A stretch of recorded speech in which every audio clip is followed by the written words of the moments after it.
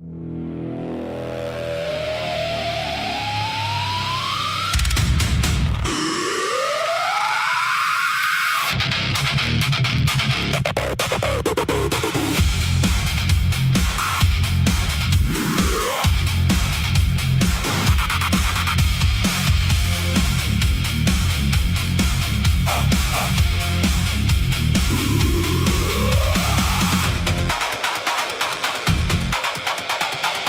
talk in circles, but it's worse than that.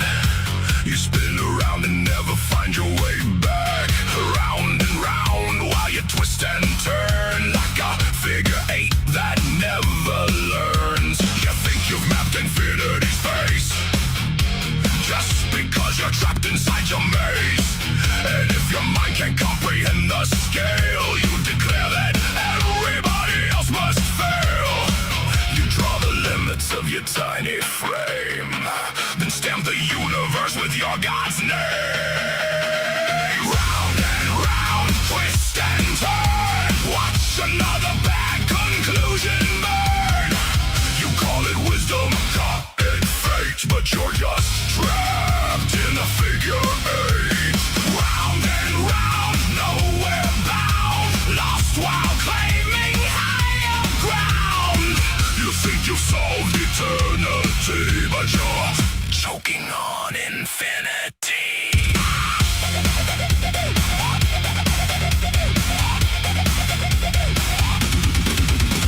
You learned one chapter of theology, now you're lecturing on cosmology, dismissing every paper that they write like decades of research can't survive your insight. You say the experts got it wrong somehow, that you've got all the answers figured out. But if your theories really change the game, where's the Nobel Prize beside your name? You shout from mountains made of sand and call it understanding. Round and round, twist and turn, watch another bad conclusion burn. You call it wisdom, call it fate, but you're just trapped in a figure eight. Round and round, nowhere bound, lost while claiming higher ground. You think you've solved eternity, but you're choking on infinity. Nowhere, no prize, no proof, no revolution made. Just another sermon dressed up as a grenade. You reject the evidence, rewrite the score, then wonder why nobody's buying it anymore.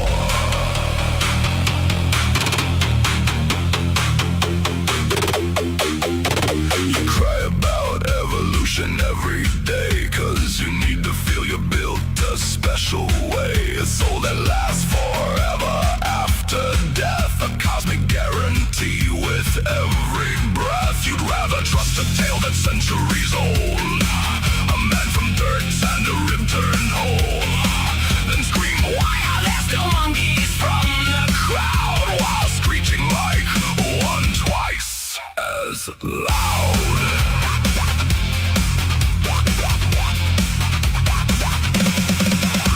You love telling atheists what we believe, inventing things that we never conceived. You paint us monsters, bitter and obscene, then act surprised when we don't fit the scene. You think you know us, think we're cold and mean, but we're more caring than you've ever been. No threats of hell, no promised reward, just helping people because they're worth fighting for.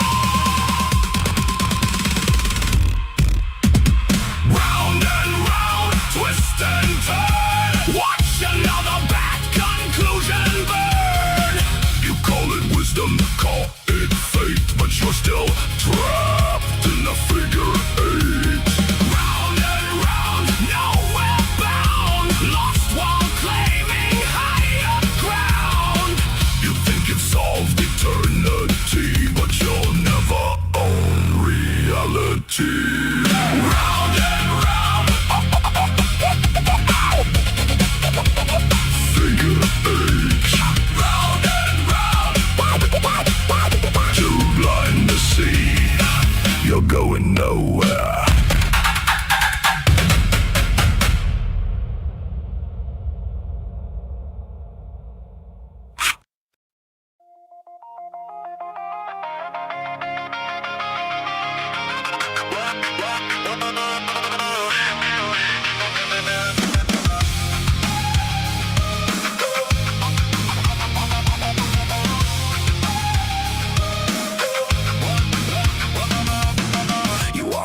With your paperback scars, talking like you travel worlds beyond the stars. You don't understand, I've seen both sides, but your dark years were sneaking beers and teenage fights. Now you're preaching from a pedestal online. You think to send us some rebellious crime. You say you know exactly how we think, but your whole testimony's hanging by a string. You say doubt was just a phase, like curiosity's a craze.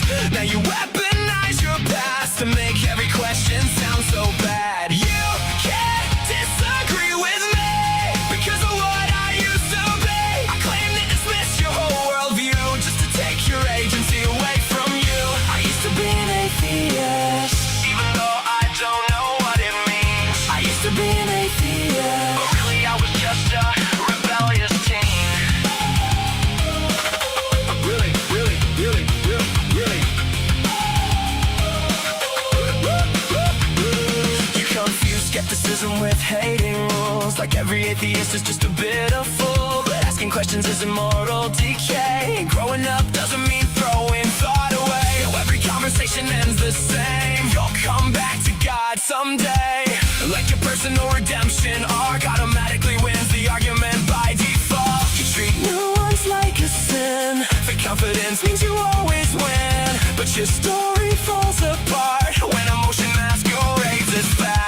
You can't disagree with me because of what I used to be. I claim to dismiss your whole worldview just to take your agency away from you. I used to be an atheist, even though I don't know what it means. I used to be an atheist, but really I was just a rebellious teen.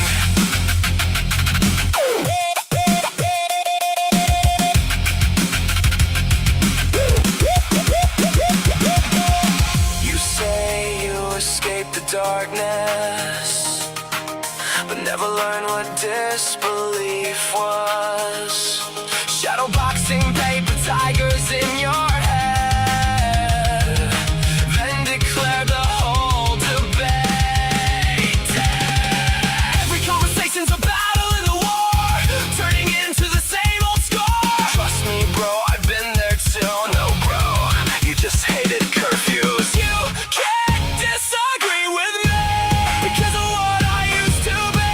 You talk like your past gives immunity from criticism and scrutiny. I used to be an atheist.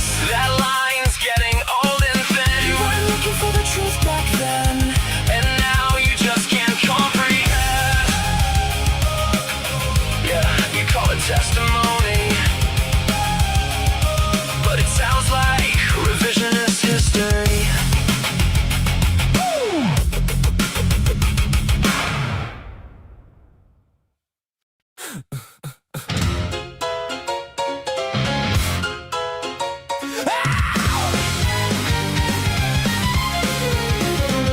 You dress up doubt in velvet robes, throw dead men's quotes like holy stones, name drop Plato and wave your hands like a mystery will make us understand. You sell transcendence cheap online with cherry-picked and twisted lines, a sermon built from smoke and mirrors, preaching louder cause the truth gets nearer. You claim spirituality, philosophy and historicity, but all you got is sophistry.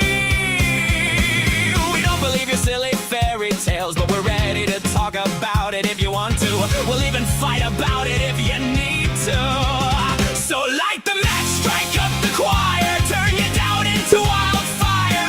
We're dancing on the altar rails tonight. You call it faith, we call it theater, cheap illusions dressed up deeper, but everybody loves a beautiful lie. Whoa, whoa, you want salvation with the spotlight glow. Whoa, but the house always wins the holy show. You wear gullibility like couture, but every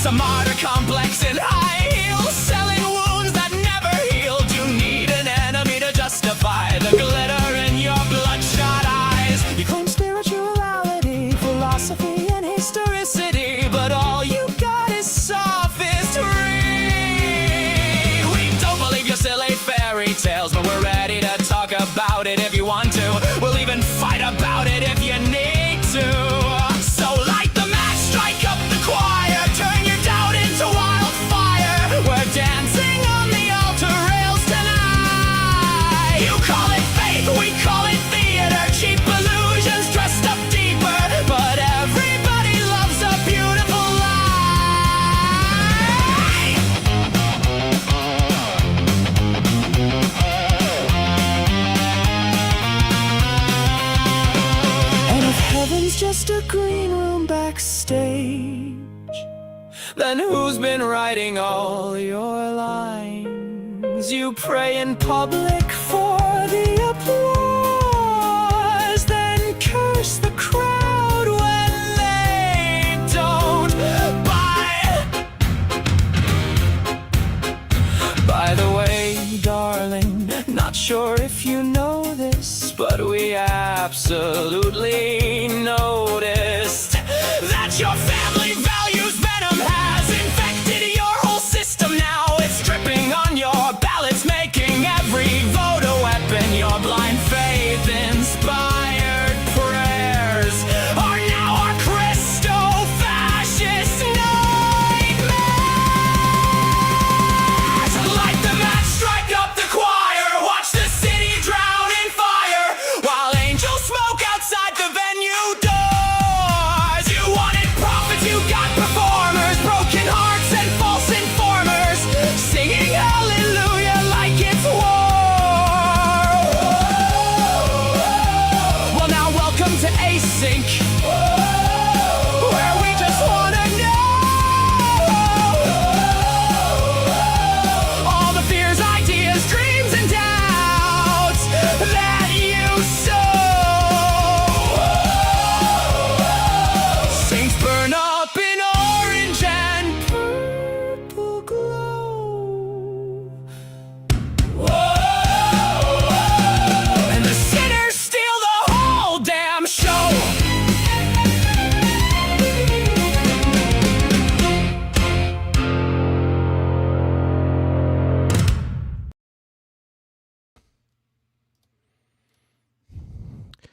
Good evening, everybody. You're tuned in to Async. This is Arpy. I'm Gretchen, and next to I think is smoking. No, I'm here. Oh, he's here. Yay. No, I was debating, but no, I'll wait till later. Cool. How was everybody tonight?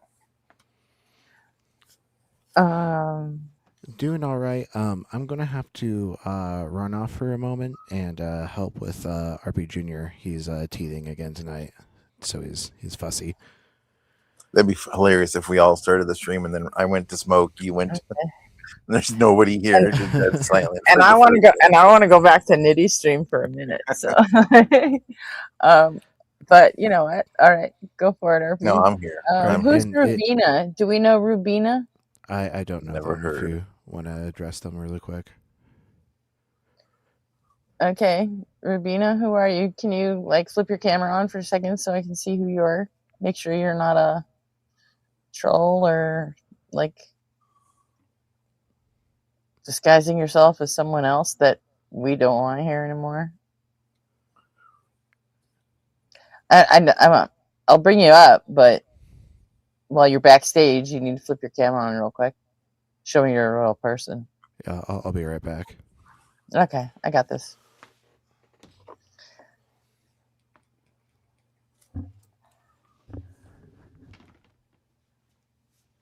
I mean, or you could just sit back there all fucking night for all I care. So let's say hi to our friends. How about that?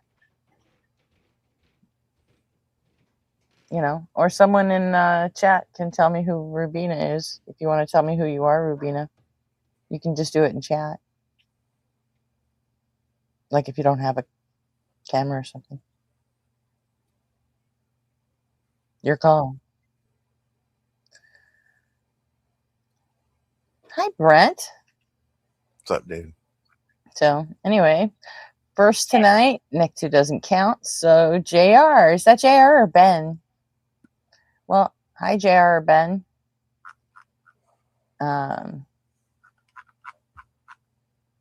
So either way, notice we played figure 8 first. Yeah. I think it might be JR, and then, but I'm not sure. And hi, Brent. He's completely unimportant. And there's Hizzle. Hi, Hizzle. Ray. Deezy's here. Hey, Deezy. That's great to hear, JR. He says, it's me feeling a little better each day. Oh, right on, JR. So happy. Now we can all shift to like worrying about fucking Puggles. Like, what the hell? That came out What of happened? nowhere. I've not heard about Buggles. What happened to Last Puggles? night, Puggles had a seizure, ended up in the hospital, and they Holy were shit. wheeling her in for heart surgery like last night. Holy Yeah. shit. Yeah. So, Damn. yeah. They keep telling me. So, They get. Damn, that's fucking. yeah. That's shitty, So, it's fucking rough for everybody right now, man. right? It's just like, When it rains, it storms. we're all catching it. So then we got Ethan Wallace. Hello, Evan Porter's here. Jackie, what's up, Jackie? And some chick named Gretchen. Jinxie's here. And is that everybody for now? These nuts, Darth Gently, get. Haddon Acres. Oh, that's a new one. I don't recall saying that name before. Welcome, Haddon. Get Stanfield's here. Hey, Get. What's up? Oh, Haddon's been in before. He's a Christian. Oh, has he? Oh. Yeah, I don't think he's ever. I think I've asked him to come on stage. I think he just trolls from the chat. But if he wants to come up, okay, and explain how he knows God is real, you're more than welcome. Who are you, Rabina? You're still chilling backstage. It's not a trick. You can't blame us for wanting to protect ourselves.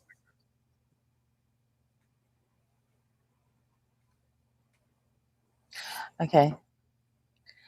You know what? Should we just like bring him up and let him do his slur thing, and then we can let him go? If that's on you, it's your call. Well, I mean, I don't care. It isn't gonna. I'm not gonna say no. You there, Rabina?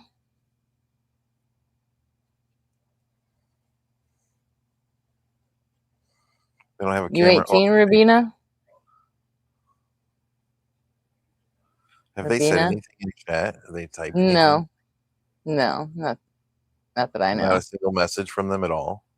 Okay, fine. Fuck off, Rabina. Yeah, just kick them. They're not someone serious. I'm just gonna leave him sitting backstage. So it could be a child. He doesn't know how to use the phone or something. Who knows? Child would know how to use the phone better than most adults. Yeah, I meant like a toddler. Let's be honest. So hi, Brett. What's up? Even toddlers could, in some cases. Hey, yeah, good to see you guys. God, fucking that news about Puggles is fucking me up. Shit. Right. God. Yeah, damn. she actually was chatting from the fucking hospital last night. Damn. And she's like, I gotta go. They're taking me in. Wow. Damn.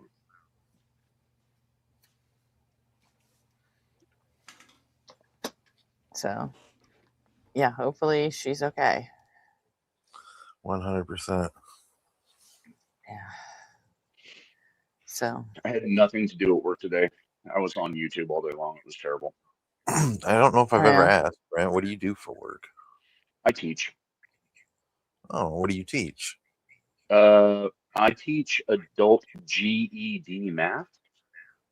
Math? Yep. For a second, I thought you said PE. Sorry, adult GED math. So like math for adults who are getting their GED. I thought you said adult PE. I was like, what's adult PE? I don't know. It's like you're an adult gym teacher. I'm very happy that you're not. Hey, Equinox, what's going on? My best friend's a school teacher as well. He's an English teacher. Nice. I have very much respect for educators. And do you teach high school? Yeah, I have to sub in high school when I can't make enough money to make ends meet. That's what my buddy does too. He teaches high school. Yep. It's hard Yeah, work, I'm man, trying to that's for sure. I'm He's trying to get a super permanent busy. position so that way I can stop bouncing around from job to job. It sucks. Yeah.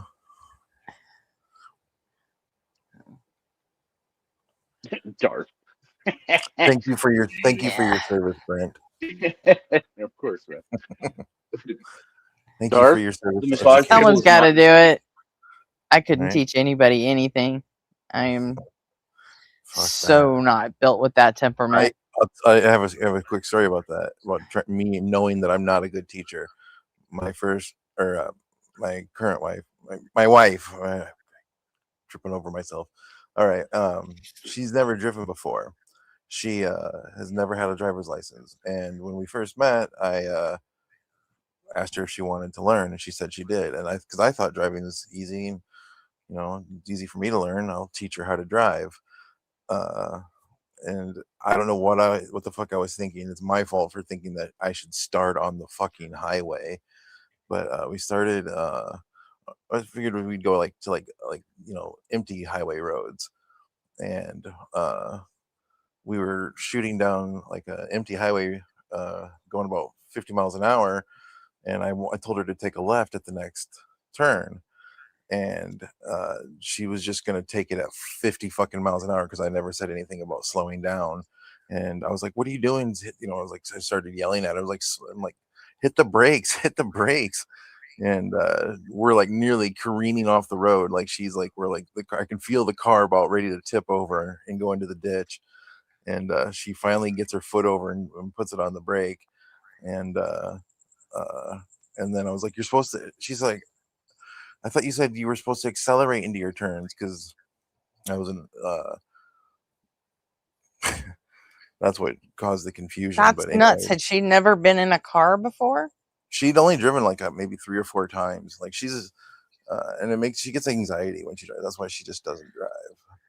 So, but I didn't know that at the time. So, like, I just thought I could explain it to her as we were driving. I just figured I could coach her on how to do it. And like, I kind of confused her because I had told her like you're supposed to accelerate into your turns.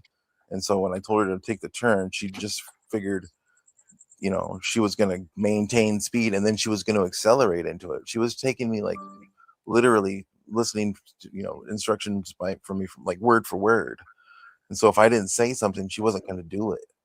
So if I didn't say brake, slow down first, get ready to, you don't take a turn at 50 miles an hour. You need to slow down to an acceptable speed and then accelerate into it. Like, I just didn't explain it very well at all. It was totally my fault. Like, but I made her pull over immediately, and then we switched places. But from that, I was like, I apologize. Like, I'm sorry. That's not on you. I just can't teach. I don't know how to teach. And so after that, we'd always considered like, just paying for lessons or something, because I don't know. But we've never done it, so she still doesn't drive. So that was like 15 years ago that we tried that. We just never did anything about it. She does have a learner's permit though, if she ever wants to.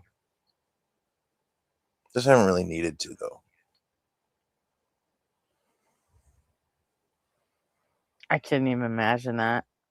Yeah, it was scary. I thought we were like moments from rolling the car and it was a mini SUV that we were driving.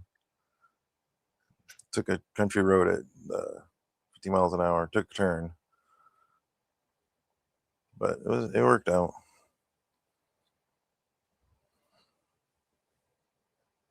But Brent, I totally understand. I totally appreciate the ability to teach somebody else something, because, well, it seems obvious to me.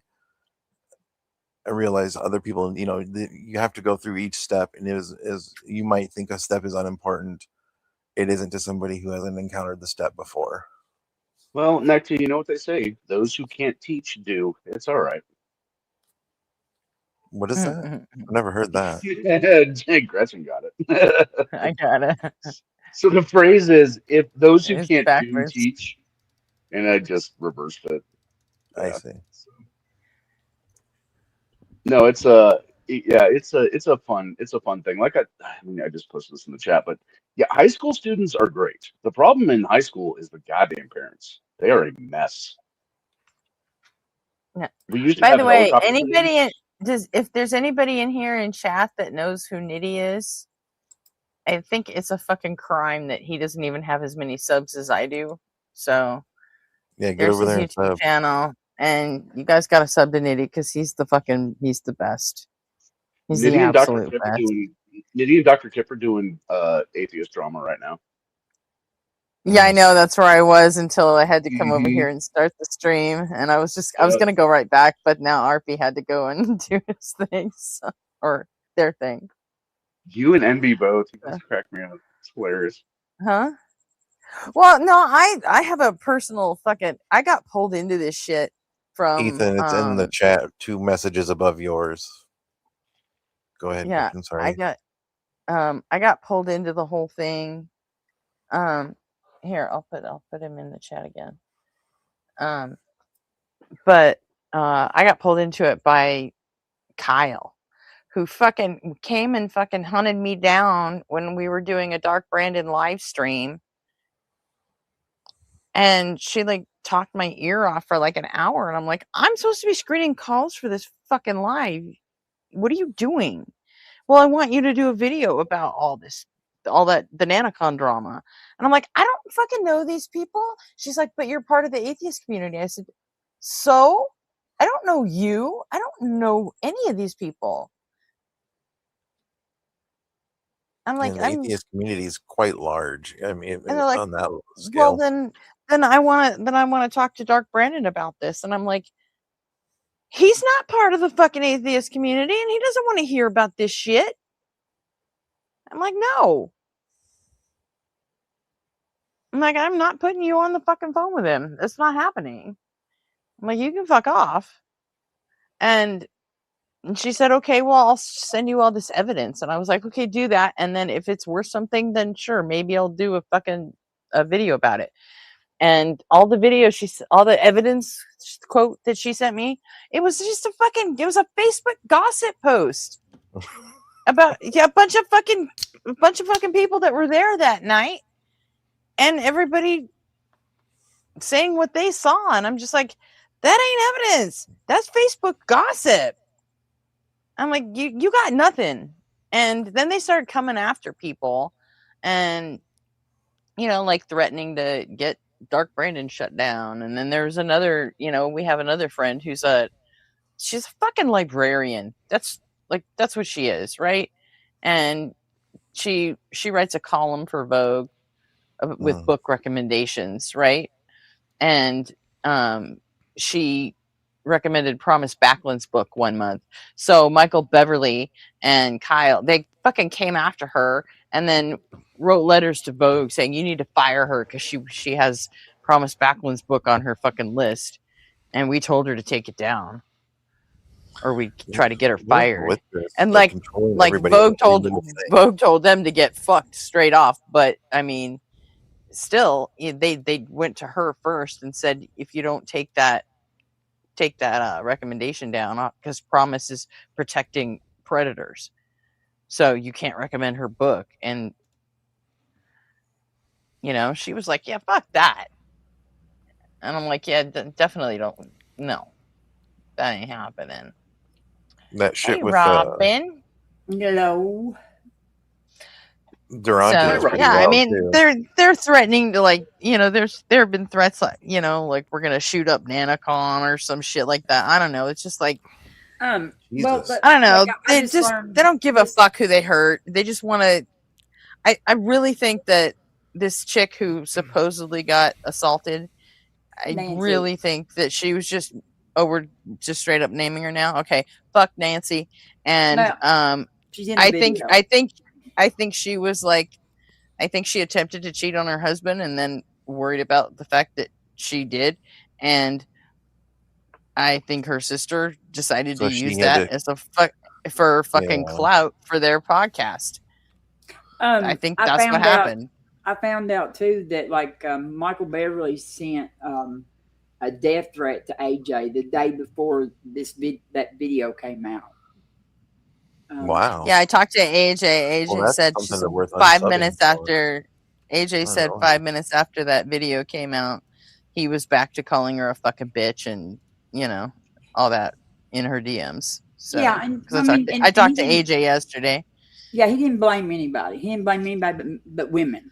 Like it was all all of the women. There was none of the men mentioned. There was none of the, and he apologized to Dr. Kip, and he apologized to Nitty, and he To Nitty. apologized to John, very first John. people that he apologized And to, and kind of Casey.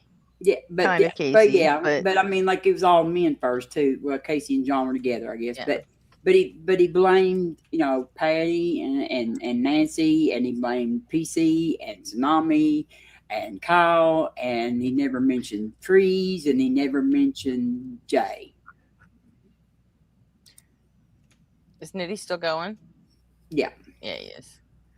I'm looking at Nitty's sub count, guys, and it's not going up. What the fuck? What is Michael Beverly's channel name? It was Michael Beverly. Oh, he's off YouTube now, isn't he? Yeah, and now it's atheist brain rot. I think it was Dad and Stephen Jesse or something like that, and now it's I'm not subbed to this asshole. But I think he needs to stay off YouTube. Yeah. Yeah, for sure. Yeah, that's the important thing is that It's all stays women's. gone. He didn't. He apologized to the guys on a first, personal and then note. blamed women. I hope fucking Kyle crashes out like this and fucking leaves too, just because fuck her. I mean, yeah, she participated in some bad. You know what I mean? That's what I'm saying though. But he acts like that. Yeah, she was just as bad as Michael was. But I mean, like Michael she came Michael fucking hunting me down and threatening Dark Brandon over the whole fucking thing. But I'm like, Michael you don't do that. You don't fucking do that. He blamed his actions on them. Like it was their fault that he acted like that. Like it was, it was Kyle and PC and them's fault that he acted like that. It was Patty's fault that he acted like that. Like, what I mean? He was not responsible for it. It was all the women. It was just like the Garden of Eden all over again. Yeah. Fucking ridiculous.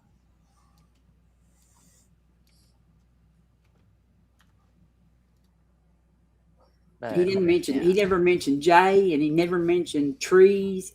I mean, there was two men who were doing as much as any of those women. And he never mentioned either one of them. Yeah. Yeah, I'm not liking the sounding of any of this. No, it's all fucking gross. It's all fucking horrible. And he says, "Oh, I was just trying to help out, a victim." I'm like, yeah, fucking helping out a victim doesn't mean hunting down fucking community members like fucking mercenaries and threatening their fucking livelihoods. Then he comes up there. That is not what helping is supposed to be. Yeah. Like, then he comes up there period. And says, if y'all send me enough money on a GoFundMe, I'll unalive myself and like a pity a pity party. I mean, like.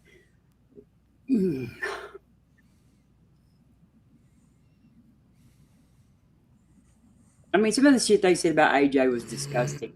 They called her a human ejaculate. I mean, like the most fucking dehumanizing language I've ever seen anybody use.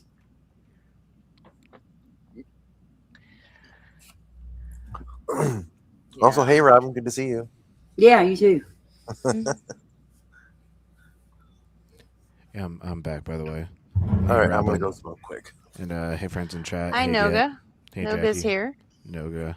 Hey, Noga. Ethan. Good to see you all. Oh, and Brent. Brent's up here with us. Yeah. Yay. Yeah, Brent's up here. Yeah. So, is Joel done yet? No, we only have 20 people. Joel can't be done yet. If Joel was done, we'd see Jamnik in here.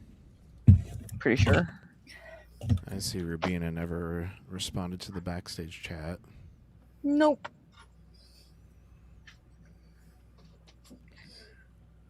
Guess it'll just remain a mystery.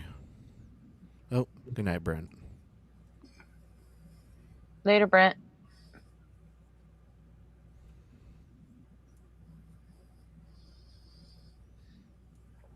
I even brought Rubina up for a minute.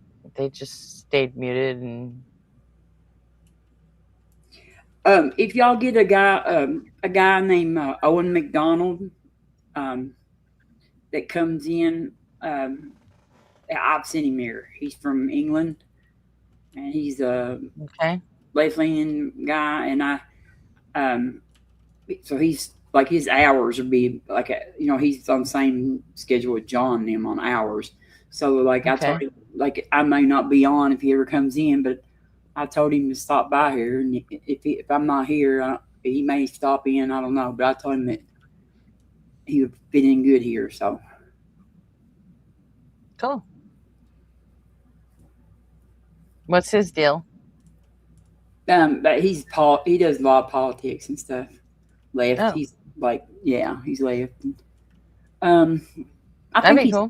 I think he's an atheist. I'm not really sure. I don't think he does a whole lot of atheist. I think he does more political commentary. I'd love to see him argue against John. That'd be great. Yeah. John is so fucking right-wing coded. Just fucking drives me batshit sometimes. I mean, I know he's British, so there's a difference, but like, yes, still, but yeah, because it's still, weird. he's Yeah. so fucking, oh. Yeah, he's Yeah. But all of Joel our is right technical wingers have just difficulties. they all went like all of our Republicans or conservatives just went full on crazy. Like I don't think we have too many normie ones or the ones they don't get on the internet and talk anyway. Don't seem like. Hey, that Penguin thing was just what I fucking needed today. I had some aggression I needed to work out. That was fun. There's UG. We're talking about Gretchen. Yes, Gretchen was over there fighting with everybody in my Penguin chat. They were accusing her of stolen valor and everything. I was like, I don't think y'all know what you're talking about. God, he was even fighting with Perry, one of our guys. Who's Perry? The MAGA. You want the MAGA? What was the name? MAGA. Oh, I didn't remember fighting with it. I was fighting with everybody. I was like, No. I'm like, I'll fucking take MAGA on the Destiny fans. I'll take on the like. MAGA will be man. one of them at the New York thing when we get up there, so he'll be there. So I saw Cool. y'all, and I was like, oh no. Yeah, so I was all over it. I'm taking on because the one person was like so fucking slow, and I'm just like, dude, you can't keep up. This isn't even fair. I told him, and all they could do was resort to, he sounds like stolen valor to me, and I'm like, yeah, you just lost the right to talk to me. Yeah, I was like, no, that's not true. I was like, y'all, I said this is supposed to be a bunch of adults, and like I had to like allow like a fifth of the comments because you know what I mean, like they had stuff in them that you know what I mean that was holding them up all the time, and I was the only mod. Because I noticed that. Because I only saw like one. I think I saw one comment from one other mod. I don't even remember the name. Hazel's the only other mod there is. No way, there was another one. It was Travis like posting from him. I saw another blue name, and it wasn't you or Hizzle. I don't know. There ain't no. I don't think there is. I literally only saw it one time. So, but. Yeah, that was maybe Don. I felt the need to go and like, I don't know, just fight with people. Yeah. You know, I have complicated feelings about Destiny, so I just wanted to yell about it. That was amazing. So. When I turned that, I got up this morning and turned the TV on, and I saw that video of Professor Dave's.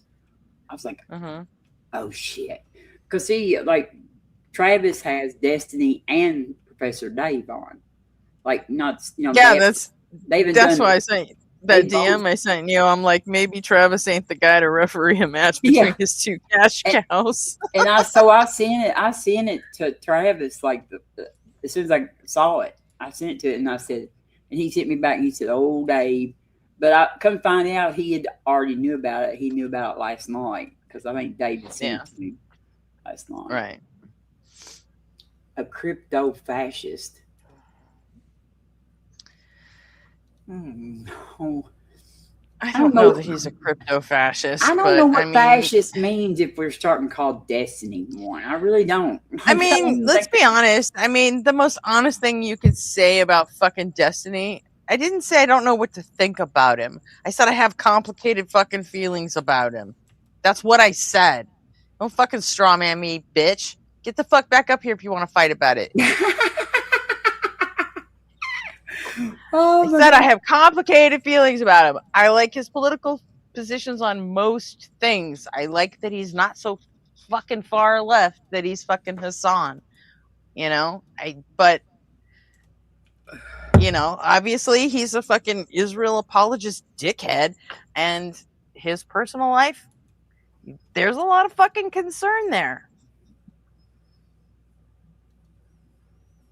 You know? And he's just And Dave's wife. he's become a shitty fucking messenger for, you know, Dave's married liberal to a progressive Palestinian Democrats. woman, It's too. just it's time for him to pack it the fuck up. Give someone else a shot, you know? I mean, we got Chris Mowry, we got fucking Parker, we got all kinds of people that could do it. Harry Who? Sisson could do it, although I don't know. Any one of them are like open to the drama, like how do I feel about Vosh? I don't For really what? watch him that much, to be honest. I about- don't really know too much about Vosh. But yeah, I haven't. Harry's I been don't know who any of kind these people are. of, huh? I said I don't even know who any of these people are. I don't watch Destiny either, except on the pain burn stage. But like I probably They're don't. all I probably don't they're all learn. internet I don't think I learned. they're all anything. YouTubers, you know, like politics creators, like Parker and like at least some of them, like Chris Mowry is. You probably know who Adam Mockler is, right? Yeah, I don't like him. I was Tim Miller. Okay, yeah, they're like these guys are like young Gen Z Tim Millers. They're Yeah, all lefties. I like all of Tim them. Miller. So I like Tim Miller too. I mean, I used to fucking hate Tim. Like, I legit fucking hated Tim Miller. God damn it. When Mitt Romney was running for president, I wanted to punch Tim Miller in the fucking face so hard. And God. And just think, now And we when- would just give anything if Mitt Romney was our president. Shit, I'd give anything for fucking Jeb Bush at this point, you know? I mean, like we would just Who, give him Tim Miller also worked for fucking Jeb Bush. And I was just like, what the fuck? We would I be so hated Tim happy Miller. right now God, if we he could was trade our president for Mitt Oh. Romney. God, before Trump, I hated Tim Miller. I hated Steve Schmidt. I hated Rick Wilson. Like, I fucking hated them. Yeah, Rick And then- Wilson too. And then along comes Trump, and I'm like, you know what? These guys aren't so bad. oh, what's the other guy's name that's on the bulwark? Shit, the older guy, The older guy, Bill Kristol. Bill Kristol. God, Yeah. think how much we used to hate. No, Bill I Kristol. still hate him. I still I hate like Bill Kristol. Kristol now. Fuck him. He's just like I don't like Bill Kristol even now. No, I think sorry. he's changed a lot. Like he's.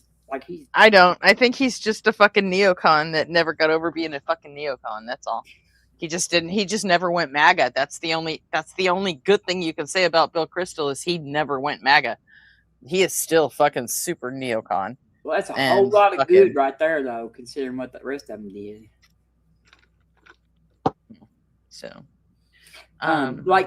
What's his name on the bulwark? They got that what Dean Withers, I don't like. that one I guy can't. did that I can't series ever on. unsee. I saw some videos of Dean Withers doing his Trump shit, and I can't ever unsee that. And fuck him. And I really also don't like what he did to Planet Peterson by getting him fired from his actual teaching job just because he had some fucking YouTube grudge. Like, fuck Dean. Like, fuck him right in his fucking ass. I don't care. Parker's still cool, but I don't fuck with Dean, and it really bothers me that Blitz does. That's all I gotta say about that. Hey everyone, and also Gretchen, I agree. I get. Yeah. About what?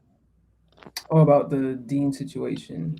Yeah. Yeah, and I never really liked Dean personally, just his personality and the way he delivers his political message. But yeah, when I found out about that and Planet Peterson, I was like, okay, yeah, I'm just gonna have to unsubscribe for sure. Yeah. So I don't even know that, people like Parker and Dean could really even do like political content, like actually talking about it, like analysis and shit, the way like Adam Mockler does. Yeah. I think I think they're just debaters. But then, like, well, have you seen the kid that fills in for Adam Mockler?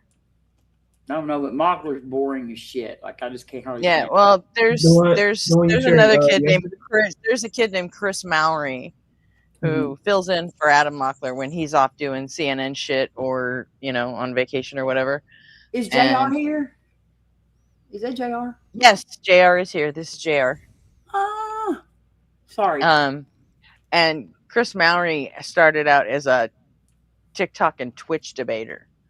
So, and he's very good at it. But turns out he's just as good at like doing the analysis content. So, I mean, who knows? Maybe there's hope for Parker.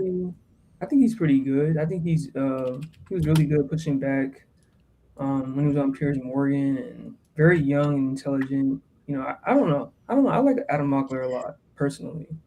I like Adam in a debate, like when he's on a panel in that situation, or when he's in a debate situation, he's really good.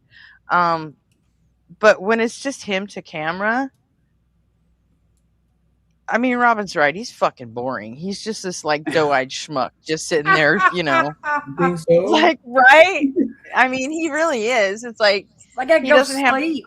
I can go sleep. He doesn't have the personality of like a Luke Beasley. He doesn't have he's like David Pakman, it's like David Pakman's like a fucking robot, Yeah, I agree with you on that. I can't really find you might as well have fucking Mark Zuckerberg sitting there reading you a newspaper at that point. So and Mockler really isn't that far off of David Pakman as far as I'm concerned. But then seeing him in like a one-on-one debate sort of thing, that's different. He's really great at that. What do you think about Hassan? Or what do you guys think about Hassan? Fuck Hassan. You know what? I fucking hate Hassan and his goddamn uncle. Oh, God, we're on the same page. Whew, I thought I was gonna piss you off. Who's his uncle? Huh? Who's his uncle?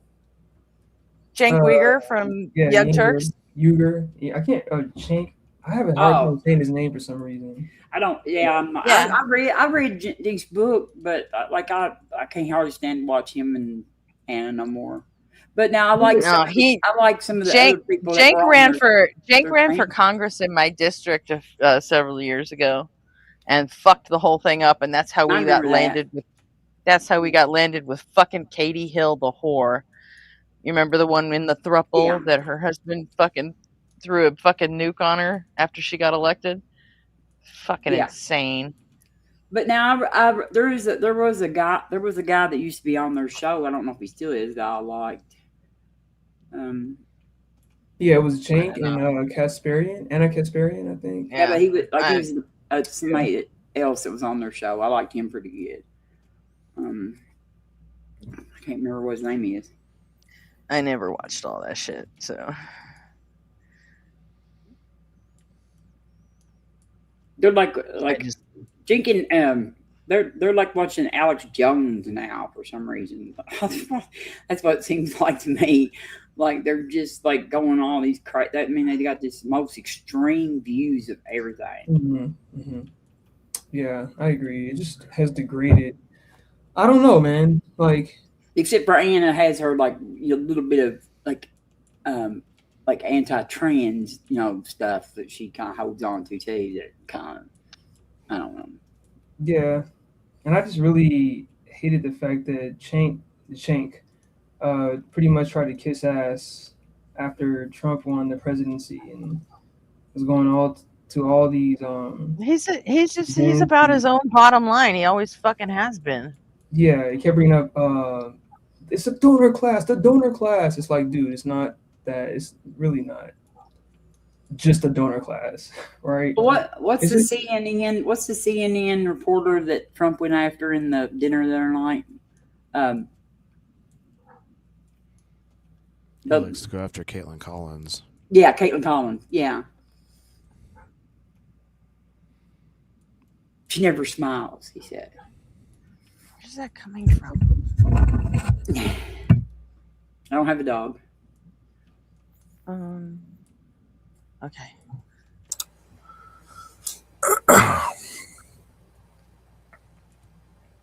So. What's going on?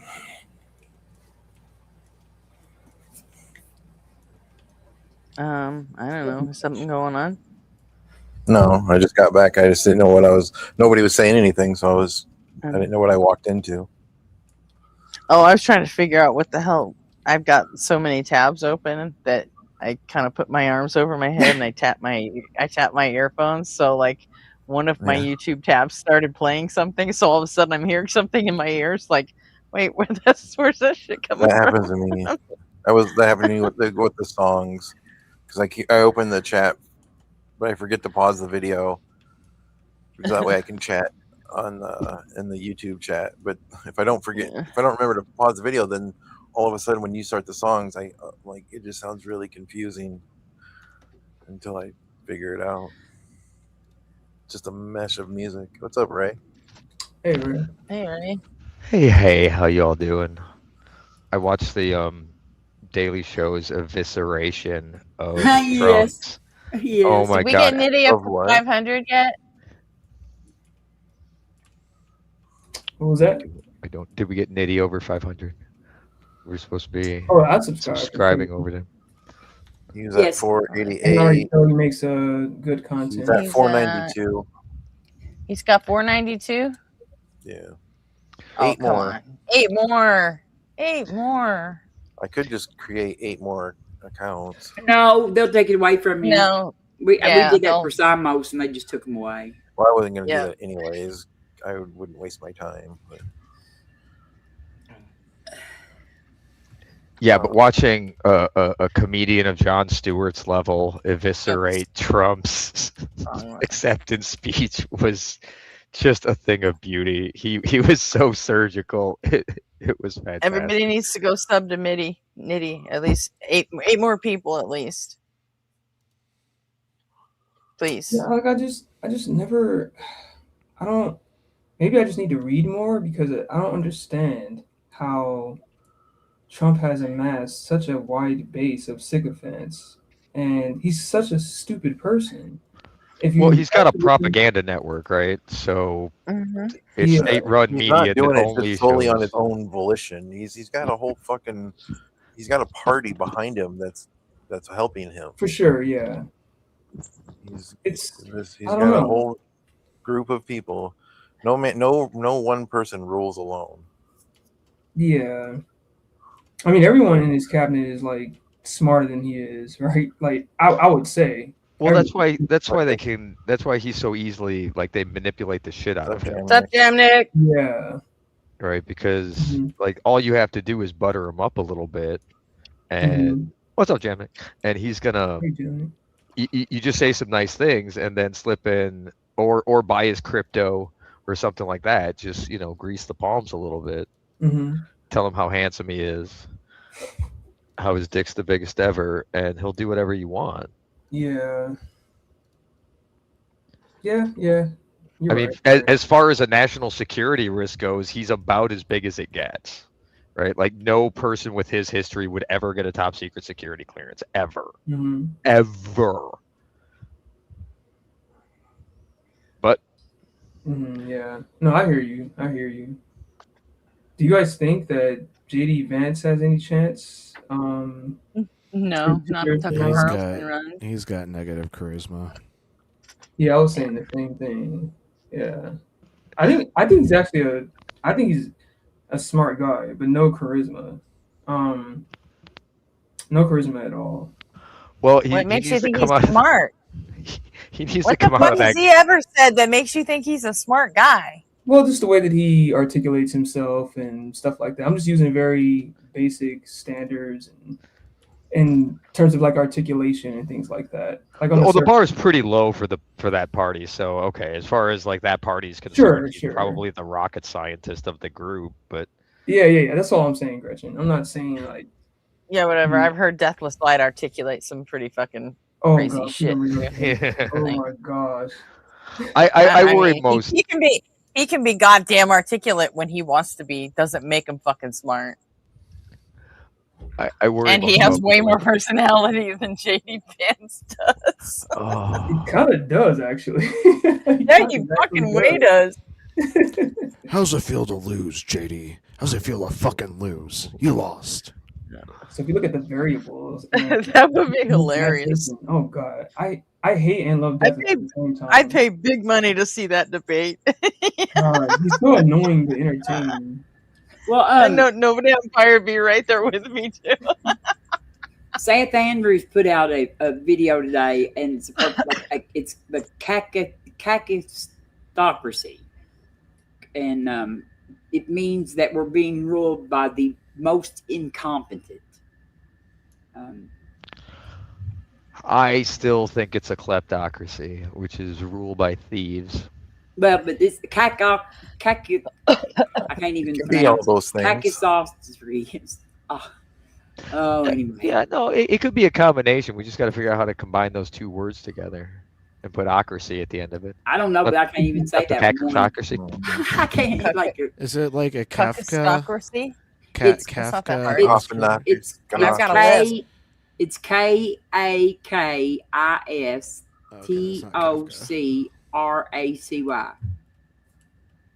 Kakistocracy. I like Kakistocracy better. I do too. That was good. But it means being ruled by And then spell it with 3 Ks. So. And he went to see the Odyssey, and he said it was fucking great, and he probably was going to go see it again. Did you watch Professor Dave's video today, Robin? Yes. We had a big video over on Pangburn about it. Oh, nice. Yeah, that's where I was fighting that. with people. Yeah, Gretchen was over there fighting with everybody in chat. And I was going, no all caps. And then she was like writing in all caps. I was just playing. Yeah, that video was good. She's like, no all caps. I was like, and she was like, she goes, don't spam in all caps. And I was waiting for someone to fucking come back at me. So I was like, yeah, don't spam in all caps. Don't spam in all caps. Don't spam in all caps. Yeah, no all caps. I'm like, just kidding, just playing. I mean, it was you, so I mean, I figured. Yeah, I know. You'd get it. But,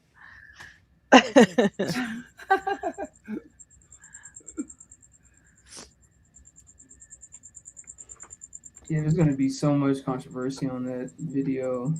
I don't know. Oh, I had people coming at me from the fucking left, from the right, from all over the place, you know. Like, I mean, it definitely does get a lot of flack, but I really I don't know. I just taking his political takes in a vacuum, right? I think he just has very straightforward, like sober takes. I don't think he has anything wild. And now on the Israel stuff, I'm not defending that, but who? Dave? Yeah. Or Destiny? Who are you talking about? Destiny. I I mean, don't know, but they said they said that David done got like almost $6,000 worth of like thanks. Oh yeah, he did. I read through the comments. He had a shitload, you know. Mm-hmm. Did But somebody then give you $500? One person that gave But you he $500. he gets that a lot though. I give Professor Dave money almost anytime I comment. I usually drop a 5 when I comment. Yeah.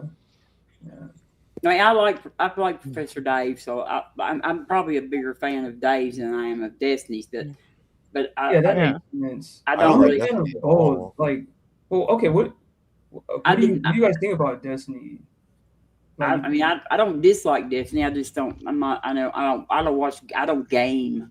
Yeah. Yeah, I think it's just it's gotten to the point where Destiny needs to shut the fuck up and go away.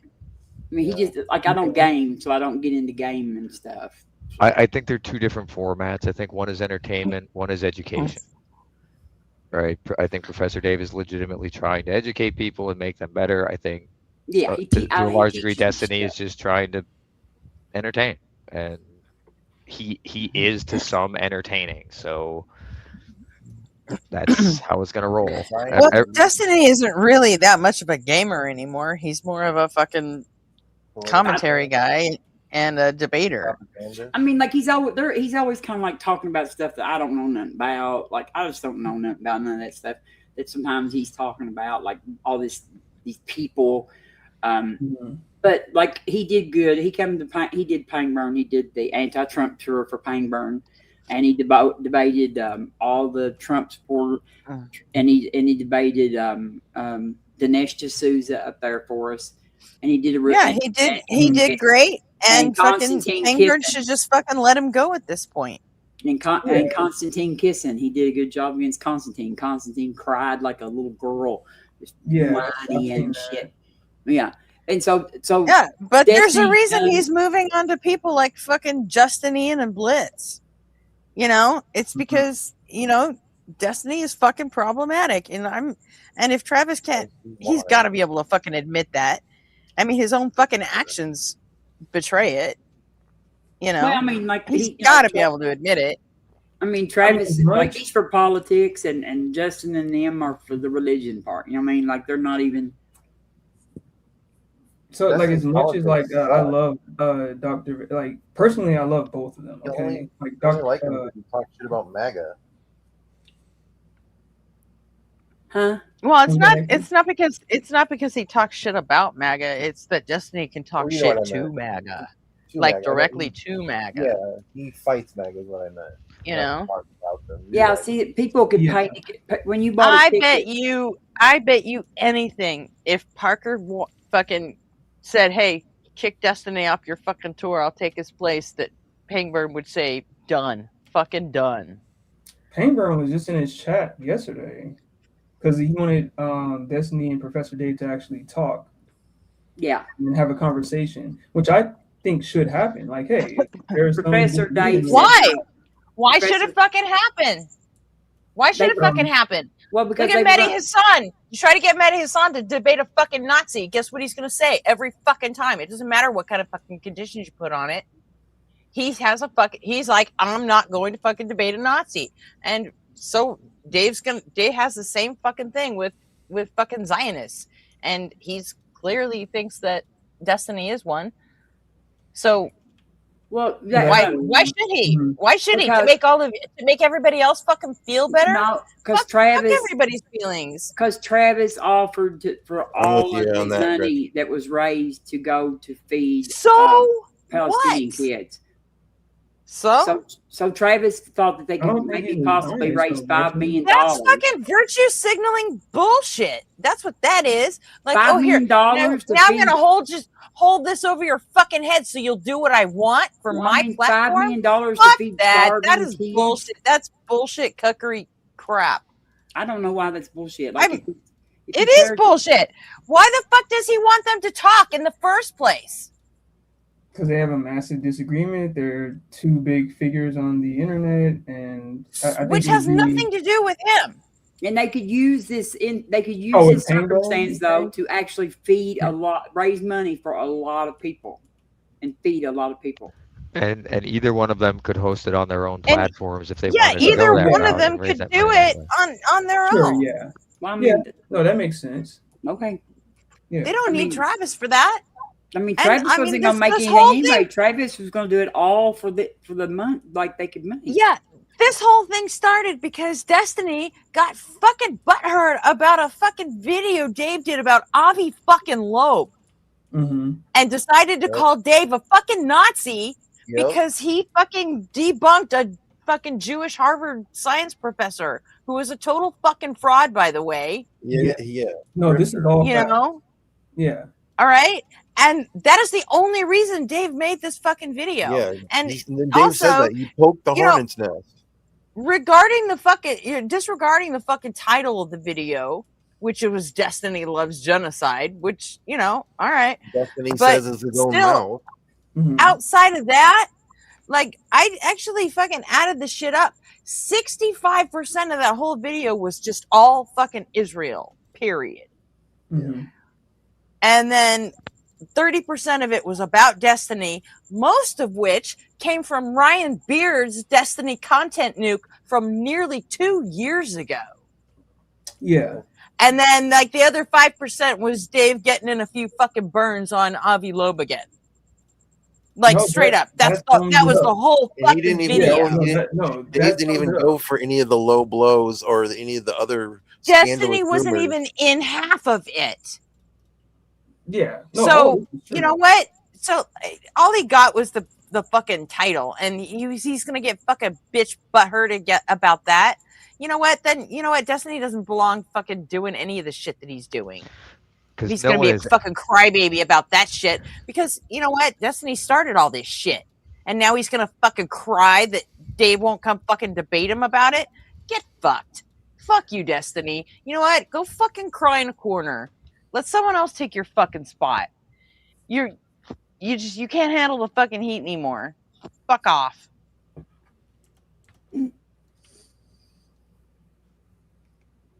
I don't know why I'm getting so fucking turned up about this again, but I don't still. know. I don't know either. I don't know. I just I don't really disagree. Anyway, that's all I have to say about that. Passion is passion, and it's appreciated in all of its forms. So yeah. no need to apologize. Yeah. I listen when Gretchen gets like that. But I still agree with a lot of Destiny's takes on you. Like when he's debating the MAGA people, I fucking agree with all of it. The only thing I don't agree on is his, Israel has a right to exist. Yeah, great. Not with our fucking tax dollars, they don't. To genocide. I'm sorry. Does Israel have a right to free fucking healthcare on our fucking on our bill, just so they can go be assholes? No, they don't. They don't have the right to do that. If they can't defend themselves on their own, then no, I guess you don't have a right to exist and get fucked. My only understanding with Destiny and the discourse with Palestinians and Israel is that it's like some asymmetrical talk about it, right? So it's always about how oppressive Israel is, and never talk about anything with Hamas and stuff like that. That was my whole take when he ever discusses the discourse in general, right? But I'm not saying, like, I'm not going on his side and going for what the IDF is doing and stuff like that, right? I'm just saying he was pointing out some asymmetry in the discourse, if that makes sense. Who? Destiny. But the problem with that is there's always going to be an asymmetry. Destiny has been, Israel has a right to exist since October 7th. He's been all in for Israel ever since. He started out with yes, they have a right to exist, and protesting is anti-Semitic, and then he followed all the fucking the Fox News talking points, and I don't know how Dave got a clip of him saying, "Yeah, fuck it, I guess I'm for genocide then." But I don't know if he was kidding, but he was. You know what? I'm not trying to be I don't like give a fuck. If you're gonna put yourself on camera and be if I ever said that even kidding, that would be the next words out of my mouth. You absolutely don't forget to fucking say that, even fucking kidding. You know what? He lives his whole fucking life on fucking stream. He should fucking know better. No, you're right. You're right. I think he's like had a lot of words come back and bite him in the ass. Yeah. No, that's true. I'm just fucking done with him. I don't give a shit about the dude. He's had court cases come and bite him in the ass for shit that he's done. You know, it's like, all right, maybe you just should shut the fuck up now. When he does anything, you know. And he's the same kind of guy who will fucking talk shit about Gavin Newsom and go back to this bullshit French laundry crap that he did during the I'm like, really? Someone with all of your bullshit, you're gonna attack Gavin Newsom? Get fucked. You know, you have absolutely no room to fucking speak.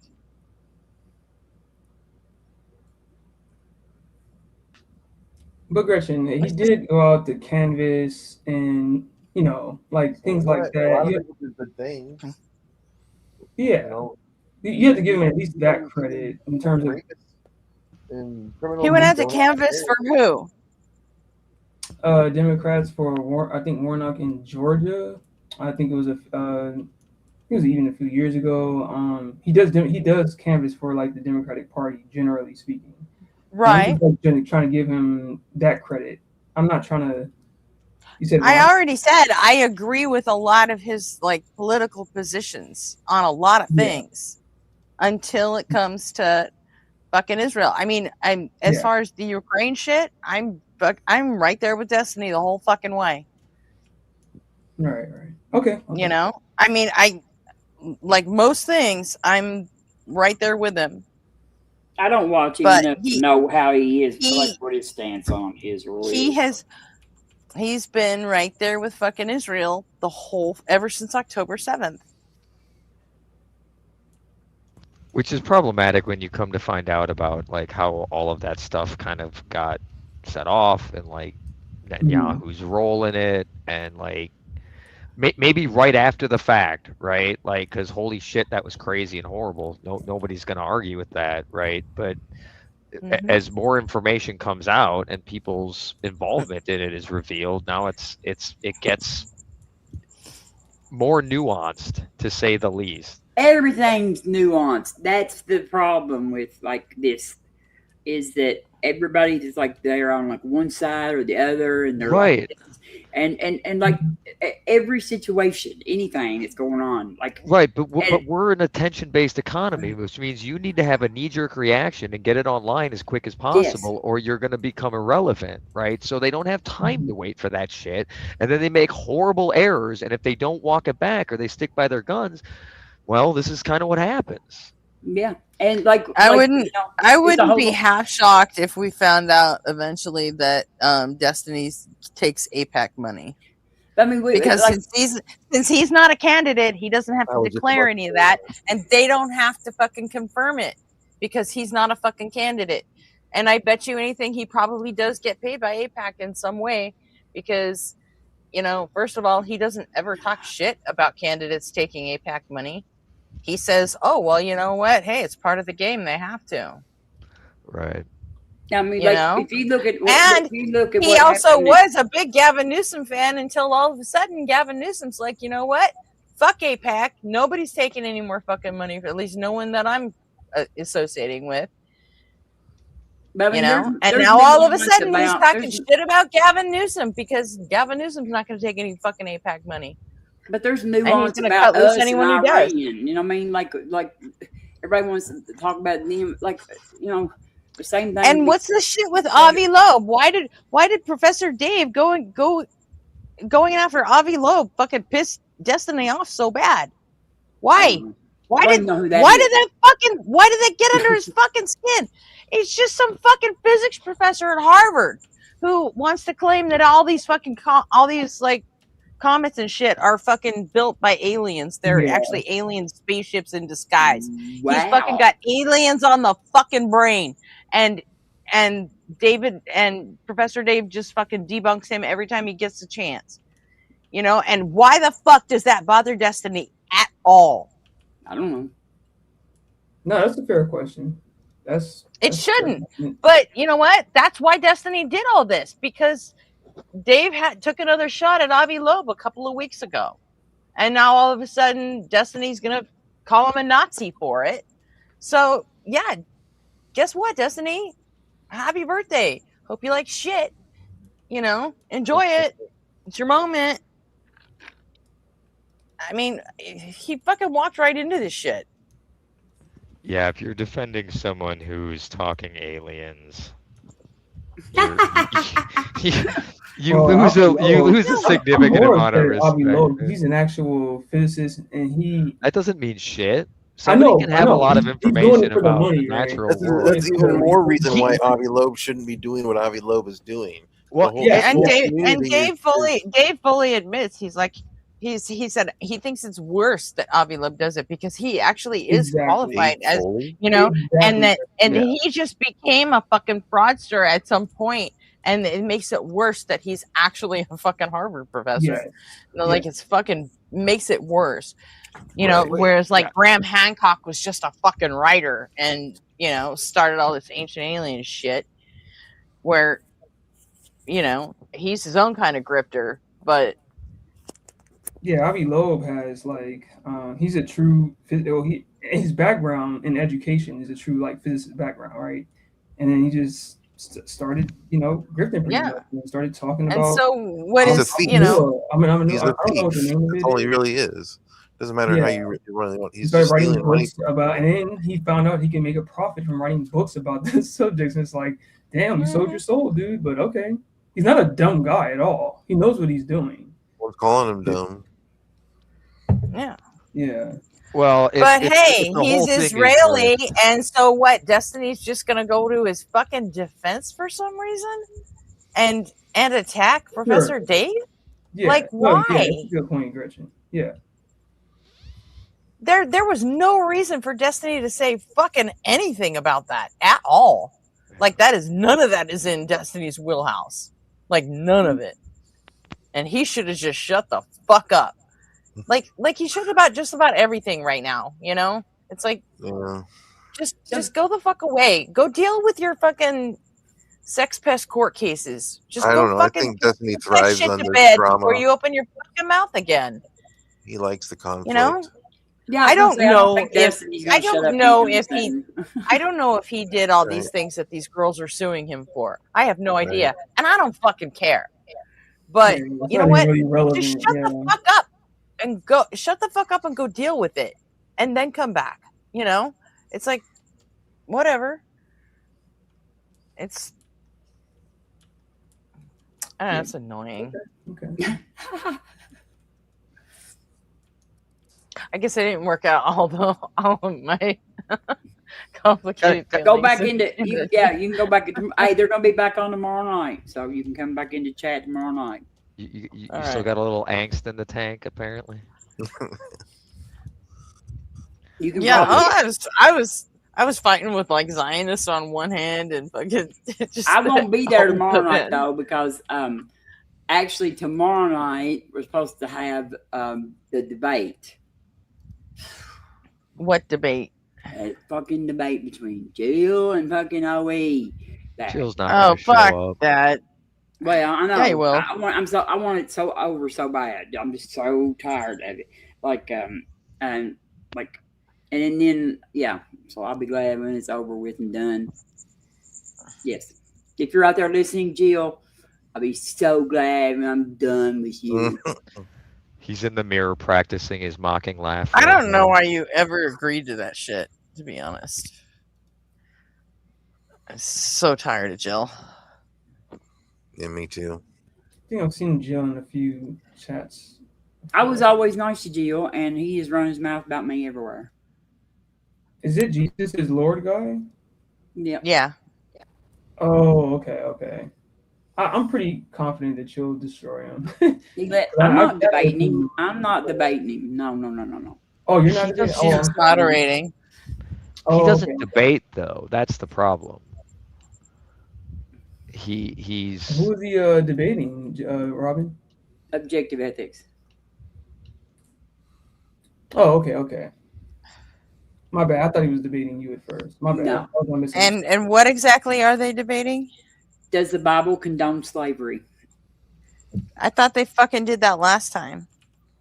No, last time it was just about it was morality. It was supposed to be about morality, but I was there. It was all about fucking slavery. That's what OE went after him on. But this one is about slavery specifically.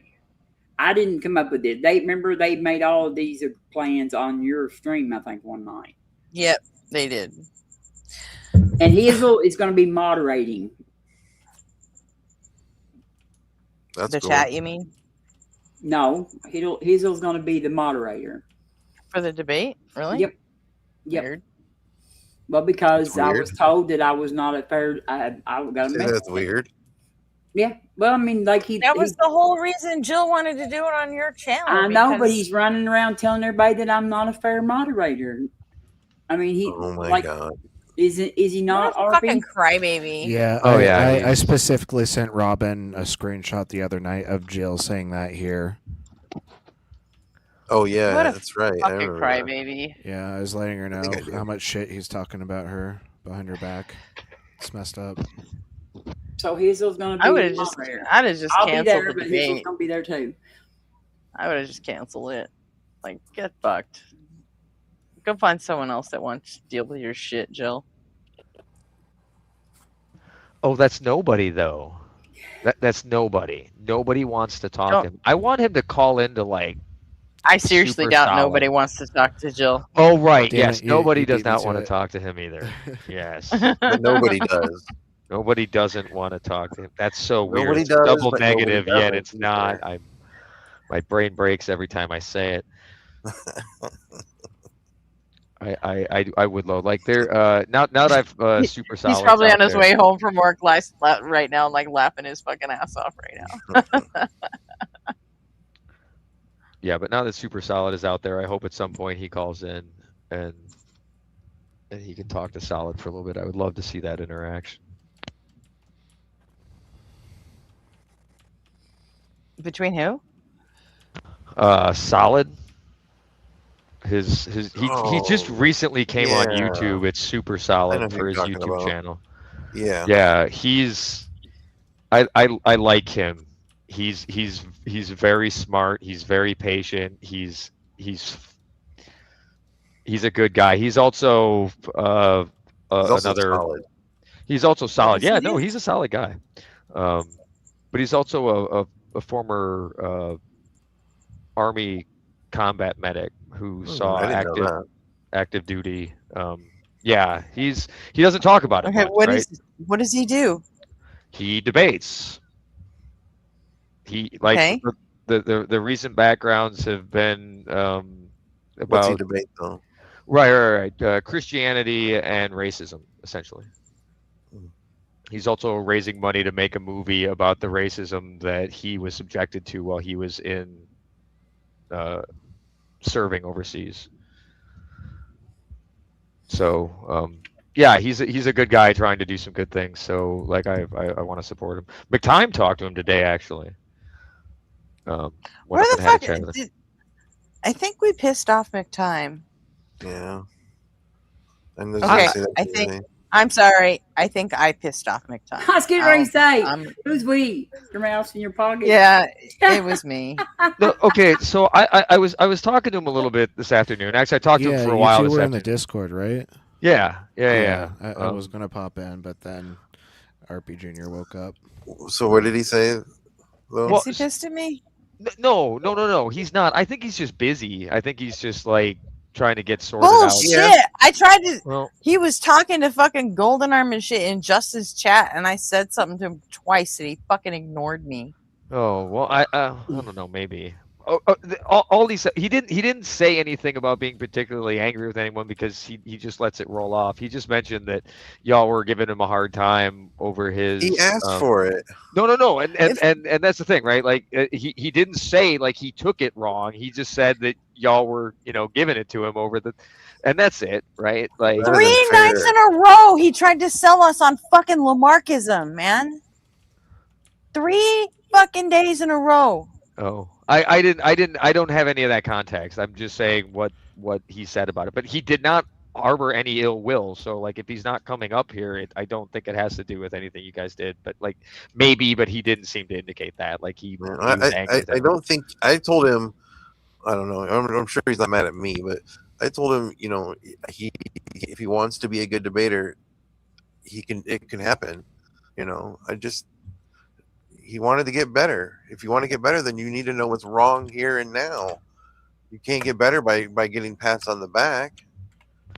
Yeah, no, and he is though. I mean, like he is going out and talking to other people. Like I said, like I was talking to him after he had that conversation that's with good, Solid, you know? right?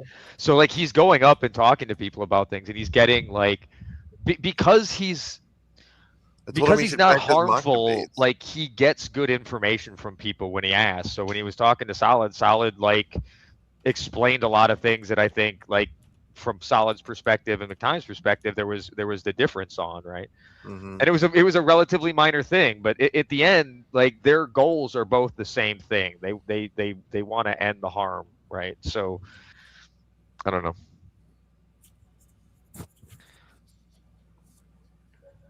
Anyway, that was just. I mean, we talked for like 4 hours. It was actually really nice. It reminded me of the old conversations I used to have with my buddy Jose, and I don't get to do those anymore because Jose drank himself to death. But like the time just disappeared because we could bounce to so many different subjects because, like, believe it or not, we have a pretty similar background of like kind of where we like the circumstances that we grew up in. So, I mean, obviously, one of the things that like the conversation was about was like the differences in our experiences, me being a white guy and him being a black guy, like how those two things being in a similar like circumstance growing up, how we experienced it differently and everything. And it was a lot of fun. Yeah, and I think McTime is having like besides like being on here too, he's having family issues with that. This whole yeah, he doesn't leave his house because he's a black atheist, and if he leaves his house and says the wrong thing, he's going to get in a fight with some guy who thinks that he's like the devil for being an atheist. So yeah, and McTime, he's like right now he's at that angry atheist stage anyway. Yeah, he'll speak up to people who are being stupid. He doesn't want to say the wrong things. He's just like, it's better if I just don't go out. Yeah, that's the reason why I stay in my house the entire time myself, 100%. Right? Yeah, McTime's got a big heart though. He's got a heart of gold kind of thing going on. Yes, but like he's at the angry atheist stage. You know what I mean? Where he's like he's angry at the religious. I mean, we all have been through that. If we were like most of us, if we deconverted. But I think that's kind of his problem though too. Is yeah, he's got the heart of gold, but you can't rely on just that. You know, there's gotta be some substance to your some. No, you know, he's got fangs. Well, that's the thing. He does have some substance behind his anger, right? Like because of the. Well, from what I was critiquing that night, I just didn't hear that. I mean, sure. But you can't go around with your family and stuff, and where you live, like you can't. Right. You can't just go around like arguing that all the time, though. Right. Because like you get into actual physical fights with people over that shit, and yeah, that's like if you're in proximity. Not everybody's on the internet like questioning, like doing the debating religion. I mean, like I'm only talking about my encounter with him when I was critiquing when he asked me to critique his debate performance with those. It was his argument that like people like didn't have a word for fiction back then. But like it wasn't based on any like etymological like history or anything. It was just like a completely like vibes based argument. It's like it could have been this way. But like in order to convince anybody of that, you need to like have some sort of like historical evidence or like understand like how these languages formed and like exactly argument. Yeah. Right. Yeah. The research backing up your argument. Sure. But he just kept giving excuses rather than trying to hear the criticism. You know, McTime was like a newer quote unquote newer atheist, or like I was not aware at all. That he just started like digging into this. Well, I think he has been for a while. But yeah, I've been talking to McTime in Thinkers Chat for probably about a year now.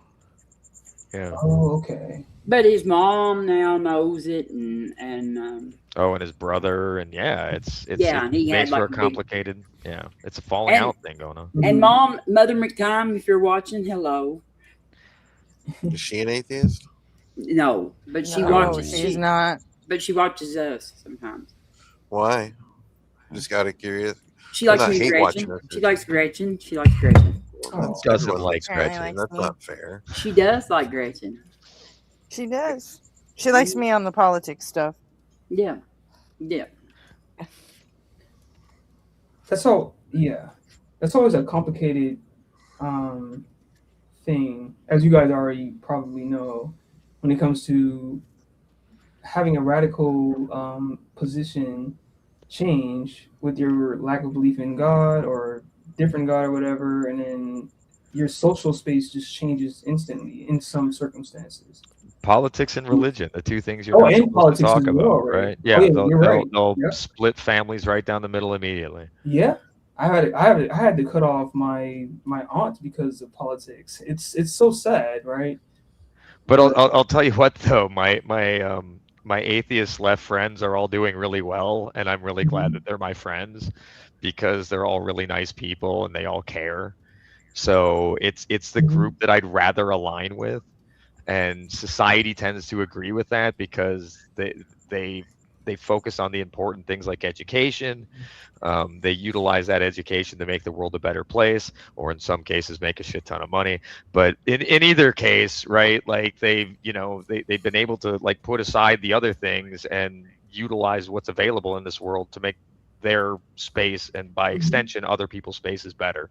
So I'm glad I went that way with it as opposed to I'd probably be living in a trailer park maybe. What's wrong with living in a trailer park? Nothing. Yeah, what's wrong with that, right? Nothing at They're in all. tornado. They suck in tornadoes. Really They bad. cause tornadoes. That's my argument, right? Like I am standing by the fact that trailer parks cause tornadoes. Very good. I'm developing my syllogism, but it's Yeah. I wonder how But, that I mean, worked it's that in very with like the tornado in a junkyard argument from creationism. no, but I'm more referring to like Yeah, I'd blow right giving past that all too. of that education up and giving it up to something else, right? Like, oh, I don't understand, it must be magic, rather than picking up a book and learning about it. Hey, William Graves in the vertical chat. I see you. You want to come up and talk? Let's go. Bill Graves. I've That's a seen great that name. person before. I don't. I thought like he said there wasn't no God. Maybe I read wrong.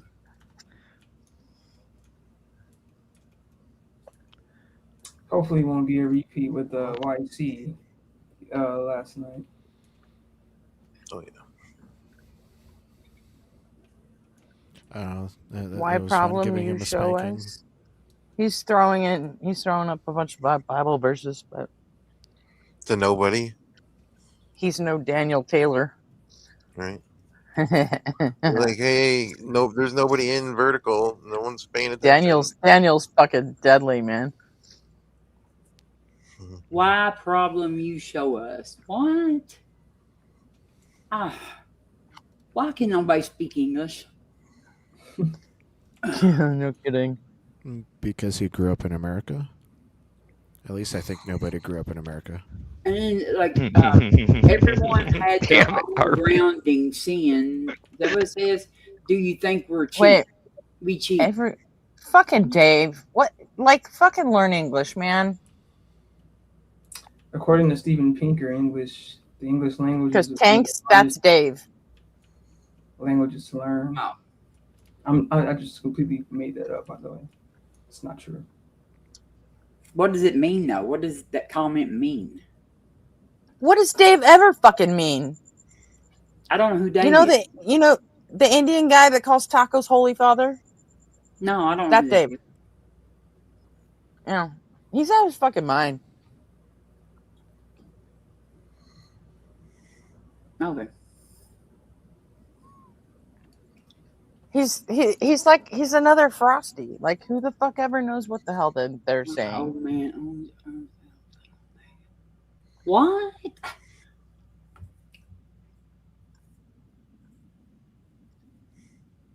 Sometimes I think these people just write some of the weirdest shit.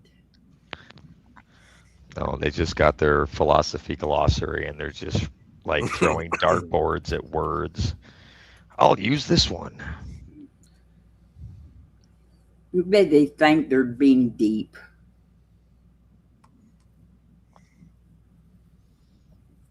It's kind of the problem, though, right? That desire to feel special and to have that bit It's of knowledge powerful. that you think no one else has, or like, Mm-hmm. Whatever. ooh, I know Thanks a for the secret. engagement, Williams Grips. Appreciate it. Oh yeah, please keep typing stuff. The more you type, the more like YouTube You're doing us favors.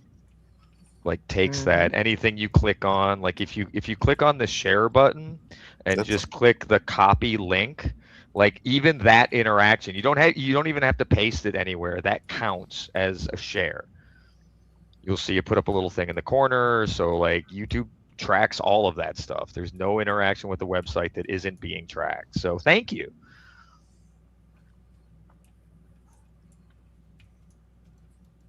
There's stuff in there you don't even know is being tracked. I've got like 20. I've gotten like 20 some subs in 3 days with those little short, like not shorts, but those clips I've been making. Oh, cool. What do you make them about? I'm just clipping some of my content. Hmm. But they're not shorts. You know, they're like on. I gotta do that too. Vertical. They're not vertical like they're like the shorts. They're just like. I was gonna do that and add some to my channel, just to have something from me doing stuff here on my own channel, or having something I did here on my channel, just so I have something. Yeah. Start to build your presence. Yeah, I don't know. And then I have some ideas for some short content that I'm gonna try out here soon when I get my new iPhone. Shit, I put the M's video on my TikTok. I got all kinds of fucking followers from that one. Just from that one fucking video. That's what's up. Yeah, people dig the M song. It does get stuck in there pretty easy. Mm-hmm. Oh, I like the async song. And Round and Round's pretty good too. Is it easier to garner? Figure 8, yeah. Is it easier to garner followers on TikTok, like as opposed to a medium like YouTube? Like when you're starting out? Yeah. Okay. It's easier to get followers on TikTok. Yeah, TikTok's the widely spread app that's on everyone's phone that kids love. So that's the downside to it, though, right? Is like the age range that you're gonna be getting from that is gonna be Yeah. Ugh. So it's almost like a double-edged sword because you have you get a lot of attention, but the quality of the callers, whether it's like through Parker or Monkey Boy that I listen to and stuff like that, it's terrible. But at the same time, it's easier to get callers in given the platform, I think, right? Because it's like FaceTime. Yeah. But I put my channel in chat. I usually don't push it, but I stick it in there at night. Do you need an amount of followers first before you can go live? Usually 1,000. Yeah.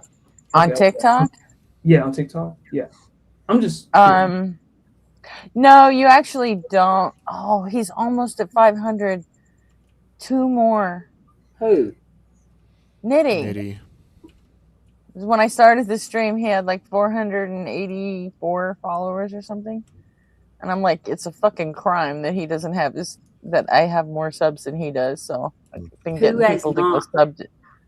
Yeah, who's not subbed to Nitty? Yeah, we just need 2 people to go sub to Nitty. I'm already subbed. Same. Come on. 2 people. That's all we need. Here, I'll put his link in chat again. Nitty's awesome. He's the bomb. Trust me, Nitty's great. He's another atheist streamer. He actually he talks to a lot of like Art Bell types, like people that believe in Bigfoot and fucking outer and UFOs and shit like that too. Sometimes cool. Oh, that'd be fun. I would love to talk to somebody who believes that like aliens built the pyramids or some shit like that. Oh yeah, 100%. Well, didn't we talk to that one guy forever that one night? And we went through like the ancient building methods that like we actually know about and how they're completely He's possible to construct the he's pyramids. at 501. Woohoo! Boom. Nice. I don't did it, remember. I y'all. may not have been there for that, RP. Let's go home. Yes, we're happy, Rembrandt. Thank you.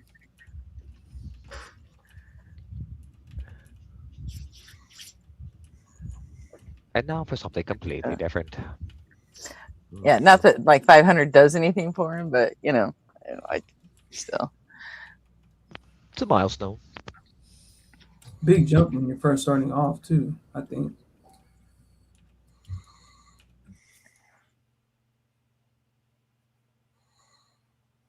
Yeah, there's got to be a tipping point in the algorithm somewhere where, like, once you cross a certain threshold and like there's enough commonalities in the people who are clicking on it, it knows better who to send it out to in mass.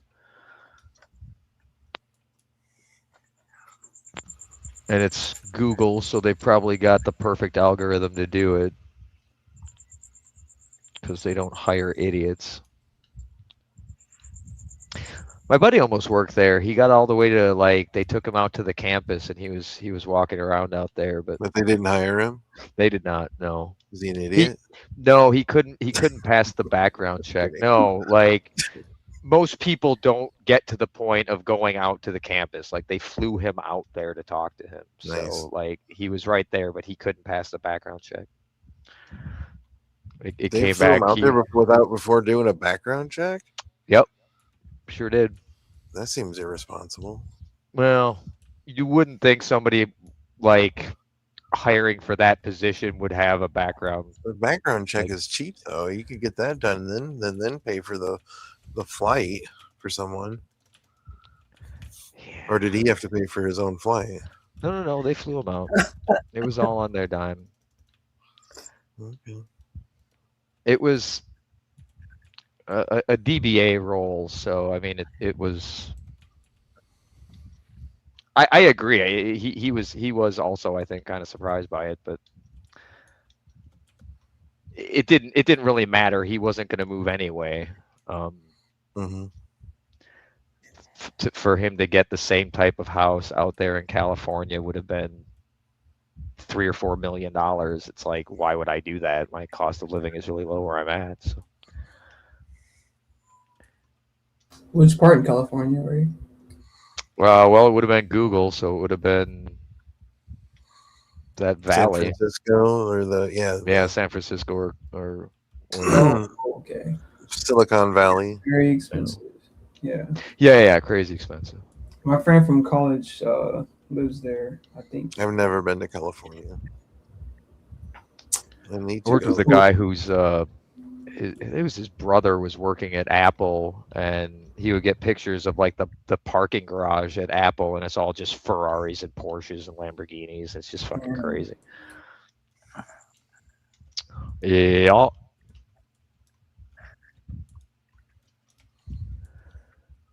There's a lot of money if you know how to write good code or make databases work that can do crazy shit.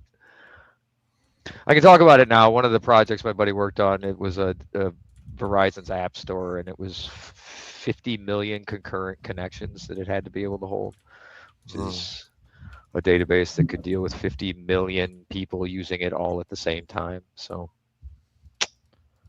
Is there any Ray? Like, I want to ask you now that you're speaking about this, like legitimacy when it comes to the capabilities of AI being able to write code at that level and pretty much displacing jobs, or is that just like a myth? The code writing capabilities of AI is used more as a force multiplier than it is a replacement for work. It makes It's a competent workflow. software engineers more capable of doing the menial things quicker, but you still have to make it work, right? So it's going to put out shit code. It's going to mostly work, but you're going to have to make a lot of tweaks to it. And if you are familiar with how to use it, that's when it becomes the force multiplier, because it's very much keyed on what you're asking it to do. Like, you don't ask it to do broad things. You ask it to write very specific functions for very specific things, and it can do that very quickly. So yes, it is a huge benefit, and should overall reduce the time to release for larger projects, but it's not actually going to replace the smart people that know how to make code work. Okay. Yeah, because I just I don't know. I don't know if you're RP familiar with Jimmy from The Line. Like he's like Yeah. yeah. You guys are familiar. He does a lot of vibe coding for his Line app that he's about to release, and like Mhm. he's not releasing it like with like any sort of like free plan. It's all going to be like a paid app. Yeah, but he has this theory that he has this theory that Oh fuck yeah! What? I think Dr. Kip's gonna send us a raid. Hell yeah! Oh, nice. Thanks, Dr. Kip. I know you're listening. Go, to me right Robin. now. Robin just hooked us up on that one. Thank you, Robin. Let me know so I could drop down and not embarrass the entire network. Oh, stop.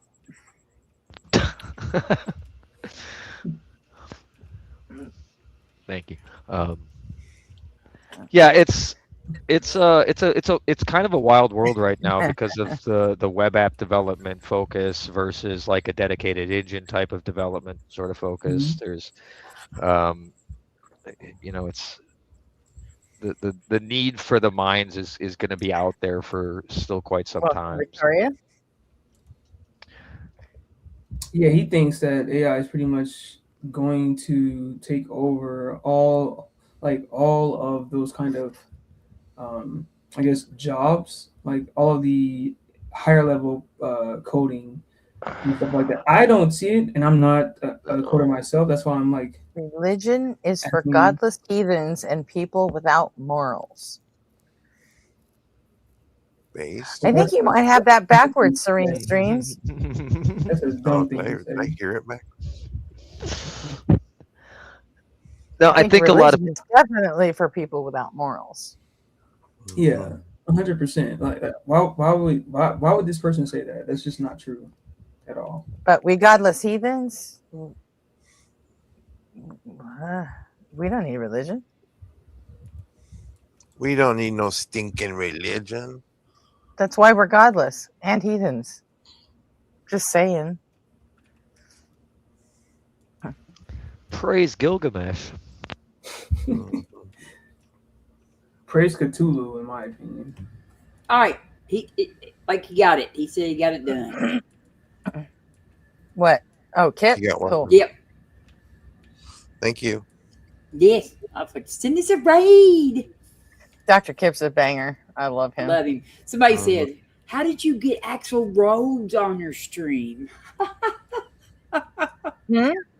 Somebody asked Nitty how he got Axl Rhodes on his stream. Axl Rose? Axl Rose. Oh, Axl Rose, because he's wearing that bandana. That's funny. Yeah. Did he I thought you ask said where do we Axl go Rose. now at the end of the stream?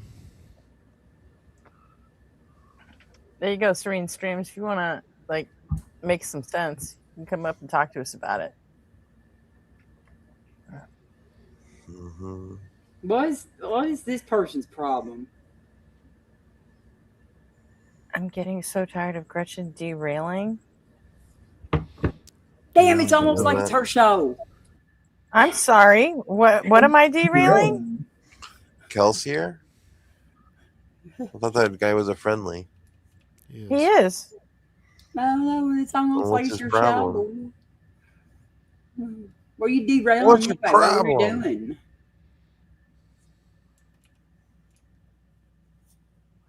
Start acting normally. I mean, if you want to derail me rambling, I mean, I can just go back to rambling. I could do that all day. I think all of us are pretty good at derailing shit. I don't know what exactly were you guys talking about that I derailed. Oh, It's AI. about But AI, but you didn't derail, in my opinion. I have no idea what you would have possibly derailed. no, especially in that conversation because it's so, again, going back to nuance. Mm-hmm. No, but I don't think he's right though. No, I don't think AI is going to like be this massive workforce replacer that people think it's going to be. It's going to hit some Right. industries, but not to the degree that people think because it doesn't have the capabilities that people are like being told that it has. A lot of people just don't understand how it works, and it's a lot of salespeople are selling it as it can do things that it can't or not as well as they're selling it as. And if you look at the, I'd have to look up the study name now, and I'm playing a game, Yeah, so I'm not going no, to do I that. agree But with you, Ray. there was a study that looked at so far those companies who have invested heavily into AI and what their return on investment was, and they have not seen it.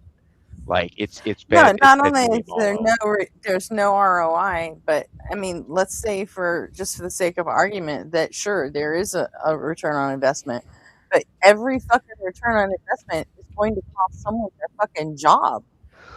And It's that, and it's at that point, who the fuck is left to pay for right. this shit? Like Yeah, I Yeah, think that's people tend to your own fucking hyperbolize. replacement? Are you out of your goddamn mind? yeah. Yeah, I think people tend to hyperbolize, and correct me if I'm wrong, you guys. When it comes to That's what I the was gonna ask capabilities Jackie. of AI and its technological applications.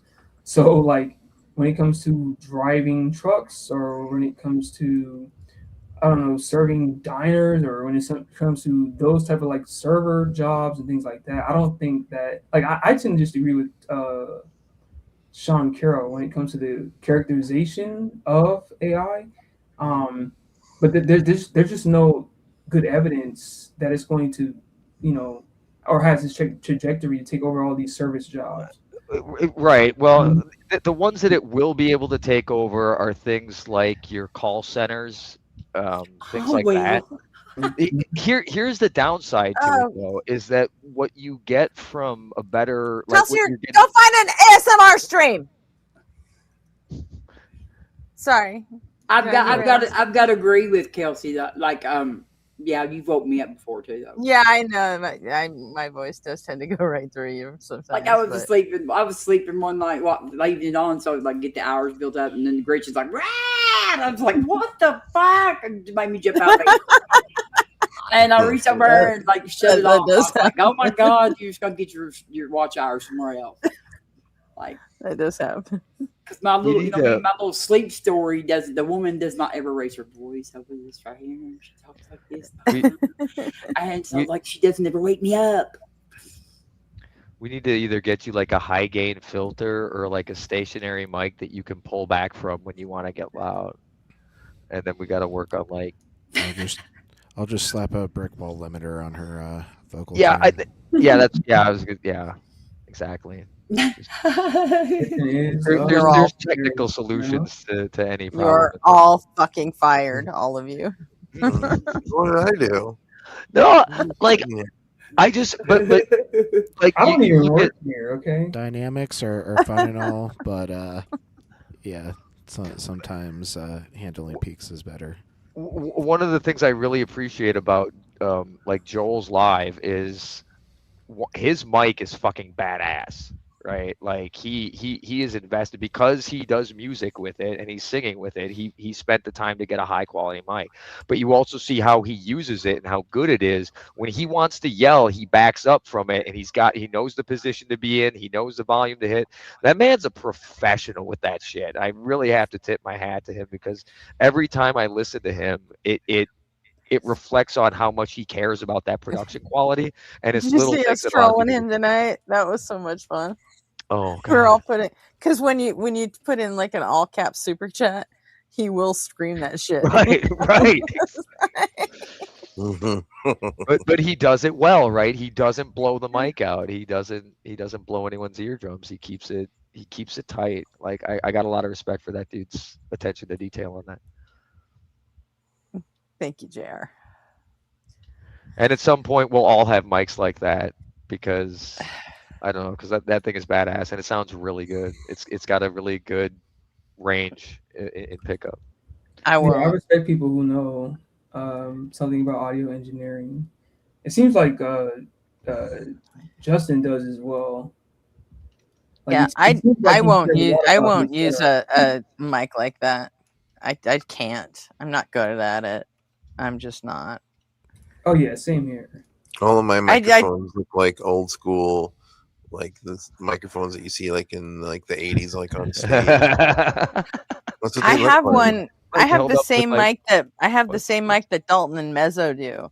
The only problem is that when the mic stays in one place, I'm moving around all the time. So Yeah, I that you can't, you right, that know? you can't do. So like I have to wear a lapel mic just so I can stay at like the same volume. I mean, when I get riled up, sorry, there's just I mean, Oh yeah, no, that's just you being you at that point. my The son's mic you're always said, using, she's like, Jesus, mom, you get like you get going and the fucking ground starts shaking. It's irritating as fuck. And I'm like, yeah, I know. Sorry. I mean, at the same time, you could just say we are in California. It could just be the ground shaking. Shut the fuck up. Oh God, please don't say that. No, Don't I'm just jinx kidding. them. I think Oh, California is sitting right over the Pacific Plate or something, and it could. I'm not a geologist at all, but like it's split at a fault line in California. I think Um, it's a Yeah, where I live 11 miles from the San San Andreas Fault. Andreas. Yeah. Yeah. That shit. My English teacher scared the fuck out of me like 12, 15 years ago. He's like, "It's going to split one day." I'm like, "Are well, you a it's not geologist actually or an splitting. English teacher?" Well, it's not splitting. It's They're subducting, sliding right? past each other. Yeah, Yeah. It's a the plates are it's squeezing a together. yeah. Can't you It's visibly a split. see it, right? You like visibly see the fault line, right? If you go Yeah, to certain places. yeah, Yeah. yeah. It's pretty neat, and yeah, it is going to happen again. That's just. Oh God. Yeah. No, I hear you. I mean, Yellowstone's gonna erupt. There's gonna be earthquakes, and we are either going to be ready for it or not. And if we keep having a huge portion of the population diluted with Sky Daddy, we're not. And that's Yeah. I where think there's a race to the end of a species, right? human beings take for granted for time. And like This- geological time yeah. and how long uh, um, things occur on the planet. Have we fixed climate Yeah. change? That's like the Oh, slowest fuck moving no, catastrophe no. that we're facing right now. And Oh yeah, that's a whole other problem. That's not you and I talk about because I'm not a fucking scientist at all. I don't think that major leaders San of Andreas nations are talking about. Yeah, is a transform boundary. yeah. A convergent one is when they come together. Divergent is when they split apart. Transform is when they slip or slide past each other. So the San Andreas Fault is two plates rubbing and scraping as they slide past each other. Yeah. I haven't looked into how certain geologists have looked into technology or developed technology to predict earthquakes. ooh, that's a I tricky don't. one. Yeah, I don't know. I have no idea. I'm just kind of throwing that out there. Seismometers, right? They like Yeah. they have very accurate instruments for like using GPS, Yeah. right? Mhm. And they're looking at how much it's going up and down, like where it's changing in position, right? From day to day. And as our instruments get better, the it all gets better, but we don't know exactly what causes them to start. So like Mhm.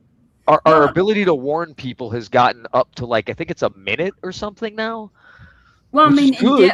It the used to be like induction. nothing. like the induction of two plates. Like there was like most of the time the plates when they meet, there's one of them that is going to be underneath the other one. So you've got induction, okay, and the one that's going underneath the other one usually kind of like the tip of it sort of bends a little bit. And so it like bends it down, and it gets so much pressure like that right there until it just finally breaks loose and it'll shoot up. And that's, you know, I mean, Yeah, it depends on whether it's an induction or a subduction fault, and then like different parts of the San Andreas are different kinds, and then like in California we call it they're either rollers or shockers. Yeah, and so you're holding like you like, you know, either way, like the it's like you're holding back a spring almost or something. You know what I mean? Like and so as soon as it comes loose, it eventually it just pops loose, and under pressure. Yeah, I've heard that before, and I was always waiting. Well, so maybe in my lifetime it won't, like the big. I don't know. You probably heard about this, Gretchen, living in California. The big one. I mean, it's hard to predict how long those. Oh yeah, we've been hearing about that since I was a kid. Same here. Yeah, it's hard to predict how long that can stay bent. You know what I mean? Just how long, like when that's going to break loose. So it's like California is slowly kind of like breaking away from the rest of the continent. No, it's not. Okay. It's not. That's actually part of that's actually part of the problem, is that like if you take like the San Andreas, because that's like the biggest one, right? The problem is that the coast is actually slamming further inland, and that's what's causing all the earthquakes. I mean, it's happening slowly. It's not breaking away. It's actually the opposite. Yeah. Eventually, it's going to be Arizona Bay. And for those of you who are Tool fans, if California is subducting under, then eventually the ocean's going to... But it's not. It's sliding past. Just the San Andreas alone is... the plate boundary is? The San Andreas alone, it's so... Like, because San Andreas runs like 3/4 of the way from through California north to south, you know, through Oregon and as well. Yeah, and it is one fault line, but it acts like 3 different fault lines, essentially. Okay. I'm not a geologist, so I can't super explain it. But my, the candidate I worked for Congress in 2017 or 18, she was, and okay, that's what she told me. So, and she's, a fucking expert. I mean, she's more a volcanologist, but obviously started as a geologist, but still, she knows her shit. Yeah, and probably being in California probably knows a lot about that particular area's geology, right? Mm-hmm. Yeah, she's the one that told me. She's like, you live exactly 11 miles from the San Andreas Fault. I up to then, I was like, oh yeah, we're nowhere near that. We're south. And she's like, dude, it's 11 miles from your house. I'm like, wait, what? Like you're cooked. Well, if I had to compare living anywhere else on the planet, I would say California, just based on my layman understanding of all the tornadoes that tend to happen in the Midwest, and hurricanes that tend to happen in the Gulf area, and I don't know. Just based on that, my limited information, I would just be I'm pretty. Part of it is cool JR living in California, I suppose. I don't know. I wouldn't mind it. I think like if I had my first choice and I obviously money no restraint, I would summer in Alaska and winter in Hawaii, right? Mm. And that would be my ideal. But no, California's got Yeah. every climate there, so like you can Yep. go see everything there. It's fantastic. And they've got a bunch of nice racetracks, so like I wouldn't mind going there for that reason alone. But particularly, I still need to ride Laguna Seca. That's one on my bucket list that I want to throw a bike down the corkscrew. Nice.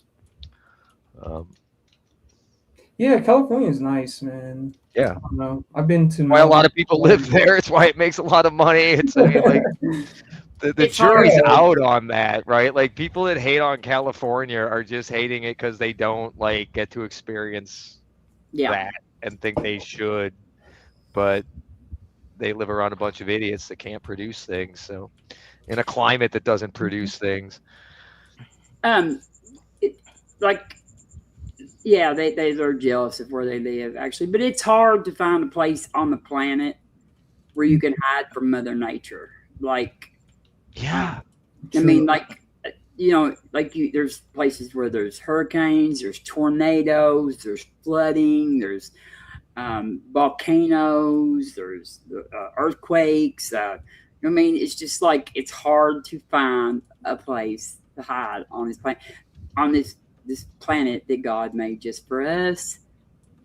What do you think about Robin? What do you think about places like Wyoming or So like, much for fine tuning. This that God fine-tuned for us to where like we cannot Right. hide from Mother Nature no matter where we live. very fine tuned? If anything, the universe is probably fine tuned for black holes, not Yeah, exactly. life. Yep. I think. But you talk about Wyoming, like Yeah. What about? Yeah. I'm sorry. man. flat, empty, not a lot Yeah, going on. And yeah, and you'll go up there and it'll snow like, you know, a couple thousand feet, and yeah. Wait, isn't Wyoming like super just flat, like the entire state, as like compared to like California has huge mountain ranges and valleys, and the topography of it is different. But when it comes to Wyoming, it's just like a flat plain. Wyoming is not really flat; it's kind of rolling, sort of like landscape. Okay.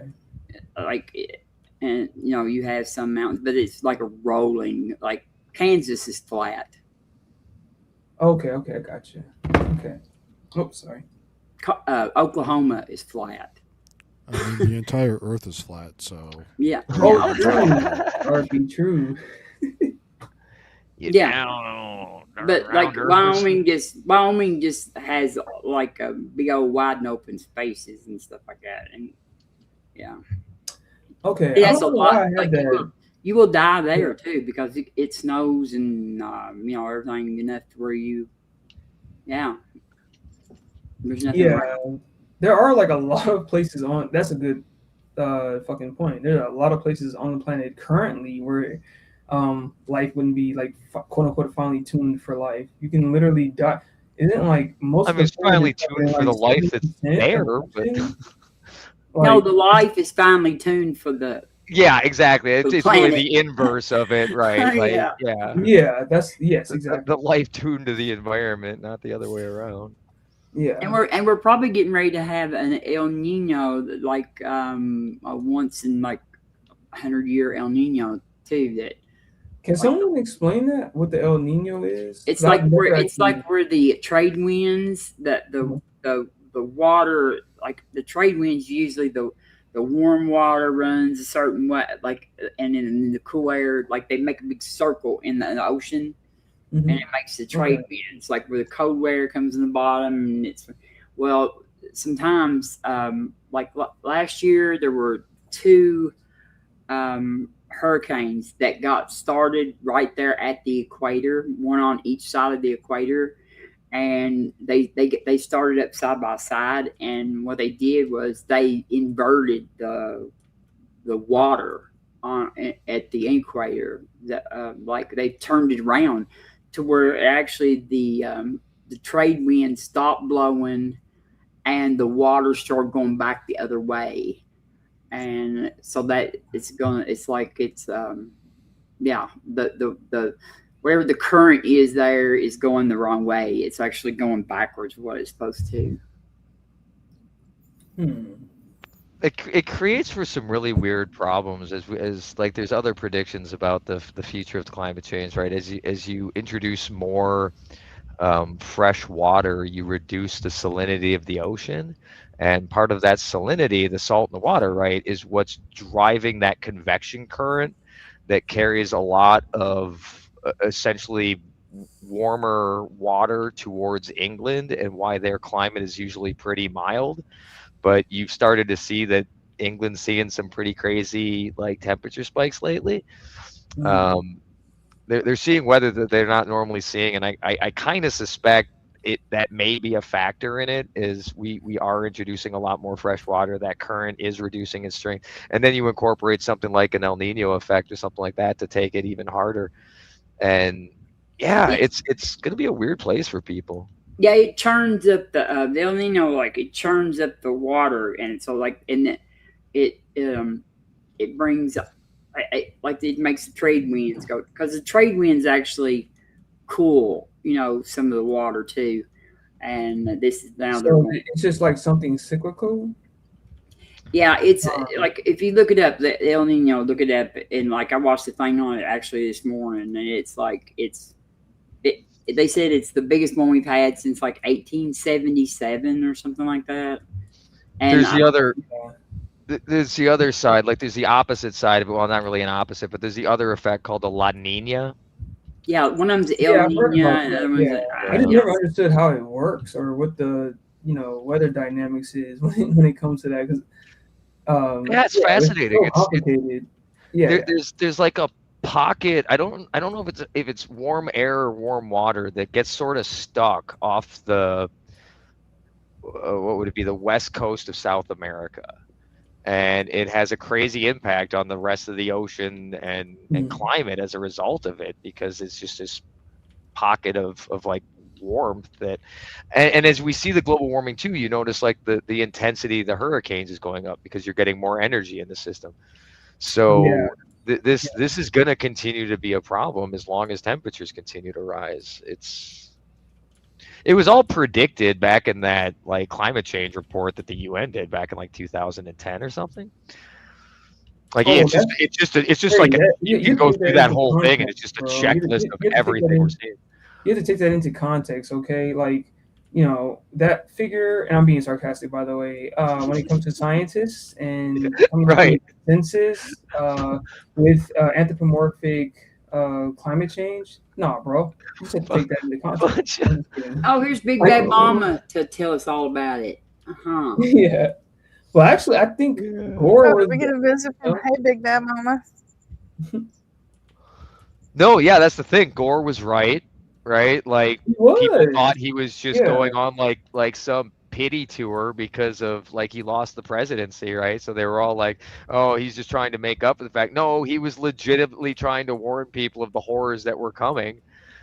But like, no one wants to listen to the guy who doesn't have the charisma to win the presidency for some fucking reason. Yeah, and I think it goes back to numbers again, right? Ray, like, just because every summer, right? By the way, what a fucking travesty that you need charisma to win the presidency. I'm not. I so hard. I know. Yeah, that's where we're at right now, Gretchen. That's where we're at. I know, and I fucking cry about it every goddamn day. It sucks, man. The standard is no longer like competency or competency. I can't say that word. Yeah, no, competency. Yeah, it's all based on how good you look on screen and how well you deliver the words, and that's why like that line from fucking Back to the Future where Doc Brown goes, the actor, right? Like.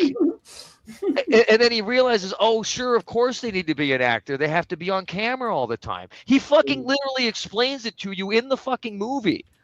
Yeah.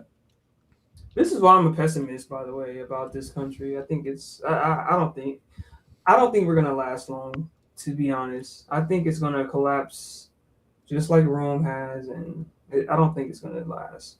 There's just too much in my opinion, there's just too much information. There's too much that we don't understand about human psychology when it comes to technology and its effects that we're not accounting for. And that mishap and misunderstanding was going to be the downfall of the U.S. in my humble There's opinion. never been a single civilization in history that's lasted forever. Everyone has ever fallen. Yeah, no, that's true. That's true, Nick, too. But there's only the the ones that U.S. are is currently supposed to be the standing, but they'll all fall. long-lasting one, though, with all the technology and the Enlightenment period, right? But I agree with you, right? But yeah, I don't know. Well, as long as you continue under a system of capitalism, which is going to perpetuate wealth disparity, that's what causes them to collapse. Eventually, too few people get all the resources, people start starving, and heads roll, time and time and time again. But we don't have really any excuses anymore, except for I don't know. We know better now. They might not have known better a couple hundred years ago. Think we know better, but how many Christians do we have? No, right? saying, Like that book is just like in 100% support of capitalism. What I'm saying is, 600 years ago, they didn't have the political philosophy, and before there's a lot of things had to happen even to get to this point. And I'm just saying, like, they didn't have. Hang on, I'm getting distracted. My blanket's all tangled up. No, you're good. What I was saying. Go ahead, just get your snuggie in line. Right. No, you're right though. Like we probably the last time we had like a true communal living society was before we became agrarian and someone owned the means to make food. As soon as someone owned the means to make food, and I seen a lot of people live around the person who had that, right? Like, let's abolish agriculture. Like, are you trying to annihilate the 99% of the planet? Right. No, it's agriculture. Well, now they're just industrializing it. So they're once again putting all of agriculture in the hands of one person, and they're replacing all the labor with machines that can do the labor. So like you're either running down to a universal basic income or heads in baskets. I don't know. So fucking weird. RP Neck 2, check the fucking async chat, please. Holy shit. Sorry. Oh, you're fine. Hold on a second. I didn't mean to derail the conversation. No, totally fine. I'm actually going to do the same. Anything want your input? Shit. I'm sorry. I wasn't really listening. So like, it's hard to predict human behavior on like very long time scales. Especially with the advent of technology, right? I don't think throughout human history in the past, we haven't had, or humans have never had any technology that can has this ubiquitous nature and communicating with others, right? And I think you have to take that into consideration when it comes to trying to predict some trajectory of human like progress, quote unquote. Right? What's the mystery? We've figured out how to use communications technology to fucking kill other people. I mean, like, that's what we do with all our technology. We use it to kill other fucking people. No, but I just mean in trajectory. Like, that's not going to stop. I just mean, like, Gretchen, we're not going to be able to predict, like, 200 years from now where we're going to be, right? Because I think because of it's almost like we're, like I'm doing it in an ad hoc way or like some necessary way of trying to explain how human beings function. You're just speculating. Yeah. But I mean, you could speculate on how we're currently spending like our resources, right? We spend a lot of time researching. Yeah, but human beings have been on the planet for like the past 100,000 years, I think. I told RP I would do this a while ago. This is some cuteness overload, just to lighten. I just went outside for a smoke, and this is what I was greeted with.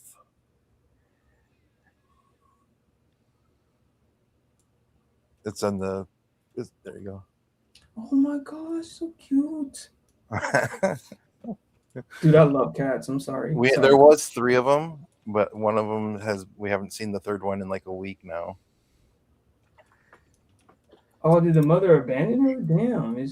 No. We think that it just nature, you know. Mm-hmm. The mother has not. The mother is a good mother. The mother raised 2 other cats that we take care of, and they're fine. But there was 3, and just one of them probably didn't make. You know, nature took it, ran its course or something. But plus, there's a lot of animals that I've been learning that cats aren't the only thing that live down in this ravine, like raccoons. There's turkey vultures. Raccoons are so cheeky. Groundhogs. From what? Raccoons are so cheeky because I went on a I went to a Big Sur one time, and there were it was like a raccoon family.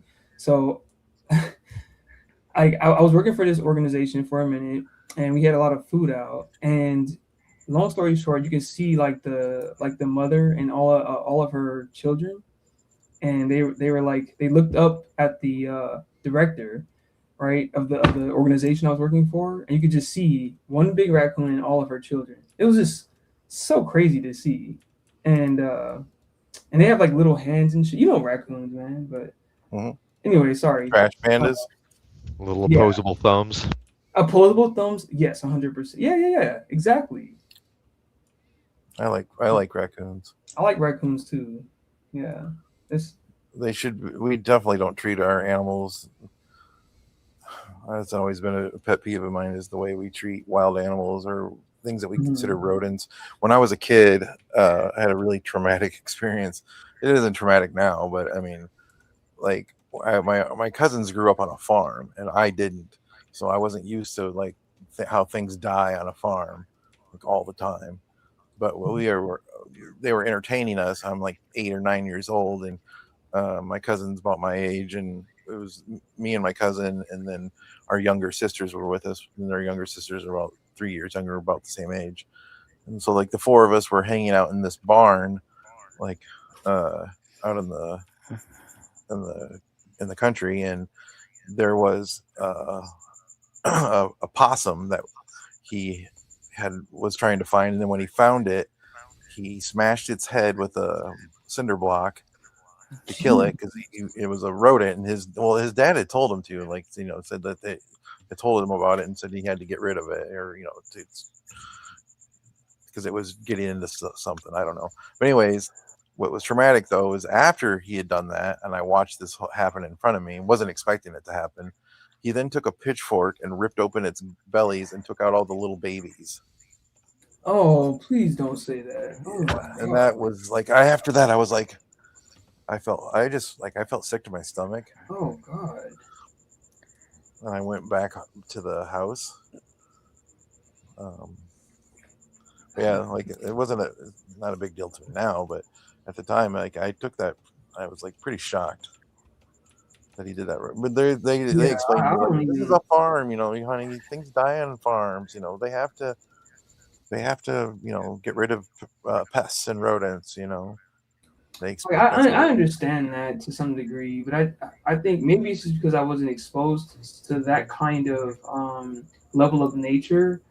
Because one of my best friends grew up on a farm where his grandfather like killed cows and stuff like that, and he was describing to me all the details and of, you know, having to pretty much off the damn cow, you know.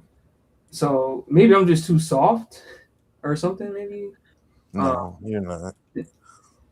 But you know what's crazy is 100 years ago, they would have said, not even a couple of years ago, 100 years ago, 50 years ago, they would have said that you were like, before we had like, you know, had anything idea what was going on in psychology, like before there was an idea of what shell shock was or PTSD, like they called people cowards for the things that they experienced in war. You know, like these people were suffering horrific, you know, mental trauma, and there was no compassion. They were just sent to, they were shamed and sent away from society. Yeah, and it was just because most people saw what happens in the just can't level with that type of seeing that type of destruction and death, done on such a scale and done right in front of their eyes.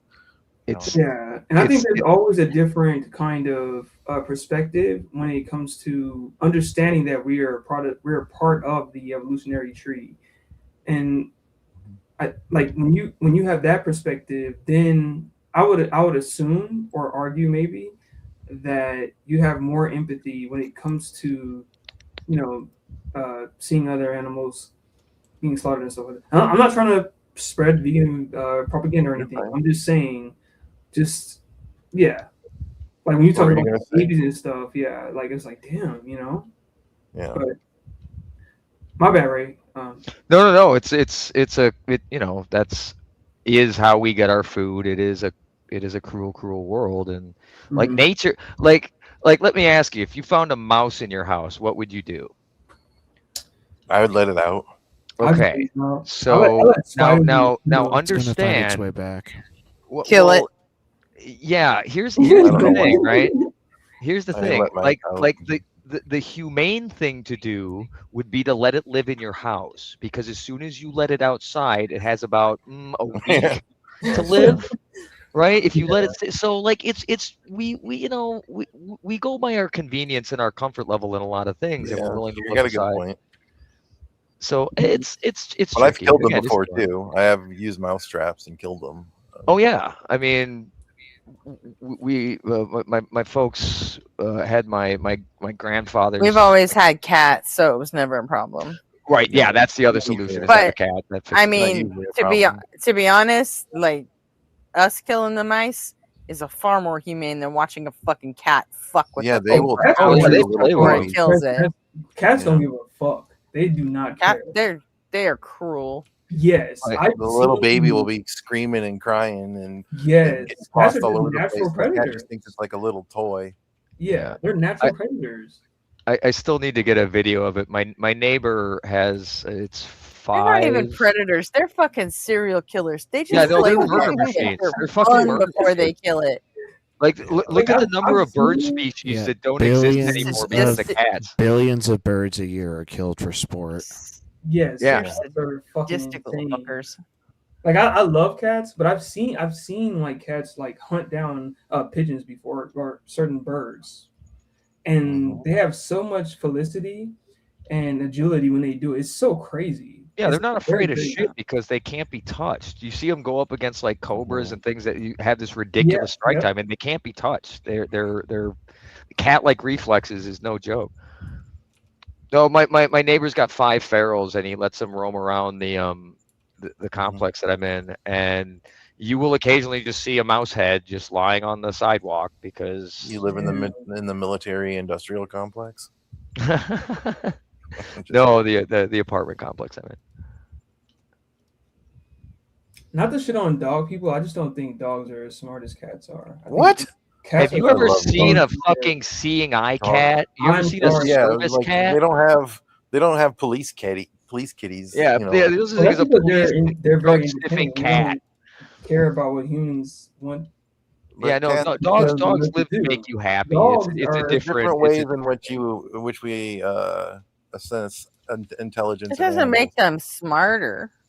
Yeah. Well, okay, if you want to measure intelligence, let's go by the number of words they recognize. Like a German Shepherd could know up to. We domesticated. Yeah, exactly. We domesticated dogs to be our pets and our friends. Yeah. Cats domesticated humans. Right. They're fucking servants. I'm sorry. Cats win in the smarts department. Yeah, cats are on a different level, man. They're just not. Okay, you know what? I'm not a dog. I don't know. I do love dogs in general. I'm just not. You can dog. make an argument. I don't like animals in general, but latching on to us. Yeah, because they had to come near our camps to begin with. Yeah, what are you guys I'm sorry, that, Nick, too. Anyways, I love dogs. I think dogs are awesome. I love cats too, though. I will always have a dog though in my life. Yeah, cats are definitely the winners in the murder machine category. That's for sure. Yeah, right. But as far as like helping you survive when shit hits the fan, you want a dog, right? I Like agree with your that. dog Yeah, is gonna victim outlive mode. your cat when you run out of food because the dog can help you find more food. Your cat's gonna be food. Find food for Yeah, itself. I agree with that.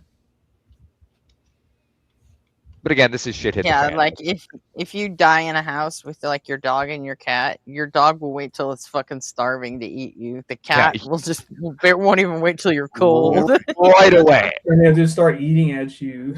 Starting at the eyeballs, right? Like Yeah. they don't fuck around. They'd kill you if And you were purr if they while were it's bigger. doing it. But they're small, so they tolerate you because you feed them. And Didn't no, you make a Justin good get a point. bird recently birds, Two of that's them. for a pet? Gretchen, Hmm? didn't Justin get a bird for a pet recently or something? They got two. One's Carnage's and one's Justin's.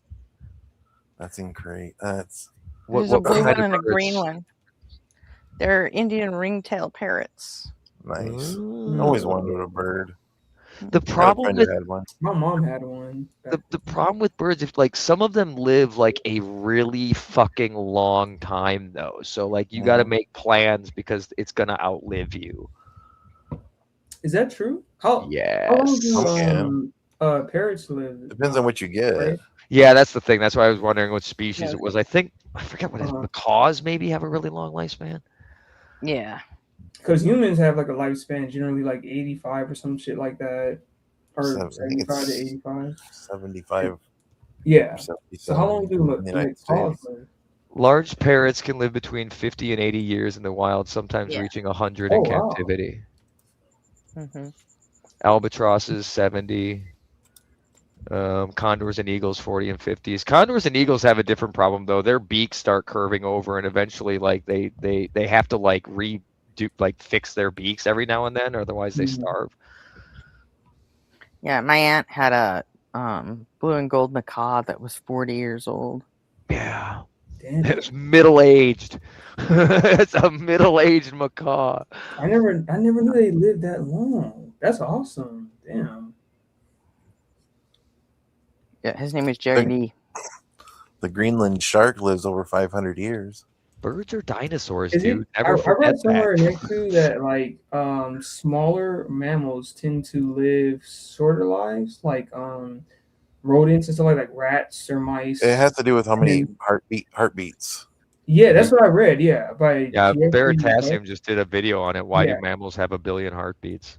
Yeah. So you guys already know. Yeah. Mm-hmm. Yeah, I like Veritasium videos for now. They haven't strayed okay. too far yet. Yeah. He's got He's another hitting- content creator that's been helping him that I like a lot too, who like the guys that they go on to like the labs and go to the various facilities that they visit and stuff. They get to see some cool things and some really neat technology and like That's because he sold off like part of his channel to them, right? I think so. Yeah. So he could like spend more time with his family or some shit. Yeah. Which yeah, good on him. Like he's done some really cool content. Like that dude went and like proved to a professor that you could make a wind power car that could go faster than the wind. They had a whole argument about it. They were like debating about like the physics and how could you make a wind powered car that could go faster than the wind. And sure shit, they made it and it works, right? Like it's cool shit. I'll have to look at that again. Because you're not talking about like perpetual motion shit. You're just talking about No, of course not. No. When the Okay, wind's gonna stop eventually. I'm sorry. No. But no, it was a way of using gear reduction essentially. Well, and it's a fluid dynamics problem. Right. Okay.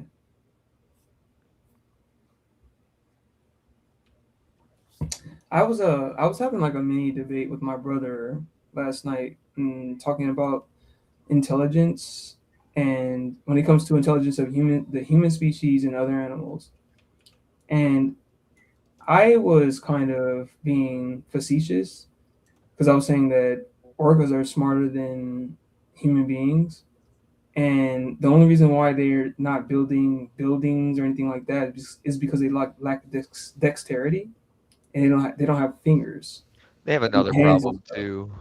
Yeah. Like they live in water, so all their chemistry has to be water based, and you can't do a lot of shit if you live solely in water. You got to make you got to figure out how to make like air pockets and stuff like that to start doing some of the other things you want, like we do. Yeah. So I was making an argument to him. He's like, Well, no, we still live in a fluid too. It's just the atmosphere is a much thinner fluid. Oh yeah.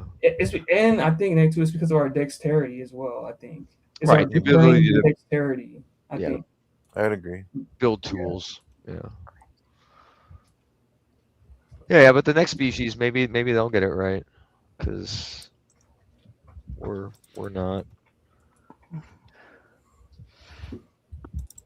Like I do get it. Like we are the smartest animals on the planet. I just always want to be cautious of the hubris when it comes to that. Like, Well, I don't think it matters what animal's the smartest. I don't think that's something that matters like on any. I draw like I've kind of defined like an intelligent, like if you want to, like in my view anyway, like an intelligent species is one that has figured out that they're the universe understanding itself. Right, like I think so far humans are the only ones that have gotten to that point of understanding that we're the product of exploded stars, and like that, and I think that's what is the bar for that. I think every other species, while they can have complex social structures, they can exhibit, all of the things that we appreciate about cultures, animals, how like mothers love their kids and stuff like that. They can exhibit all that stuff, right? It doesn't necessarily make them intelligent.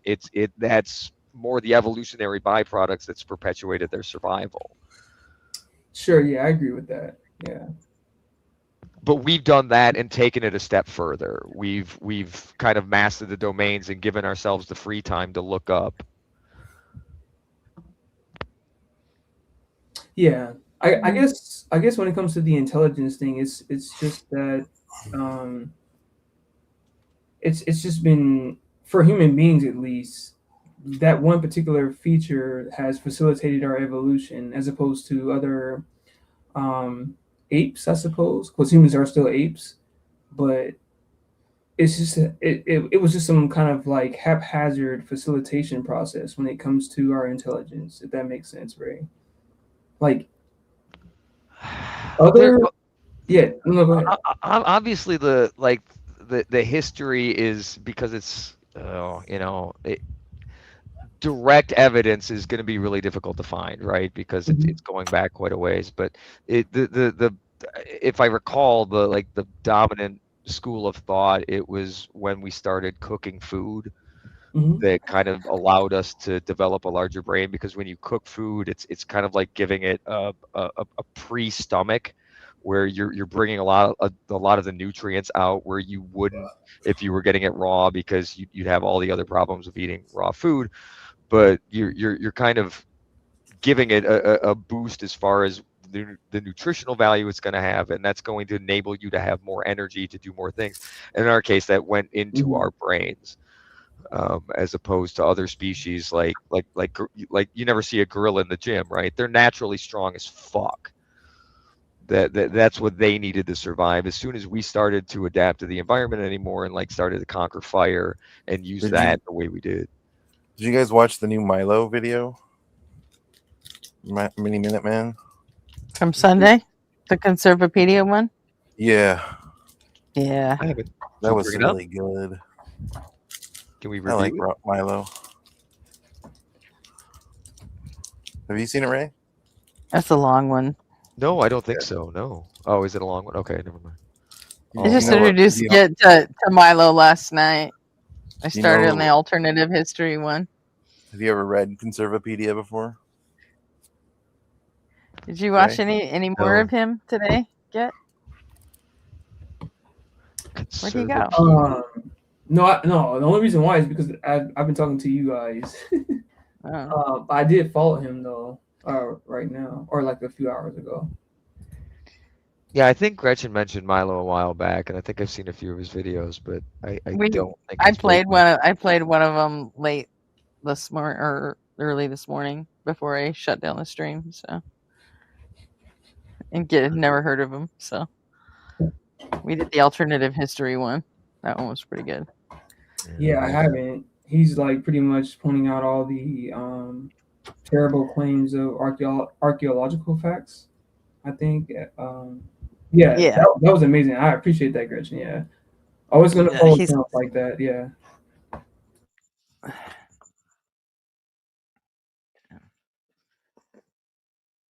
Yeah, I give you a Did month you and make you'll have a watched video today? everything on his channel. I give you a month and you will have watched all of it.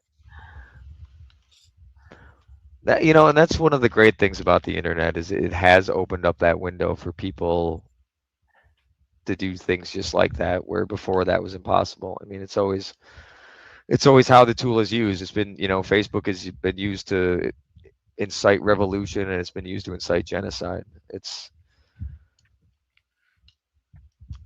We're fucked up, but we get to see cool things on the internet every now and then. Like Professor Dave did that recent video reviewing that, what is it, that history of the world in 20 minutes or something like that. Oh yeah, that's still my favorite video on YouTube. Oh, absolutely. That is such a great. Was a fucking genius. Yes. Have you seen the ones he did on Japan? And no. Yeah, if you go to Bill Wirt's channel, in addition to the history of the entire world, I guess he has a couple other ones that he did just specifically on the history of Japan. I thought his goal was to eventually do all of the civilizations, but like I think that maybe petered out because that's a lot. That's a lot. Yeah, I saw an interview with him, and like I guess like he got interested in music and then just went and did that. Oh. It's like he got started and he did such a fucking cool thing, and then I want to go make music, and he just fucked off and went and made music, I guess, you know.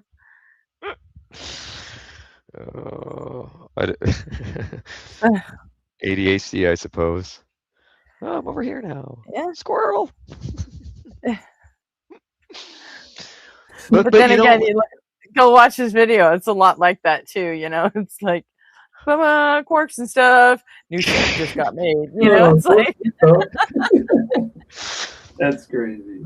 I love how he gets to like World War II and he's clicking through and he picks Extinction Ball and that's what he does for Japan. Oh yeah. Oh my god. Oh.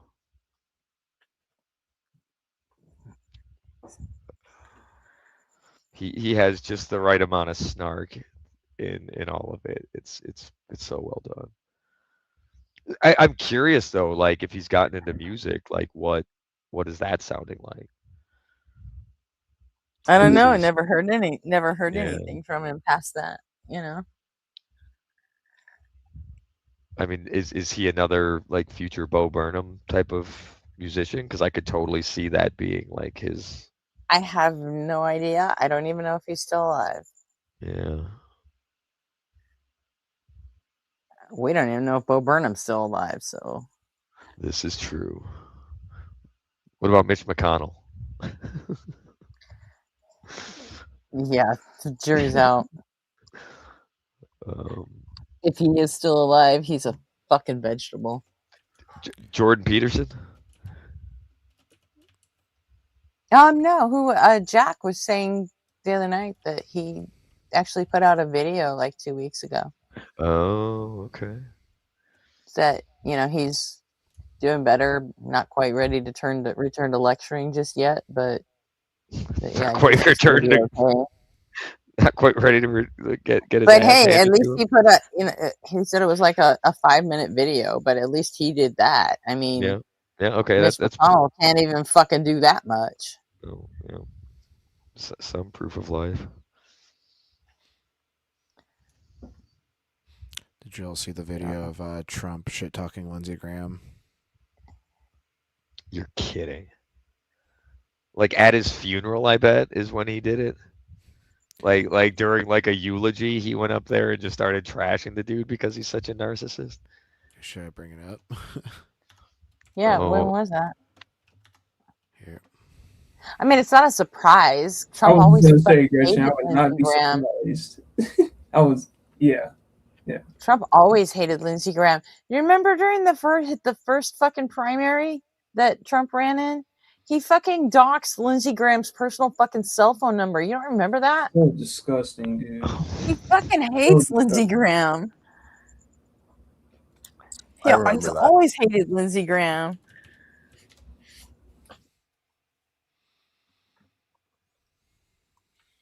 It doesn't surprise me at all that even dead, he's talking shit about him. I'm a little more disappointed that there's been so many atrocious things that I forgot that he'd done that. Yeah. It's every day. You can't keep up with it. That's the thing. I was talking with McTime earlier, and we were talking about the Merrick Garland situation and why he didn't ever bring charges and why everyone was so pissed at him. And my theory on that was simply there was such a preponderance of evidence that it sent the investigation down so many rabbit holes because Merrick Garland ran that organization the way it was supposed to be run, which means you're going to find every case, you're going to throw every charge at it, and you're going to get all of the information with a 99% airtight case. And the guy crying Merrick so Garland much. ran it the way it was supposed to be run. I Merrick the mild who didn't do half his fucking job. This is again. Yeah, I was about to jump in and disagree too. I'm open to any of that disagreement. This is a harebrained theory that I have though, because when he was nominated for the Supreme Court, he was going to be nominated for the Supreme Court before fucking dipshit. And he probably would have been a great Supreme Court justice. He would have been a Supreme Court justice. As Attorney General, he was a weak and ineffectual idiot. And that's the thing I can't reconcile. That's the thing I can't reconcile. I can't reconcile him being a good Supreme Court justice, bipartisanly accepted as being good for the job, and being a lazy piece of shit who couldn't get off his ass and get a case going. I literally think wait a minute, wait, whoa. Wait, being a judge and being Attorney General are two different fucking skills. Yeah, but how many cases they are? He didn't have the other. How many cases did he actually prosecute as Attorney General too? I don't know, honestly. That's a good how question. many how many people were the Capitol rioters? How many people were all that? I mean, I don't know. Like to call him lazy seems like you just didn't even understand what was going on with the country. Like how many people? How many cases did he have to go through just with the January 6th? Yep. And then he had the files shit that Trump, all the file stuff, and I mean that's like why did it take him 2.5 years to appoint Jack Smith? I mean, I think that he did. Why did it take him over 2 years to appoint Jack Smith? I don't know. I think he messed up some things, but I don't think it was because he was lazy. He wasn't. Why did he sit and let the January 6th fucking commission do all his fucking work why for he him? didn't do so much stuff. Jack Smith was ineffectual. Well, he may have been ineffectual, but he wasn't lazy. Like he had a lot of shit going on. There was a lot of criming going on. I mean, he has a lot of. He had Lisa fucking Monaco as his deputy. Jesus Christ, let her off her fucking leash. That bitch would tear the fucking Republicans a new asshole if you let her. And he never let her. I'm a big Lisa Monaco fan, sorry. But that's, you know, all right. Like Gretchen, correct me if I'm wrong. Jack Smith was just trying to do his job, right? In terms of just trying to gain a prosecution when it yeah, but you know what? He didn't even get appointed until it was, pretty much all over but the crying. I'm still curious as to what was going on during that time before he got appointed. Was there a significant amount of evidence collection already going on? And that's literally why it got to that point. Yeah, I remember fucking Adam Schiff, Liz Cheney, the whole fucking thing. Benny Thompson. Remember all that? Sure. They had primetime hearings, remember? And what did Merrick Garland do? He fucking watched him with the rest of us. That's it. And everybody kept saying, "Where's what are you doing?"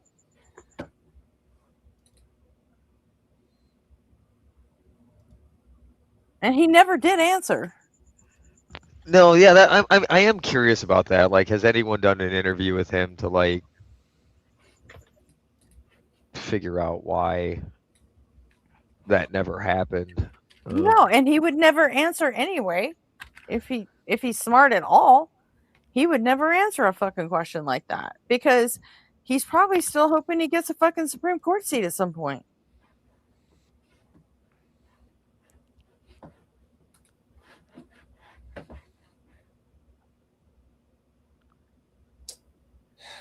Yeah, I don't know. So many things are disappointing. And I know, Gretchen, we talked about this before, like with the concept of like packing the Supreme Court, or like the concept of it, and I don't know. I just think Thomas Clarence needs to. I don't think we need to pack the court. I think we need to completely overhaul the way we fucking run it. The Federal Appeals Court has been working fucking great for decades. It's like, it's great. It's perfect, and you can't shop cases to the Federal Appeals Court because you never know what judges you're going to get. And I think that it's fucking stupid the way we do the Supreme Court, that, just wait till your party has the majority and then just fucking shop a case and get it put in front of the Supreme Court. And then you know what fucking verdict you're going to get. It's like, it's ridiculous, stupid. We need to have like 150 fucking Supreme Court judges, and they get, anytime that a case comes before the court, it's draw random lots. I agree, and not one of them would have any very much power that way. Yeah, and if they want to make them feel special, like we're above the appeals court, the appeals court, they just put 3 judges on every fucking panel. Okay, so fine, give the Supreme Court 5 judges or 7 judges, whatever. But still, you got like 150 to choose from. That way, whatever your case is, you don't know if you're going to get a fucking right-wing judge or what. You just have no way of knowing. So, yeah, agree with that there. So that's more. That's not packing the court. It's more just like complete court reform or court expansion, I guess.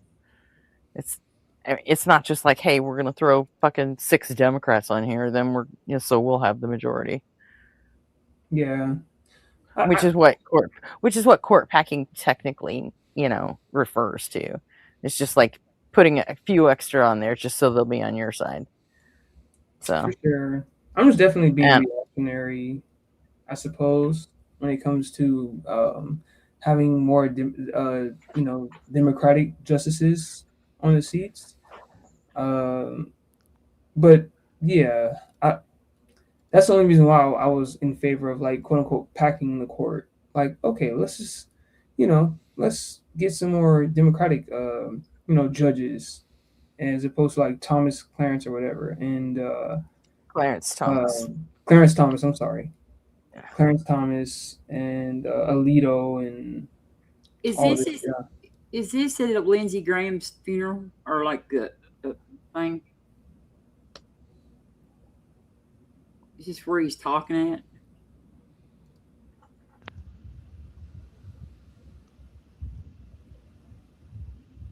I believe so. RP. Huh? What? Where's Trump? Is this at Trump's, like at the? This is during the eulogy. Oh my gosh! You guys ready for this? Yeah. Yeah. Okay. Heated things got in Washington. Virtually everyone, Republican or Democrat, liked Lindsey. Well, not everybody, but it sounds good. Not everybody.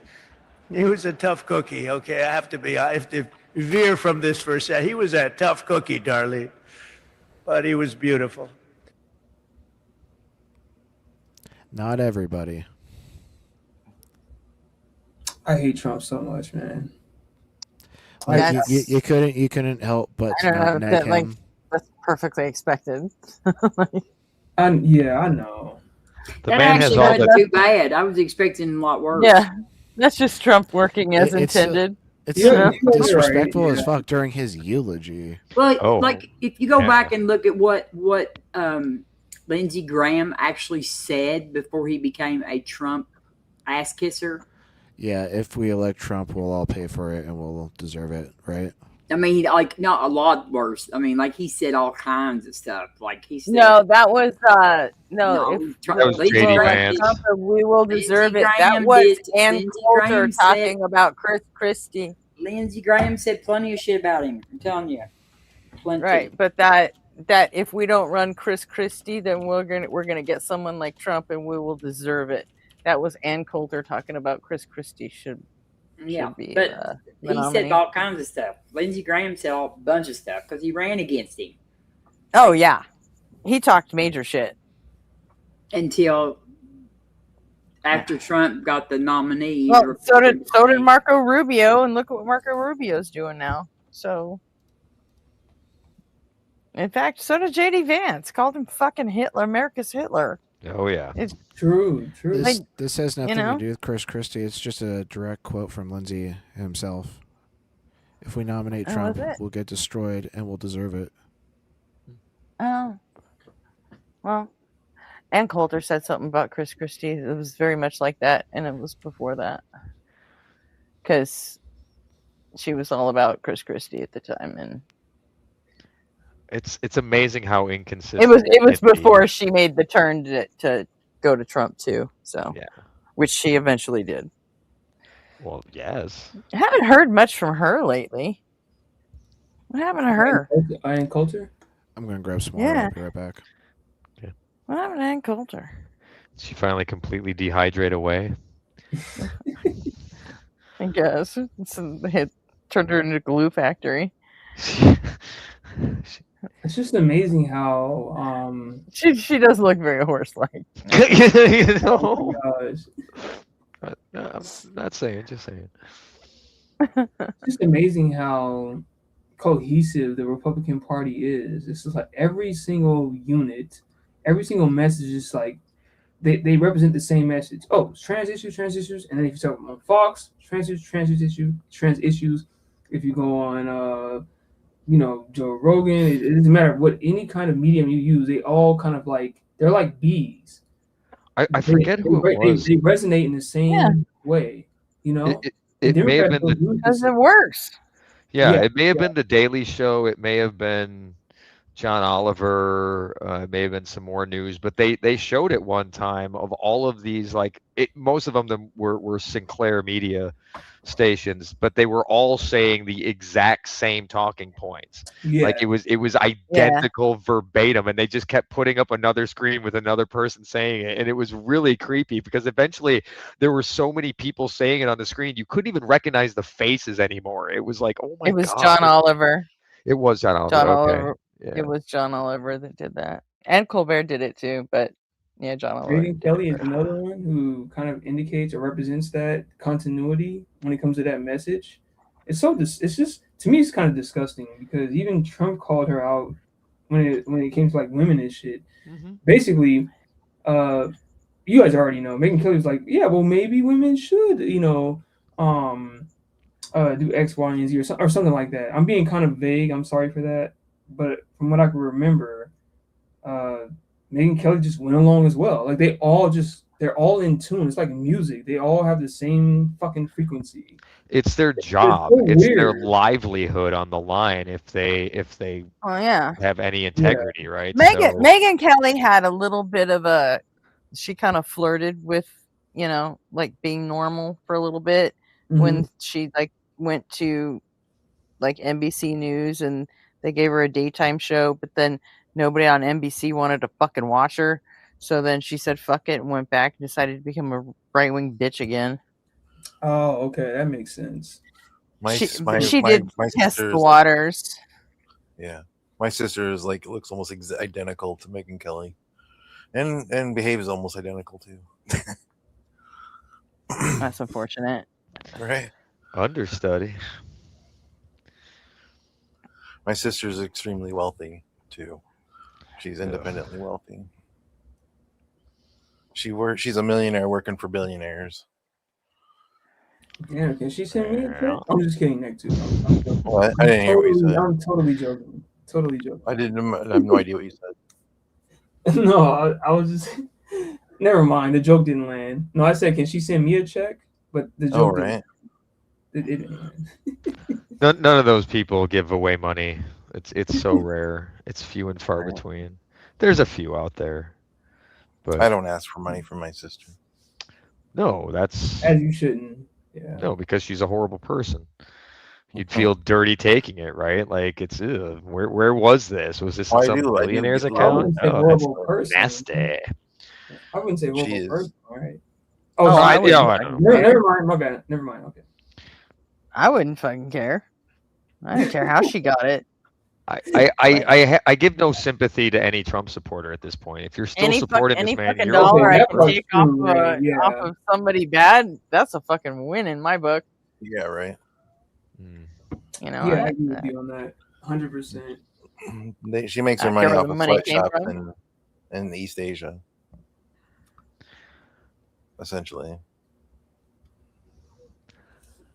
I do try to temper all of it. That sucks, but letting her keep it is like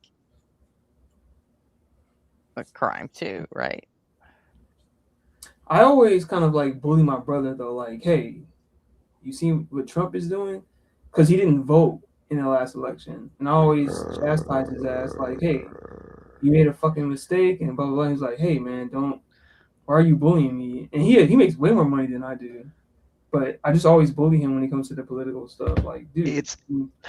It's so frustrating. I don't know. When people don't vote. I still haven't. I'm of two minds when it comes to people that just don't vote. Because, like, there are some people that they're like, dude, I don't fucking know. I don't follow this shit, and I don't want to.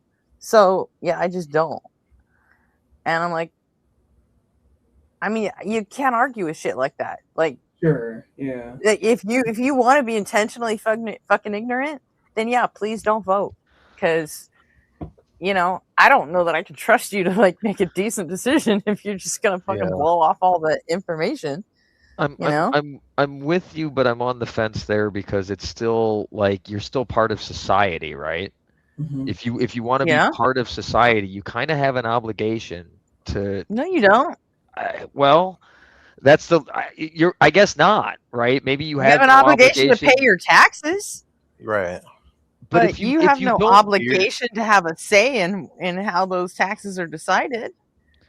They can't force you to. Well, okay. Let's say you don't have an obligation, but like it would be. I would consider it more of a moral obligation to care about where your money is going, right? Because they certainly care about it when they're How earning is it a moral obligation? How's it a moral obligation? Well, okay, demonstrate that. How your taxes are spent is going to influence. What's P1? How your taxes are spent is going to influence how your society develops. I'm joking. And if you're not voting for people who are going to promote like education and the things that matters, you're actively voting for the things that, or by your absence of voting for those things, you could be perpetuating the things that are going to cause your success to collapse. Because as soon as we don't have educated people or the resources to do things, that's what happens. And if you don't participate in it, then your lack of participation might as well be acceptance of it.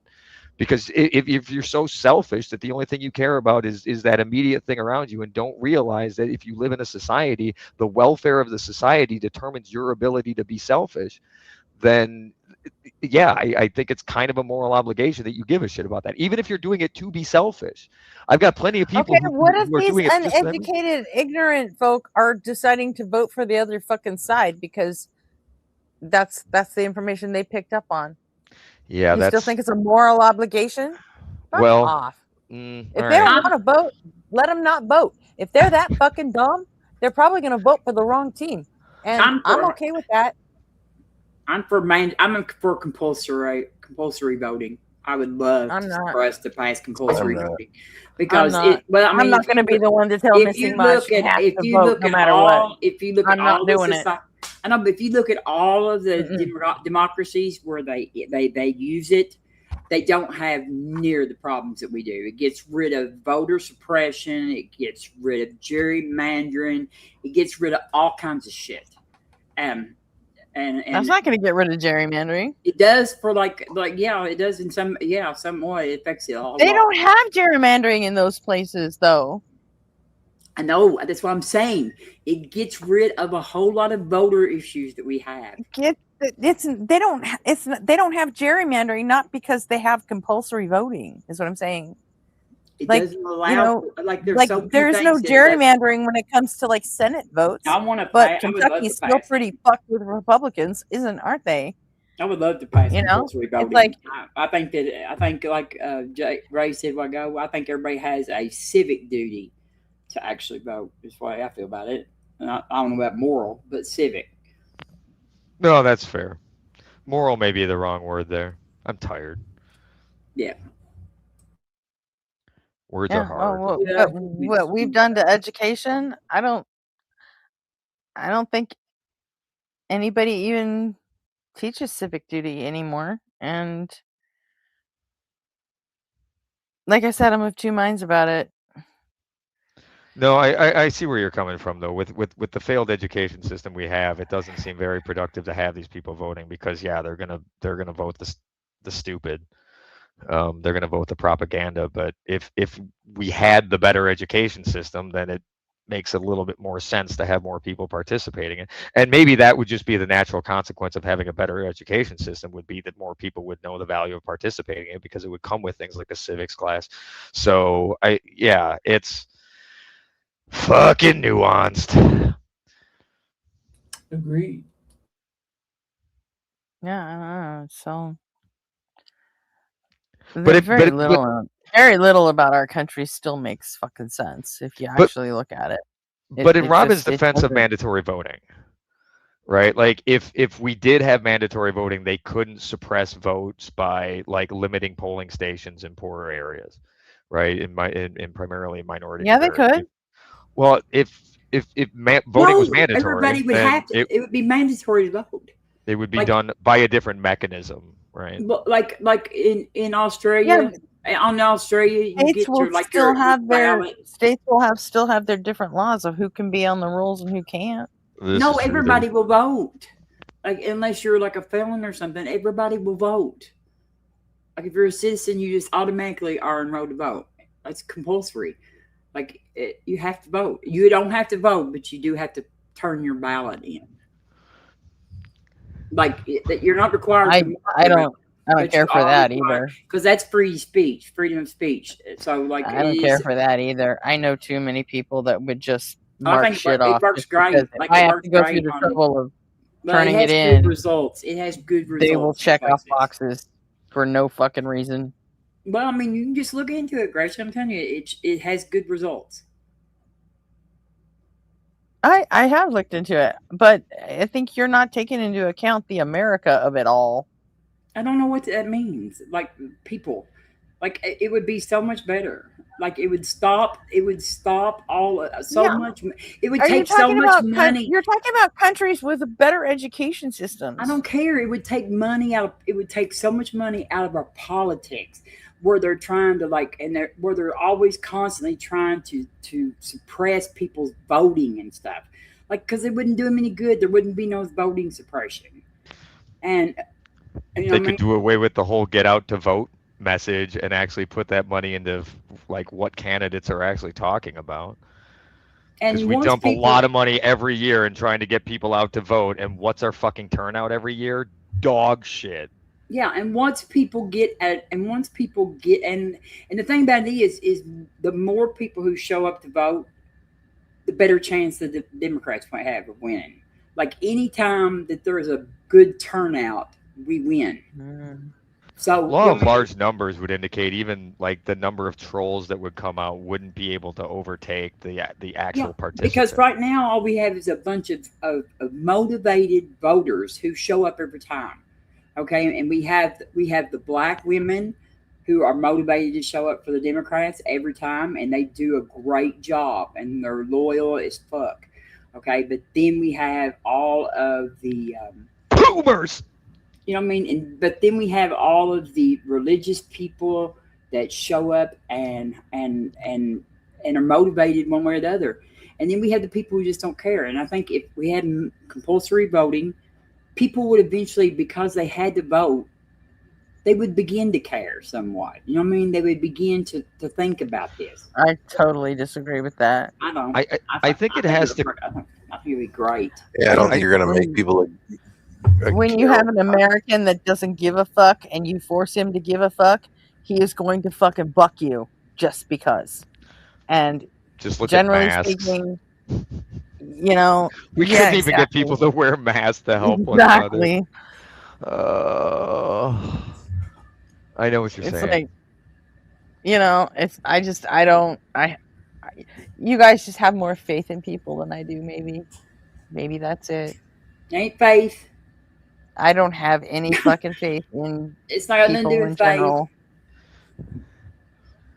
It's kind of okay. I have zero fucking belief in people. How about that? Well, I mean, just like you just kind of got to know, like people's mindset. You know what I mean? Confidence. Like psychology. I'm pretty good. I'm sociology. You know, yeah, I got a degree in that shit. Remember? I know.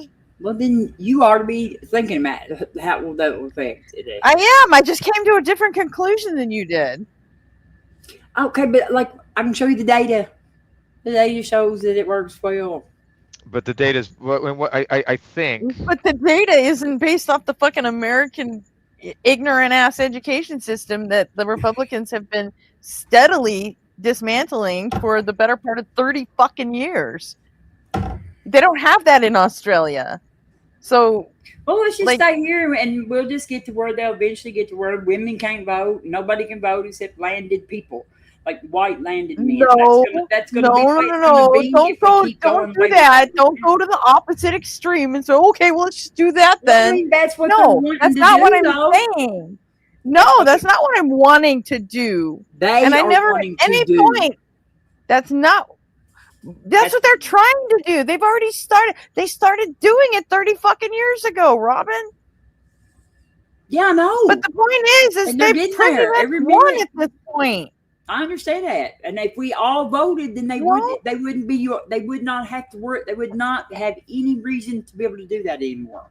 I think we could do it. See, like now, with baby steps. Eric, you might be onto something there. Fucking give them an Applebee's gift card, and then you get people voting. You could make it they punitive. got something for it. You know, it's like you could do it through a service. Really, like when the LA County Sheriff's Department does the gun buybacks every year.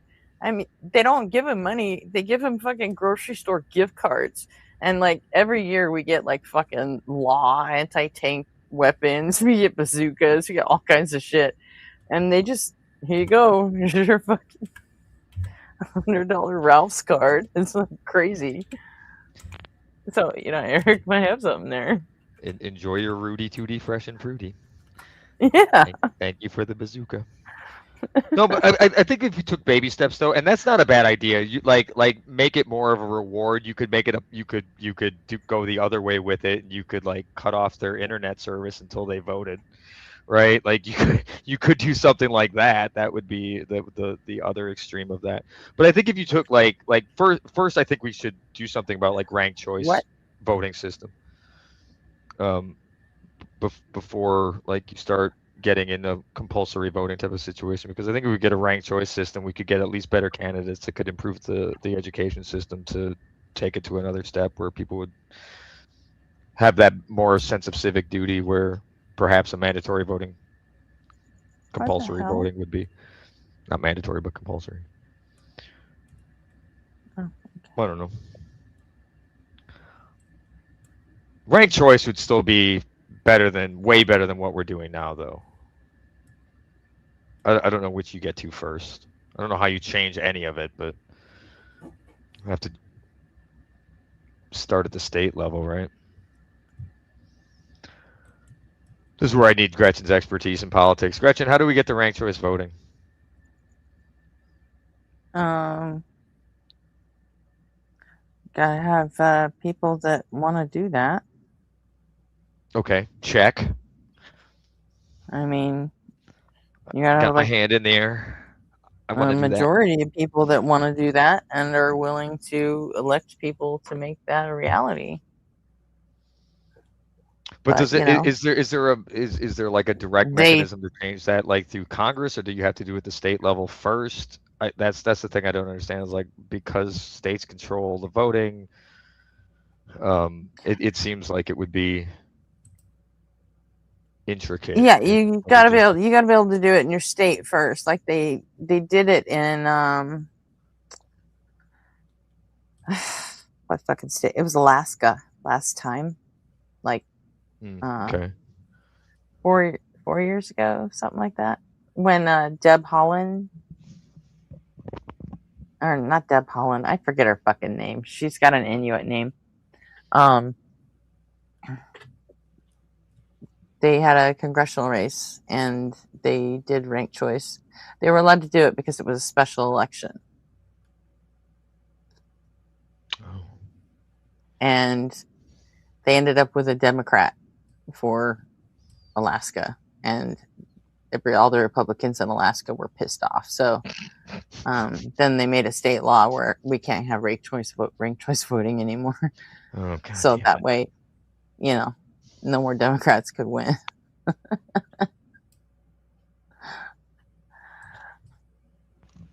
Okay, going back to why we can't have nice things. Yeah, but I mean, like, if you could get like the New York, the primaries for New York, they started doing ranked choice voting, but I don't think they do it for the general election, just for the primary.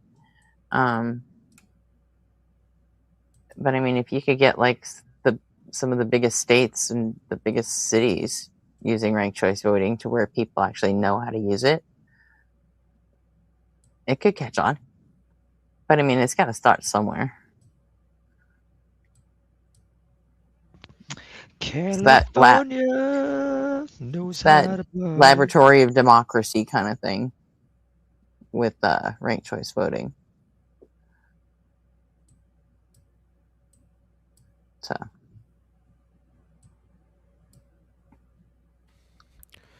All right, I'm back. Is ranked choice preferential voting? You want to bring up something to watch? Yes, sure. Hayden? What, RP? I think. So sure. Let's look at the playlist. Golden Arm, fucking stop! He's still messaging you. Yes, he is. What a psychopath. He's still listening? He is. Oh, hey, Eric. I didn't notice he was here. And since we banned him from chat, he's just fucking loading them with my DMs with whatever he wants to fucking say. Is he? How drunk is he? How can you tell how drunk he is from the chat, from the text? No, I can't. If only there was like a filter for that. Like it would do a pass through and slur a bunch of the words. Yeah, of course you think voter ID is recommended over compulsory voting, fucking Golden Arm. Nobody fucking cares. I'm gonna have to mute my DMs again. Of course, Golden Arm's in favor of limiting people's capacity to have a say in how their government works. He thinks compulsory voting infringes on free speech. Your guests are attacking the Constitution. Voter ID is recommended over compulsory voting. Just shut up, dude. Just shut up. Attacking free speech. Okay, we're just pulling amendments out of our ass. I think I'm violating the Second Amendment. The fuck?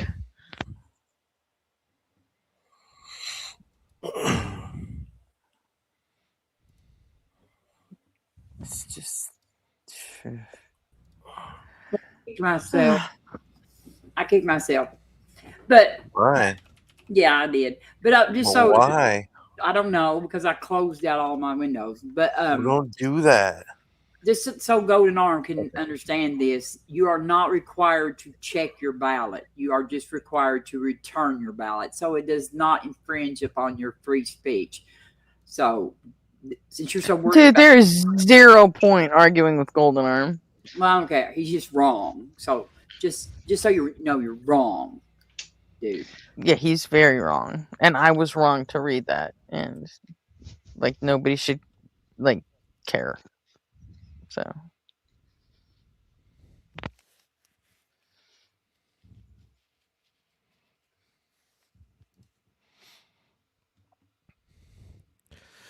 All right, so the videos I've pulled up.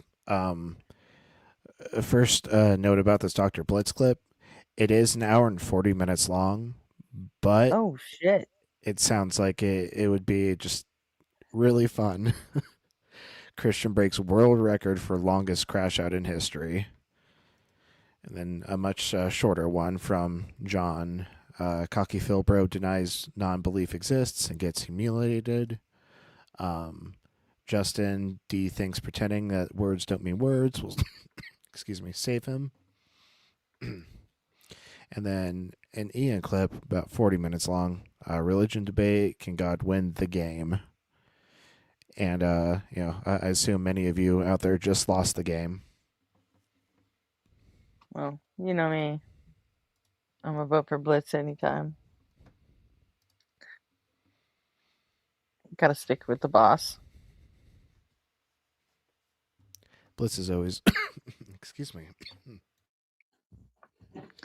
Blitz is always a good time.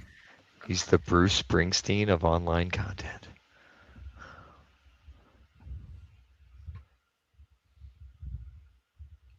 I don't think that's the case, though. Oh, I can tell Austin and Eric both lost. On like the first or second day that I ever watched a Blitz stream, I asked him why his name was Blitz, and he told me that he couldn't tell me. Like during the show, he said it was a secret. Well, the cat's out of that bag. Right? Austin, I don't know. Do you consider psychology a real science? I mean, it's not like I guess it's a behavioral science, so yeah. It's science. No. I've got degrees in psychology, linguistics, Russian studies, and business.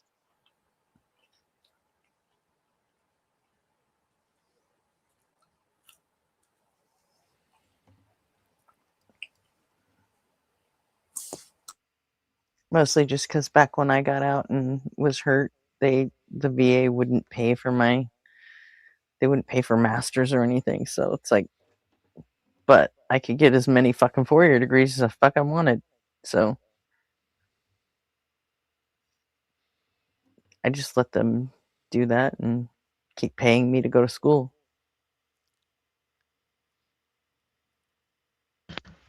We should give everyone that deal.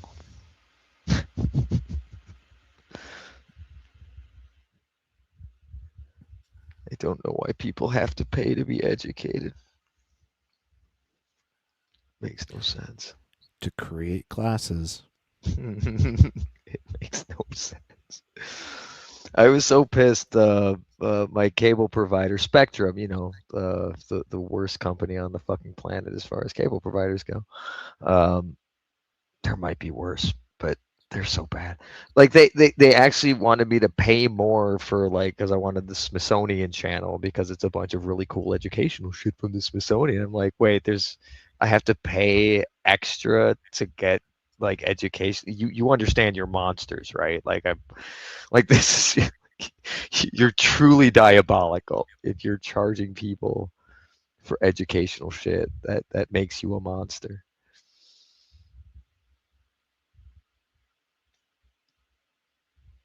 I have to get 50 channels I don't want and then pay extra for the ones that I do, those packages. It's just irritating.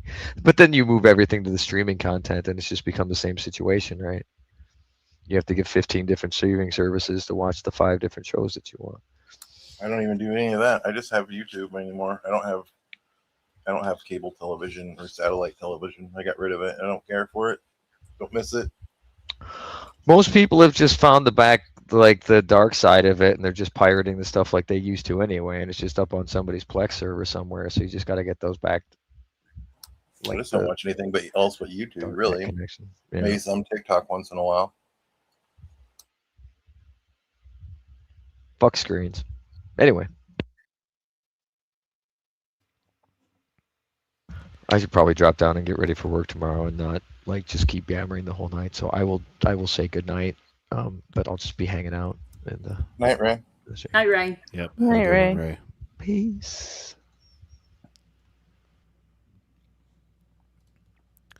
All right. Here, let me make sure we get past the coming up. Thank you. Here we go. All right, let's dive in. How's it going? Oh, hey, can you hear me? I can. Yeah. Okay. Oh, cool. How you doing? I'm doing all right. Harbinger, do you believe in God? I do. Oh, it's I'm a Harbinger. born-again Christian. Oh, I fucking used to be hell. atheist. I'm unfamiliar with them. Are they a Oh God, locale? I was there on the day. Oh my God.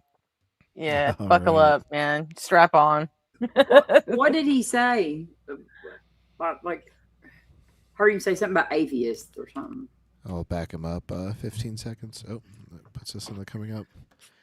I'm going to play this, but then I have to run upstairs and flip something in the oven. It'll be like 30 seconds, so I'll be right back. Me? I can. Yeah. Okay. Oh, cool. How you doing? I'm doing all right. Harbinger, do you believe in God?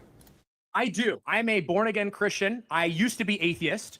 Okay. I've never done any drugs in my life before. I had a this guy. supernatural encounter. And since then, I've had more supernatural encounters in my life than I can even count. And where I stand currently right now is that with the exploration and advancement within science, I think that atheism and our understanding consciousness and frequency and vibration and all the above, I think that in the next few years, agnosticism will become the popular ideology, maybe not necessarily Christianity. But I think atheism is a dying breed, and I think will be looked at as unreasonable to believe in the years to come. Okay, why do you think Oh, so? Blaster's here. Hey, Blaster. Yeah, that's a good question. I What is like frequency? Actually, before you Oh, begin, some I just want to wishful point out that atheism, not only is it not a dying breed, it's actually one of the fastest growing affiliations in the West. yeah, I mean, I would Hoping. I would point to I'd actually say agnosticism was. Well, unaffiliated, right? So not affiliated with any religion, not a believer in God, for example. Well, I mean, what other religion, what other ideology could be propagated faster than an ideology that doesn't believe in anything? Is there any other ideology that doesn't? So then, it's just not a dying belief system. Well, I'm saying right? you have no competitors, so how would you say it's not Well, no, dying? I mean the competitors are like things like Christianity and Islam and Hinduism. These are competitors. Right, but you're saying of people that don't believe in anything. Okay, I get what you mean. I don't Don't believe I don't in want to take up your anything. time on that because That's I get fine, that that's you're a busy guy. My question to you would be, Like, how would you? what He do was saying, you consider, trying to because say I'm like not going to go for other the atheists low-hanging should fruit compete with of other atheists. nothing created everything within Makes no sense. fine-tuning of the universe. I love when they 'cause straw I think me and always I think probably I haven't watched for a long period of time, but I think that'd probably be boring because probably a lot of people have brought that up on your live. My question to you is, I heard you before said I don't believe in anything supernatural. And not my about question to half, you would because be, this is a what would stupid you fucking consider point. is supernatural? I mean, there's kind of a colloquial notion where supernatural things are those things which are not even in principle explainable or describable. All right, I'm back. Has he said anything super crazy yet? Oh yeah. Uh-huh. Atheists don't what? believe in anything. We just don't believe in anything. We believe the universe made itself, and we're dying breed. Yeah, atheists are dying breed because we don't have any competitors. Like what? Because there's not very many people that don't believe in anything. Yeah. Okay. And he's never done drugs, by the way. He made sure to tell us that before he talked about his supernatural experiences. He's never done drugs. even though he's talking 900 miles an hour, like he's done like Yeah, good like point. a couple of pounds of cocaine before he caught in. Speaking of that, I'm gonna go smoke a cigarette. Oh my I thought god. you said you were gonna go But smoke some you know, cocaine. I remember this guy was like a fucking super chat bonanza. It was nuts. Do you remember the day that it happened? Because it might be No, more I- entertaining to have the live chat up. I'll see if I can find it. yeah, that's what I said. He sounds like he's on coke. That's exactly what I said. He said, never done drugs in my life. And he's talking 90 miles an hour. And I don't know, something about running into a room and saying, I've never done drugs in my life is kind of odd, I think.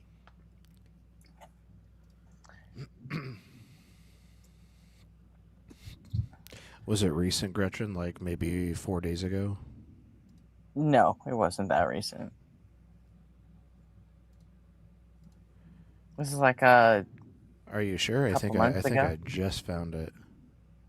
Did you? Yeah, it says Harbinger here.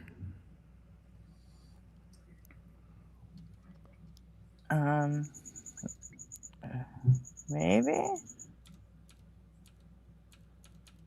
I guess it's possible. I'm like so fucking far out of it with me staying up all night doing this. I don't know. I guess shit isn't filing in the right order these days. It could be. Let's bring up Harbinger. Harbinger? Is that how I spell it? Harbinger. How's it going? Is There he is. Yeah, that's the right name.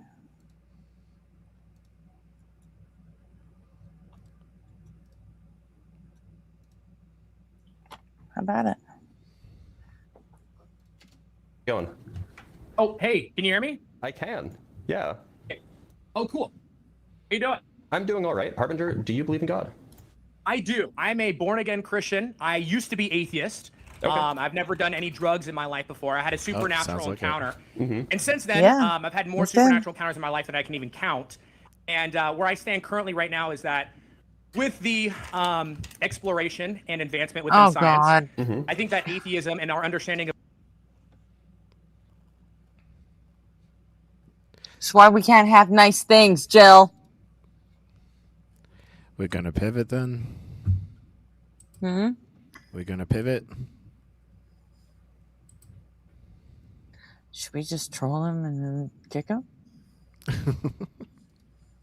Count for one of these. I'm gonna get 2 down. days. I'm gonna get off here. Are you running from Jill? No, I'm not running Robin? from Jill. I have a debate that and I don't want to get into it with him. I'm not no. She's running. All right, bring him up, asshole. Come on. You are running. You are running from Joe. No, I'm not running from you. I can't Nobody run. runs I'm in a from wheelchair. you, Jill. So here's the deal. The debate title. Nobody must be cares about that here, Jill. Hold on. Yeah, we don't give a hold on. shit about the debate title. If you came here to cry about a debate that's not happening on this channel, you can go away. Oh, okay. All right. Well, I'll email. Yeah, you've known that's the Get you, fucking rule for a long that's- fucking time. that's all- Ever that's since all we you let came you to talk set this fucking thing up. Why? You're not using my fucking channel for your affairs on other fucking channels. If Okay. that's the case, you know what? You're just no longer welcome here and get the fuck lost.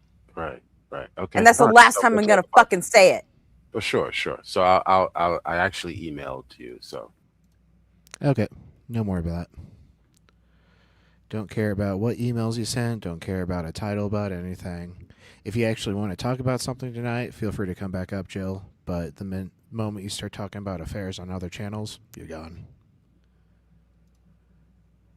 Hey, Wildheart, how you doing tonight? Hi, man. Good to see you. What's up, Wildheart? Okay, he's How's back. it going? Jill, put You in know the back private chat what you You want know to what? talk about. No. Okay, Jill, you're back. This is your I never second talked appearance about for it. the I said I week. wasn't Enjoy it. It's your moment. Make it Make it count. I never said I was going to talk about the topic. I said I would drop it. So why was I kidding? You I don't care. immediately started talking I'm about just- emails. No, I'm I just didn't. letting Right, you email. know. I just said I emailed.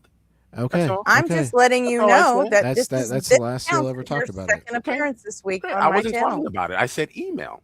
I said check your email. That's all. I will. Okay. Sheesh. So afraid of me. Jesus Christ. So what do you want, No, Jill? What did I do but we're answer all your tired. dumb We're questions tired about of the Bible? you. That's all I ever done was answer your dumb questions about the Bible. And that's all I can do. You've never given us a reason to actually believe the Bible's true. I don't really care if you believe or not.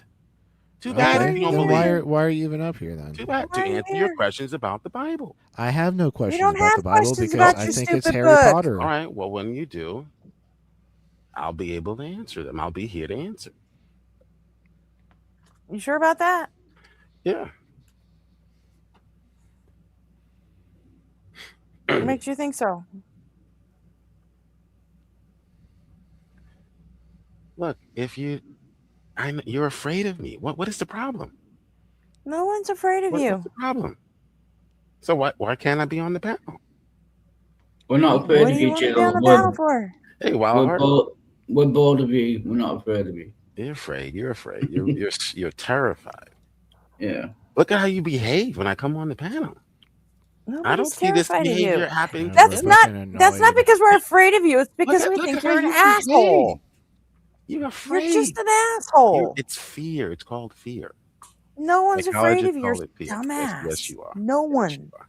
Okay. All right. So we're going to debate about how you're afraid of me, how much you're afraid of me. Not afraid.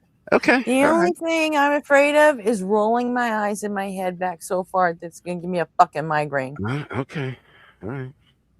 That's it. That's the only thing I'm afraid of when it comes to you. Okay. And I know you're going to ask about McTime at some point, but he hasn't been here in 2 weeks. I know. So. I know. I figured he wasn't coming back, so I just said I'll just use my 2 appearances. Mm-hmm.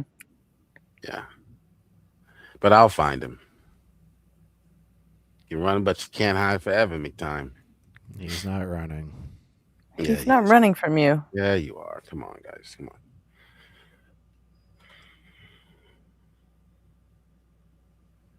Trust me, he's not running from you. Yes, he is. I pissed him off, not you. No. He's running. Austin. He used you as an excuse Hey, Austin. for me. No, he didn't. He didn't use me as an excuse. Yes. Because you know what? He's not a fucking asshole. So he He's a didn't man. actually tell me anything He's about. a man. I know men. But I'm a man. I know a man. I know a coward when I see one. He's a coward. Yeah, you probably. well, I'm a woman and I know an asshole when I see one. And Yeah, I know. You're, yeah, I know, you're an you asshole. wake up, you see a coward, you're like, oh, that's a everyone coward. has one, including yourself.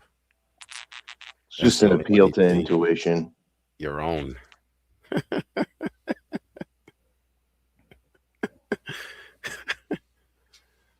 What's going on, Wild Heart?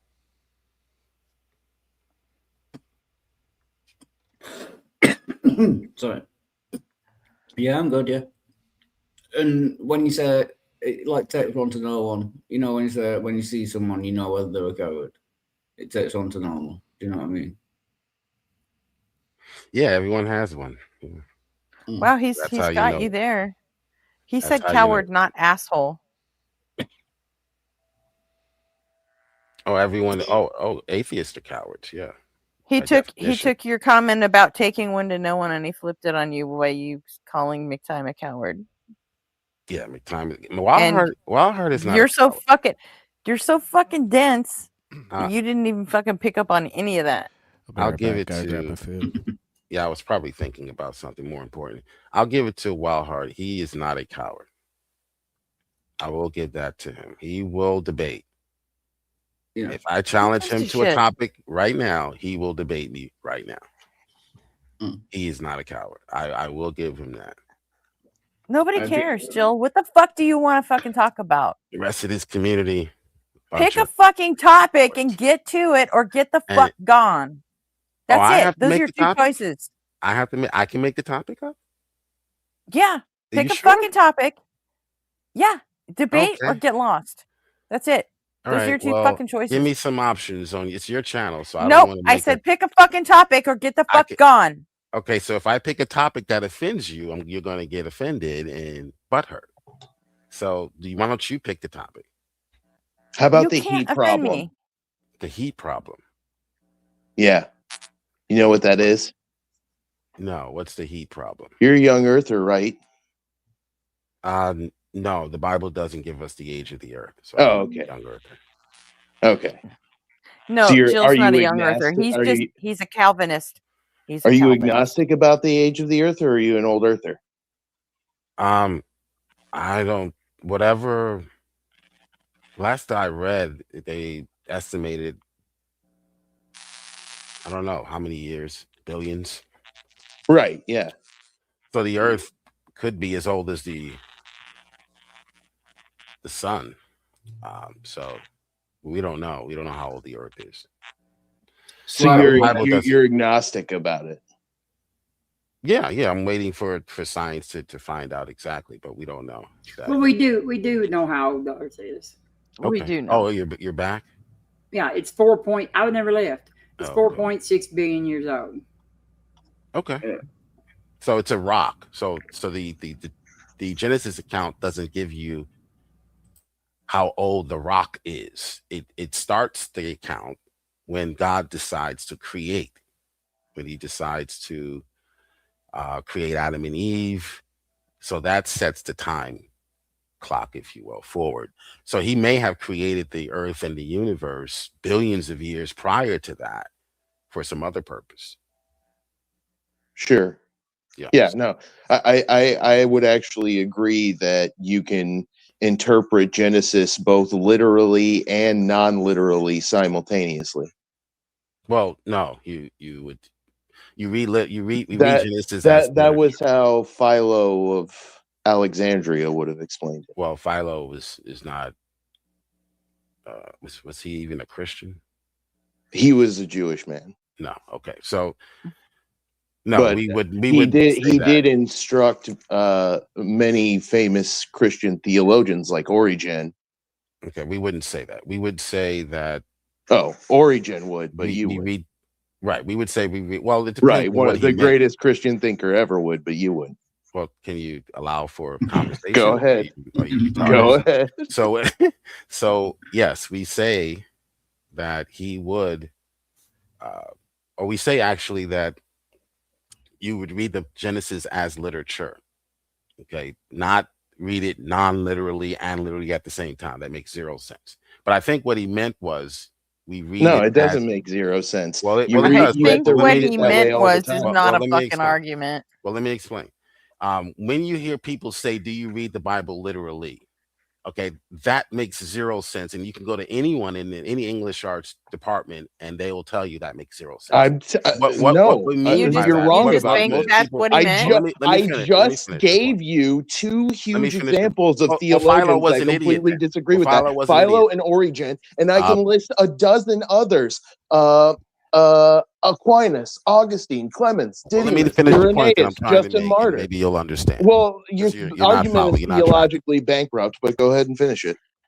Hey, when he starts his argument with, I think what he meant was, it doesn't even fucking count anymore. Maybe you'll track because you're not tracking what I'm saying. No. Can I finish the point?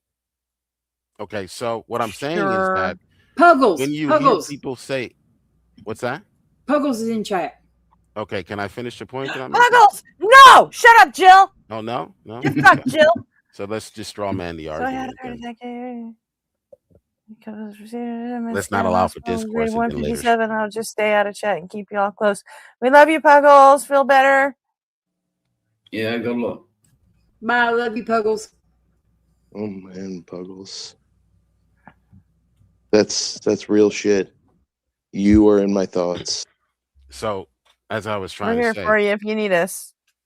Absolutely. Okay, so as I was trying to respond, when we say read the Bible literally, when people say that, you have to dig into what they mean. Okay, what they actually are saying is that you read the Bible as literature. So what Philo is saying is that when you see a genre like hyperbole, we read it as if it is hyperbole. We don't read it literally. When we see the author using metaphors, we read it as metaphorical. No, Philo is saying you history. can read it both literally and non-literally at the same time. Like when he Right, says, and I'm when trying to explain what that means. when you read that God is mighty, you don't think that means that God actually is like a jacked bodybuilder with a six-pack and huge biceps. You take That's it to called a mean metaphor. that Exactly what I was just explaining. Exactly. You take it to mean that God is a powerful spirit. It's not saying this literally. So you can read it both literally and non-literally at the same time, which is what Philo was always arguing. In fact, he argued that anybody who feels like they can never read it non-literally has a stilted understanding. Maybe the stuff written in the book is not what it seems, and I'm the only one who understands. I'll just ignore what it says because I can. I'm just making it up as I go along. Yeah, it's a choose your own adventure. Yeah, pretty much. Go ahead.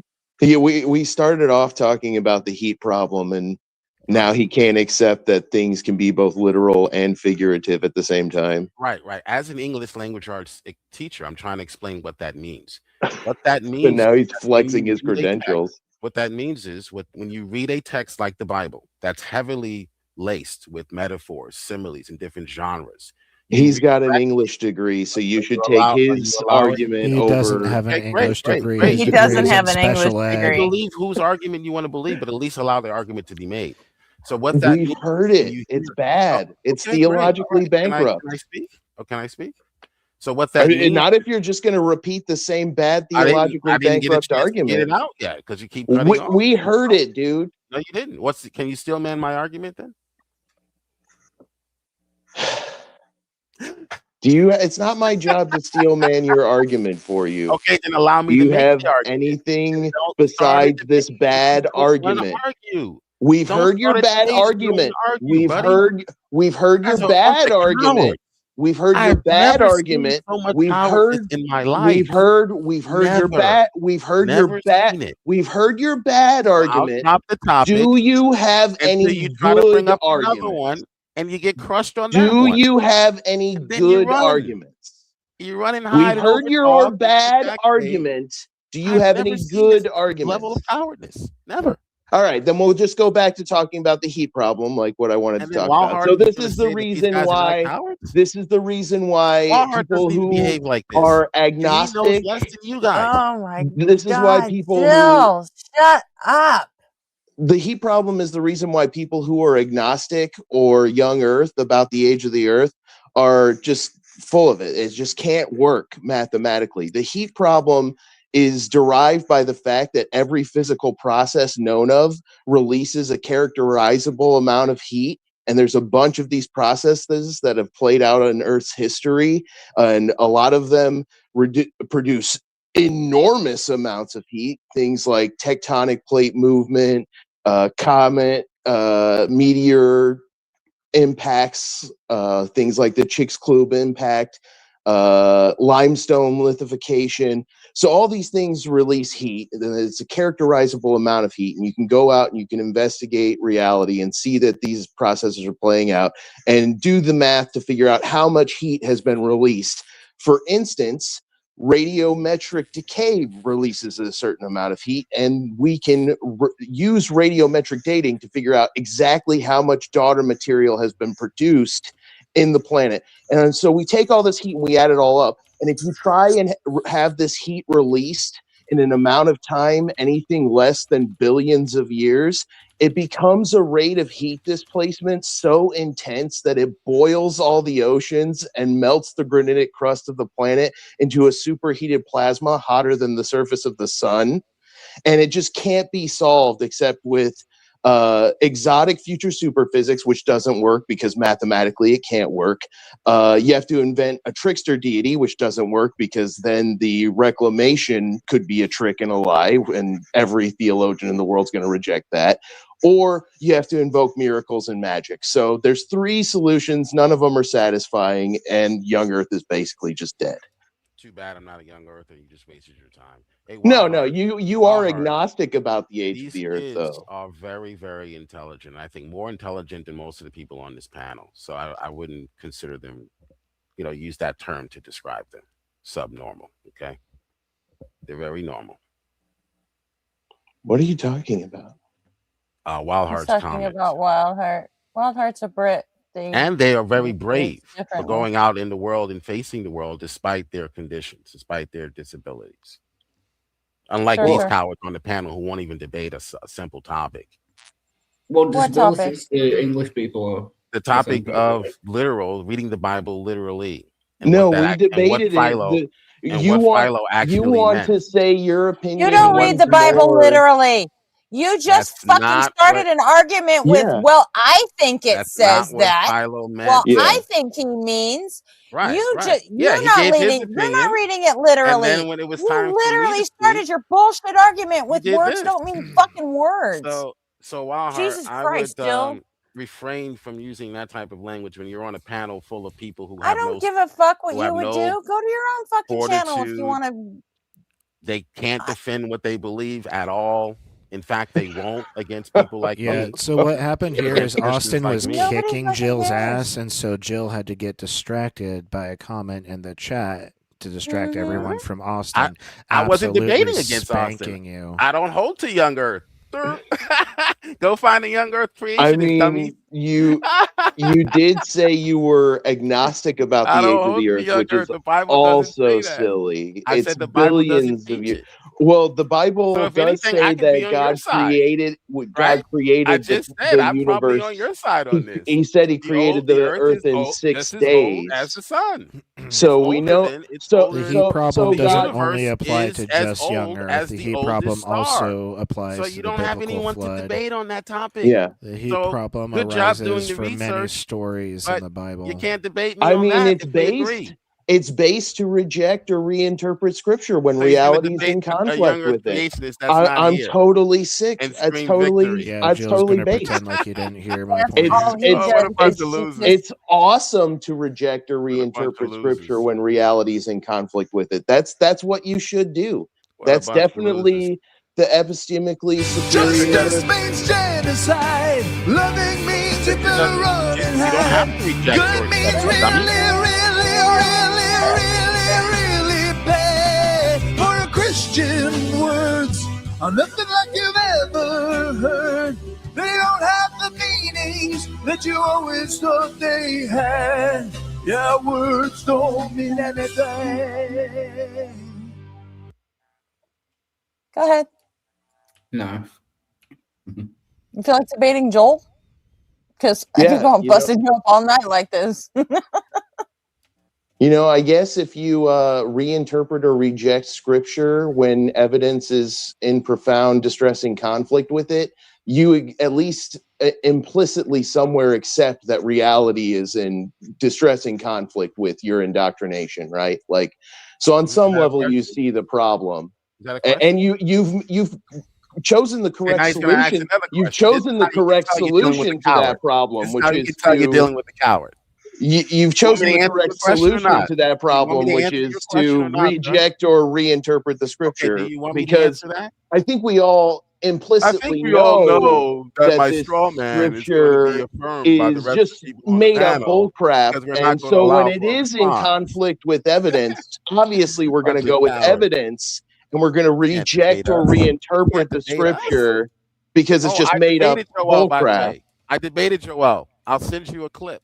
I debated him. He's a coward. Your Longoria is fascinating. I embarrassed him.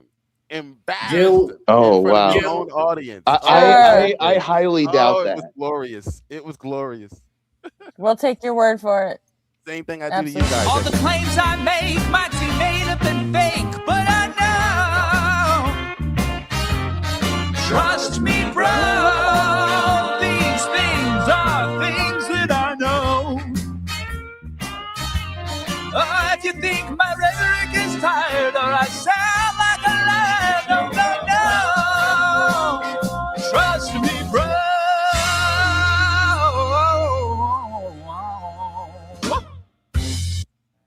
Jill, you're really good at answering my questions about the Bible, like you say your purpose to be here is. So I have another one. Let's get to the core of this. When evidence is in conflict with Scripture, you say reject or reinterpret Scripture. Why is that? We don't say that. We don't do that. Well, you've been. That's all you've said so far. That's all you've said so far is Scripture. Scripture says. Scripture says. Philo. Now you're embarrassing Scripture says that the planet was created in 6 days.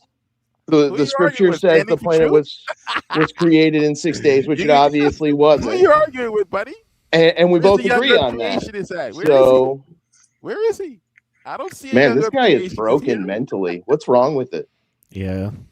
Yes, Uncle. That's happening. He's just a little. Actually read the Bible and respect what it says. I have a fucking Bible question for you. I'm begging. An atheist is begging you to answer a Bible question, and you don't want to fucking answer it. You want to make a fucking joke about me stammering through a word for half a second. I debated Genesis 6. So, motherfucker, answer the Bible question. When evidence is in conflict with your interpretation of your Scripture here. That's why Fuckwit. Hey, Fuckwit, who says he's here to answer Bible questions. Here's a Bible question for you, motherfucker. Trying to debate a young earth creationist that doesn't exist on the channel. Fuckwit. The question is for you, Fuckwit. What a loser. See if you can follow it. When reality is in conflict with your Scripture, you clearly choose to reinterpret or reject your Scripture and go with the reality, the evidence. So why do you do that? Why is that the right choice to do scripturally? Interesting. Cowards.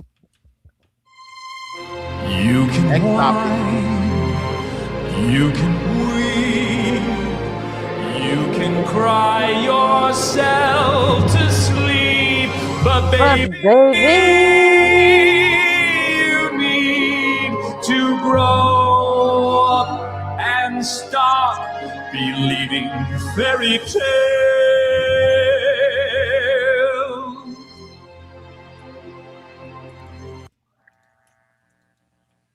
You were saying?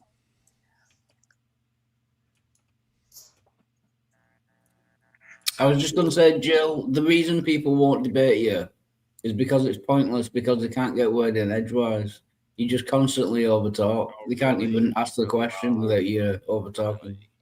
Come on, that's not what's going on here. You can't beat Joel. For sure. You're a very toxic individual. Joel is dunking on Jill. You are a vile piece of shit. Go Bill. He allowed me on until he learned. Honestly, I'm glad people engage you and get you to reveal what a vile piece of shit you are, because then they associate this kind of behavior with your cult behavior over here. Same pattern. Nothing's changed. You're an atheist. That's how atheism works. All right. So,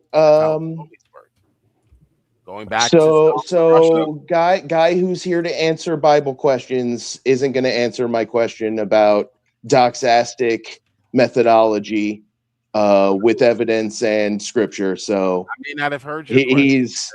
I asked it like 4 fucking times. What was the question? What was the question?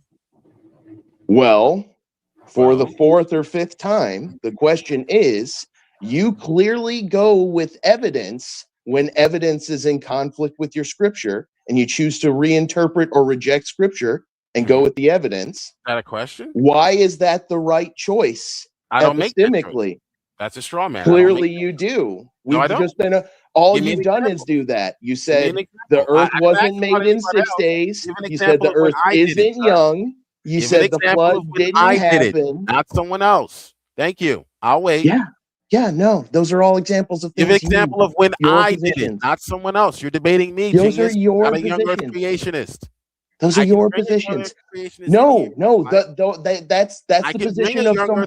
No, dude, you're not tracking. You're not tracking. You're not tracking. That is the position of somebody who reinterprets or rejects their Scripture instead of I can show you going back to reinterpreting or rejecting the evidence. Argue that the earth was old.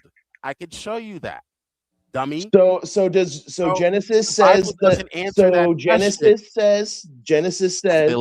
Genesis says that the earth was created. The earth was created in a matter of days. Can you shut the fuck up and let me finish a goddamn point? 4th century. Please hush, hush, little baby. Don't say a word.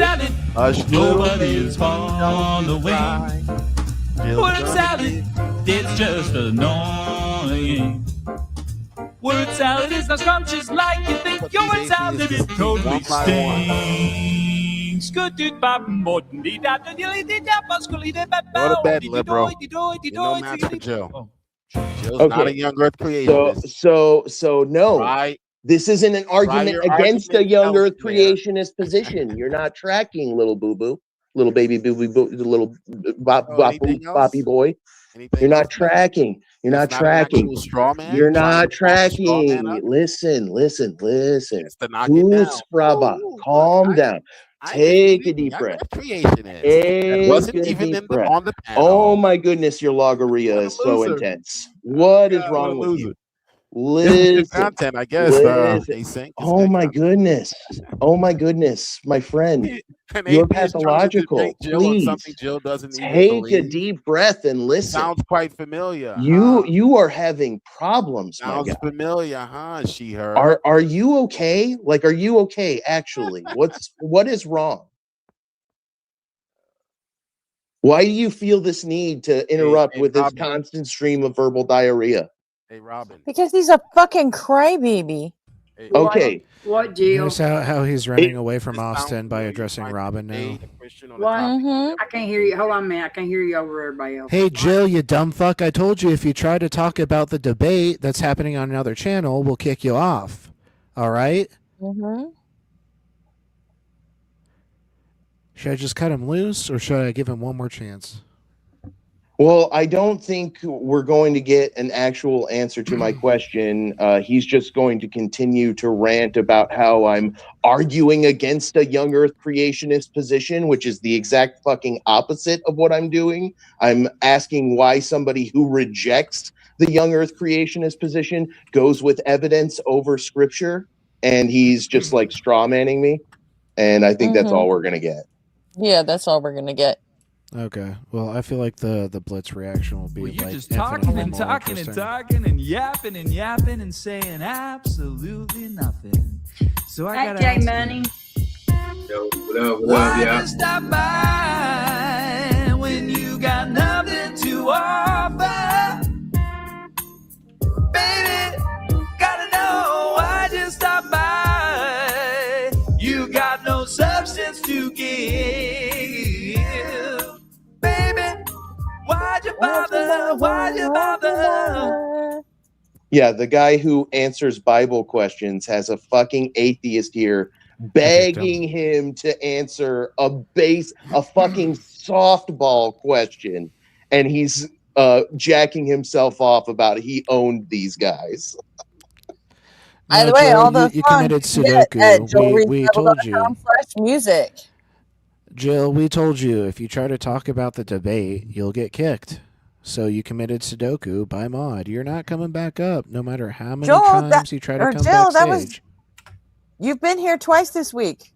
It was all within the last hour, but you've been here twice. You're done for the week. Sorry. Yep. Not sorry. You two can email about it. Absolutely poorly played. You chose poorly, my friend. Shout out to Puggles, man. That shit sucks, man. Hold your head, Puggles. Yes, that Joe really does have a song for everything. Yeah, our hearts go out to Puggles right now. 100%. Puggles is the GOAT. I'm sorry you had to be subjected to Jill. You didn't deserve that.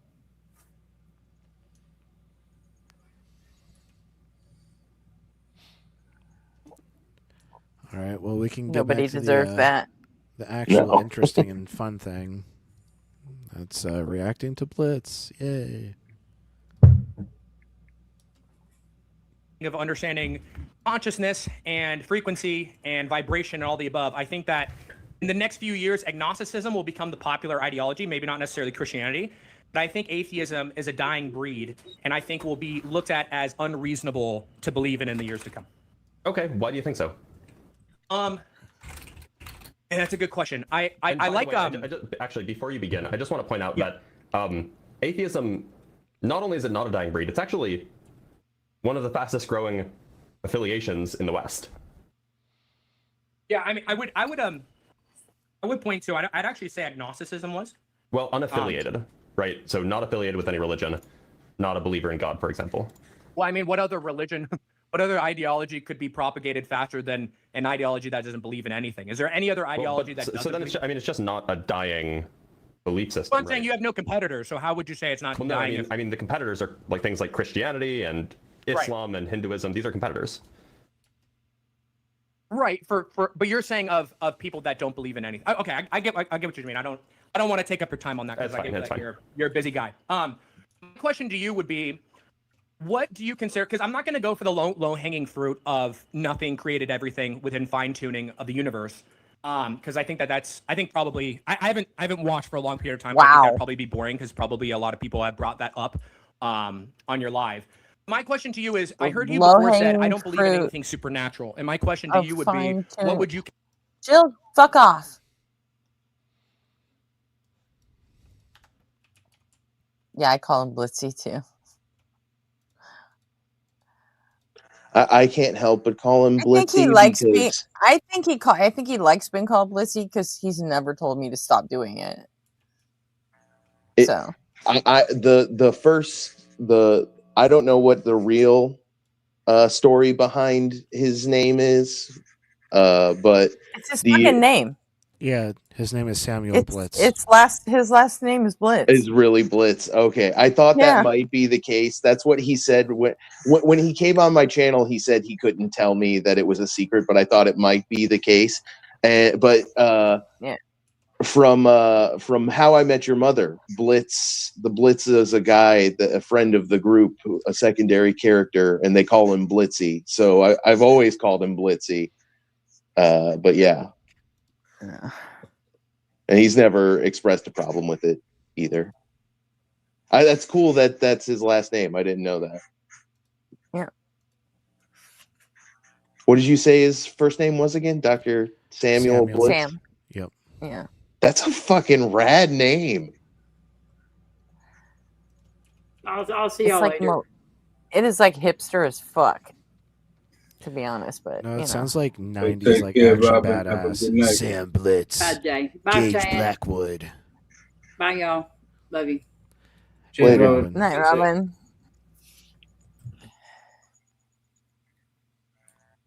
Max Power. That's the kind of energy Sam Blitz brings. Yeah, Max is another like hipster name. It's either like super old fashioned or super hipster. There are very few Sams and Maxes in my generation, you know. With the last name like name their kids that shit, you know. With the last name like Blitz or Power or Love, you can go into anything and sound awesome. Just as long as it's something that gives you like a title, like Officer Blitz, Sergeant Blitz, that would be rad. Lieutenant Power.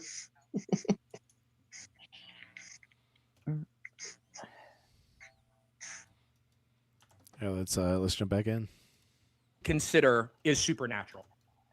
I mean, there's kind of a colloquial notion where supernatural things are those things which are not even in principle explainable or describable using, we might call them like laws of physics or, natural laws, whatever it might be. I think that if we're being super precise, I actually think that there's probably not a good definition of the supernatural that isn't that isn't just like trivially nothing. So, but when I say I don't believe in the supernatural, I don't think that there are things that are like outside of the, the kind of physical natural world, if you will. Okay. Now, I understand what you mean by that. So you're saying pretty much that our natural law, if our natural law were to be broken, or we were to observe something that didn't go by natural law, that would be so-and-so supernatural. And then my question to you would be, what is your... Okay. So What I would say, so my contention, and what I mean by I don't think that there's supernatural things, is that if something happened or we made some observation and it was in violation of some natural law, what I would think would be the case is that actually there's just some deeper natural law. We haven't figured it out yet, but there's some deeper natural law that accounts for whatever we observed. Okay, so within that possibility of there being a deeper understanding of natural law, would that open up the door in your ideology for agnosticism? Because, or maybe I just don't have, because I've run into a bunch of atheists that their understanding of atheism is a little bit different. Is your understanding of where it is currently, you don't believe that God exists, but there is a possibility of God existing? Or are you saying at this point in time, you don't believe in God unless there were to be some type of information put forth to you that would convince you otherwise? It depends on the God claim. I think that It depends on the God claim, big time. Like if you're claiming a Spinoza's naturalistic hidden deity that's indiscernible in its difference from just the universe doing what the universe does, well, fucking A, you can't falsify that. So, I'm agnostic about that. I'm indifferent. Yeah, Spinoza's God is just a fucking cope, really. Right, exactly. If you're claiming the fucking God from the Old Testament that reached into the dirt and shaped a human with his somehow human-looking hands and then breathed life into it, no, that's not even a logical possibility. So, no, I don't think that's possible.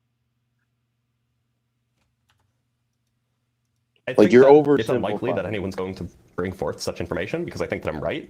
But obviously, I've thought I'm right about other things in the past, and I've been wrong about them. So it's possible that I'm wrong about this. I don't think it's likely, but I think it's possible.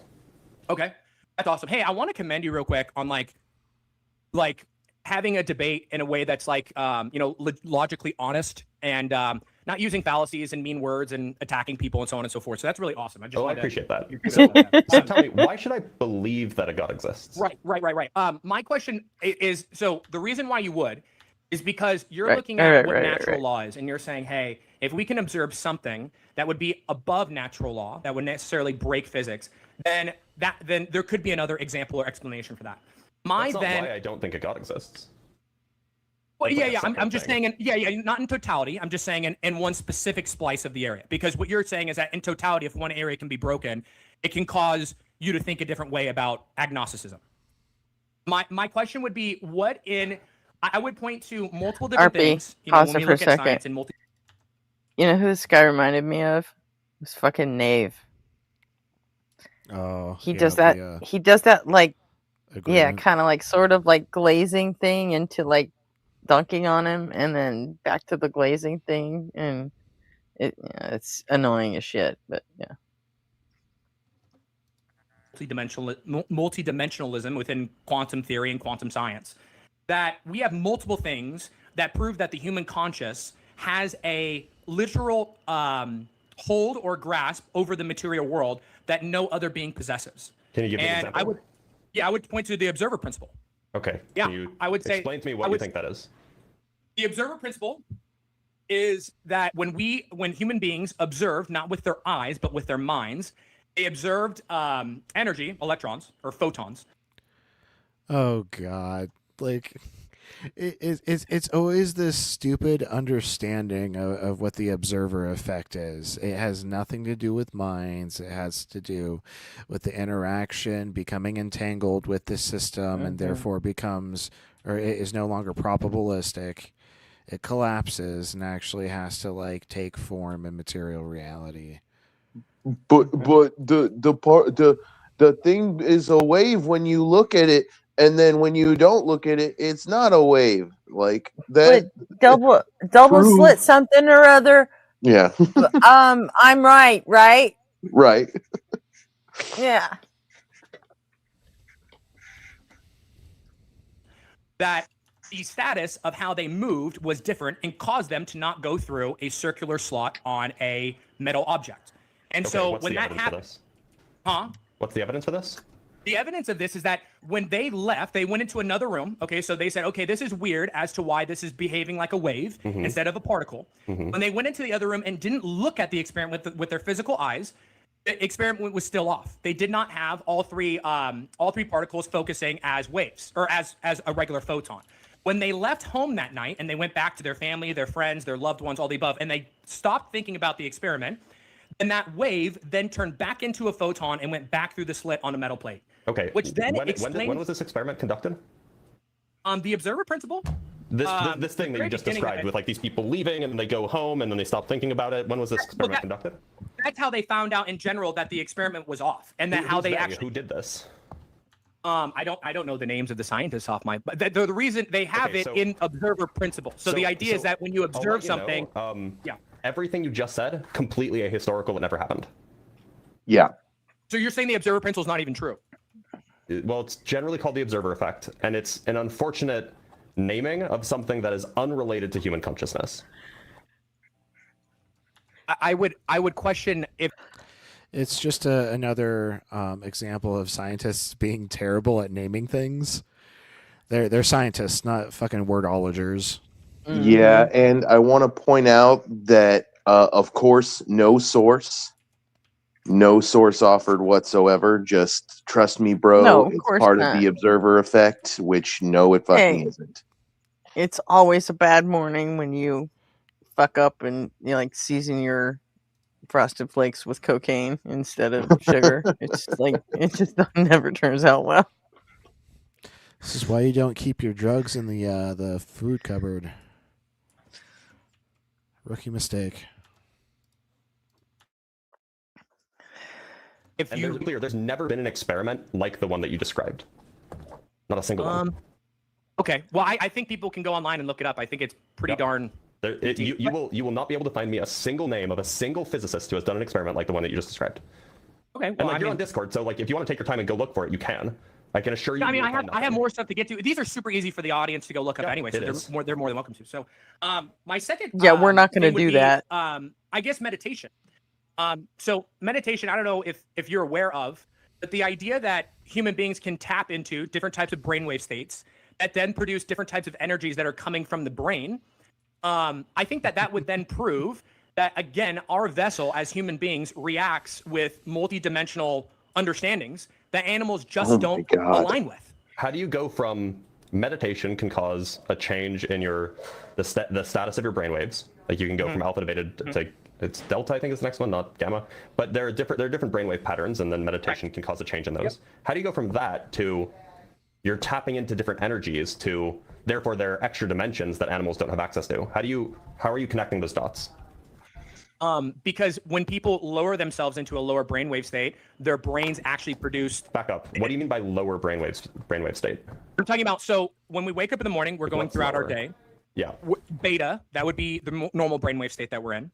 Below that is alpha, and then you get into theta, which is like a deep REM sleep, and then you have delta and gamma. And delta and gamma what makes one lower than the other? It's just slower. It's more impactful, I would say. You're talking about the frequency of the oscillations, perhaps. Correct. Yes. Okay. So when you go from a higher frequency, like the oscillations of your electromagnetic or of your brainwaves, which are things for everybody who's watching, these are things. Brainwaves are an actual thing that you can measure. When the frequency dips down, what happens next? What does this have to do with energies? Because I agree that meditation can change that behavior. Well, yeah, I mean, I would actually tell you that if you took, like, I know that you have a bunch of study in the area that you work. If you took 3 days where you sat in a room alone, you got a box fan, you turn it up real loud, you got a mask, and you put it on. If you sat there for, let's say, 8 hours a day, okay, this is just 3 days. Now, mind you, all of your work, how much you've studied, you've done, has probably been years.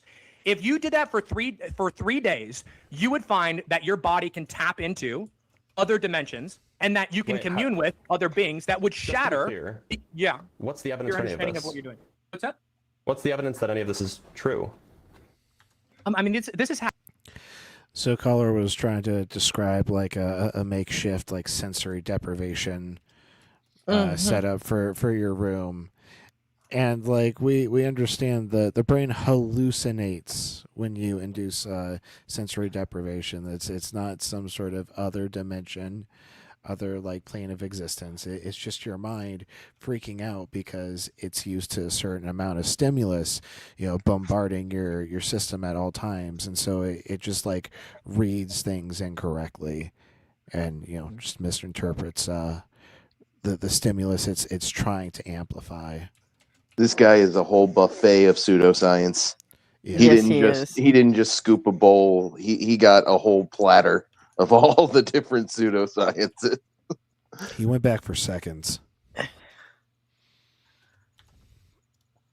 Happened to, I mean, this has happened to people all throughout the world. I mean, are you saying that my evidence would be that it would be chemical rather than spiritual, or what do you mean? I don't even know, like, you're saying that there's extra dimensions. What are the grounds for thinking that there are extra dimensions? I mean, like a 4D, 5D, and 6D state? Did you say state or space? Space. Yeah, what is the evidence that such things exist? That there, I would say that you can most access? modern scientists, I think that most scientists believe that. Okay, could you name I me mean, if like we three? were Really? What's up? Could you name me three? No, I wouldn't be able to name you Okay, scientists. so the scientists who believe this are string theorists. Okay. That's it. And they're a tiny, tiny minority. Well, what would you say about physicists. CERN? Have you heard of CERN before? Yes. Okay. I know people who work there. Does CERN have to do with any of this?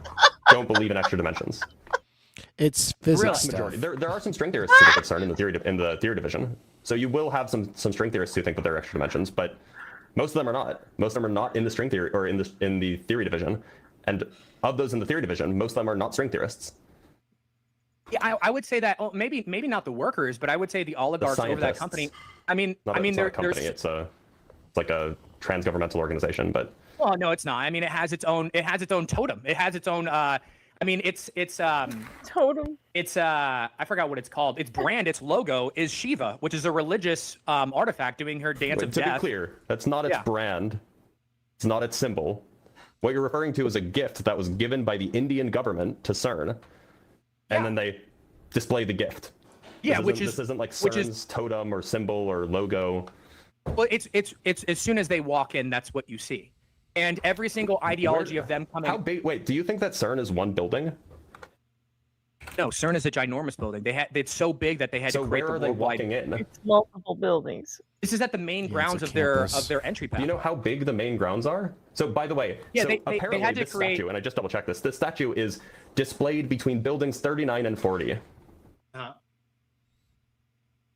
Okay, so why would they have a religious artifact that's Because it was representing gifted on to their them ground? by the Indian government. Okay, so just if someone gifts somebody, that doesn't mean that necessarily that they have to put it on their building. It's a beautiful statue. Oh Why my wouldn't they? god! It's a beautiful statue. It's Shiva doing the dance of destruction before she destroys the world. Wait, so are you telling me that the statue This is is just not an excellent piece of argument art? from incredulity. No, I would never. You don't think that? And I'm just Okay, showing if you everybody, had can't if do you this, had but a I'm just showing everybody. statue You of don't a think that this woman, is like a beautiful piece of art? Like I think No, this if you is, had this a- is like incredible. if you had a woman cutting open a baby and bleeding, and that was a statue, give it to you, would that be a beautiful piece of art? Well, that you would it- want it to hang up depends in on your the house? quality of the art, but to be What clear, the the statue fuck is is- not destroying the world. The statue is Dude, this guy's brain is like a fucking What little. brain? It's a little yapping chihuahua that's just like. Mecha sheep. Fucking hell.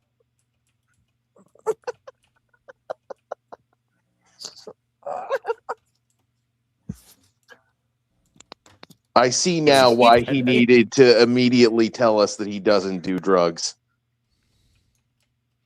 I'm still unconvinced. Yeah, a little bit. It's her dance to be of clear, death. To be clear, It's it's her- not. It's depicting the cosmic dance, which symbolizes the eternal cycle of creation, preservation, Exactly, and when she destruction. destroys the cosmos. And creation and preservation, a cycle, if you will. It's almost like CERN is two overlapping circles or several overlapping circles. So a cycle would be a good symbol for that. I mean, yeah, a cycle would be a good area of the cycle. So you know that you know that they would do be you wear a cross? you know that they would be submitting to a being creating a universe within Oh your my understanding, fucking right? god. Do I wear a cross? Yeah. No, I do not. But do you think that when people do wear crosses, it's disgusting because it's literally a torture device? No. Okay, why not? Because the aftermath of it is victory. It's setting human beings free from enslavement and sin that they've done from the very Yeah, beginning. but it's a depiction of a torture device. Right. Yeah, depiction of a So torture it's device disgusting. that was necessary to free all humanity. Okay, and what the statue of Shiva is depicting is an eternal cycle of creation, preservation, and destruction, meaning that destruction is necessary for subsequent not to creation. Beings, to universes, not to human beings at all. It's anti-human. Okay, but the point is it's still describing a necessary part of it is a necessary destruction for the next creation. Can we pause for a second? This motherfucker thinks that putting up a statue to Shiva is fucking sending energy to an entity. Is this one of these motherfuckers that thinks like Harry Potter magic is real and that it's a cult and you're going to piss God off if you say Wingardium Leviosa and try to make something levitate? Or probably. Oh my good fucking God.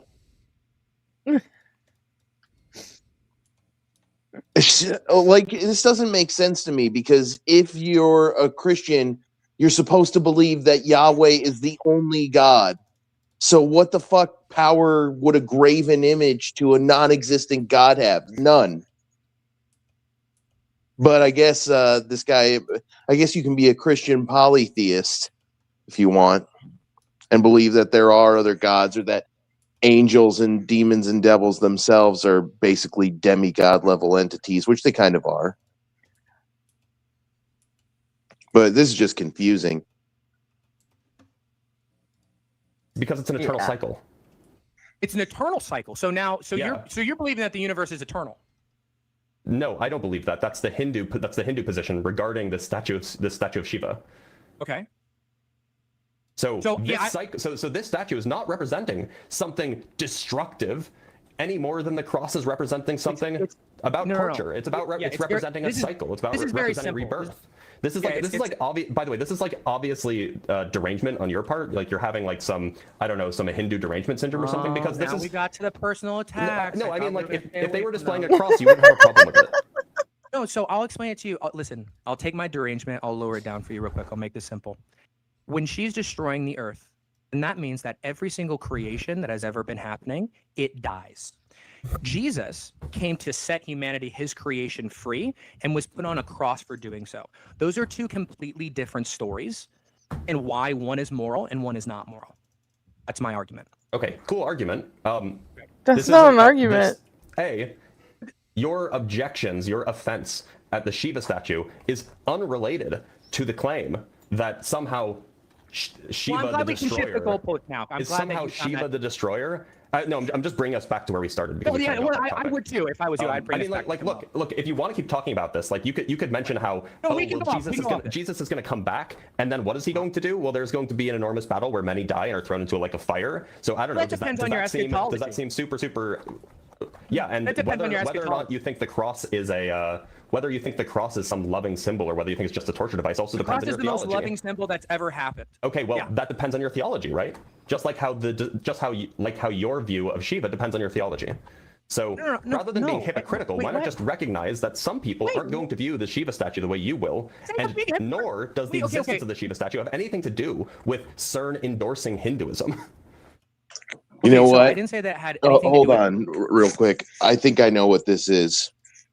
And this is a very tired trope. This is scientists are evil and pagan and satanic, and they're communist and want to make a one world government.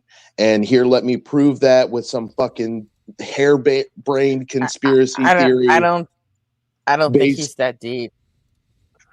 This is the trope that's being recycled before us, I think, but it's he probably is too shallow to get that's the trope that he's using, but I think that's the trope that's being absorbed and regurgitated to us here.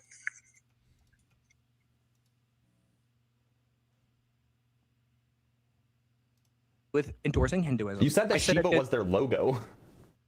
Correct. They have a statue of Shiva on their grounds. Which is false, by the way. Do you want to know what the CERN logo is? And you're going to crash out when you see it, by the way. It's 666. There you go. Okay, so I'm just going to show this to everybody so then we can go over it together. Look at it, guys. Take a look. This is the CERN logo. This is the CERN logo. I'm showing everybody.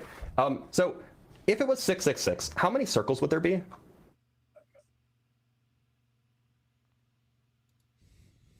Harbinger? Yeah. How many circles are in how many circles are in a single 6? Huh? How many circles are in what? I don't have it pulled up on my. No, I'm just asking you about the number 6. How many circles are there in the number 6? There's one circle. Are you trying to say that this is not 666? Now, how many circles are in CERN's logo? And you're not looking at it. I'm looking at it right now. Everybody who's watching the live is currently looking at it. There are 2 circles in CERN's logo. Right. So it can't be 666. Yeah. Now, how many tails is in the number 6? You understand that in Please answer the question. symbology. How many tails is in the number 6? There's no tail. There's one tail. It's the part that comes up off the circle, right? Now, I don't know if, again, you're not looking at it, but everybody's here. So in 666, there would be 3 tails, right? Everybody can use it turns out we can actually count the number of tails in this diagram. There's 1 tail, 2 tail, 3 tail, 4 tail, 5 tail. So we have 2 circles, 5 tails, and somehow you're getting 3 6s. Okay, so do you know how sacred geometry works?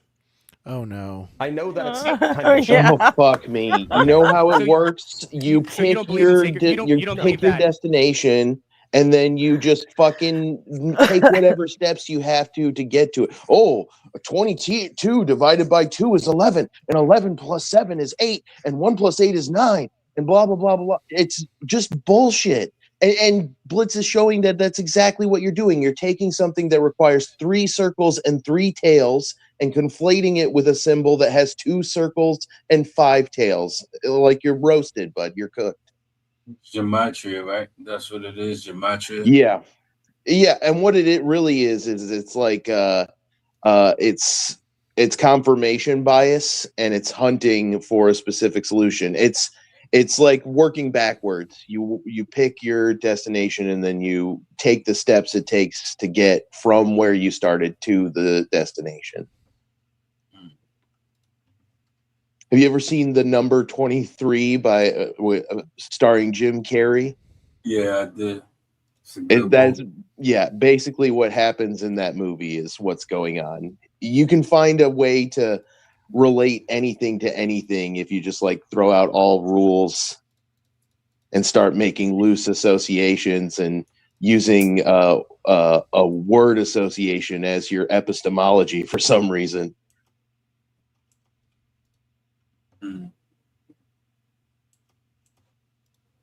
That shapes or symbolisms carry a frequency with them? No. No? Okay.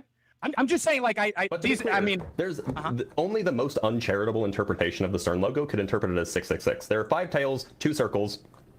One of them's upside down, by the way. If you're so going, maybe it looks like maybe you could read it as like a 69. That would be funny, or a 96. But there's no way to interpret it as a 666 without being maximally uncharitable. Yeah.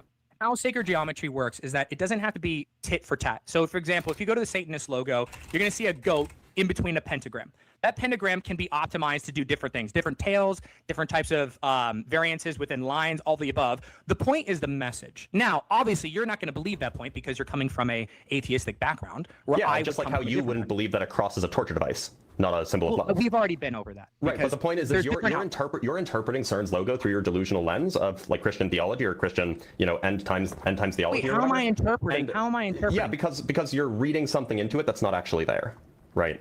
It's the same way that you read into the Shiva statue. Logo? Are you talking about the Shiva logo, or are you talking about CERN? Shiva's not the logo. You did the same thing with the Shiva statue, now you're doing the same thing with the CERN logo. Okay, are you talking about the CERN logo, or are you talking about the Shiva statue? I'm saying that you did the same thing with the Shiva logo as you are currently doing with the CERN logo, which is imposing your own reading based off of your own Christian end times theology. Okay, I don't have an end time theology. You're the one that's putting that. This is something satanic, right? Yeah, so you're putting that in my box. View. I never said that was my end time theology. First of all, I'm not going to die.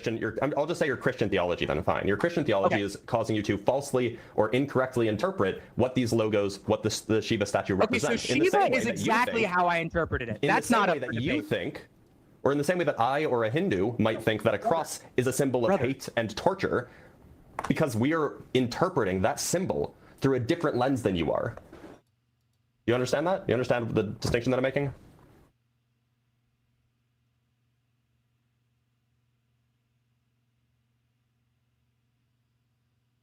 Yes, no, maybe so? Can't hear you.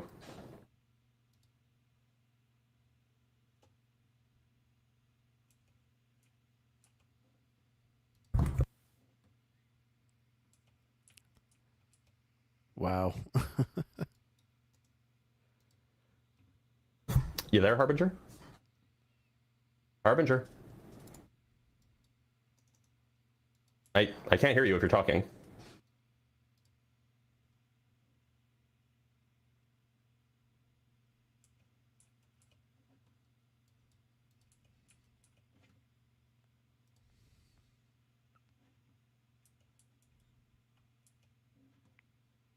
So, by the way, just for because he's still here, he can still hear me. I just want to read. This is from 2004 when CERN unveiled the statue that was gifted. I just want to read a little blurb about it. The statue is a gift from India celebrating CERN's long association with India, which started in the 1960s and continues strongly today. It was unveiled by the Director General, Dr. Robert Amar, His Excellency Mr. K.M. Chandrasekhar, Ambassador, and Dr. Anil Kadokar, Chairman of the Atomic Energy Commission and Secretary, Department of Atomic Energy, India. Can you hear me? Yeah, I can hear you now. I'm back. I just got raptured for a second. Sorry, Jesus came back. I'm here though. Okay, I'm just going to finish reading this really quick because I'm in the middle of it. Okay, go ahead. In Hindu religion, this form of the dancing Lord Shiva is known as the Nataraj and symbolizes Shakti, or life force. As a plaque alongside the statue explains, the belief is that Lord Shiva danced the universe into existence, motivates it, and will eventually extinguish it. Carl Sagan drew the metaphor between the cosmic dance of Nataraj and the modern study of the cosmic dance of subatomic particles. And then it goes on to explain how it was made, using a wax model and so on and so forth. So the reason why it's displayed is because of a metaphor that Carl Sagan drew between the cosmic dance of the universe as described in Hindu belief systems and the cosmic dance, big air quotes, of subatomic particles. That's why it's there. Wait, so I think that you skipped over something a little bit. No, I read it word for word. I know. I'm saying you read it a little bit fast there when it said that it would put an end to that universe as well. You remember that part? Well, so it's exactly what I'm saying. I didn't skip over that part. Wasn't Carl Sagan an evil atheist?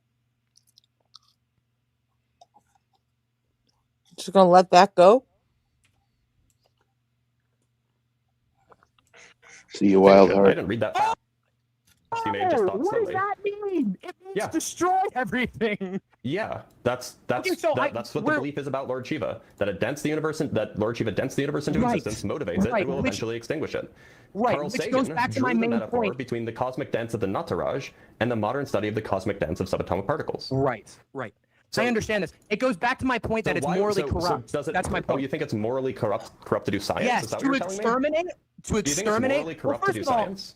Well, first of all, wait, hold on one second. Because you're making the claim that CERN is morally corrupt, right? Wait, hold on. Let me make my point. Yeah. The point of this is saying, yes, if you're going to exalt a being that is going to destroy all of humanity, then yes, that is a moral. Every creation that's ever been. Here, we'll. In order to exalt a being, you must first believe that they even exist. This is just an appreciation of art. That's all it is. Do that. That is morally corrupt. Now, if you want to go into morality, that's a wild claim. Considering that, I imagine. Do you think that everybody goes to heaven? No. Okay, that's a wild claim from somebody who thinks that this creator being that you think is God, and some people think that it's Shiva. You think that the creator being is not only going to not let people cease to exist, but is actually going to torture some people for eternity. Oh no, that's totally. I don't know where you got that theology, but I'll tell you that not everybody goes to heaven, right? Most string theorists in Christianity don't believe that. That's a fringe ideology. Okay, so do you believe that hell exists? What do I leave? Yeah. So what you're saying is totally wrong, and I'll tell you where it's wrong. Shiva. Okay, so you don't believe that hell exists. Wait, you're not going to address that, are you? No, he's going to dodge it. Okay, he's going to dodge that conversation. Listen, what I'll do, I'll answer your questions, but then I get to explain my answer. Okay. Sure. Yes, I believe hell exists. Okay. So you agree that people are going to be tortured forever? Yes, correct. Okay. Well, I mean, that seems morally repugnant to me. No. Now can I explain my answer? It's fundamentally disgusting. Yeah, go ahead. Okay, so I answer to your question. So no one's getting forced to go to hell. I think that's where you're confused here. One, it's up for debate if hell is eternal or if there is a final end where people cease to exist. I'm not going to propagate that on a huge page with a whole bunch of people to teach different theologies. Wait a minute. What I will say, do you think it's okay for people to just cease to exist? I think people can have free will if they want to. The difference is Shiva is Shiva Inu. No, Shiva is going to destroy the world regardless of what anybody cares and robs them of their free will because she is going to do it. The difference with Christianity is that we sinned and we have fallen out of morality. What do you mean we sinned? You can't be born with sin. Brother, I think that you're awesome. Just let me finish real quick. The difference is that what Christ came to do was that we sinned and he came to give us a life preserver. The thing is that God and his being in and of himself is all good. He encompasses all things good, all things moral, all things perfect. If you reject him, if you don't want anything to do with him, then you're going to wind up in a place that has none of him, which, responsibly, is everything evil. Now, that is not God's will for your life. His will is that you're in relationship with him and that he loves you and you walk out this whole thing forgiven, have peace, love, joy, purpose, all the above. But he's not going to force anybody to spend time near him if he doesn't. And so in this situation, you have the free will and opportunity to go to hell if you would like to. I would say don't do it. I don't think that's a good bet. But he is not going to force anybody to do so like Shiva would. Shiva doesn't force anybody to go to hell. I actually don't know the Hindu mythology, so maybe, or the Hindu faith, so maybe Shiva actually does, but I don't know what the Hindu position on hell is. She's taking away someone's free will and causing them to not exist on this plane anymore. We can settle like that. We don't have to bring up the hell ideology. Yeah, I mean, and I think that like an eternal cycle of birth, motion, and death is actually quite beautiful. Well, yeah, if there's something after it. I don't think that you need something after it in order for it to be beautiful. Okay, so where do you get your lens of morality from then? If from something is the values like instilled in me as a child. Oh my God. Okay, so you're making all these moral claims about what is good, what is bad. You were also making moral claims. Right, because I have an objective moral view. Correct. Oh, no, you don't. I totally agree. Your morals are based off of what God prefers. Yeah, which is objective, which doesn't change. No, that's subjective because they're based on God's preferences. No, if preferences don't change, by definition, that's an objective. No, that's not what objective means. Objective means stands independent. It means subjective is open for interpretation and can shift and move within no, the that's not what subjective means. But I would understand that that's what you would think it means if you've only ever listened to your pastor. No, subjective means that it is mind or stance dependent. Okay, look it up. Yeah, I can. Yeah. So objective morality. Okay, so let's just go. Let's say. How do you determine, without arguing over stuff that we can argue about just for argument's sake, how can you argue what is good, what is beautiful, and what is altogether perfect? I never said the word perfect, but that's fine. You can go ahead and put words in my mouth. Ethics don't deal with what's beautiful. Like, where the fuck did that come from? He talks like a 7-year-old, and he's like, and perfect. You know? That's like 6, 7-year-old shit. God damn it, Gretchen, 6, 7. I didn't mean to do that. My bad. Come on, brother. I mean, you're not going to be silly like that, are you? You understand what I'm saying. I'm not trying to misrepresent you. I'm just saying. I didn't say perfect. Okay. Crowd, he didn't say perfect. Okay, so you tell me where you get the understanding morally for a good outlook on your life. Yeah, so I have values that were instilled within me, I guess, is the right word, when I was a child. Okay. And those values have, obviously they've perhaps slightly changed over time as, I've grown older and understood the world more. But those values are the basis for my morality. Now, where did God get God's values? God, and through 66 books, he did this. He did something that no other book has the ability to do. He spoke to men in various different places, times, all throughout the world. Wait, I am. I asked where did God get God's values? Where did God? He's eternal. He's always had them. He's outside space and time. Okay, but these are just God's values?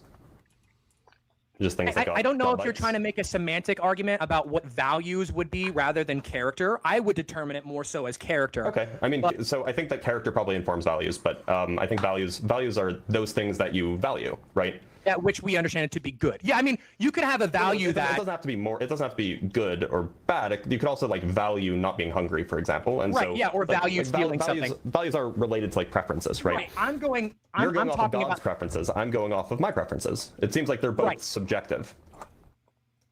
Okay. I would argue that if you are a understanding, historical, and orthodox Christian, you're going to follow the precepts and ordinances outlined by God in the Bible. Yeah. And it doesn't matter. You're just following some guy's preferences. That's all. Well, first of all, I wouldn't call God just a guy, but. Well, wait a minute. I thought Jesus was God. Was Jesus not a guy? Yeah, in personhood, not in essence. Okay, so in essence, he was the creator. So you are just following some guy's preferences. Okay, come. You didn't listen to what I said. In personhood, yes. In essence, no. Okay, so Jesus was not a guy. God. He was man and God. He was so fully man. Are all men guys? No, because Here comes the hypostatic union bullshit. He's fully man and fully God. He's 100% and 100%. He's 200%. Mm-hmm. Their essence isn't the creator.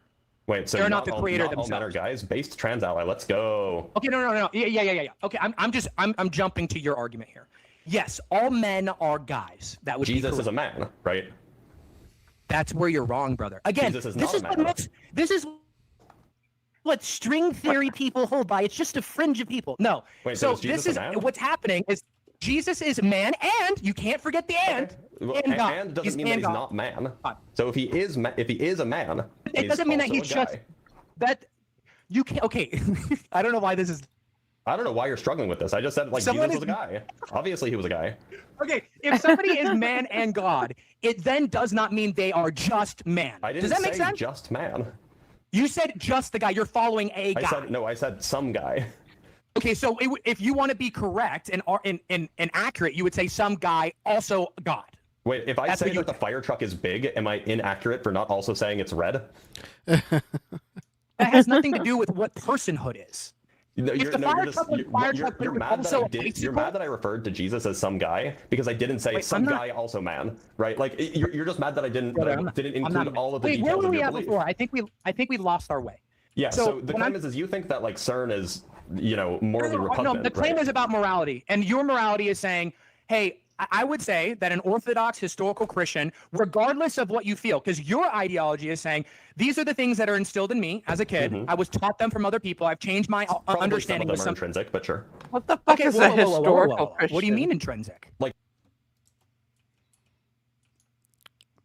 a historical fiction, a fiction that incorporates some historical moment. No, I said a historical. He said an Orthodox historical Christian. Oh, What is a historical said Christian? Fiction. Yeah, I don't know what that is either. Like as in they're built into human psychology. revving by up. DNA. Well, and what? Okay. I'll go through. We'll come back to that. I need you to hold that right there. But your understanding is that both of them. My argument is saying if you are a understanding Orthodox Christian, then regardless of what your feelings or your logistical viewpoints on how the world works, if it goes against the biblical precepts and ordinances that are in the Bible, it doesn't matter. You conform to Jesus rather than you trying to make Jesus into your own image and yourself into being your own God. You're saying cool. It's still subjective.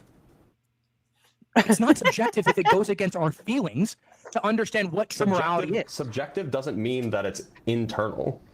Subjective means it's constantly changing from a different perspective or viewpoint. That's literally not what subjective means. At least the way that I'm using it, and the way that philosophers use it, is that it is mind and or stance independent. Okay, well, let's make up mind a or stance different term. dependent, I should say. Because this is just a semantic argument. I think you know what I'm trying to say, and I think the crowd knows what I'm trying to say. The point is, Which is, how do you understand I was eating cake. I didn't hear anything. It's my last piece of carrot cake. I think I heard it because he asked. So, but yeah. Preferences of God. My morality comes from my preferences. At the end of the day, they both come from preferences. Right, which your preferences are constantly moving and shifting or have the ability to. God's doesn't. Okay. That's the difference. So, so if my preferences never changed, then that would mean that my morality is just as good as your morality. If you're no, I would say that they're not good because they don't come from God. Okay. So what you're saying, what I mean is just as should be taken seriously, not like moral. I don't mean good in that sense. I mean like you we could should take argue it that just you as have. seriously. I don't think that's possible. I don't think you can say I've never changed my mind anything about any type of moral stance as long as I lived. But if you did, you could then say I have an objective worldview. It doesn't make it right. So but you could say that it is. So my values could be objective even if they're just my values. If they're not moving. Yeah, is that you think that you think that unchanging? Oh my god! Okay, this is hold a on. crazy definition of Stop a objective. second. So is this guy saying that if I went for my entire existence with the position that purple is orange, textbook P not P fallacy, that would be an objective viewpoint because it never changed? Yeah, I think so. Oh my god. Wow. That's a tough one for me to swallow there, dog. I don't think you know what objective means.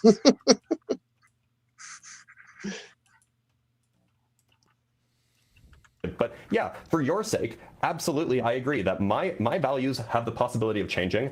Your values, based on God's, don't. So it seems why like do you have so, the, so why do you have the I would actually rather have values that have the possibility of changing, because then I can go from then if I lived long enough, I could go from thinking that slavery is okay to thinking that slavery is not okay. My right, values which can Christians, change. by the way, freed. I just want you to know that there's been slavery on. Took the slaves, by the way. There's slavery on every single continent in history known to man. The only people, the prohibition that actually ended slavery. That's not true, by the way. There was a Chinese emperor that prohibited slavery during his reign in the 13th century. Okay, I wonder what is his ideology. He was probably Confucian. Oh, maybe. I can go look him up if you want. The only reason why you would end slavery is because that you believe that every man. The only reason why you'd end slavery is because you believe that every man and woman are equal and created in God's image. No, that is substantially. You don't have to believe in God in order to think that everybody's equal. Okay, well, where do you get your ideology, dude? That's where we're coming from. You're saying you're saying I'm the reason that you would ever free. The freak out is very gently ramping up. You can hear the frantic levels in his voice rising. Absolutely. I was just thinking that. Gretchen, you recognize Backstage? No, I don't. Bob do. Yeah. Never heard of him. Okay. Let's take a moment. Babadoo, are you over the age of 18?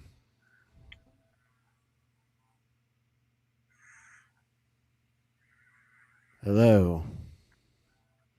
Do you hear us? You're muted.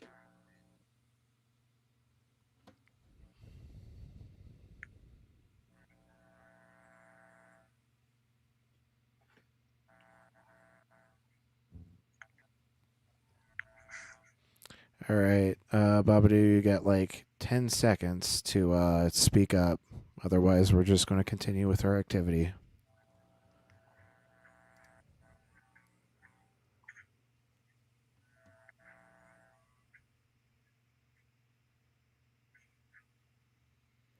Okay, I'm sending you backstage.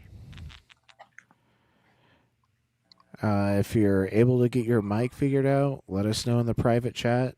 Otherwise, figure your shit out. Free slaves is if you think everybody's equal, which fair, and that everybody was created in the image of God. No, you don't have to think that everybody's. It's not inherent in thinking that everybody's equal. Yeah, that is inherently a Maybe Christian for you, ideology. But it's absolutely not. Thinking that everybody's equal, that's not inherently dude, Christian. I don't understand. You can't argue this because you're saying you learned your ideology from people and experiences in life. Yours is constantly changing. Why are you going to tell me? Well, you're just mistaken. You're just mistaken if you think that the only way you can get the ideology of equality is from Christianity. It's just not the case. Tell me another religion that believes that. I mean, there are philosophical traditions that are not religions. Wait, in atheism, you don't believe that we have any more intrinsic value than a bug or a leaf. How are you going to then say that human beings are evil? I'm that sorry, isn't true. You just said I tuned it out because it was going to cause me damage. You know what I like? You get funnier as this goes on, which I can appreciate. I'm glad. What I'm saying is that if you believe, okay, so again, let me not straw man you. Let's say we came from a Big Bang and a cosmic soup dish ended up evolving. I'm not going to straw man you. It's just a cosmic soup dish. Are you really trying to avoid straw manning me, or is? Okay, yeah. You're right. That's my bad. Okay, the macro evolution is how we got to human beings, correct? Sure. Okay, so what intrinsic value does a human being hold over a cricket? So I don't think that there's intrinsic value in stuff at all. I think that we assign people value. Aren't equal. What makes people have value? I think that we assign value. I don't think that's intrinsic. I think it's extrinsic. So you're saying we only have value based upon what other people assign value. So if I say that an African American has less value than me, does that make it true? You're confused. You're confused. Oh. Whoa, crazy racial pivot. Yep. Yeah. Straight to racism. This is oh my god. Okay. It's straight to racism, and it's a fucking tu quo quo. So the guy's basically just admitting to being a racist. Yeah, but Bliss doesn't ever let that fucking go for too long. So. Right.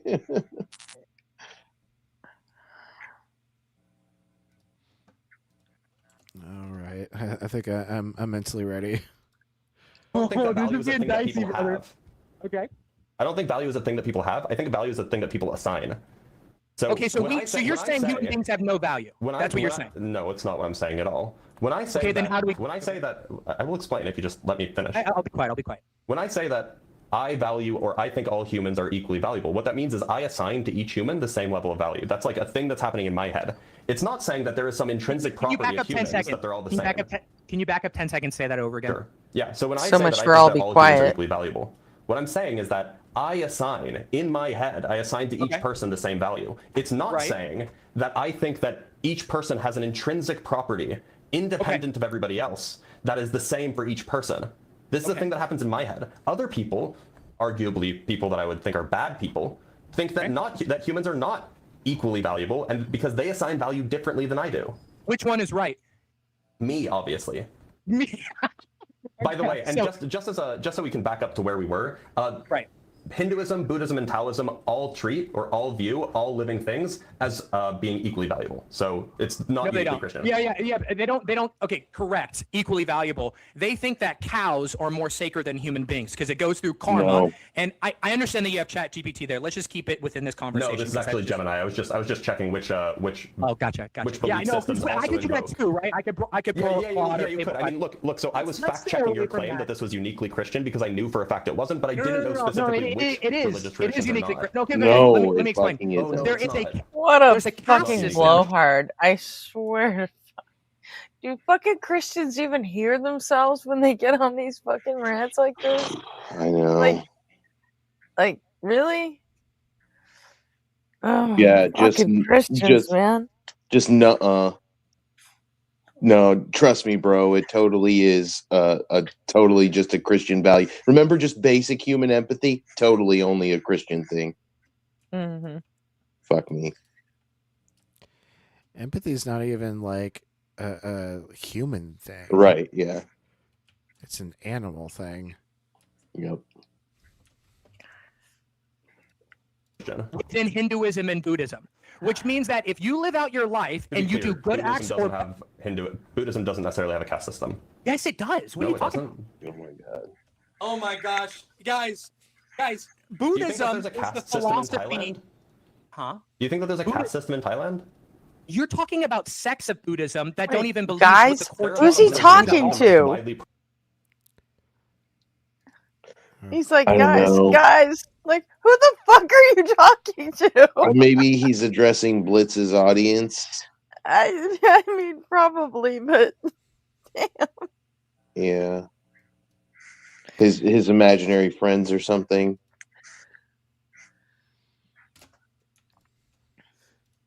Practiced branch of Buddhism, and they don't have a caste system. Buddhism is the philosophy. Buddhism is of not one Hinduism. philosophy. It's a branch of I understand. philosophies. Okay, brother. Okay, let's just talk. I could say to you that there's Christian sects that don't believe that Jesus is God and that you should preach holding snakes, right? That's not what I'm going to argue on because that's not the mainstream view No, of instead you're what just that going to religion straw man actually is. Buddhism. Buddhism has a caste system that has Proof, to equal evidence. out karma. Where's the evidence for this claim? Oh. It's online. People can look it up. Okay, This you is want where me the to- I can Google terminology. it right now for you. Oh my We can do that. god. It's where the terminology sacred cow comes from. No, that's Hinduism, okay. I'm just typing in, does Buddhism have a caste system? Let's find out. No, Buddhism does not have a caste system. The founder, Siddhartha Gautama, explicitly rejected the rigid social stratification that was prevalent in ancient India. Instead, he taught that spiritual purity and a person's worth are determined by their individual actions and moral character, not by the circumstances of their birth. Mm-hmm. So Yeah, no, it's a you're just break-off. wrong. You're just like making stuff up. It's a break off. It says both religions share concepts such as karma, rebirth, yeah. and That's the not a caste pursuit of system. liberation. None of those are caste Okay. systems. Hinduism is. So Hinduism traditionally does have a caste system, yeah. But Hinduism So isn't the Buddhism. it idea turns that out. both Buddhism and Hinduism hold is that you have karma. Your good deeds outweigh your bad deeds. Let's just say in So there's Hinduism, no caste system in Buddhism, right? We agree. You just like made I that would up. say that Buddhism and Hinduism are a blurred line in and of the same religion. No, they're I would say different religious traditions. I know that they're different religions. I could say just that like Judaism I and Christianity and Islam are just, there's a blurred line. No. It would be the same as saying Mormon and Christianity. No, it's the same archetype. It's just a different split of the same archetype. No, I mean Islam and Christianity. Caller doesn't realize that Islam split from Christianity. I know, right? It sounds like Blitz is about to educate him on that fact. That's weird. Oh, there he is.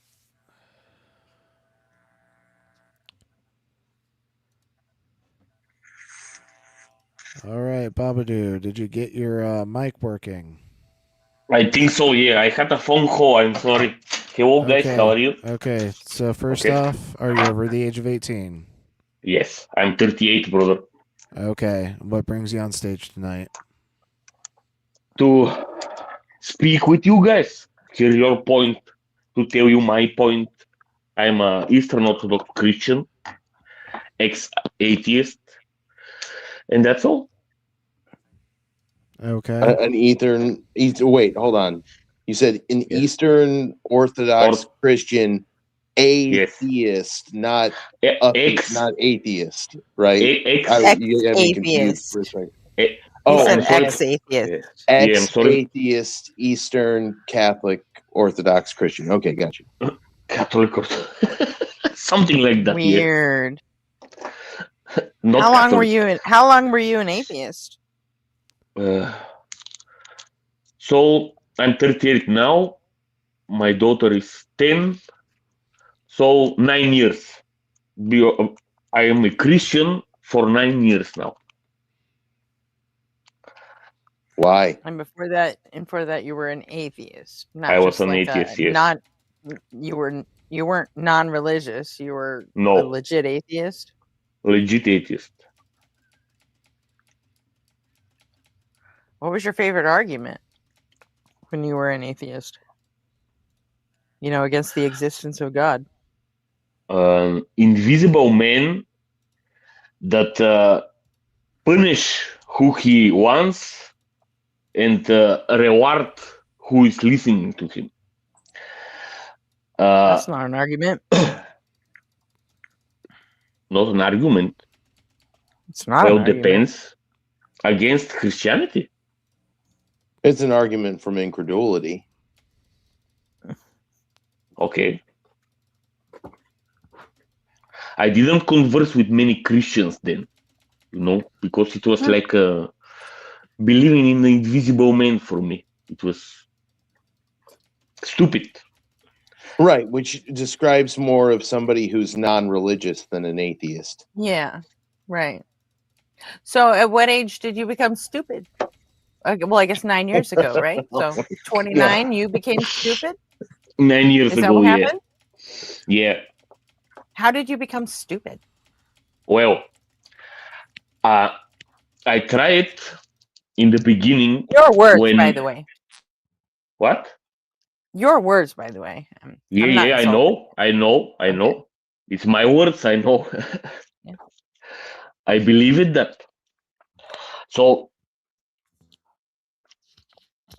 when I got this belief with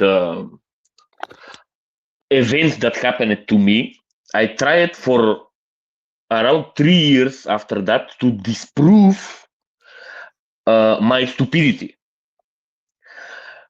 Not to find evidence to support my bias, but to disprove my belief, to disprove the invisible God that I started to believe in all of the sudden.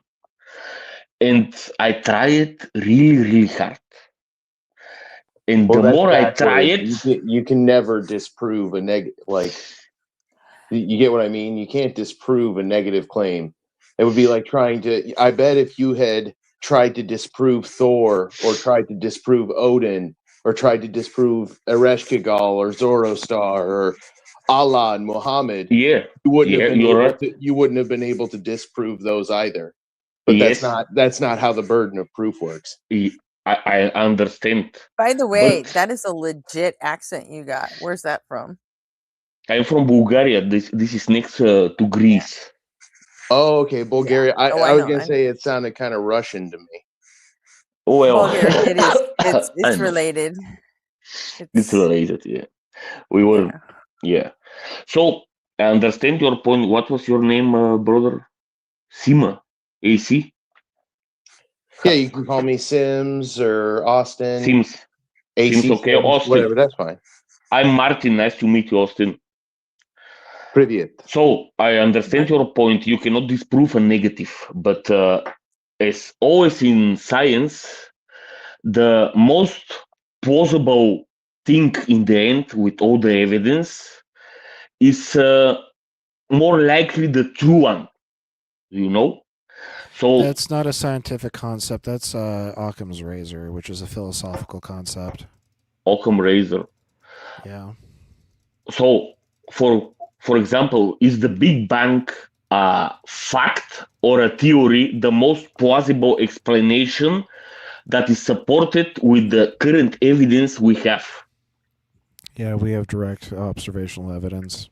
Thank goodness the Big Bang is a theory. Otherwise, it would just be a fact with no explanation. Yeah, in science, you guys know that we Do you always know the have to difference be between a open theory to and a new hypothesis? theory in science or theory in the philosophical term, because it's different. You're Hey, invoking scientific theories. points for knowing the difference, at least. Yeah. You're invoking scientific theories. Do you know the difference between a scientific theory and a hypothesis? No, brother, tell me. A scientific theory is a set of principles or a model that are supported by evidence. A hypothesis is the beginning, or actually like the second step in the scientific method. These are completely different things, and you're equating theory with hypothesis. A theory is supported substantially with mathematical frameworks, evidence, and other supporting factors in science.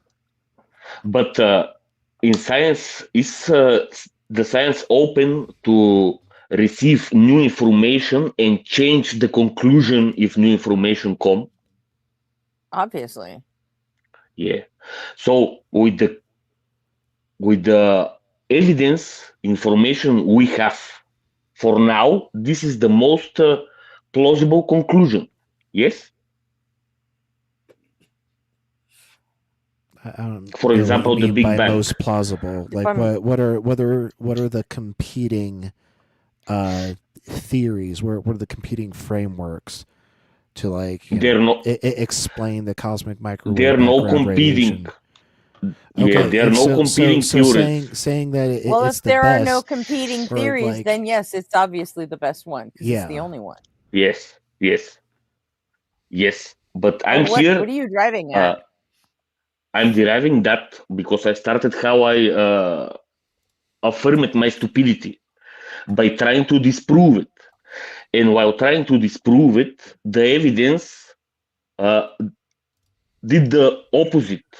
The most plausible conclusion that I arrived to is that my stupidity is true. Is the most plausible currently. Not true. Stop. Back up. Wild jump. You say you tried to disprove it. Did your attempt to disprove it uncover the cognitive social model of religion?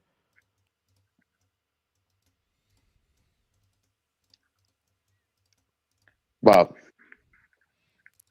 He muted himself. Did you get it? Did you get another phone call, Bob?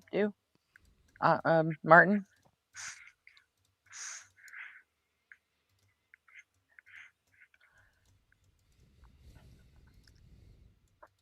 I'm sort of wondering if he found out that, he was going to have a kid and all of a sudden his fucking mortality kind of jumped and fucking hit him in the face and all of a sudden he wants to live forever.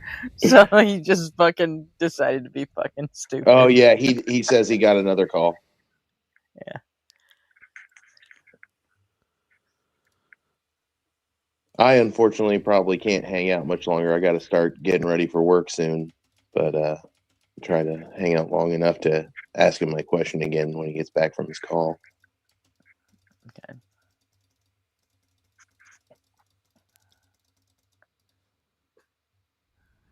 Okay, well, I guess we'll go back to this. They're the same archetype. No, they're not. Yeah, they're both monotheistic traditions that rely on mystery to explain the unexplained. Rely on mystery. Where are you getting this ideology? Wait, first of all, and how would that even mystery? connect? You don't think that divine mystery is a thing in Christianity? I reject your definition of saying that's like saying gum and metal are the same thing. They also have basis in Abrahamic faiths, or they're also Abrahamic faiths. So in fact, they're like almost identically related. Type this into Gemini faster because it's not working out. No, they're not the same Abrahamic faith because the God of Abraham. There's just a blurred line between them. There's not a blurred line. There would be a blurred line between Mormonism and Christianity, not Islam. No, there's a blurred line between Islam and Christianity. Oh, fuck off. You just don't view Muslims as part of the same everybody in the chat can see you're doing. I really needed some facepalm protection for this video. Strict Buddhists don't view Hinduism as the same religious tradition. Strict Buddhists, no, correct. But Buddhism and Hinduism are spliffs. There's overlap. There's overlap between. No, it's not a split. Yeah, because Buddhism came from Hinduism. Yeah, and Islam came from Christianity and Judaism. No, Christianity came from Judaism. Oh, it absolutely did. No, brother. If you don't think Islam came from Christianity and Judaism? Christianity, then we'd all be Islamic. It didn't come from Christianity. Wait, you don't think that Islam came from Christianity and Judaism? Oh my God! I have to tell you, guy. Wait, you're saying what? So you don't think that Islam came from Christianity and Judaism? You know that they have all the same origin stories, right? The same? No. Islam came from a false prophet that got demonized and got visions in a cave. No, you're thinking of Christianity. Oh my Christianity God! came from a false prophet. Oh, come on! Stop taking the cheap shots. Stop taking the cheap shots. Let's go back to the conversation. Dude, there's an explanatory myth in the Bible about how Islam came from Christianity when Abraham abandons Hagar. Supposedly, that's the genesis of Islam. Oh my good God. Fuck me. Can you hear me, guys? Hey, hello? Welcome back. Oh, yes. Hello. Yeah. I'm sorry, I had a phone call. No, it's cool. So when you got the phone call, I had a question. Okay. You said you tried to disprove your beliefs. Did your attempt to disprove God's uncover the cognitive social model of religion?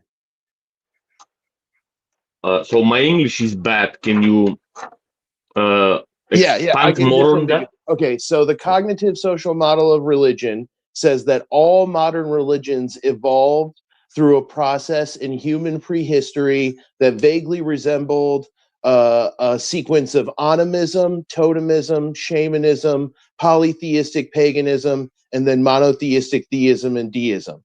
And you can see the roots of this even in the Bible. You can see the Bible evolve from a polytheistic document at the beginning to a monotheistic document at the end. Okay. Right. Yes. So under the cognitive social model of religion, deities are just a fictional category of beings that humans made up when they were coming up with soul beliefs and soul realm beliefs, and then they eventually came up with soul realm entity beliefs, and that is all. A deity is just an evolved version of that. So it's so much more rational to just say they're fictional characters that humans came up with, and that the concept they describe doesn't map to anything except feelings, imagination, dreams, and it's not actually real at all. So it seems like a really easy disproof, but I can see how somebody would know those words specifically to look it up. But I think it's supported by a lot of really good evidence, so much so that even when I was a theist, I accepted it. I just thought that this concept describes something real. Now I realize it's just fiction. It doesn't actually map onto anything but our imagination. Go ahead. Okay, but let's simplify it. Say it's an idea. Can I use that word? For the invisible deity and the perceived teachings that, let's say, the deity has. That is just imaginary. Do you follow? Deities are imaginary. I followed that. Okay. And ideas are imaginary. So I can call it an idea. Right. It's a fictional idea. It's something humans came up with to explain what happened to this dualistic part of them that doesn't actually exist, called a soul. And bam, you explained it. You disproved the idea. At least you found a way to explain it that's way easier than assuming something on the level of trolls, dragons, fairies, unicorns actually exists. Yes.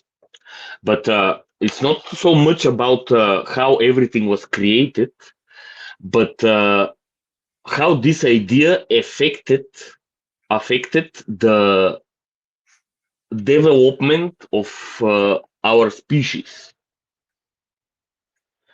Well, hold on. I thought the point was that you tried to disprove the God. I'm telling you that your attempt to disprove the God failed to reveal the social cognitive model of religion, or the cognitive social model of religion, rather. This evidenced idea that deities and religions are all these evolved results of myth and folklore that humans developed to explain their soul and soul realm beliefs because they couldn't explain death. And they're just fictional characters, and that's a much easier, more sensible explanation than this one God out of these thousands of gods that humans have concocted, that of course many have claimed are true, is actually the one true one. Aren't I lucky? Right? Like these are really basic atheist arguments. So I think it's pretty clear that you were just a more non-religious person, and you weren't an atheist. And a couple of years ago, you became really religious. You should check out some atheist literature and some atheist arguments. I think you would benefit from it. Have you ever heard of the problem of evil, for instance? I'll leave you with that. I'm sure the panel will love to chew on that with you. I have to go and start getting ready for work. And it looks like you might have gotten another phone call. Okay. Thanks for having me, guys. Can you hear me? Oh, yeah, we hear you. Can you hear me? Yeah. Yeah. Sorry, constantly someone is calling me. Yeah, but I understand your point, bro. You're right. But did you hear my point? No, and I actually got to get going, brother. But you can pass that point on to the panel, and I'll try to listen and be in the chat. But I got to get going. I hope I see you again to speak, to learn from you, brother. Sure. Peace out, man. Yeah. Have a nice one.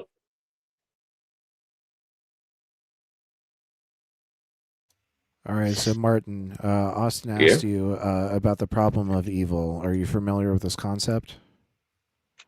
Can you lay it down? It's known as the Epicurean paradox. So I can bring up a flow chart so it's easier to follow along. Let me find a decent one. Has a good resolution.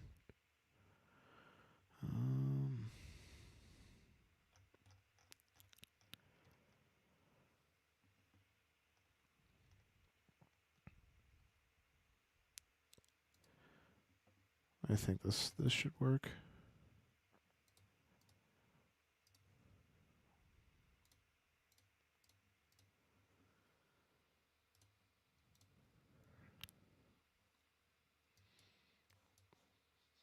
Damn it. Can you hear me now? Yeah. Okay. So I was talking this whole time. A flow chart of the problem of evil. So where do we start? This is not a. Maybe we can start with define. Can you hear me? Here we go. Hey, we can hear you. You remember how Austin was saying, isn't that convenient that you got the one true God? Isn't Bulgaria something on the order of like 70 to 75% Christian already anyway? Yes, we have 11% Muslims and the rest are Christian, but most of them are like cultural Christians, it's because of our history. We were just in the 19th century. We got our freedom from the Ottoman Empire, living as Christians 5 centuries under the Ottoman Empire. So, yeah. So So with 90% of your country being Christian, it's absolutely amazing that you became a Christian, huh? Blows your mind, right? For me, yes. For me, yes. Really? Okay. All right. Go ahead and do the problem of evil. Can't wait. Yeah, I'm trying to open it up in a different tab so I can zoom in a little further. Just one sec. All right, this tab should be better.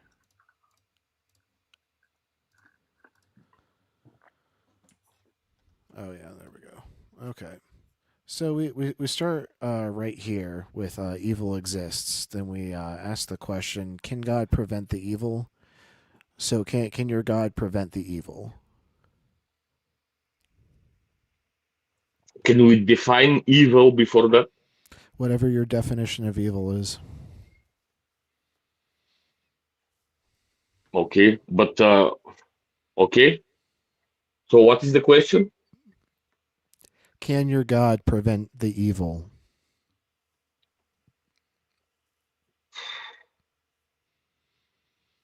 Yes. Yes. Okay. Does your God want to prevent the evil? Yes. Does your God know about the evil? Of course. All right. Then why does evil exist? Free will. Free will. Okay. Would you say that the universe requires evil as a necessary condition to exist, or is God testing us with the free will? Wait a second. Evil Wait. is Our free will is the evil? Is that what you're saying? free will is the rejection of God. Evil is the rejection of God. That's my definition. Okay. So is God testing us with our free will and evil? No. No. Okay. So why are you invoking free will for the reason that evil exists? Because that's his definition of evil. My definition of evil. No, the definition of evil is the rejection of God. Of God. Separation. Can you be separated from an omnipresent being? If you have free will, yes. That's a contradiction. An omnipresent being is present at all spaces. It is impossible to be separated if it is present in all spaces. Yes, but there is always even a small one distinction between one person, one self-aware person, and another self-aware person. Okay, and of course, but after that, the there's being. not gonna it does God surround everything? In what way do you mean that?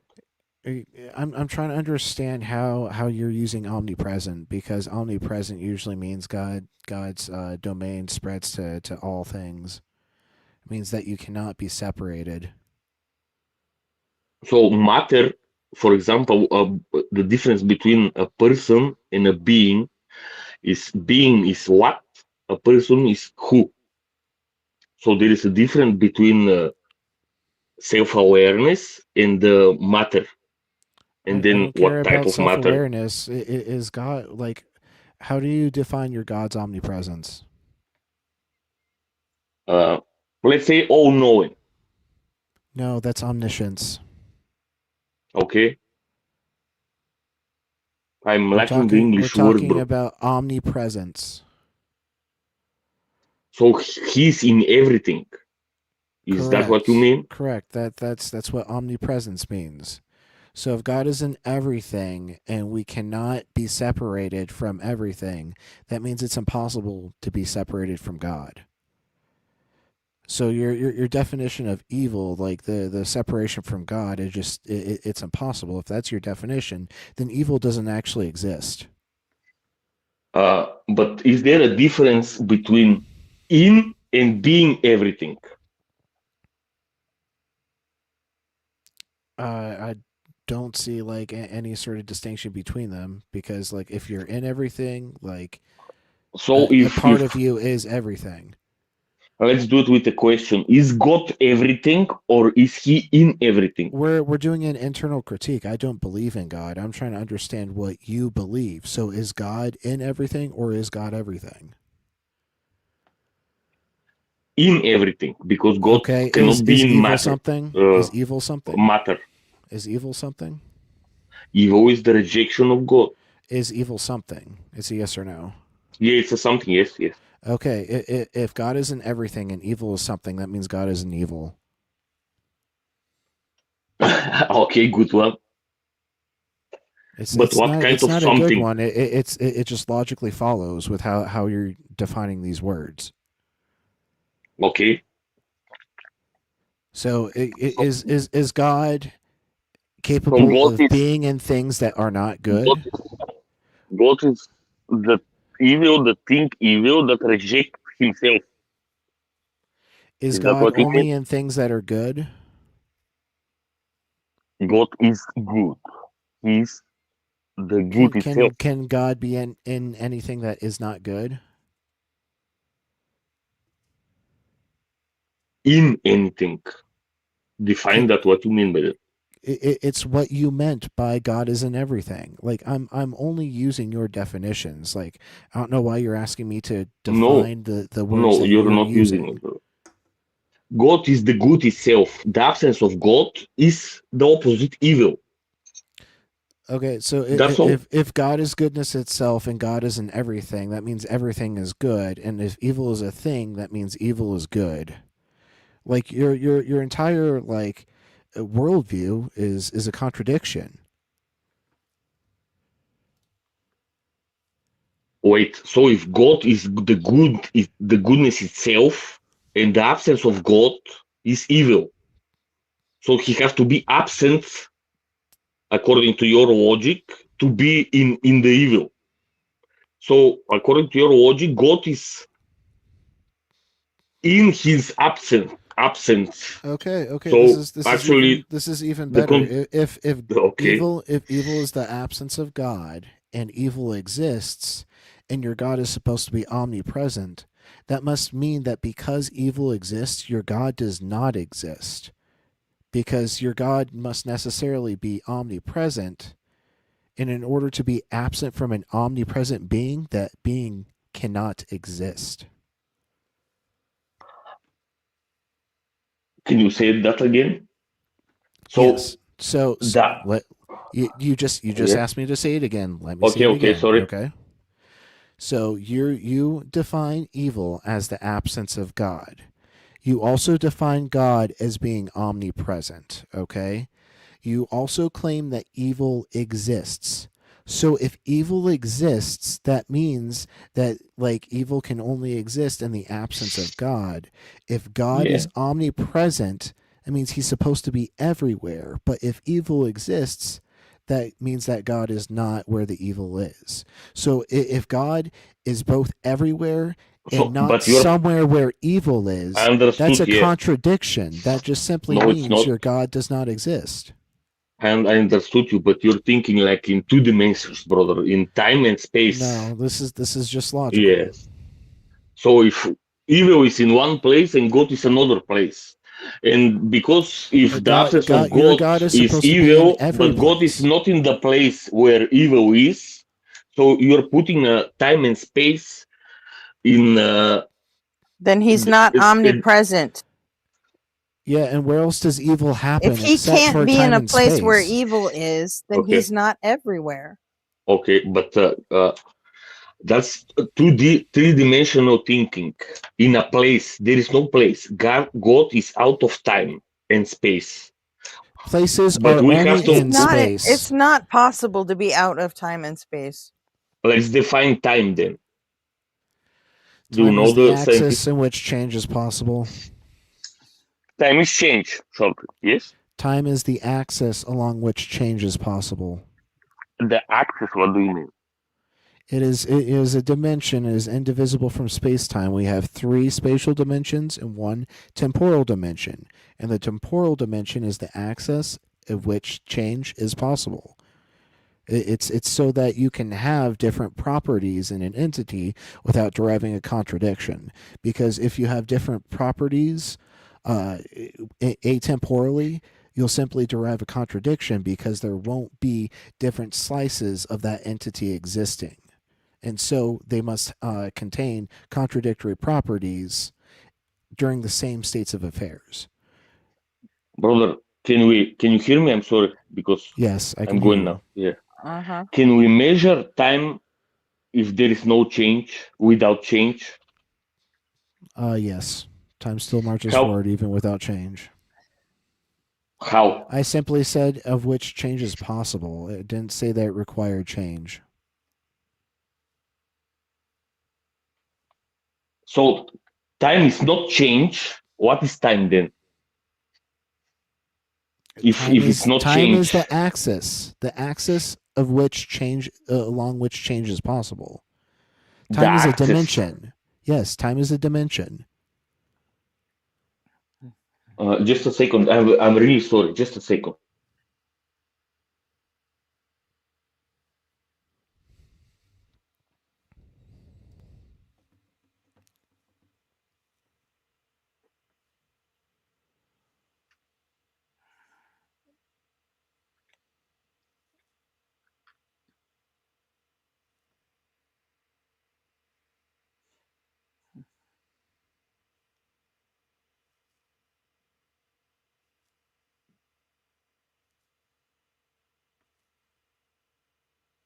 Come on, Martin. I'm sorry. I'm back. Can you hear me? Yes, we can hear you. So time is the axis. Yes. To change. The axis along which change is possible. Are you saying axis or yes, axis? Yes, you know like the XYZ axis axes. Axis. Oh yeah. Wait, yes. yeah. Time I is understand simply axis. an axis. Yes, AXIS. Okay. Let me think. The axis of change, which change is available to happen. Is that right? Yes. Of which change is possible.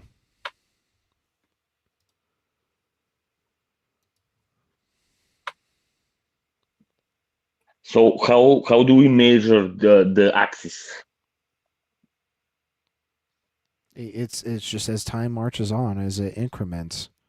Same as if like you have a different temporal dimension or a different spatial dimension or a different spatial position, you can have a different temporal position. All right, so like, do you believe that change can happen without time?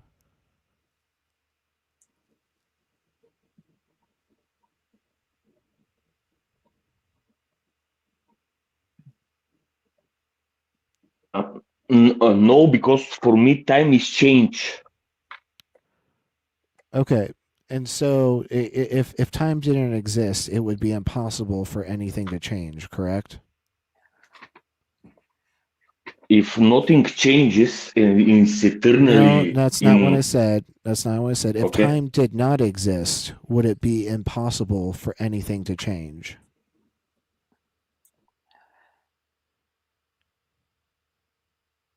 Can you say again? I'm really sorry, guys. If time did not exist, would it be impossible for anything to change? Yes. Okay, good.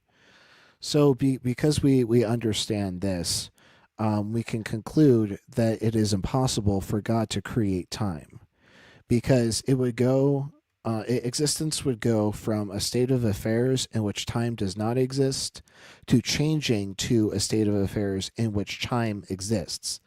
But if it goes from changing when time does not exist, well, that's impossible because we just said that time is required in order for a change to occur.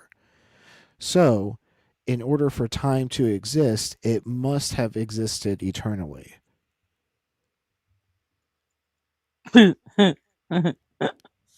Sorry, I just saw a Yes, comment that's on good. the vertical stream.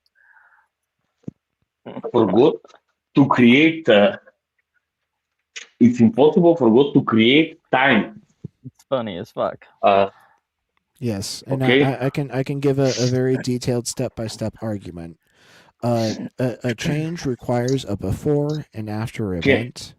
Before and after events must happen within time, otherwise it would derive a contradiction. If before and after events must happen within time, that means that time is a prerequisite for change. If time is a prerequisite for change, then any changes cannot happen outside of time.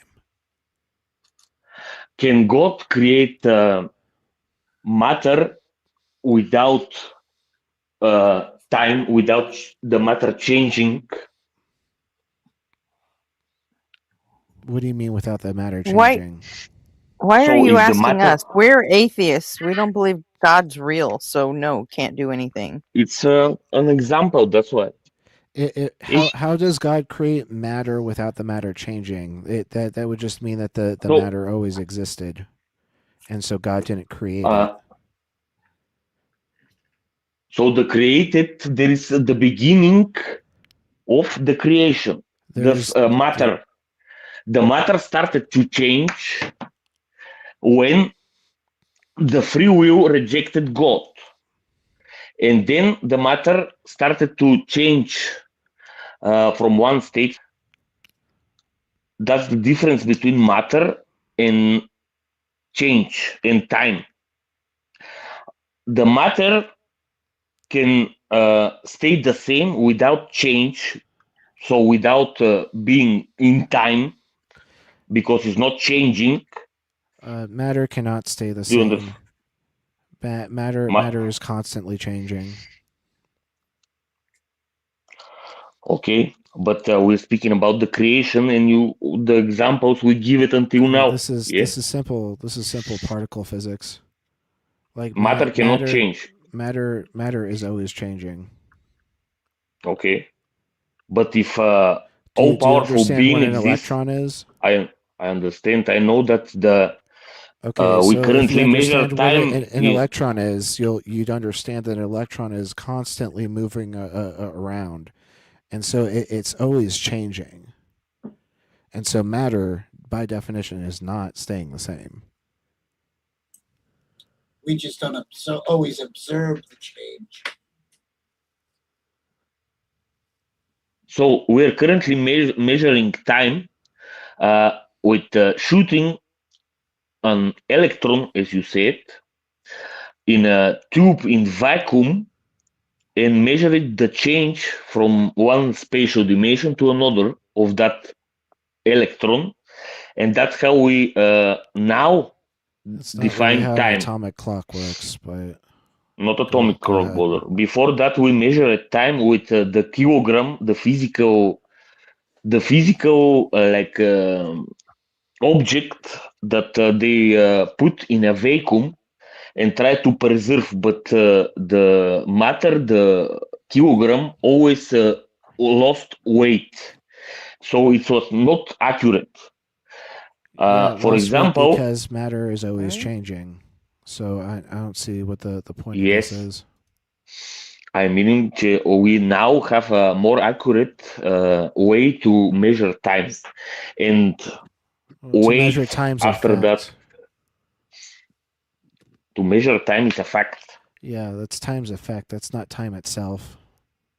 So, is time, for example, if you have a clock and at one point, for example, next to the sea, on lower altitude and or very high altitude, because of gravity, time literally passes differently with Yes, different this speed. is relativity. It's well understood.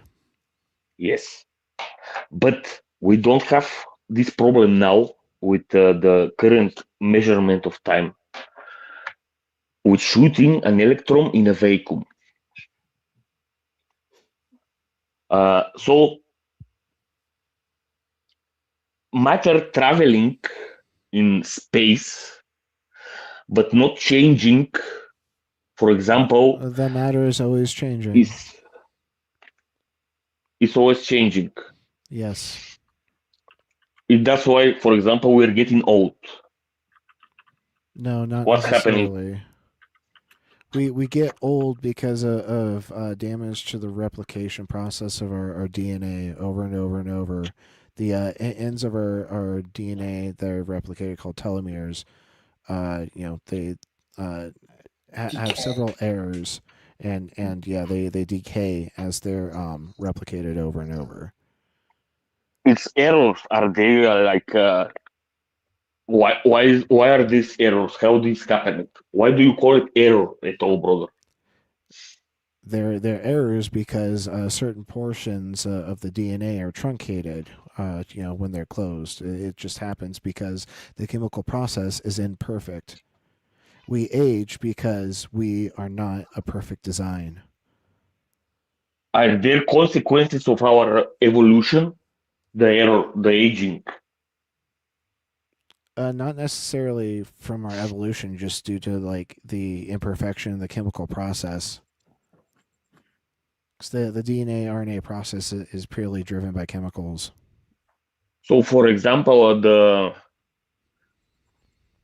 you go. I forgot the word. In the sea, there is like a medusa. Is in my language. The transparent creature that sting you when you touch it. Jellyfish, yeah. Jellyfishes, they can live if something doesn't kill them for 1,000 years. They become like that because of their evolution. It was not needed to reproduce and pass away, not because it's like an eternal from the beginning error in their DNA. But they do eventually die. It's at a very much slower rate. Right, probably because they're replicating their cells at a much slower rate, and so there are less chances in order to, decay those telomeres. They literally will never die if something else doesn't kill them. No, that's not what you said. You said they live for 1,000 years. Yeah, it was like just a long period. Yeah.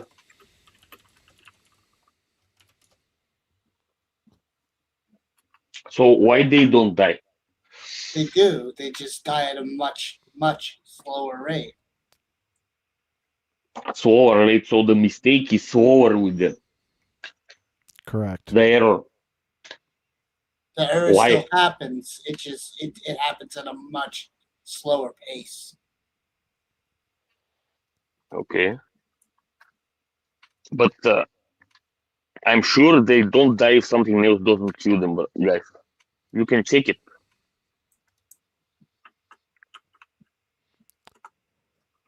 They would still die. Yeah.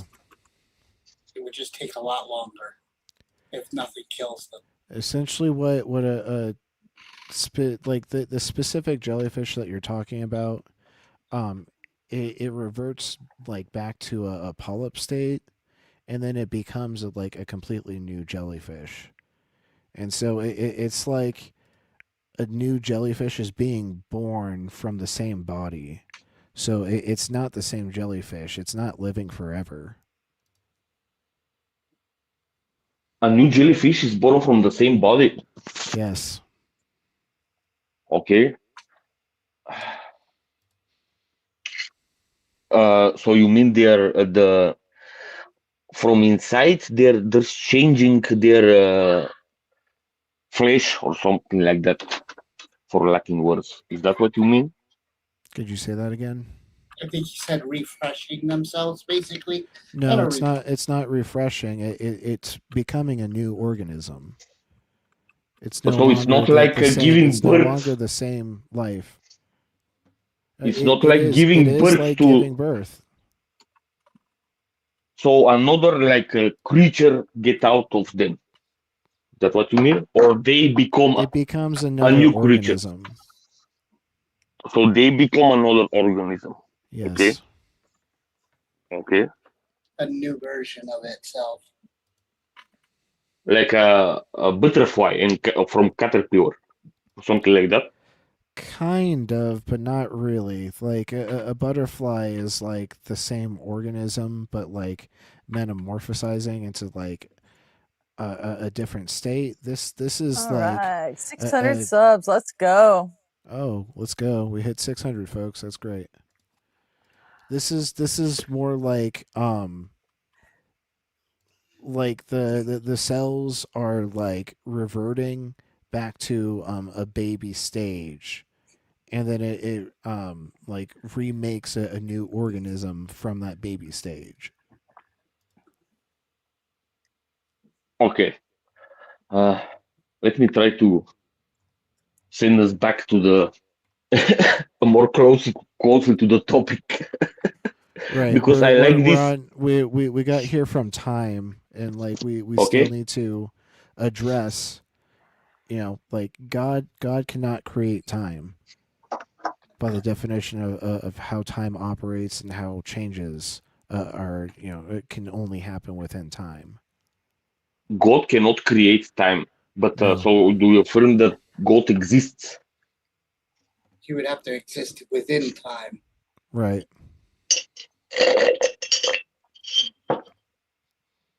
In order for God to create time, he has to create matter. Nope. God can't create time. God can create time, but if he creates matter, time can exist without matter. how? What do you mean? In How? nothing, in time exists in nothing. Go ahead and demonstrate why matter is required for time. Because if time is the measurement of the change of the matter, if there is no matter, there cannot Again, be that's the not time. how I define time. Time is the axis along which change is possible. It is possible. Okay. It does not require change to exist. So time is the possibility of change. Change can possibly happen within time, but change is not required for time to exist. From what I understood, you're defining time as the possibility of change. I never said possibility in my definition. Time is the axis along which change is possible. Okay. The axis, okay. The change is possible. Where is that axis that you're speaking about? It's a mathematical concept, just like there's an x-axis, a y-axis, and a z-axis. All right, one sec. Hello, OTW. Are you over the age of 18? Yes, I am. Mic check. Okay, and what brings you on stage? Sound good.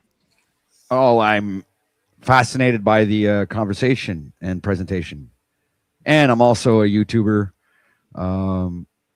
And I'm kind of panel hopping, I'm like finding new communities and new places, strange new worlds, Okay.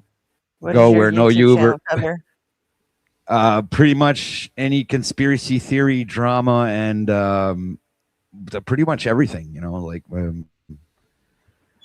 mainstream narratives, all kinds of stuff. I've been around for like almost 5 years. Spreading conspiracy theories or debunking them? Pretty much both. Like there's a lot of discussion when it comes to freedom and stuff, and so. Yeah, I get it. All right. Well, right now we're on religion, Christianity specifically. Perfect. That's actually my go-to, right? That's my specialty. Yeah, You an Christianity's a atheist? conspiracy, right? No, I'm not an atheist. I actually know that there is a God. But obviously religion Yeah. has How do you define complete knowledge? Oh, you know, huh? yeah. How do you define knowledge? It's a living experience. No, knowledge is a justified true belief. Can you hallucinate in that? Is hallucinating a living experience? Yes, it is. Does that make the hallucination real? All depends if you believe it or not. No, the definition of hallucination is it's not real. It's not a real occurrence. I It's agree, something but that that your would mind is also concocting. I agree, but that would also imply that everything that we experience in this realm right now is a hallucination. That does not follow at all. Well, Hallucinations happen within minds. If minds all right, disappeared, and then, all of this then realm there would exists still through your be mind. a material reality. No, Everything, that's no, not there true at wouldn't all. be. There would not be anything at all if you did not exist. If you were not Yeah, there, go ahead and demonstrate if there is that. not, if there isn't a perceiver to perceive the reality, then there is no reality. That's not true. Do you believe that if How do a you know tree that? falls, Have you ever hold on, died and come back? OTW, listen. If At a one point, tree- I did not exist, if a tree but other falls shit in, did. if a tree falls in the middle of the forest and no one's around to not hear that it, does it hard. make a sound? That's irrelevant. That's like, a Answer the psychological question. mumbo. It's psychological the mumbo question. jumbo. I will not answer that question. It's a Minds ridiculous are- question. Everybody knows the Listen, answer to that. It's OTW, in order the, for you to be up on it's this the panel, chicken you or have the to egg. engage with our discussion. I'm asking you a very easy question. I would like you to answer it. If a tree falls in the middle of the forest, I have no answer for and that no one- question. you can say you don't know. You just Just said say you though don't that know. everyone knows. I'll say I don't know. I could, Okay. but saying you that I said don't want to everyone answer the knows the question is correct, the same. The correct answer is yes. It obviously makes a sound. We understand how sound works, how it propagates through a medium. Just A because tree we didn't falling would absolutely induce some sort of propagation through the medium, and so we can definitively say that yes, it would make a sound. And my Observation argument is to not that required for the physical phenomena to unfold. My argument to that is nothing exists without a perceptor. That's a claim. Can you demonstrate it? Well, okay. If you weren't here right now, would you be aware of this existence? What do you mean not here right now? Well, let's say you didn't exist. You weren't here. You didn't exist in Awareness this is realm. something that happens within our brain. If my brain didn't exist, Right, and your obviously brain I cannot be aware of it. This is my specialty, actually, the brain. The brain functions through everything communicating through the cerebral cortex. The cerebral cortex sends all of the information to the main cranial nerve. Incorrect. Yes, it is correct. And the main stem cranial doesn't nerve. have- the brain stem does not have to communicate with the cerebral cortex. No, it's the other way around. The cerebral No. cortex sends the commands to the main cranial nerve, which in turn sends its commands to the 12 other cranial nerves, which The are brain stem the 12 can disciples. operate independently. False. Nothing can work without the they- cerebral see- cortex and the main cranial nerve. Not your. I'm speaking of your consciousness and your awareness. None of that would function if you didn't have the cerebral cortex. Cerebral cortex is actually the main engine which actually runs this whole simulation. And yes, when I say that if there's another crazy thing, simulation. That's another claim. Have you really Let's- been let's posting stop for claim 6 years hopping. and you only have 1,700 subscribers in 6 years? I have a small community, yeah. It looks like you only post like a few videos every like 3 years. What's up with that? Because I'm a live streamer. You I just do get- live streams. You just get bored? Oh, let me check. Oh, the and live tab like I took a break for the past 8 months. I haven't been live like once a month, maybe, or something like that. then. Okay. I used to be like Go 6 on. days a week.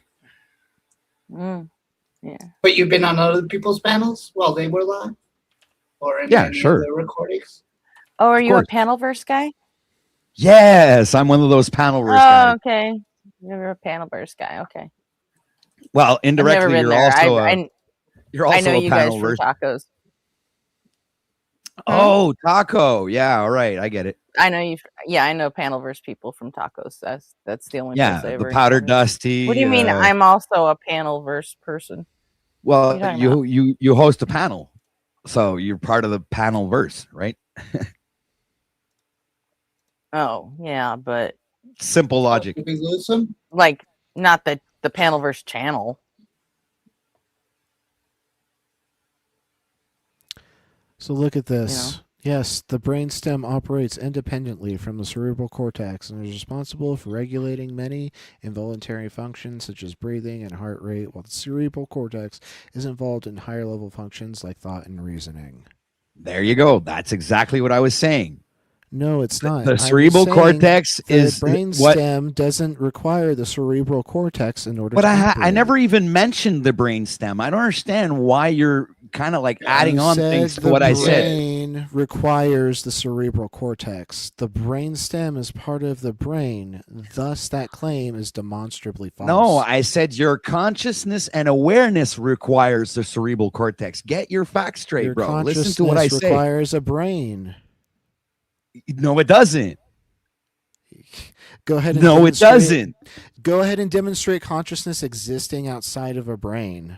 This is what you guys everybody all gets deceived by the same thing, as if you think that this physical place and your physical body I can't has help anything notice to that do. This isn't a demonstration of consciousness existing outside of a brain. Can you go ahead and demonstrate that?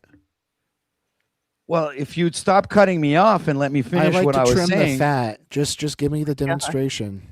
Well, okay. I'm like, I can't have a conversation like that. If So you want to are have you a saying you're not conversation, gonna if you want to demonstrate have it? a conversation with me, stop wanting to trim the fat, man. I get to decide how this panel is run. Oh, well, sorry for wanting to express myself Are you going to freely. demonstrate? Are you going to be able to demonstrate that consciousness can exist outside of a brain? I have no means to do so. Okay, so why do you believe it? I don't believe it. It's an experience I'm having. So you're believing Outside it. of your brain? Actively believing. No, I don't believe. This is another thing that you guys, it's a logical fallacy. Believing is something They were your words. Belief is the enemy of knowledge. All right, this is the thing. Knowledge Yes, is a type of belief. That's a fucking cliche. That is not an actual. That's not a fact, and it doesn't mean shit. That's just a fucking cliche. if you say so. Yeah, I do. Well, I don't think so. Belief is required for knowledge because knowledge is a justified true belief. You can't know something without first believing it.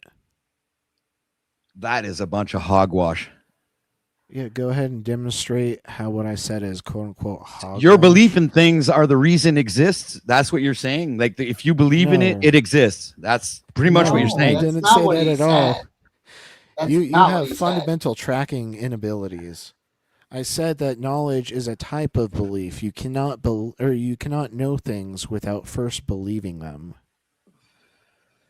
Go ahead and give me an example of something you can know that doesn't require believing it. These things that you know usually come through personal experiences. Okay, and I'll give you an example. Touching a stove, right? Someone can tell you you're going to get burned. You can either believe it or not, but when you go through the experience of being burnt, that becomes knowledge. It's no longer a belief. You know that stovetop is burning you. Right, you just proved my point. You have to believe it before you can know it. Thank you. That's not true. You just twisted what I said. No, you literally just directly affirmed what I was saying. Jeez, man, I guess I have a hard time communicating with you, man. Yeah, because what you're saying is nonsense. So you're saying Them that dogs go 423 says you're supposed to be cooking us up here. What's going on? Who's who? What? Dog 23? Someone in the vertical stream. Them dogs, though, Oh. 423.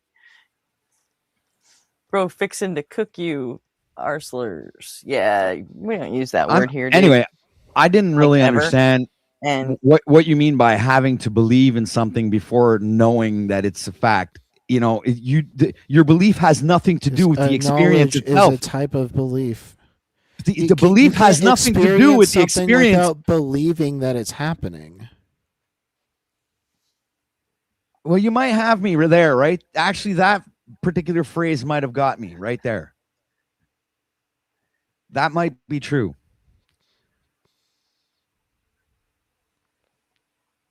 Because, in other words, this experience that we're having right now couldn't be possible if I didn't believe it was true, right? So if I believe in Santa Claus, that means he's real. That's not what I said. well, I mean, unless you're a solipsist, but I mean, are you? I have no idea what a solipsist is. Pardon my Canadian French. Okay. No, actually, I think I'm the only one, you know, and the rest of you are just like that's just figment of my developed into imagination. solipsism. Yeah, you're You want to talk to a therapist? Because we got one. Well, maybe he might need my help. Professional. You need some like help with your brain. This is Spirit of Empathy. Hello. I believe he wants to talk. I believe What's I up, can Beard? fly. No, I'm just curious, like, can you know a fact and at the same time think that fact is not true? Is that directed towards me? Yes. Yeah. So run that by me again. I know a fact. But Let's say you know a fact. Let's say we know a fact. Like the sun comes up in the morning. Can Right. you know the sun comes up in the morning and also believe that that is false, that the sun doesn't come up in the morning? I guess you can. Yeah, you could. How? That's a complete contradiction. You know Right. that this is a fact. You know this Yes. is going to happen, but you Right. also think, nah, it's not going to happen. That's fake. Right, I know, but that I'm saying you're asking me if it's possible that we could do this. I'm saying yes, we could do that. I'm not saying it's right. I'm just How? saying, well, because a lot of people are fucking crazy out there, you know, and stupid, and they could invent in their minds that you know, that's not true. It's not going to happen. And lo Then and they behold, wouldn't be that they claiming to know. Say what? Then they wouldn't be claiming to know that it's a fact. They'd say, I don't think the sun's going to come up tomorrow. Not, it's a fact that the sun's going to come up tomorrow, but I don't really think it's going to. Right. Can you know a false thing? Like, can you know that 2 + 2 = 5? I don't think so, unless you're retarded. Hey, okay. Hey, we're you know- we're gonna give you one single chance, okay? We do not use ableistic language on this panel. We do not use slurs. You use that word again, you're getting your ass booted to the shadow realm. Do you understand? Geez, you guys are rough and tough around here. Do you understand? I Look, do. You don't have Okay. to like it, but that's the way society's moving, and that's just what's happening. You know. Okay, so I'd just like to know exactly where I've stepped into, because I think I'm pretty.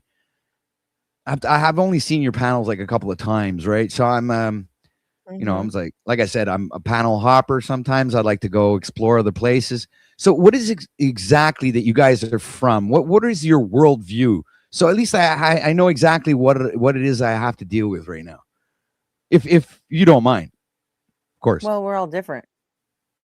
I mean, Well, you seem to, you know, latch onto each other. So. I'm an anti-theist atheist on political grounds. Okay, I've never heard of that before. What is that? Which part? The whole first phrase that you said that I'd never heard before. The anti whatever. Well, you know what an atheist is, right? Yeah, someone who doesn't believe in the existence of a god. Right? Right. Now, there's Okay. different kinds of atheists. There's agnostic atheists, which means they could possibly be convinced if they get the evidence for God that they're looking for, right? Right. Correct. All right. So here's a question I'm an for you. anti-theist, which means I don't believe that there is a God, and I don't think you should either, because I don't like what Christianity is doing to my fucking country. So that's why So- I'm an atheist. All right. So that means that That's why I'm your an belief. anti-theist. No, that's not why I'm an atheist. Let me ask you a question. So your belief that everybody should believe that there is no God, kind of like denies some people's actual personal experience with said God, right? No. So wouldn't that create controversy? I would prefer that you didn't believe it. I didn't say I'm going to force anybody to, but I would prefer that you didn't. Also, I Because don't it have to fucks up deny the the way that you vote, experience. and I don't really want to be living in a Christian nationalist country. I'm like I'm an anti-Christian, you know. It's like I completely like reject the idea of a savior, right? And this Jesus shit and all that there. I'm like one of those guys. I actually know, like, for a fact, based on my personal experience, that there is a God. So I have experienced God, right? And now I can no longer say that I have a belief in a God. I'd say I know I've experienced him or it or whatever. So How do you know that wasn't a hallucination? Yeah. Like this is why I never say that I dismiss people's experiences. You had an experience, but how do you know it wasn't a product of your brain? How do you know that it was actually an outside influence? And Well, the reality is you can't know that. There's the gotcha. God is the brain. That's the thing. No.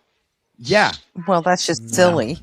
That's I just know stupid. that's my thing. You know, I even have videos on this stuff So explaining there's how. multiple gods. They're all So what gods. you're saying is in a that sense, God's yes, there imaginary. are. Yep, I agree. I So agree. is God's God- imaginary. In Is this God a realm, the cat, way too? everybody perceives it, you're absolutely right. What is your name? The beard of The empathy. beard of Okay. Beard of empathy. empathy. You're absolutely right, because in this realm, everyone is living in some sort of fantasy world, right? It's an invented world in their mind that they think exists or existed, right? That's solipsism, No, dude. I disagree. I That you disagree. I think that our described solipsism. Congratulations. Pretty now much, you know yeah. what it fucking means. To the rest of the world, pretty much, Our yeah. Because the indoctrination, all right, of all of the populations that have Western, you know, what populations? I'm the only thing that exists. I'm talking United States, Canada, you know, Western philosophy and Western culture. Right, they're all figments of my imagination. It's I'm yeah, the but it's only one that also exists. it's all embedded information that has been inculcated into you through your you know, from kindergarten all the way up to college, right? So, and this knowledge Well, has it would have all been before been that. It would have been as distributed. soon as I started Let me existing. finish. This Because I'm the knowledge only one has. that exists. Let me finish. This knowledge has only been distributed by the Rothschilds. They're the ones responsible for our what we know. Fuck, He's no. one of them. Oh God, no. If you actually do want real philosophical knowledge, you have to go None of this further is back in the past. philosophy. Nothing Oh about my the God, Rothschilds if is it gets to philosophy at space all. lasers, I'm going to fucking die. And Hero's about to say, I guess I am just really a red dragon. And you all are just imaginary people in my world right now. No, I'm the one that's real. You're all the No. ones that are fake. Figments of my imagination. No, it's the other way. No, I'm pretty sure. I'm based on my experience. I'm sure I'm the only one that exists. I like this bit. Well, I mean, technically, you know, the Rothschilds were British, right? So, But they I are mean, responsible for your education, ma'am. he is Canadian. They are not. They are not responsible for our education. We're American. You're Canadian, so you're still part of the Commonwealth, yeah? No, there's no Commonwealth here, ma'am. This is now Canada. Haven't you heard? Oh, fuck off. Oh, no racism. Isn't the Queen still on your fucking money? Yeah, it is for some weird reason. Yeah, okay. So, yeah, because you're still part of the fucking Commonwealth, you dumbass. There is no common law in Canada. It's all How is legalism. it that a fucking dumbass American knows more about your fucking government than you do? I don't know why you're being so I'm just hostile. Don't Take Don't anything read into personal it. for it. It's just Right. I have a tone. It's all you right. know. I've heard tones like that for the past 6 years, right? Sometimes I'm curious why, because She's passionate about things. I'm but I mean, there is no common law anywhere. Everything is legalism. There is, your human rights have been violated like left and right for the past 50 years, and nobody even notices it. You notice it. Sure. Yeah, pretty sure that people speaking out against human rights violations are really noticing the human rights violations. Mm-hmm. But yeah. I don't even know where to go from here after that Rothschild drop. I will never understand the need to get pissed off at a shadow government when you could just be pissed off at the actual government. Why? They're the puppets. Government Let's go, doesn't. Milo Rossi. Government doesn't run anything. First, you have to show that there is a shadow government before I can get pissed off at it. I'll be pissed off at the real government that's really trying to fuck shit up right now. Yep. Oh, so I guess you All right, weren't around for the lockdowns, right? You weren't here, right, when they locked us up? What do you mean here? I was born in 2001. We're not or Canadian. 2021. Right? I was born in 2021. I wasn't around before that. Locked us up. I mean, you were still able to go out. You just needed to do certain Give things. me a freaking break, man. We were imprisoned like slaves. We were I treated didn't like know slaves. that you could get Burger King while No, you you were in weren't. prison. You were not treated like a slave just because you were told to stay home so you didn't get fucking sick. And you weren't even forced. People still went out. This is a and perfect freaking did example things. of Plato's cave, right? This is a perfect example of Plato's cave right Did now. Trudeau personally come by and put a lock on your front door so you couldn't get out? I didn't prevent myself from leaving my home. I traveled anyway.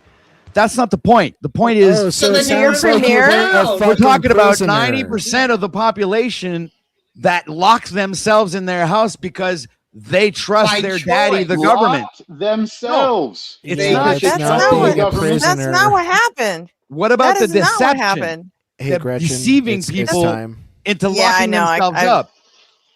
I thought you were going to take hold on. advantage of that lull in the conversation to sort of Yeah, that excuse guy, yourself. JR, that's me right there. OTW, Okay, hold I'm on. anti that. Shush, OTW, a shut second. up. I need to sign off, okay? Jesus, okay. Thank you, everyone who came on the panel tonight. Thank you, everyone who hung out and chat. Had a good time. Unfortunately, we didn't finish the Blitz reaction, but we can always return to that another night. Yeah, we can do it tomorrow. I've got to go take care of RP Jr. So until the next time, hope all of you take care. Goodbye. Good night, Good night, RP. RP. Have a good one, guys. No, we're not all leaving. Just RP. Just RP. Yeah, just RP. Oh, awesome. Good. So. I thought the panel was ending. Nope. Now you're all at my fucking mercy. Yeah, me too. Let's go. I'm scared now. So, well, you should have been scared of me the whole time. I'm just kidding. I'm not that scary. Really. Promise. Pinky promise. So. And yeah, nobody locked us in our homes, like ever. So I'm not sure what the fuck you're talking about. He even said he still went out. Yeah, he still went out. So I mean, that doesn't sound very slave-like. But I mean, well, you don't think it doesn't sound slavish? What about you handing over papers to a guy that just stops you over for verification on the side of the road because he has red and blue flashlights? And you're telling me you're not a slave? Don't you have a piece of paper with your name on it, registering yourself to a corporation? Right? The only difference between slave back in the day and slaves today. Listen, please let me finish. Being a sovereign The slaves citizen doesn't absolve you of criminal action, right? idiot? Listen, the slaves from our past, all right? Did they have sovereign They had to citizens in work. Canada? There is no sovereign citizen. I don't even know what that's an oxymoron. It's not even a term. But back in our past, yes, it is. No, you can't be sovereign and a citizen at the same time. It's an oxymoron. Really? That's stupid. What is the corporation that you're registered to? Well, I am registered talking to the about? corporate, Are the you Quebec, talking about the government? Quebec Inc. Yes, the government is a registered corporation, just like the United States of America is a registered corporation. It is not. Yes, it is. No, It is not. Yes, it is. Not. Yes, No, it is. it's not. Oh, yes, it is. Everybody is running under statutes, policies, and codes under legalism, which is called slavery. And they use our social security numbers to make money too. So they owe us millions It's of your dollars. tag, like, right? Right? That's Oh my that's God! your tag. Yeah, Your tag. whoa, you're a tag, soft- just like an you're animal. soft shit like a motherfucker, aren't you? Oh God. This is wrong. I can't consider believe this guy myself. actually thinks corporations I exist. don't like that term. I don't even know why you say that's what it is because, like I said, it's an oxymoron. It's actually stupid You just know to what? mention that. It's what we call you. It's How about a subsidiate? You like that? how about a man, a living living on the land? How about that? I'm just a man that's living on the land, and that's Can we it. get the That was- guy I from understand. I don't Team need Skeptic any in other here to title. talk to you? But you're still a That's slave? funny. This guy thinks the land exists. No, back to that. Oh well, land does exist. Can we stop You know what jumping through hoops extraterrestrial? and at least You know what stick on one topic? extraterrestrial means? It means the extra land past the ice wall. Oh, So you're not a flat earther, are you? I might be. I just to No. spice things up. Yeah, I might be a. Oh yeah, I don't believe in space at all. That You like doesn't mean that? you're a flat I don't earther. believe in space. I'm actually every single title that you want to give me. I guess I am one of those things, right? I probably am a soft sit, flat earther, just asking you, what anti something. shape- The guy what mentioned shape in is the chat earlier. Earth? I What think shape it's is the Earth? I think it's shaped like a donut. But hey, who's gonna listen to me, right? Definitely a troll. You're a toroidal Earth guy. Yeah, exactly. Toroidal field, electromagnetism, and stuff like that. Yeah. Oh, God. You're, You know, you're that's the guy so you can talk to about judgmental. that. Not real. You're This so guy cannot be judgmental. real. This is great. I love it. I'm Sorry, but I haven't had a conversation like this in a while. It's exciting. If you really believe this shit, you know who Dr. Blitz is, right? No, I don't. Who's Dr. Blitz? Seriously. I'm serious. I don't follow that many YouTubers. Yeah. I don't spend that much time on YouTube anymore. I just found your panel fascinating. I had to pop on, and I can't all caps in the chat. I mean, you guys have like this dictatorship thing going on. So, no free speech. What are you talking about? No free speech. We can't say words and stuff like that. You're kind of like a reflection of the government. It's a little bit different on my panel. Yeah, I prone free speech. does I let not people absolve say you of words the at my responsibility panel. of being a dick. You don't get any freedom of speech on YouTube, dude. I get that, but it depends what you offer. You go, what you're offering to your audience, right? Okay, is usually a reflection of who and what you are, right? So I'm just saying you're kind of like a reflection of the government. For the most yeah, part. I'm a reflection of the community I come from. We want to respect others, and we don't want And to in the degrade community other I people. come from, we don't For we safety, don't right? use- What do you not mean for safety? safety, just out of human fucking decency. Decency, yeah.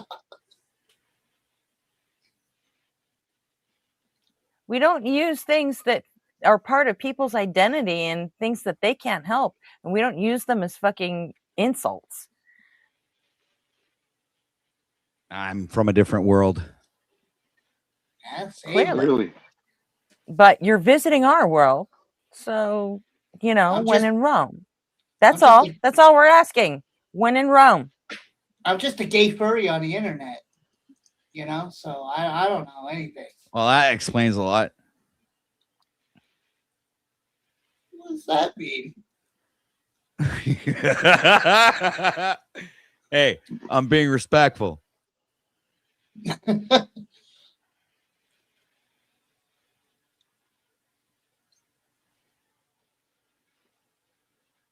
Cool. So, guys, you any weed smokers here, or you guys are all like, you know, too stuck up? I think you just hit Jay's buzzer. Jay? Jay? You got something you want to Jay, I'll be say? back in a second. His weed senses are tingling. Actually, I don't know. If Jay's like hit his like five spliff limit, then no, we may not hear from him again tonight. I've partaken in my day. So I don't anymore. I don't like it. I never did.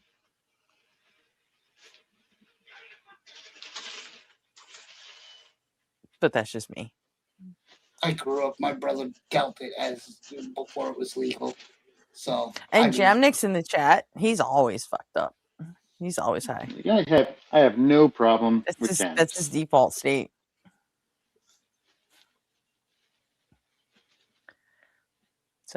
So is like everyone here an atheist? I am. No, J Money isn't. Actually, I actually get along better with atheists than I do with Christians. I mean, this is like, you know, A lot because of people say that actually. Well, because you guys Christians make are more always sense. fighting over Stupidness. Yeah, exactly. Over scripture that was, you know, they don't even know how to interpret. So I understand that makes perfect sense. Yeah. This is And where if they're you know, not, and if Christians aren't fighting with each other, they're fighting with Muslims. They're fighting against, you know, it's I just, found theists always got to be the, oh no, my God is the fucking magic one, you know? and they don't even realize that the Antichrist that they're talking about in the Bible is actually referencing them. That's what they don't know, and that's what I think is completely mind blowing about the whole religion, right? You know, So it's like I've found that atheists by and large are critical thinkers, and most critical thinkers develop tolerance for other ideas, which is what leads them to be more tolerant with other people, which would explain why you get along better with them, because most of the theists out there are so stuck in their dogma that they become judgmental of others. They're not tolerant of other ideas, and it causes friction. yeah. Well, like I said, I get along better with atheists than I do with Christians, because Christians are, like you said, are kind of like dogmatic, right? And they will not let go of their book because they think that the book is the word of God, which is also mind blowing. Yeah, they don't like their beliefs challenged. Let's put it simply. Yeah, but that includes the Muslims, and well, the Muslims are actually a little bit not as crazy as the Christians, if you want. Yeah, they They're fucking all are. crazy. Yeah, they are. No, yeah, they are. Yeah, They're they all are. crazy. If I'm telling you, they have a little bit. They're one step ahead. Okay, maybe they're similar in many ways because it is a Christian faith, but they're one step ahead. I can say that, you know, because I've spoken with Wait, many Islam Muslims. is a Christian faith? Yes, it is. Is that what you just said? Yes, it is. It's not. Yes, they believe in the same God. It's an Abrahamic faith. That doesn't make it a Christian faith. Abraham is a Christian No, he's personality. not. Christianity adopts Abraham's religious beliefs. If you read the two books I'm telling you, it's the same storyline with slight differences. It's a it all Christian came faith. from Judaism. Right, They're all exactly. Thank they're you. all right, but that doesn't make Abraham a Christian. It doesn't. Nothing will. I understand, but He was I'm talking in Hebrew, essence. period. Yeah, I'm talking in He was the essence, first right? one. So this is Well, if all you're I'm saying saying. the one, if one stemmed from the other, then it would Right. be, It's like a spin-off of Christianity. There's like 30,000 different denominations, right? When you're just in the Christed arena, right? So, but think of if you're looking at the Muslims' faith, it's the same type of thing. It's just derived from one particular religion. It's and then it's been divided because of the belief systems, right? Theirs was around before Christianity. So Christianity would be stemming from that. Maybe it is. You're maybe right. That I wouldn't know. I haven't done any research in that area, but you might be right.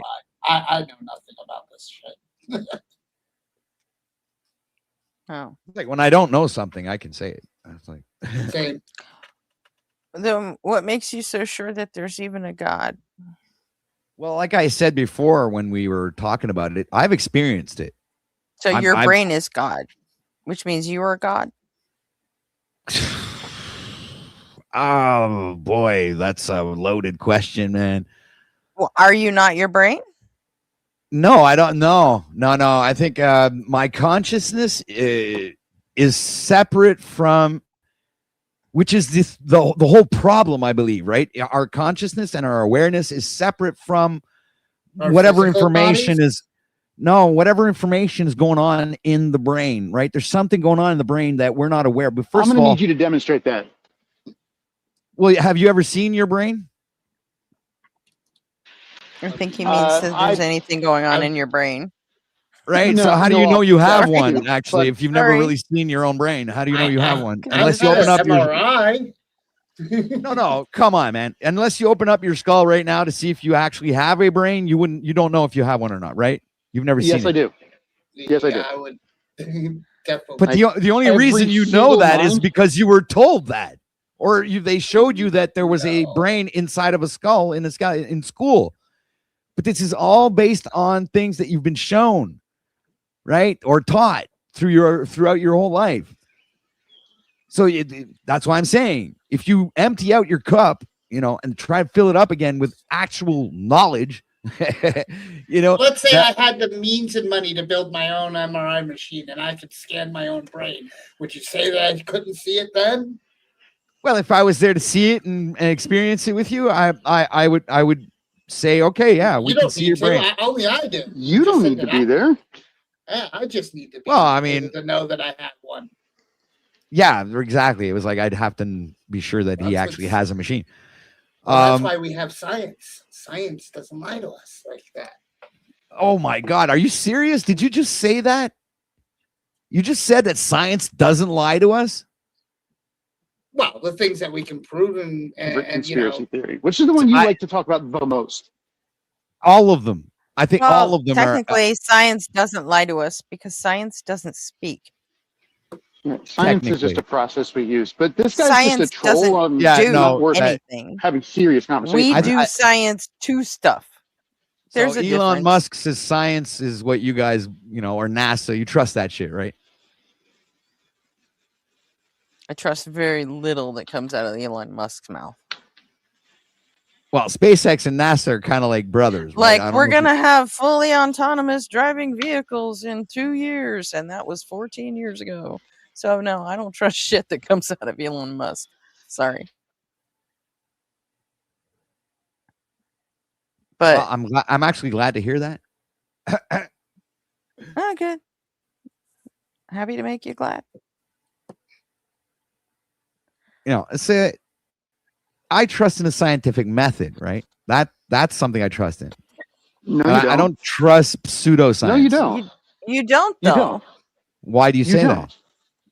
Because you've demonstrated that, one, you're scientifically illiterate, and two, that you don't trust the results of science. Well, it depends. I'm not saying I don't trust all of the results of science. I'm just saying there's particular sciences that I don't resonate with. You know, like let's say biological science. I think that's right. You know, I think that, you know, Didn't you earlier say that it resonates Rothschilds well with gave how us I all see our things. knowledge? Excuse Gave me? us all our Didn't you say earlier that the Rothschilds gave us all our knowledge and all our education? Well, the books. If you look at all the Yeah, books, man, that's because the Rothschild owned stock in McGraw-Hill. That's all he's saying. That it's a conspiracy theory, nonsense, bullshit, made up thing. Yeah, it's because Like McGraw-Hill is the only textbook producer in the fucking world, right? Yeah, because he's never heard of Pearson. Right. Or Scholastic, you know, Or Scholastic, whatever. yeah. Now, the reality is education in the world. Oh, you broke up, Beard. Oh, you're breaking up, Beard. We Beard. lost you. It and follows that was Texas. the end of that. He'll be back. Oop. Signs of life. But you're not coming back yet. You're not clear yet.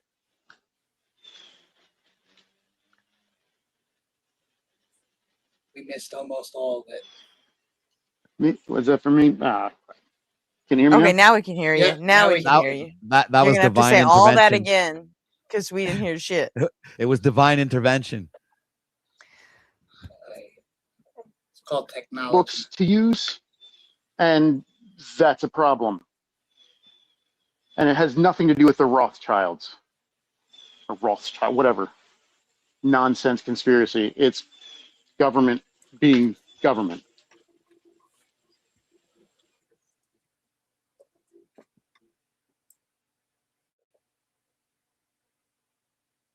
So, Yeah, if you don't trust your education, like, how do you know what to trust in biology and stuff like that? he already answered that. He feels it if it resonates with the way he already believes, that's how he decides what's true. And that's not the scientific method. Oh, that's I'm right. sorry, but it's not. I forgot he's divine. He is a god himself. So Not just his brain. Essentially, yeah, the brain, and I'm telling you, it's really there. It's all in the brain. But, can you prove it? All of that is in the brain. But without, Jesus is there, God's there, Lucifer's there, the 12 disciples are there. I thought you weren't Christian. But I'm not, and that's not Christian philosophy. That's you know, if you ever Manly P. Hall, have you ever heard of? But you think Jesus is real and he lives in your brain? I don't think he's real. I think that they used the name to identify an organ in the brain. I'm not saying he's real. I'm just saying that it was like they didn't have names for your organs in the brain. You know, they didn't have names for the nerves and the nerve endings and all these other things. So they named them Mark, Luke, Jesus, and you know, Lucifer and Satan, whoever. They gave these things names because they didn't have scientific names for things back then. And Broca, him too. Who's Broca?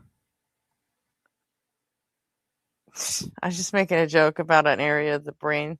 That's all. Never mind. It was stupid. Okay. Yeah. Wernicke definitely didn't understand that. It went Did you like it, Beard? Yes, I did. I just was muted. You couldn't hear me laughing. Thank you. There's a part of your brain called Broca's area, and let's just go with that. Well, Broca's area is probably, if it's probably has it's like it might have a name of a place like Jerusalem or Bethlehem, or I don't know. I'm just, you know, speculating here, but I'm just saying it probably referenced something in the brain. It's like, a region of your fucking brain. It's named after the guy that fucking. Never mind. Just never mind. I don't know the guy. Hi, I'm Martin, sorry. You're back. Hang on a second, Martin. I'm back. You back with us? Hello. Okay. Hello. Yeah. He's back. How's it going? Oh, good. My phone is constantly ringing, but I think everyone that knows me in the world calls me. There is no one else to call me, so I think I'm good. He says that, and he'll be raptured away again. I hope not. Okay, where were we with you? I honestly forgot. We were dealing with time, but then I think we were trying to get back into how, like, the what we had on the screen, the map of how evil can exist and stuff, but we got side railed by the time thing and how matter and time work. Yeah, it's all connected, brother. Yeah, defining words. Yeah, there's really like no such thing as being outside of time. Outside of time. Yeah. And space. Time is an illusion. It's a man-made construct. Well, I don't agree. No, it isn't. Yes, it is. We are the ones who came up with time. No, we found No. ways to. We measured the sun. Our clock is based off of the sun traveling in the sky and supposedly rotating around the earth for 24 hours. Yeah, we Or came the- up Yeah, with we the invented units. the We came up. Hold on. we invented came the up with clock. the We units. didn't invent time. Yeah, we came up with the units to describe time, but we didn't come up with time. Time existed, and then we came up with a way to measure it. Yeah. Clocks are and, not the and same a way thing to as describe time. it. If Clocks we and can time are measure different. it, if you can measure it, then it exists. It's simple. I don't see how you can measure time, right? That's like, that doesn't make any sense to me. Because it's like we, as if we use in your seconds. mind time is linear, but that's not that's not the case. It can't be. Why can't it be? Because nothing exists outside this moment. You're really gonna get fucked up if we like went into the B theory of time. So let's not do that.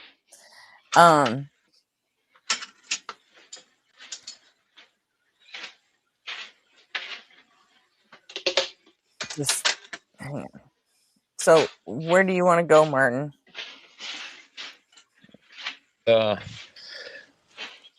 Is the friend that I spoke in the beginning here, or did he left? No, he had to go. He had to go take care of his son. Yeah, I think we left with him at the ASICS. Yeah, the axis of time. Axis of time, yeah. But he said that the axis of time can exist without matter. But how can you have directions without space? And how can you have space without matter? Well, those are different dimensions. Yeah, they're. No, that's just the pseudoscience that I was speaking of earlier. Didn't we? It's not really pseudoscience. He's just fucking it all up. It's just wrong science, and he's not actually an idiot. But there's a big language barrier here with Martin. Yeah, English You know? is not his first language. Yeah, it's not. No. But Beard, I'm gonna mute you because I can hear things clanking with whatever you're doing. Shuffling around. He knows how to unmute himself if he wants to say something. And here I was trying to be quiet too. It didn't work. Yeah. So Martin, you never actually got around to saying how you decided to be a stupid person. well, I tried, but we got on a different point. Yeah, RP can do that sometimes. He can definitely pull it. He likes the philosophy and the logic and all that.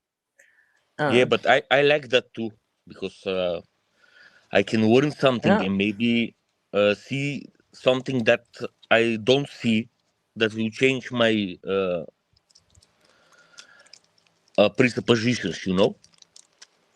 So I'm always open to debunk myself if possible. So you don't think that, since you decided to become a Christian right around the time your daughter was born, you don't think that had anything to do with it? I think, yeah, that's I thought about that. I think, yeah, that has had That and living in a country that's influence. 90% Christian, at least culturally. Well, I lived all my life before that in the same country, so. Yeah, and I've lived in this country all my life, and it's very heavily Christian too. I've also had kids. In fact, having kids gave me the opposite. I had the opposite reaction. I became an atheist when I started having kids. Yeah, I understand. But did you believe truly before that or something like that? Yes, I did, truly. Nice. So again, we arrive at the if we can measure it, it exists. So. Are we going back to time? Yeah, but not to time. Okay. If we, yeah, in Christianity. So the Christianity, the belief, that belief, have an effect that affect the world, the development of countries, of ideas, and stuff like that. If you understand me, do you agree? No, I'm not sure what you're saying. For example, thanks to Christianity, we here have two saints. They are Kirill and Methodius. That's in 8th century. They are church fathers. So they created the Cyrillic alphabet, our Slavic language that we now have. Mm-hmm. They created the Cyrillic alphabet and the Slavic language for the Slavs. So that led to our identity and developing our own ideas as a separate ethnicity or people, you know. So what you're saying is our language dictates our reality, right? Brother, we think with words. I agree with you. Yeah. Okay. And yeah, for I can think better in my own language than if I have to think in English. So I can form better ideas and thoughts and describe the reality around me, you know, and express myself. So Christianity in order created our identity. After Hold that, on for a second. First, okay, no. Language doesn't dictate our reality. It's how we describe what we're seeing.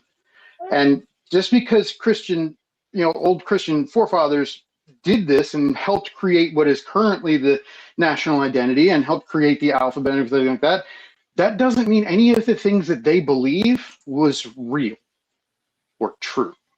Mm-hmm. But right, but your experience is their beliefs made changes and influenced the reality and the path. Well, if that's the case, when I spent a year studying Russian in the army, shouldn't I have had some sort of Christian awakening at that point? well, I speak multiple languages. I mean, since Cyrillics were invented by church fathers for the Slavs. So when I learned Russian, which is Cyrillic letters, Right. But you have your own language before Shouldn't I have like internalized some of this Christianity? Well, do you speak it fluidly? Is it like your second language? Because if it's not literally your second language that you speak Shut up! fluidly, It was my fucking fourth language. Stop it. Okay, well that's what I'm talking saying. to Martin. I understand. It doesn't fucking matter. It was my fourth language. What does that prove? That I didn't know it as well? What? Well, you probably couldn't experience the full extent of what the language is about, which was about to explain. I speak French, and there's a hell of a difference between both languages, right? They're almost polar opposites. Speaking French. French and English. You grew up speaking French, yeah. Both languages, the same. My mother was French and my dad was English. Yeah, I spent a little over a year in a total immersion Russian class. So what I'm saying is French is an emotional language. The words are connected directly to your emotions. When you Who the fuck is talking about French? It's a different language. I'm trying to give you. Did the church fathers create the French language out of special letters just for their fucking people? No, but it's telling you that your experience is dictated by the language you speak. But that's not what Martin was saying. He said that Cyrillics were created in the 8th century by two church fathers, and they were created for the Slavs, and that's why that he has his language can explain his Christianity. Yes, he was better. saying that because he's trying to make a bigger point. If you listen carefully to the guy, he's trying to make a bigger point. That was just a reference to what he was saying. His point doesn't make sense. But you never let him finish.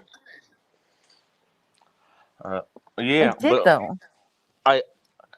It's taking long for me because of the bad English. I'm sorry to explain it. But for example, do you know where the word Slav come from? It's a Latin word. Isn't that for slave? You're going to talk about slaves, right? Yeah, we were the slaves of Europe. But then we were the slaves of Europe.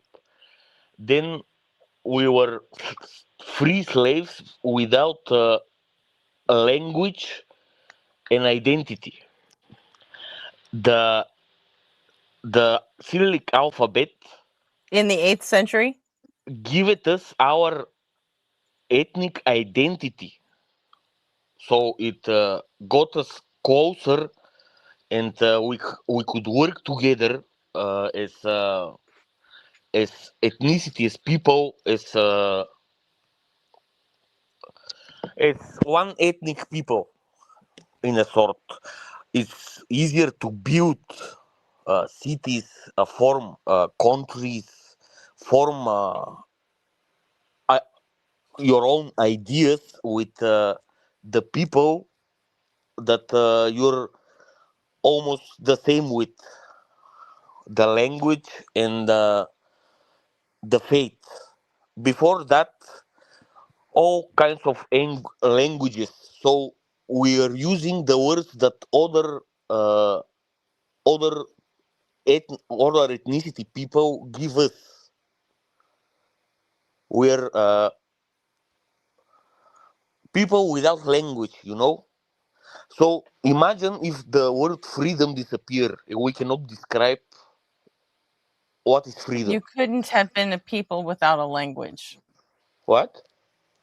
How could you have been a people without a language? How can we be a people without a language? Yeah. Were you all deaf mutes or what? No, we spoke Greek, and when different empires come. Well, that would be a language. Yeah, it's also Greek is also what the Cyrillic alphabet is based on. Right, but what he is saying is his nationality didn't have its own language. They had to use other. We're not nations' talking language. about his nationality. I give a fuck what the history of Bulgaria. We're talking about his theology. We're talking about his Christianity. Yeah, we are talking about the history of Bulgaria too. For example, after No, that, we're fucking not. It's all connected. If it wasn't for the Slavic language and Christianity, when the Ottomans conquered us for 5 centuries under Sharia, grape, kidnapping, blood taxes, raping constantly, taking the children, and all kind of atrocities. And the only thing they wanted is just to deny Christianity your own identity, start speaking Turkish and accept Allah. Martin, So I'm if going to we interrupt didn't have a second. Martin, one hello? thing, if we didn't have the Martin, language and the faith, Martin, now we were going to be Martin. Turkish people, Muslims. So I think history is fascinating. I love history. I love learning about history. And I didn't know this much about the history of Bulgaria, which is great. However, this discussion is started with why God? And so far, the history of Bulgaria doesn't prove a God. It just proves the history of the development of the culture, which is fascinating, but doesn't mean that what the Christian beliefs are is true. That's what I'm interested in. Why is it true? If you just look at it as an idea, and Islam, for example, is another idea. Yes, but whatever of these two ideas you accept, that's gonna affect your own being, how you live, or who are you, what are you doing, and everything like that. So, do you guys agree that Jesus existed historically as a person? I don't. No, I don't. You don't agree that he existed? No, Not I at don't all. either. No. I don't think so I see either. no evidence. I see no reliable evidence that he existed. There's nothing from the 1st century that indicates he was a real person. Everything about him comes from the mid 2nd century on, or I'm mid not 1st speaking century, like about what he at least preached. 25 to 30 years after he died, supposedly. Right, and only few references, only, not even any like first-hand accounts, like nothing. Right. I don't speak about what he preached, but did he existed at all? For example, No. what is the consensus Only as a between fictional the secular? character. What? It's only as a fictional character. These are like all children's stories that have been passed down from generation to generation that ended up in a book, and then they called it the Bible. Right? That's exactly what happened there. Okay, and okay, we're talking I'm not about speaking about the repetitive Bible now, storylines brother. through history that are insane. I'm not speaking about the Bible at all now. Just as, for example, what is the consensus between the secular historians? Do they agree that a Who cares? person existed, not what he preached and stuff like that? Just this Who dude. cares? So I come at it from the same standpoint I come at it for aliens. No matter what the Do you let consensus is do you about the let scholars probability of make it, decisions for you? The scholars, Do you let the scholarly historians, consensus for make all your example, fucking decisions? Can you not the do it yourself? the historians, Yeah. my decisions they are when I'm not a historian. So if the consensus between unbiased, not Christian, unbiased You don't do you scholars, have to be a historians, historian to know like if fucking Alexander the Great was real? Well, Do you if gotta you be a have historian to figure that out? no, but if you have intergenerational, it's like Do it's you have to passed ask down from scholars to generation. figure that out? No, people can just tell stories. How do you know the stories are real? That's a good point. So if my grandma comes and tell me a story, You look for evidence, right? and a historian come and tells me that it's a different thing, not the story, I'm gonna believe the unbiased historian, not my grandma. but I'm gonna presume what he's if possibly he's probably. what if your grandma had evidence and the historian didn't? What if all the historian had was consensus of what the other historians thought, but they just believed that without evidence? But they just sort of said, "Yeah, we all kind of agree that this happened." But your grandma's got actual fucking evidence. So this guy's not a historian if he doesn't have evidence. So who do you believe? The one with evidence. The one with evidence, right? Yeah. Okay, so where's the evidence Jesus was ever a real guy that walked this earth? Where is the evidence for that? Yeah. Where's the evidence? Okay. So if I said Pontius Pilate, the Roman historian, what was his name? Josephus or Pliny? Dude, Tacitus or Josephus? Josephus, okay. Well, which one are you talking about? Because what you want? Yeah, Josephus was a Jewish historian, and neither Tacitus nor Josephus ever actually met Pontius Pilate or Jesus,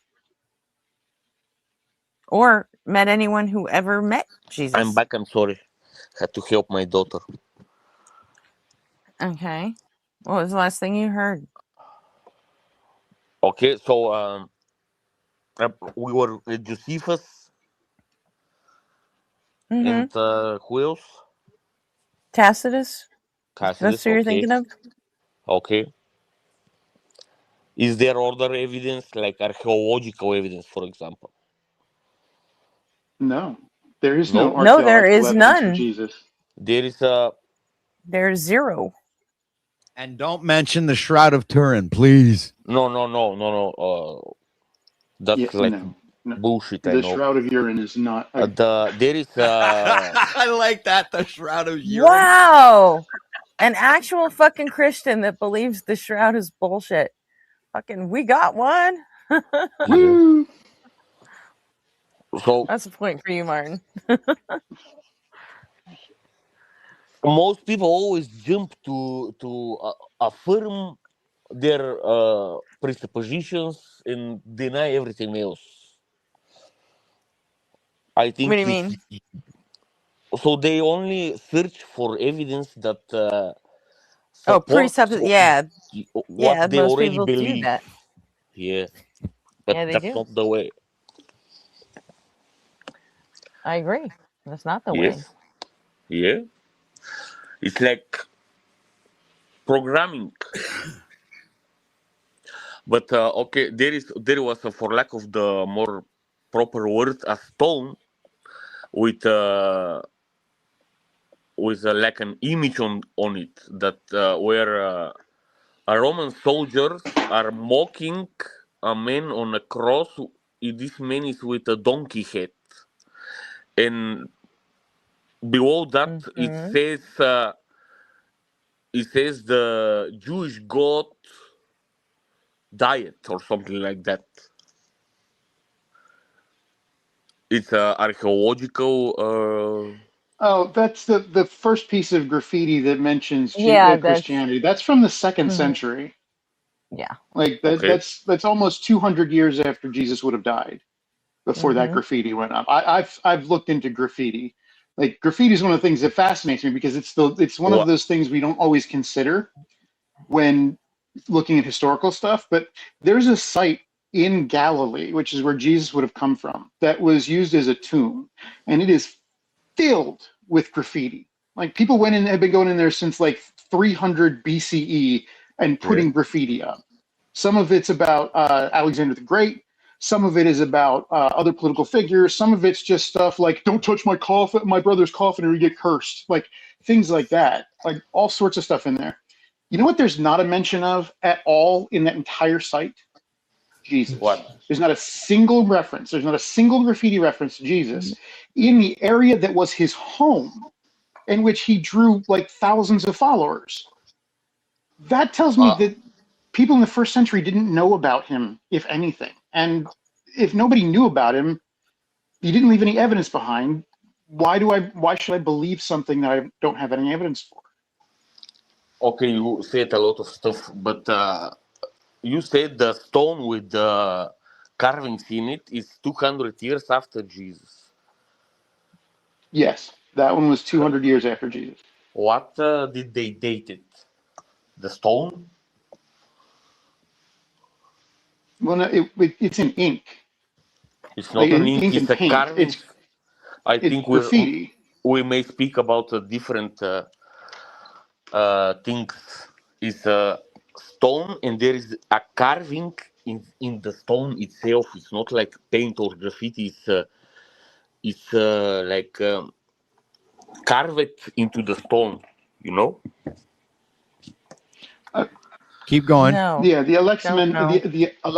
Alexamenos graffiti. Yeah, it is carved, but there was paint and patina inside the little grooves that were carved in there. That's usually how we date carvings and things, is looking at the patina. How much grime and buildup is in the deepest buildup of grime and dirt. And if we get down to the bottom layer of that, that's probably the oldest bit, because it's deep down in the recesses. We figured out how old that grime stuff is. We can pretty reliably date things. Can we date the style of the text? Yeah. Also, yes, we can use the style of the language, the style of the text, the style, the grammar that was used. All of that can give us approximate dating, and all of that stuff. You want to use a lot of different things to try and narrow it down. The Alexamenos graffiti has been studied since it was found. Okay. So you say the carving itself it's 200 years after that. Yes. Okay. What about the style of the text? Again, the whole thing has been dated by expert archaeologists as being 200 years after Jesus. Mm-hmm. I'm not an archaeologist, so I don't know all of the methods that they used specifically to look at the Alexamenos, but I do trust that the archaeologists who looked into it and dated it are as accurate as they can be. Anyway, either way, like if Jesus is supposedly the most important man who ever fucking lived, why is it that there wasn't one motherfucker to put, pen to parchment or whatever the fuck they used and write anything about him while he was alive? If he was so goddamn important, why the hell didn't why didn't he ever sit for a fucking portrait? Yeah. Like, it's true. Nobody, Alexander the Great got his fucking face on coins. So did Julius Caesar. But hey, here's Jesus. Fuck that guy, right? Does that sound right to you? Okay. Even The Witcher had a songwriter, right? Okay. Yeah. Let's say if Jesus didn't exist, toss a coin to your Witcher.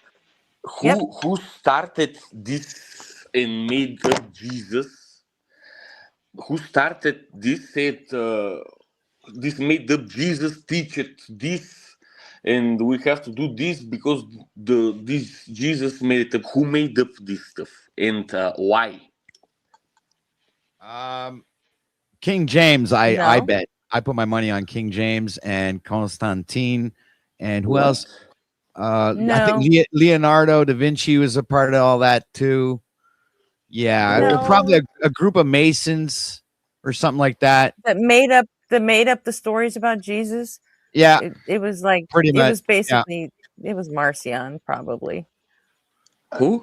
It was based in a mystery cult that were all over the Greek and Mediterranean area during that time period. They were all apocalyptic mystery cults that grew up, and eventually the name Yeshua became associated with it. And some dude, I personally think, I'm not a Paul mythicist because I really think it makes more sense if Paul was there trying to build a cult. So he was changing all sorts of stuff. I look at it and go like Paul was likely a cult leader who came up like 30 years later, found this cult, took over, and tried to make himself popular. Because we see that shit all the time with stuff like people like David Koresh. Like it happens. So that's why I'm not a Paul mythicist, because I think that it makes more sense with that kind of character. And if it wasn't Paul, it was somebody else doing the exact same thing. Do we have more evidence about Paul existing or Jesus? It's exactly the same. There's no evidence that Paul actually existed, but the scholars generally agree that he did. But there's no actual evidence that he did. The scholars also agree that Jesus. Because he didn't exist either. That's the whole thing. None of them existed. Yeah. They're all part. Well, Marcion existed. Who? Okay, so who and why made this up? For control, man. Who? For control? Yeah, control over the slaves. If you get the slaves to believe that they have a savior, that they'll stay quiet until the savior comes. But the people believe it in different gods even before that, brother. There is no savior. You're the only one who can save yourself, man. That's it. Yeah. There's no Jesus coming through the clouds with an army of angels. That's never going to happen. The Bible is not a literal book. It's an allegory, pretty much, through and through. So someone accidentally made up this, and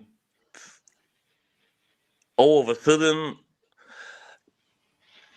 all of the generations and billions of people started to believing in some guy from, let's say, 3rd century that made absolutely. If you look at the statistics, it only takes 40 years to reprogram a whole society.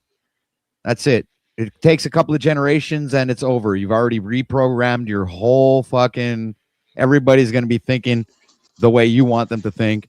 It takes 40 years. It's a few generations. Also, like Christianity actually didn't grow very fast initially.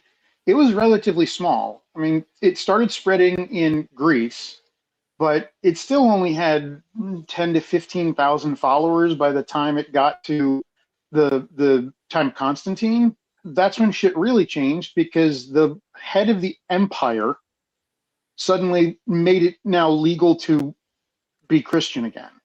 And the reason it wasn't legal was because they were doing all sorts of seditious.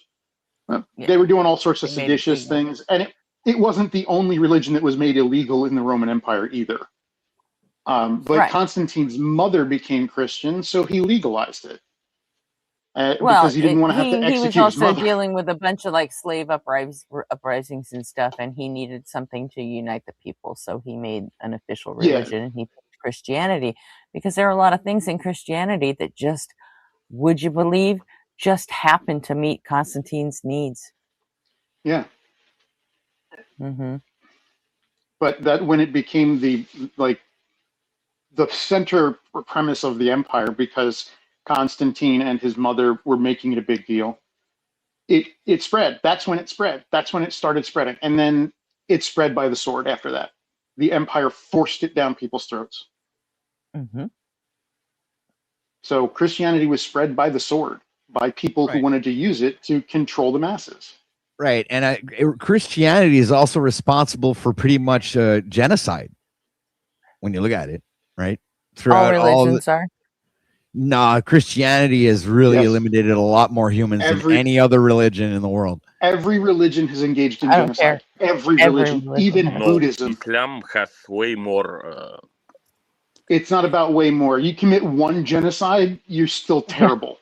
And Buddhism, even Buddhism, in 2012, the Buddhist government of, I cannot remember where it was, Buddhist government was running a genocide against Islam, within their country. Even Buddhist sects can do genocides. This is not a thing that is new. We know about this, and doing whataboutisms about what about religion, this one, what about this one? They're all fucked. But just for it's an example or I forgot the word. If let's say we have to choose which one is better, Christianity or Islam? We don't have to choose. We don't Which have one to is choose. better They're is both none of terrible. them. We How okay. about Judge. How about Can I'll follow you my can, nose. if okay, not choose. If you have to judge between the two, who is the better one? There isn't a better one. There Yeah, isn't they're a the better same. one. They're the same, man. Like identical in many Like ways. what Even would you, even though they're so different, they're if I made identical. you choose, if I made you choose, Martin, like would you rather be a psychopath or a sociopath? Come on, choose. Come on, right Psychopath. now. Why? Must be more fun. Psychopaths have no feelings at all. Psychopaths are the most successful people in capitalism because they have no empathy or feelings. Okay, that's wrong. Okay, check it I out. wouldn't I wouldn't disagree with the guys. Probably this world's run by a bunch of psychopaths. I'm pretty sure. Yes, if There's actually some pretty, like there is a study about that, solid qualifications for both of those things. What? What do you think psychopath is? What do I think it is? Yeah. You want like the actual scientific definition? No, just with your own words. In my own words? Yeah. Well, you would have to qualify in, I think, at least two of the three qualities of the dark triad. Okay. All right, or is it all three? Beard? I mean, technically, sociopath and psychopath are neither one is a clinical term used within the confines of psychological study anymore. We've replaced sociopath with antisocial personality disorder. And psychopath has always been more nebulous than Oh, that. really? But colloquially speaking, a psychopath is generally somebody with antisocial tendencies that lead consistently to conflict. There's so many other different because it's such a nebulous. I think I like better psychopath as a short way to say what you just said. Wow.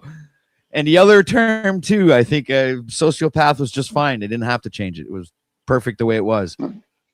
Technically, by the meaning of the word psychopath, a psychopath is literally anyone with a psychopathology, which is anybody with a mental health disorder. And so somebody who's depressed is technically a psychopath. But that's not how we use the word, so I don't apply it that way. Yeah.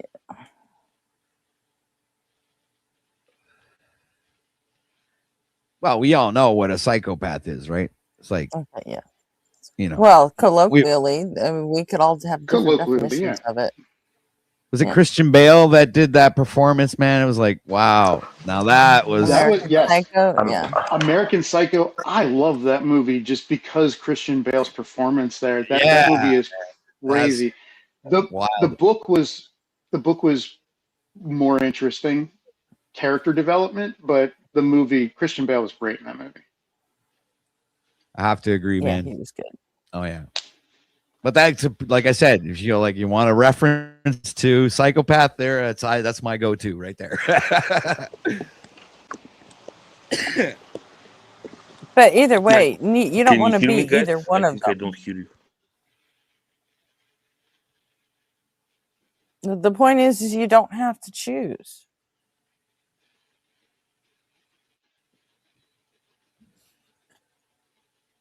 Did we lose Martin? Both of them are built on premises that are nothing but harmful from the door. Both of them have the same genesis story, the same origin, and like it's just a psychologically damaging thing. Like, it's abusive to tell children they're going to go to hell. Right. It's terrible. And to have them And why would you believe in say? And why would you say you have to choose just between Christianity and Islam when, you know, Judaism was the fucking father of both of them? Like, people say to children they're gonna go to hell. Really? Yeah, they're What? gonna. That's you're teaching people about Christianity or Islam. The idea that kids are going to go to hell is going to come up. It's just the whole premise. Garden of Eden, the original sin. That's all of Yeah, it. it's like Santa Claus. It's the same thing. You know, be naughty or nice, so you're gonna, you know, you ain't gonna get any gifts on Christmas. It's a means of control. It's a way to get people to just do what you want them to do. Be quiet so they don't revolt and create some sort of revolution, right? The I don't elite teach. and the controllers of this world do not want the people to revolt, and so, you know, they have to give them these religions and shit to keep them under control. They have you believing in a heaven and a hell is a really good way to keep you to try and stay like, you know, in the confines of what they call, you know, acceptable human being living on their land, right? Because they consider like all of this land that you see everywhere theirs, right? But I And don't I teach could prove children. it. I could come on with my cell phone and I'll go up to the end of the road and they have these little pickets, right? Okay, with the number of the address, right? I'd have to dox myself. Well, not really, but it's just a number. But when you look at it, right at the tip of it, it has that shield crest for Vanguard. So right away, you know that all of the land here that everybody thinks that they own is actually owned by Vanguard. You understand? Even the okay, no, no. So irritating. But you're so irritating because like you'll You need to start saying stop. things that actually make sense. Yeah. And like, and I'll be like, okay, we're agreeing with this, and then you take a sharp And then left you go turn into fucking stupid conspiracy area. crazy pants. Just like you But- just take it Crazy always pants. just too far. I don't Hey, my teach name my isn't daughter out of that this she's world gonna for go in nothing. hell, brother. I don't Oh, is that teach what OTW means? Yes, it does, ma'am. Can you Funny. hear me, Out of this guys? world Out of live. this world, but out of this world, but you think space is fake. Can you hear We'll me? come back to that. Hey, we can Yeah, go we with can hear you, dimensions. Martin. That has nothing to do with space. We, Out of this world we can. can All right, encompass a lot. yes, we can hear you, Martin. So I don't teach my children that they're gonna go in hell, brother. Why do you think that? You might not, but Yeah, there are but you sects scare that them with the do. possibility, don't you? No, never. Do you teach them about Adam and Eve? No. Do they No. know what hell is? No. My daughter have to develop her mind first. So you're not raising them Christian. Good. My daughter knows 4 languages now, brother. English, Bulgarian, Russian, Nobody cares. and Mandarin. Nobody cares. We want to know what she knows about what you're teaching her about religion. Nothing. I Good. cannot. That's the way it should. Good. She have to. Maybe she won't decide to be stupid like her dad. Man, that mouth, man. Okay. His fucking words. He said he was an atheist and he thought religion was fucking stupid until 9 years ago. And now he's a Christian, which means he decided to be stupid. His words. We've been playing on that field all fucking night. It hasn't bothered him. Chill. He knows what I mean. Don't you, Martin? Oh, I didn't necessarily say I didn't like that mouth. I just pointed out that you had one. Yes, I do. I definitely do. I like to say you can take the girl out of the army, but you can't take the army out of the girl. But oh, that's what it is. Oh, I talk shit way before the army, so like it, you know.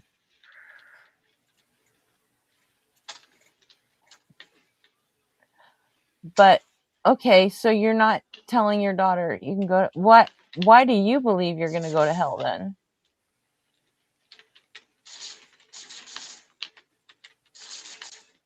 Why what?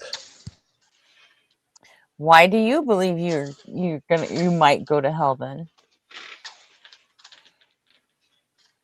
Or I don't I believe. assume since you're a Christian, you believe that you're not, right? I hope I will not. Yeah. You hope? But see, the Yeah. whole concept of hell is just stupid to begin with. It's just revenge. Hell is. Well, it's a threat, right? It's like the whole Right. book, the whole Bible it's control. It was written that way to control through fear. Well, I actually don't. It's still used that way. I would add to that though that I don't think that there was just like what you're saying. I don't think the Bible there was another use for it. You know, like I think there's a map in there. There's like embedded information, allegorically speaking, right? There's references to. No, it's a book of laws on how to own slaves and what not to eat and who to fuck and how to treat women like property. Yeah. I could change for 72 It's versions, literally a though. book of 613 fucking laws. Like, how is that not control? And then it gives you the punishments for these different laws. And the ultimate one turns out as hell. Well, I can change to Islam and actually a have pretty good- 72 versions, though. I'm impressed. When you look at it, the book is pretty impressive. I mean, you know, when it comes to controlling the masses and stuff, I mean, wow. It's one hell of that the people who wrote that thing, man. Kudos to you. You did one hell of a job. That's why we're still talking about it fucking 2,000 years later. I think the biggest issue with it wasn't just one person who used it to control and created this great manual. It was refined over several, at least hundreds of years, if not the last couple thousand years. Like it's been refined and translated and things added and taken away specifically for those controls. Every generation it happens. Mm-hmm.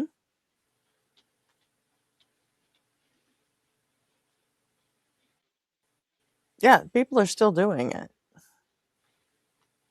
Yeah. Christian you know, when I was today, when I was a kid and you know, getting my religious education, you didn't hear anybody arguing that God is outside of time and space. Nowadays, fucking everyone says it. Like, what does that even fucking mean? It doesn't mean anything. Yeah, it's not possible. You know what's outside. You know what's outside of space and time? Things that don't exist. Yeah. Because there's functionally no difference. If it's outside of space and time, it can't do anything within space and time. So it might as well not exist if it does. Well, actually, you know how I you know, since this is where the atheists and I don't agree, I would actually say that God is the projector.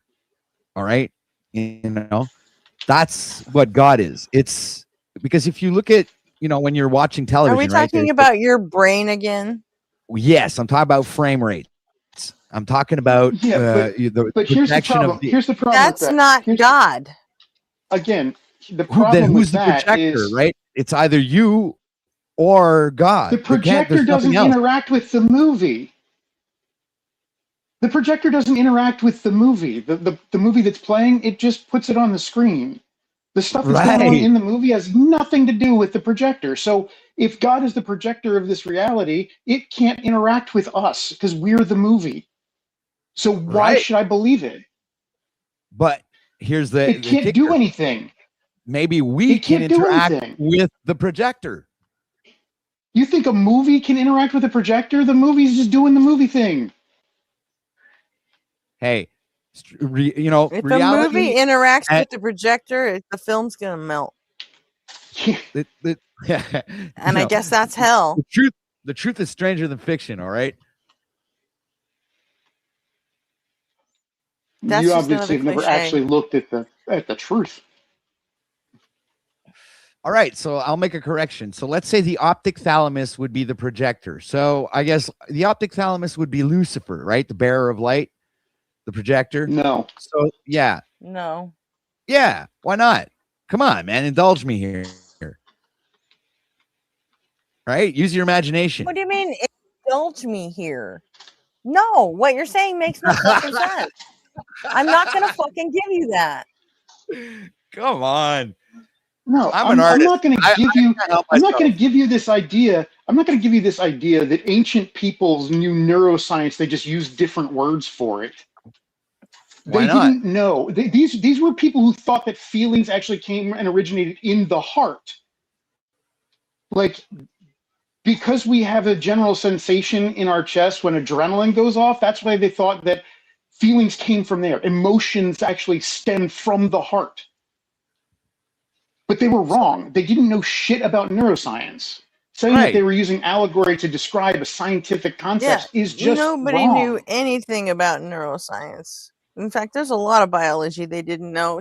Even in the 1700s, Ben Franklin was cutting up fucking bodies to learn shit. You Actually, know? the first one to start painting organs was Leonardo da Vinci. He was He cutting up wasn't bodies the first, too. but he was. Look, He was the Galen best at had it. descriptions. He was one of the best at it during the Renaissance, Yeah. but Galen had illustrations in his book of organs. And Galen was 1st century. Like, yeah. Or earlier than that. I don't remember exactly when Galen was, but he was definitely predated Da Vinci by a long shot. We started seeing biology stuff, but we know what that stuff looked like because we still have evidence of it. Galen was used for thousands of years. Like, they didn't know this stuff and just called it by different words. Well, what did they call it then? You're telling me that they called They didn't. So They didn't have a term. They didn't know what the optic thalamus was or what it did. They didn't have this like knowledge of, oh, this is the area of the brain. I think they We know. didn't know They that with science absolutely until we did had know some of the what imaging those stuff. organs did, and they just didn't know how to. For some reason, that probably was information that wasn't permitted to be known. You understand? So they had to be hidden. By who? Leonardo da Vinci himself. I mean, look at the Last Supper. Just the painting he did. What? There's no fucking food on the table. Doesn't that just like ring a bell? You know that Leonardo da Vinci didn't want to do the Last Supper. Like, he was forced to do it. He didn't want to, and he purposely put imagery in it that was a thumb to the nose of the church, just like Michelangelo did with the Sistine Chapel. You do know about the Sistine Chapel organs, right? No, I didn't actually. It has organs. organs. It's one of my most favorite facts about the Sistine Chapel. Michelangelo hid images of like the brain in the thing. The cloud that God is sitting on when he's reaching over to touch Adam is shaped exactly like a human brain. And that's on purpose. No fucking way. Yes, Michelangelo studied that shit. Michelangelo was a sculptor. He didn't like painting, and the Vatican forced him to do the ceiling, so he hid that shit in there. Dude, you've just given me some keys to open up some doors, bro. You don't even know. I have to thank you. I am actually grateful this morning. Thank you so much for this revelation, man. This is awesome. I have to go look into Michelangelo now. Michelangelo. I have, wow, that's like a revelation to me right now, because I never thought of actually looking back into Michelangelo's backstory. So, holy shit. Thank you so much. I actually know now what my next endeavor is going to be.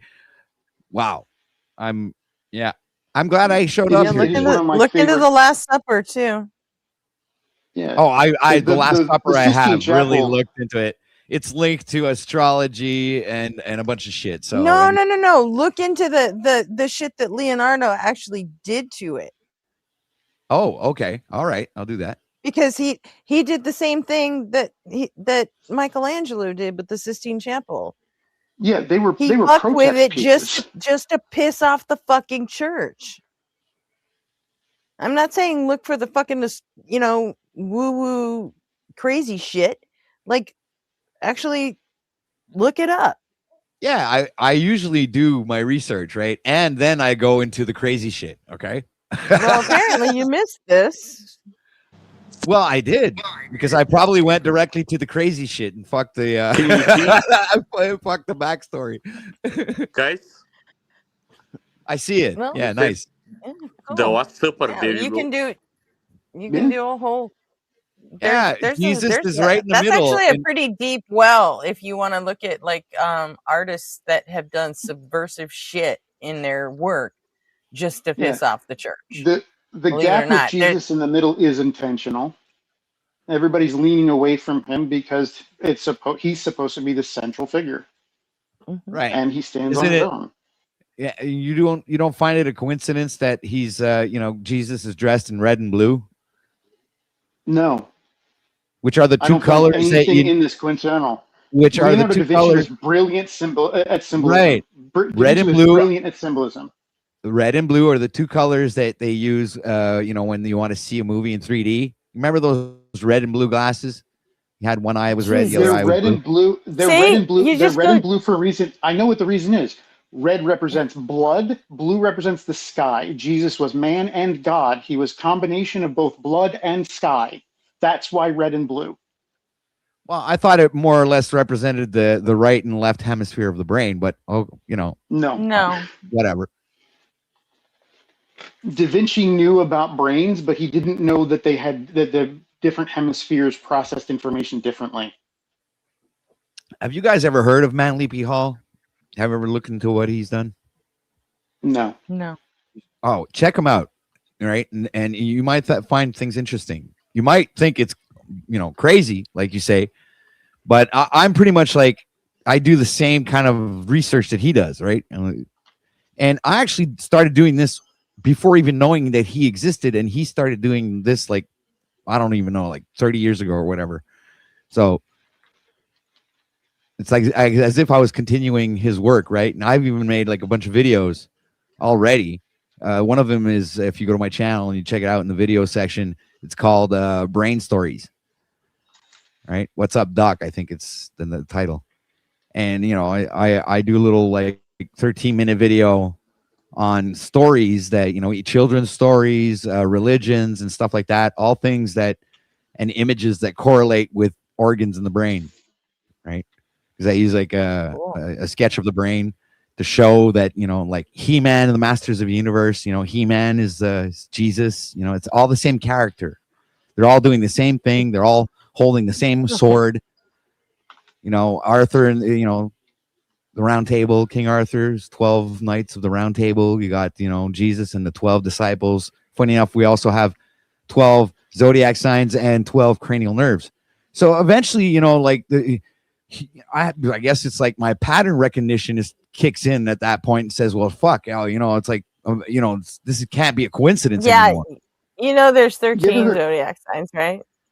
They added one. Right, but the 13th is Jesus. In the Greek European horoscopes.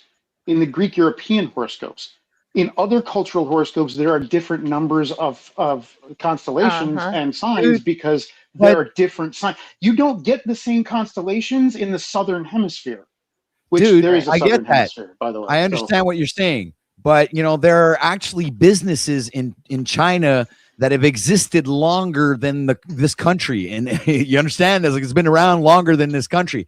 So I would tend to believe I would tend to believe that these people from that land have more knowledge and are more tuned into what this reality is about and how to navigate in it, right? That the Western culture is like lost completely. It's like no, it has no anchor, has nothing. Do you think 400 years of history? Is brand new? Do you think Western culture is brand new? Yeah, it's 400 years. Have history? We have 400 years of history, dude. That's it. You can't go back further than that. It's like the country it was born in what? 1776. That was when it was born, or the Constitution was made, or something, whatever like that. This country was made then, but our culture existed before that. Western culture encompasses all of European history, all of Middle Eastern history, like because it comes back from Christianity. That culture grew over thousands of years that the Chinese culture grew. You're just And being also fucking before racist we by got putting and extra before special we mystical got power on here the Chinese. and before we got here, or before your people got to where you are, there were Inuits, there were fucking Cherokee, there were all kinds of fucking tribes around here. And you think they didn't have culture?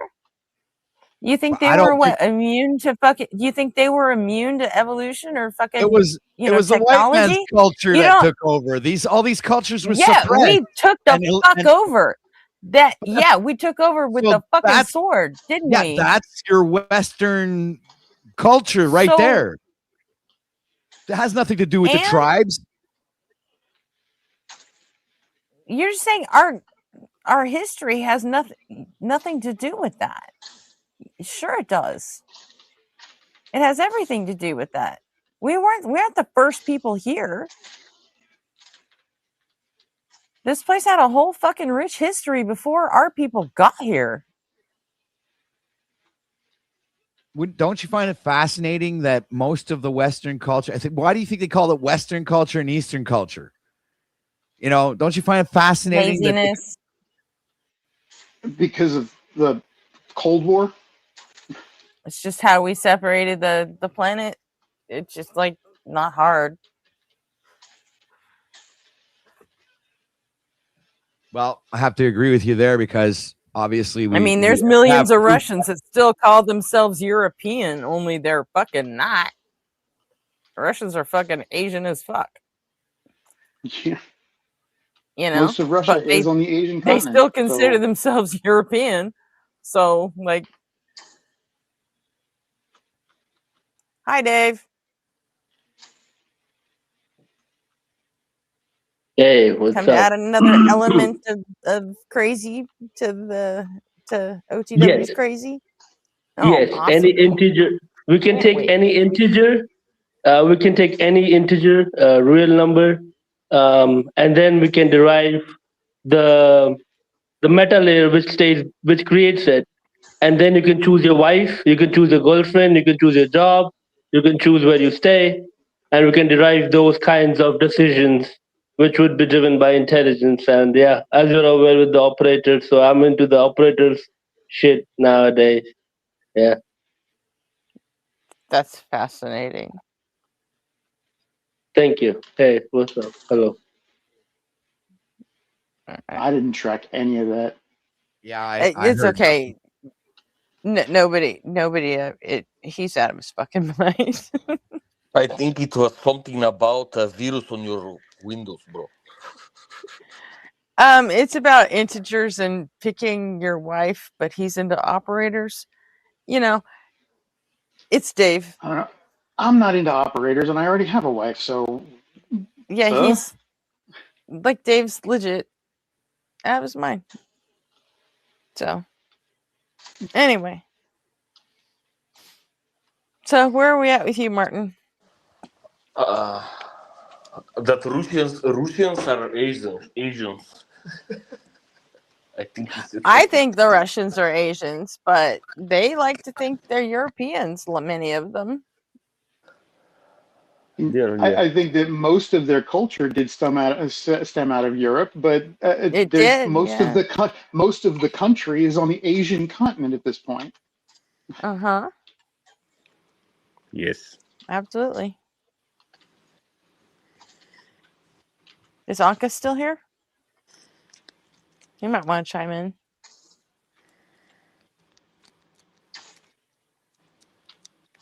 Nope, Anka's not here. He would have answered by now. He's usually good about that. They emigrated here around 6th century. The 6th century.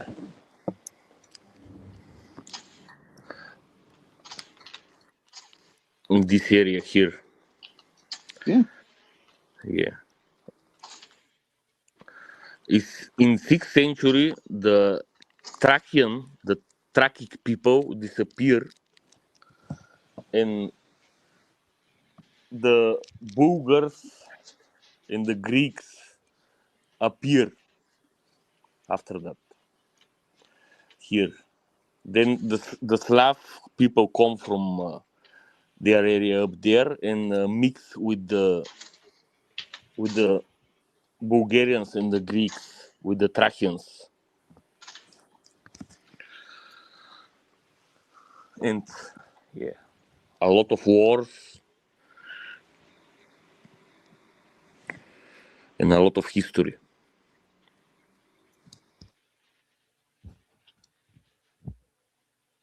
Can I ask one question?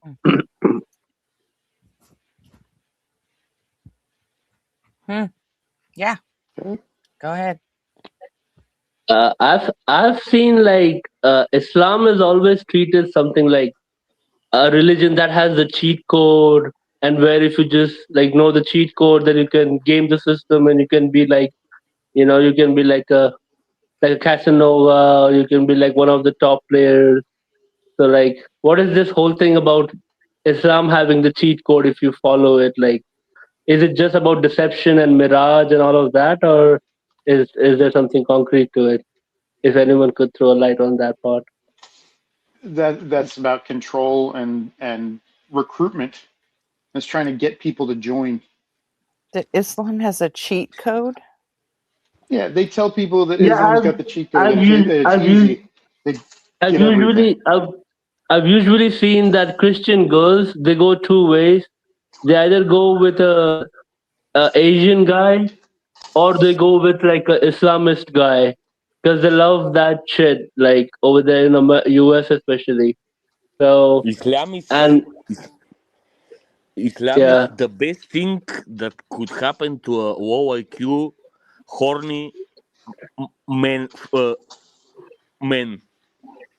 That's what. Okay.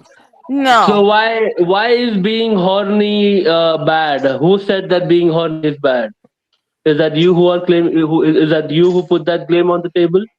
Is it written Nobody somewhere? said that. No, he just said it, right? That being horny is bad. So No, he didn't. No. He didn't say that at all. I didn't say that being horny is bad. Well, no. Why? Yeah, why is being horny bad? Like, why is like? Why are your Why should your desires be repressed and suppressed? I mean, that's insane. Well, if you have to, well, that's what Christianity does. To submit someone else Dave's not a Christian. completely in order to accomplish your desire, that's different. You know, what you do about the desire is the important thing. I can give examples if you want from Islam. With so, in other words, you could say you can be horny, but it has to have fruitful outcome. So you cannot repress the woman just because you're Later, horny. Woody. That's my point, you know. But what if the woman is ready and willing? and that's the funny part. That's the funny part. Firstly, sir, why is horny being bad? And secondly, there is no woman involved. It's just me. The wife. Fucking Christ, Dave. What the fuck? He just laid down two claims that had no fucking. Fuck, Dave. Dave, why is your mic so loud, man? My bad. I'm sorry. The wife in Islam cannot deny X at any point. She doesn't have the right, and if she do, then the angels curse her all night until the morning. Did you miss the second part of what Dave said? See, So all I know there is is no that girl, it's whoever just came me. after the slap. Sorry, go ahead. Whoever came after the Slavs, sir, they had enough time to go to the moon and paint their picture. And that picture is bipolar. You can see a Greek face or Buddha. Depends on what you want to see. So yeah. Mohammed split the moon, bro. Nobody went to the moon, man. If you believe that, you might as well believe in Santa Claus. No, they believe Muhammad split the moon in two. Like, no shit. They really do. It doesn't look split in two. He Oh, well, I mean, obviously God put it back together. Oh, that's what happened. All right. Yeah. That's good. But that's if like only a real Muhammad thing. if only Muhammad could have done the miracle of marrying an actual person of age instead of a 6-year-old. Did you know he married a 6-year-old girl too? Like, seriously? Yeah, I knew that. Yeah. That's also a word. Don't die over there. But I mean, Surah he was super 65. chill about it. He didn't actually fuck her till she was 9, so it's cool, I Yeah. guess. Yeah. Because God told me so. So it's okay. It's God's fault. I like that. That's what Christians say. Oh, yeah. Why have you Yeah. forsaken me? As my homies have already said, you can send me anything. I send you a punch in the gut. What? I didn't hear any of that. Yeah, I said your mic is too loud, man. Just like back up away from the mic so we can actually hear what you say, because it's so loud that it's clipping in our ears. It's like vwah, vwah. It's like yeah. Yeah. Okay. I just want to know what's the secret to Islam. That's it. So. Islam is about The sex, secret brother. is That's all. the secret is to stay away from it.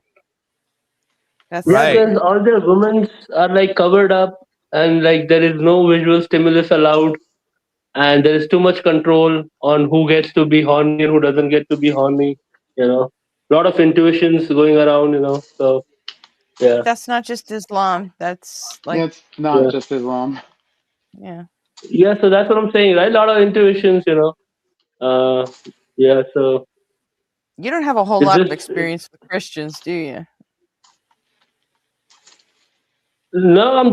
It's just that I'm really curious because the world portrays like Islam has this secret code, and the girls are like mad, like all the hot girls I've seen, they're like crazy for that shit, and they love that shit because they think that's more like gangster and like outside the system, and he's not like bound by the system. One of those Andrew Tates. So yeah, but yeah, just wanted to know about that. So Yeah, I think yeah, Islam fucking says that mind, Islam Dave. has the cheat codes. I don't think most of the world thinks that. I think Islam thinks that, and they promote that because they're trying to recruit people. Takia, Takriya, Tauria. Did you really mention fucking Andrew Tate? Like Christian girls are all about that shit? I don't think so. No, I'm not talking about the American Conservative Party. I'm just talking about like the Anglo-Saxons in general. So.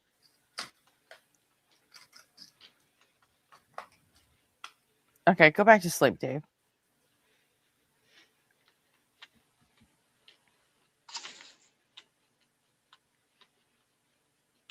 You're a little too crazy pants this early in the morning for me. There's a lot of crazy pants going on right now. Yeah, there really is, isn't there?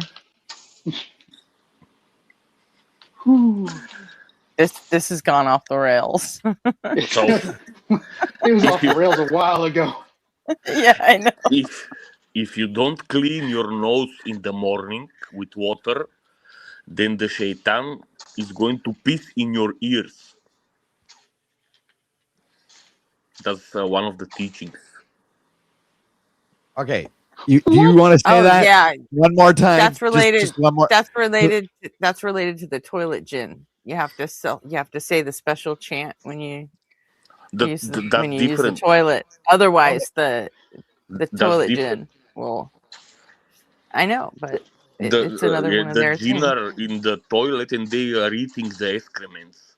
but the shaitan is the devil, and he's in your ears, in your nose, in other parts when you have sex. That I won't tell. So you have to get up, clean your nose. If you don't clean it, he's gonna piss in your ears. And when you pray, when you start to pray, the shaitan doesn't piss in your ears, but instead of that, farts so he doesn't hear the prayer and run away.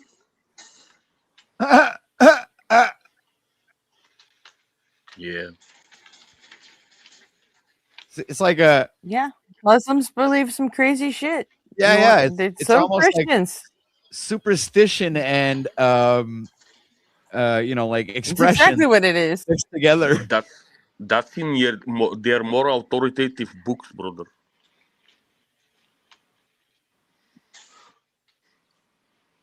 It's not like a saying, it's a teaching, a written one. Right. It's an allegory. It has to be like it's a meaning. It's an expression. No.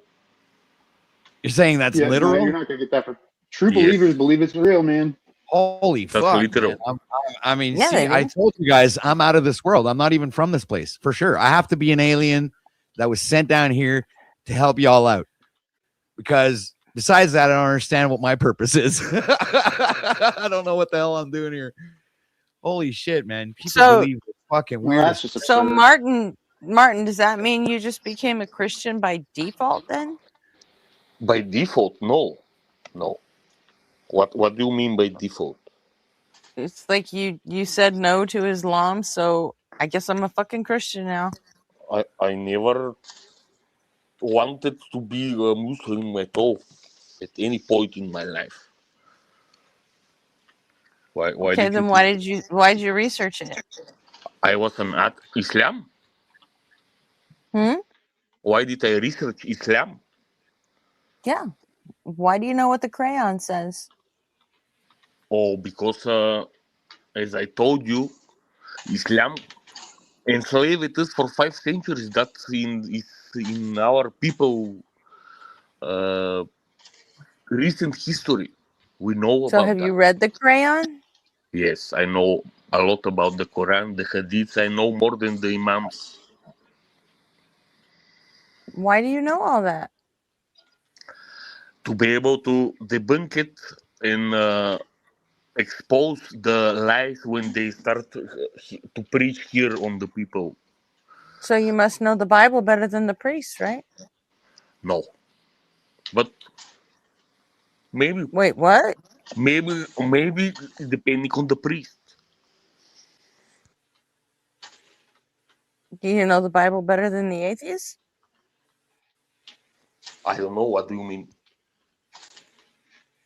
Unlikely. It's a different species. Just wondering. You don't think you think you know the Quran, the crayon better than the imams do. But Yes, you the don't Quran think is you small book. But you don't think you know the Bible as well as the priests do. You know what? I think we should put things in order, right? Okay. So I believe that the atheists have a one-up on the Christians, right? Because they know the Bible better than the Christians. And then because we've read it. The narcissist in me Yeah, says, most of us I do. know the Bible better than atheists, right? That's what I think. Yeah. Well, so why would you choose to join a religion where you didn't know your own holy book as well as your priest, but you seem to know the crayon better than the imams do? The Quran is a very small book. That's a little weird. Yeah. And one more point. The difference, for example, between the Muslims and atheists in the IQ is humongous.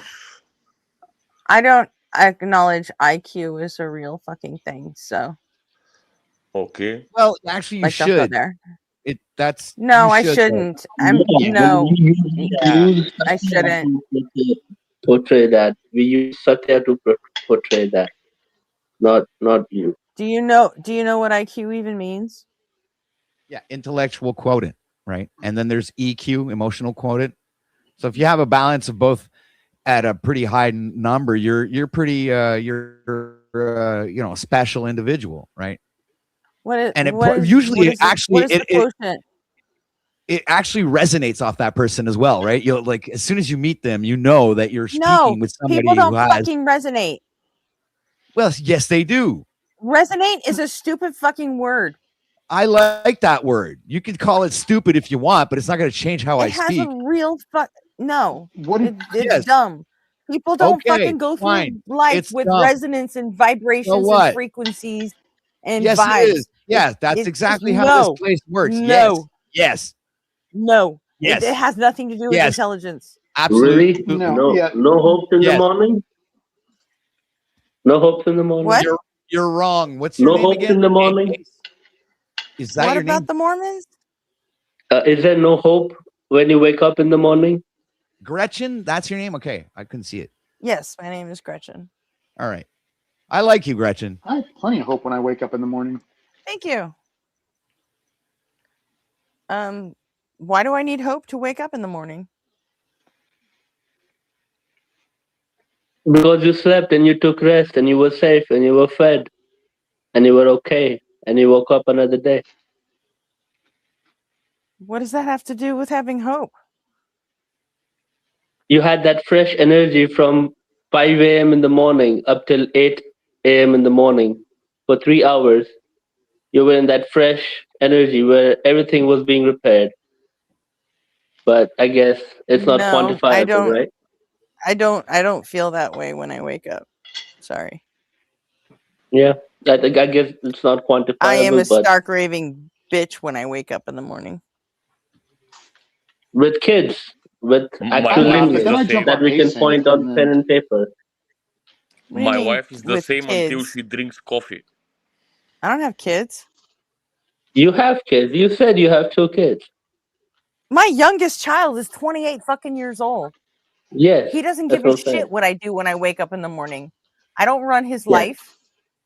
Yeah, but we don't have a lineage, ma'am. We are blink existence. You're at least not blink existence. Aren't you happy about that? That you don't have to think about that part?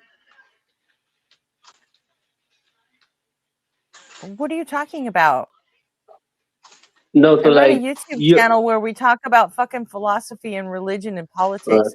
All I think about is fucking existence all the goddamn time. Okay. Okay. Okay. Okay.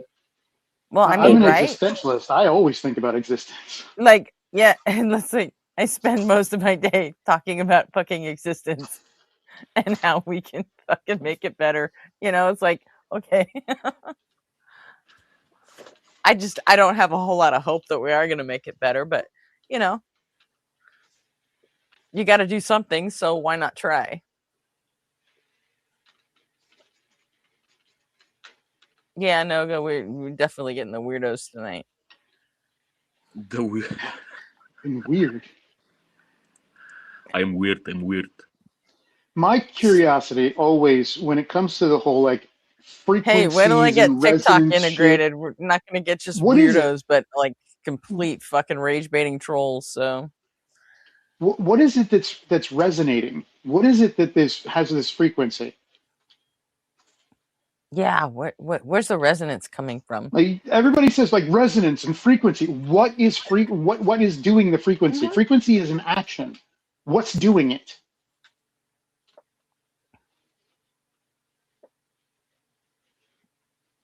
And that's the answer I usually get. Mm-hmm.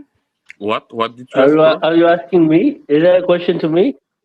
It's a general question. That was to OTW mostly because he's the one that started in with the resonance and yeah. What was the question? Do you think we live our lives on resonance and frequency and vibrations?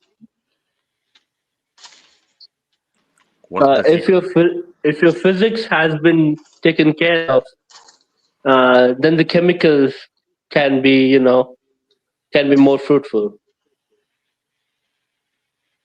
I'm gonna go get some ranch dressing for that word salad.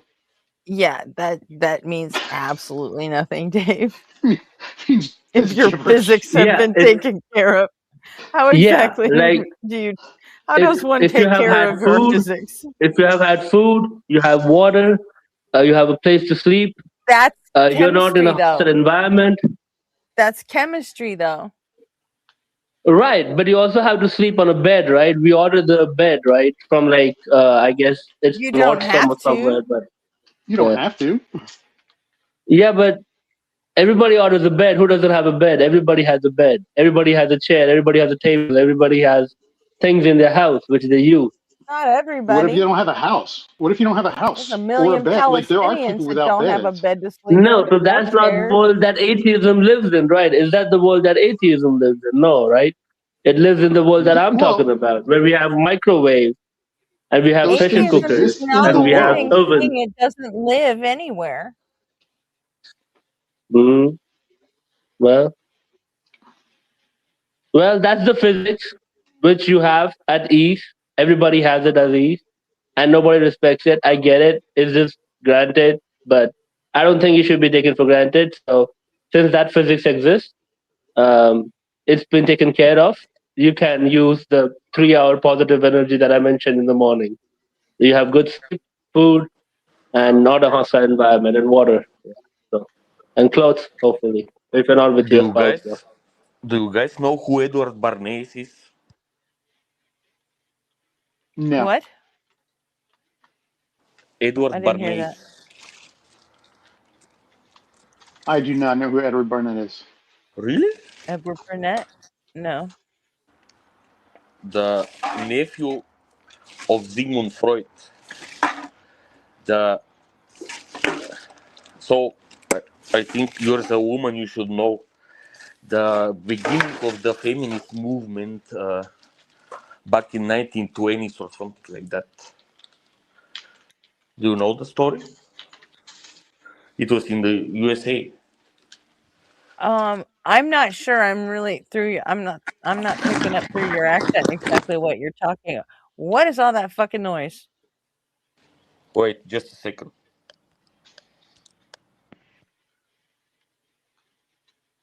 Because you have a really thick accent, and you're doing some like light construction over there or something. So No, I'm home and I just made a mess, and my wife's gonna kill me. Get home, so I have to fix it. Just a second. I can hear you. okay.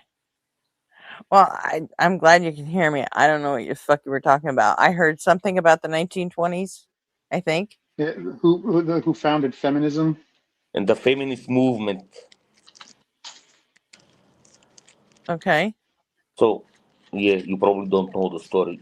Why Okay, why so do I need to know about that? Do you assume because I'm a woman I'm a feminist? yeah, Really? yeah, Why? because it's something good that happened um, in a way. Sure. I think it's good. Doesn't mean I have to be part of it. I agree. I Right? agree. I'm not saying you're like this modern crazy feminist or something like that at all. Just a story in Edward Bernays. Edward Bernays was the father of propaganda. So the tobacco companies hired him to make the woman start smoking more cigarettes. So what he did, he used the feminist movement uh, as advertising for cigarettes. How he convinced them that smoking in public is act of protest and something like that. So smoking become like the symbol of female rights, and more women started to smoke. Did you got it? Uh-huh. And, What he and did? before And before that, Philip Morris got the country to start Is- smoking cigarettes. Is this the Virginia Slims? Is this the I know Virginia them Slim Siggy, story? man. I know them Siggy. Barrington, man. Philip Morris used unionization and workers' rights to sell cigarettes initially to get the country hooked on cigarettes rather than cigars or pipes. Because cigarettes could be smoked really quickly, but it took a while to smoke a pipe or a cigar. So he got the workers convinced that they could have quicker breaks and have more stuff to do on their breaks. He used workers' rights. What does that have to do with anything? Just because somebody used feminism to try and sell cigarettes. So what? That doesn't invalidate that feminism is needed, that we need equality, because there's been systematic oppression of women for thousands of years. And it's wrong, in my opinion, and the opinions of many. And he's not the father of propaganda. I mean, let's be honest. I heard. No, I Vince heard the McMahon fathers is. of propaganda were in courts hiding their face with a hat. Huh? I heard American propagandists were in a court hiding their face with a hat. The fuck are you talking about, Dave? I don't know. I don't. No one knows what you're talking about, Dave.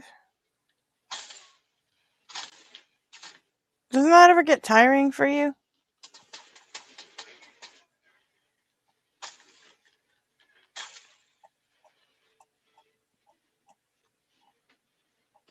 It gets Maybe tiring for me. Maybe the impulsive word salad just doesn't bother him because it just happens. You know, like Tourette's. And believe me, I know Tourette's. My wife has it. My ex-wife had it.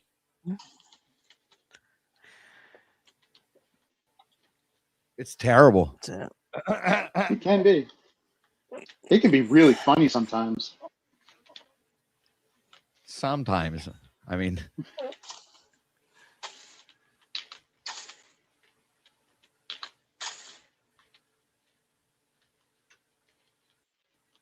But yeah, I'm not sure what knowing who Edward Bernays was does anything for me. Or how his relationship to Sigmund Freud means anything. Yeah, that means absolutely nothing. Like, I thought it could have led into like an interesting discussion of history of feminism and psychology, right? You can talk about Karen Horney and like feminist psychology, but it just ended up being a nonsense talking point about people trying to sell cigarettes.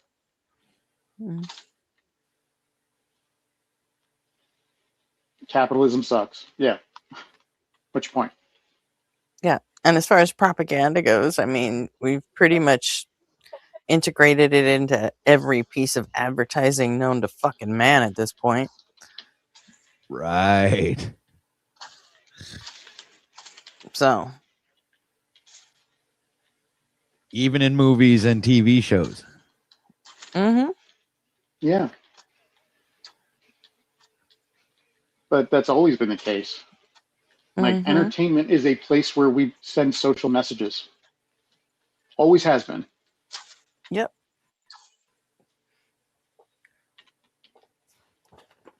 So, I mean, propaganda isn't just a political tool.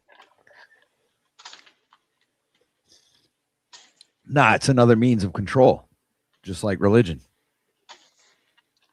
They go It's a hand in means of hand. influence. It's not meant to control anybody. It's meant to influence people. Entertainment is just Influencing is entertainment, controlling, in my opinion. You know, Influencing is not controlling. influence isn't control.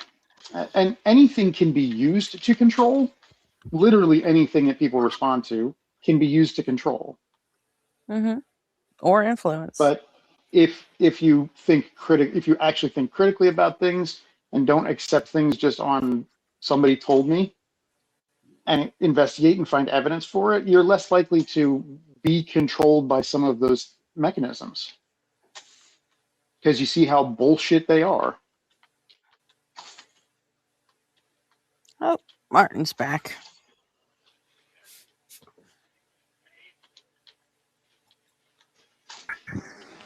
Hi, Martin. Glad you're not dead. My crazy red hair wife is gonna kill me. What'd you do? Did you not get it cleaned up?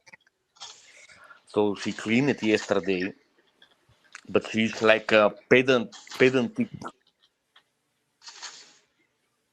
She a what?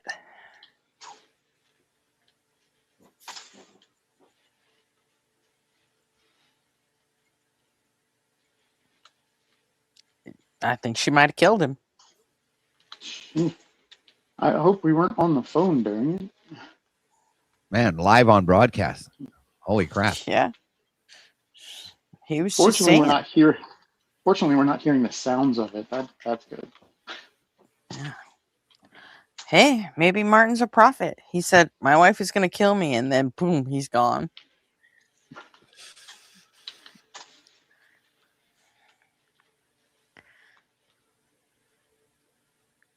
And the silence fills the room. Yeah, like he's not even muted this time. He's just gone. Just gone. I think I hear her in the background there.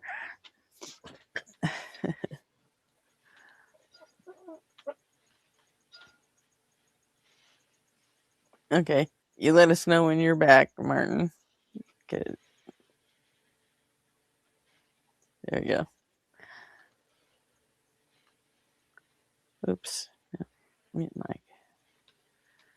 Oh, I can't even mute him. He like totally dropped out. Oh, jeez. What type of music do atheists listen to? Like Christians listen to, like iHeartRadio, whatever, like I think they listen to Christian music. Everybody What do atheists listens to listen to? different shit. Everybody Christians, a listens lot to of them different listen music. to, yeah. Everybody I know listens to some different Christians music. who listen to freaking death metal and Satan metal and shit. Like people have different musical Not the tastes. It hardcore doesn't matter what Christians. they're.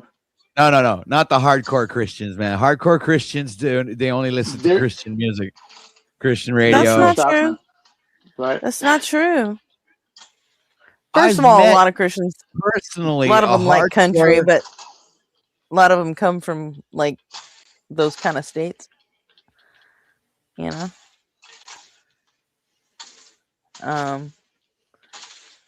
But I mean, there are like full on metal Christian bands like Skillet.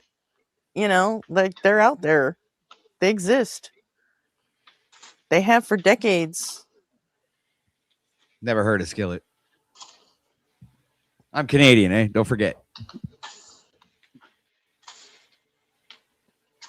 Well, Okay, I'm actually from the I've French heard part of stuff. Canada. It's like Quebec, right? Which is right over How New old York are you? State.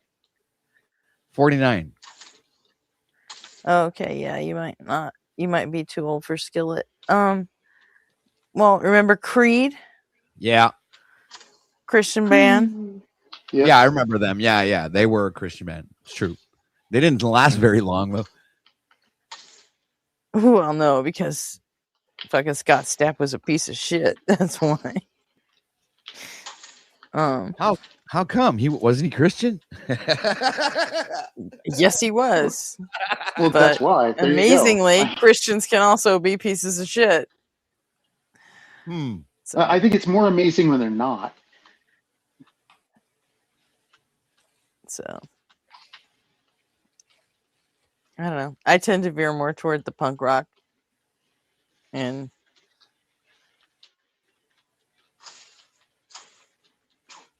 I know what I like. I have an eclectic collection. I'm not extensively I do versed on too. bands and shit, but I know what I like. And a lot of it is like blues rock, Kenny Wayne Shepherd, kind of Stevie Ray Vaughan style. Oh, mostly guitar stuff. you'd like my music channel then. Possibly. yeah, But not guitar my player. style. Guys but want I also a enjoy link? things by like Avenged Sevenfold, Eminem, and Oh, I like that, fucking, man. Yeah. Oh all yeah. sorts of shit. Like Yeah. Avenged That's Sevenfold. They're good. my Them and well, I guess they're my number 2, the 3. System of a Down too, man. They're like, yeah. I don't like System. I never did. Really? Oh man. Serge's voice is so fucking annoying. I don't like it. I used to have Yeah, Chapter 4 I've never been CD. a System fan. I mean, it's like I like my top 5 is like probably 311, obviously number 1. 311, Avenged Sevenfold, Pennywise, and probably either Alice in Chains or Faith No More, and Oingo Boingo or something. Something from the 80s that I've never been able to get out of my head. Here, I I'm dropped canceled. Why? Because I don't like System of a Down? Where do you find out how I feel about Tool? I dropped the link in I private fucking chat hate Tool, man. to one of my videos on my music channel. If ever you want to watch it or play it or whatever. I might take a look. My Pandora playlist is so eclectic. Sometimes you get Avenged Sevenfold. Sometimes you get Marvin Gaye. Have you heard the new Avenged Sevenfold, Beard? No, Nope. I haven't. Did you hear the last one, the Life Is But a Dream album? Oh, I'm gonna have to go check that out. Came out in like After- 23, I think. No, I don't think I did. 22 or 23. I'm not aware of it. Huh? Thanks. Again, a second Oh thing. I'm yeah, gonna they have to look they released a whole new album in I think 23. It's called Life Is But a Dream, and it's a bit of a departure, but then last Friday they dropped a surprise EP, and wow, I'm trying to like it. Take a listen. I'm giving it my best shot, but oh, it's maybe, I don't know. Like, I never wanted to know what Avenged Sevenfold would sound like as EDM. I didn't want to know that. I didn't need to know that. Why? And yeah, exactly. Like, I understand departures from typical style, but like, no. Yeah, I know. Why do you decide to go suddenly to like the exact opposite? I don't know. I didn't like when Metallica did it either. Yeah, they did it. It's, They went full commercial after the Black album. Like, you know. Yeah, Well, I don't actually, know. the Black album was the commercial album. It was like the beginning.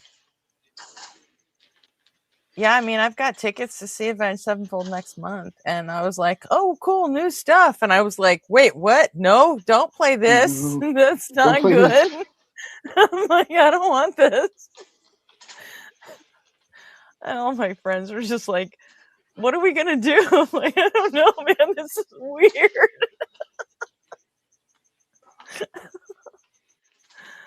I mean, it's not bad, but it sure isn't good. It's just not. It's not Avenged Sevenfold. It's definitely not Avenged Sevenfold. Well, I don't know. If you listen to the last album, there's like 3 songs at the end that are like, one sounds like fucking Daft Punk, one almost sounds like, it's a little bit 311-y, and then one sounds like fucking Frank Sinatra or Michael Bublé or something. You're just like, all right, and then it's like you accept it because it tells a story, basically. The 3 songs put together, and you're like, all right, then, since you explained that, all right, I can fuck with that.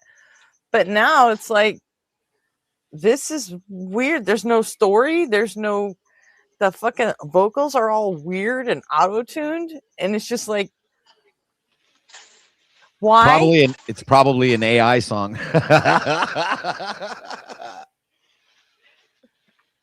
You know what? Yeah, I wouldn't be shocked if. I think the top song in the country is an AI song, or was. I'm not sure. Like I might be 6 months behind on that, but I haven't known what the top song in the country is for years. So Can I say one thing? sure. I just heard that you guys are not listening to the Gunas and the little Uzis and the little babies. You're listening to EDM and stuff. That's what's been ranking number one. So yeah, W for that. Wait, what? I didn't say I was listening to EDM. I don't like EDM. Who's Yeah, EDM? you know, we RP have this does, guy but then IPO RP's a and we have this DJ, so company. RP makes EDM. Me, I don't like it. I find it annoying and monotonous. Yeah, I like some of the beats for a little while, but most of the EDM songs are just too long. Like they become repetitive. Yeah, they make me tense after a minute. You know, and I don't like it. Not really EDM. I would say country music. So country music I mixed with a little fucking bit hate of country. I fucking hate country. I would take EDM over country rock. any Do goddamn you day like of the week. rock? Do you like metal? I like. You like I like jazz? punk. I like punk. Punk, okay, And punk, ska. okay, but that's a digital version. There is no instrument called punk. You like Green Day, right? Yeah, That's more pop punk, but yeah, sure. but there is nothing like punk, right? I There's like no it. instrument called punk. Sublime. Actually, I fucking hate Sublime because Brad Knoll's voice was annoying as shit. Yeah, well, he always sang off key, so that's one. This is maybe one of the reasons why you didn't like it. Yeah, I could handle them when Rome was singing for him, but now they kicked him out of the band so Brad Knoll's son could sing, and he sounds just like his fucking dad. So it's like, yeah, I'm done. I don't need. Besides, they're still only really selling that one album, but 311's my favorite, and if you can find a genre that they belong in, then power to you, because they're a little bit of everything. Oh, I'm a fan of like Rage Against the Machine, Korn, Pearl Jam. Kind of like. What other bands? Like I got a bunch of them. Like System of a Down was Pearl one of them. Pearl Jam got too folk music too fast for me. I can't stand Mumbles McGee, Pearl Jam. Yeah, I mean 10 was okay, but then after that they just slid. Yeah, Vitology. That was like for where it ended for me, right? Like the albums before that they had like pretty good songs. I didn't care for it. When Vitology came out, that was the last one I bought. I was like, okay, it's over for me. You guys, I don't know where you're at, but you're no longer Pearl Jam. I always when it came to grunge, I always preferred Alice in Chains. Oh yeah, I like them. Over all of them. Yeah.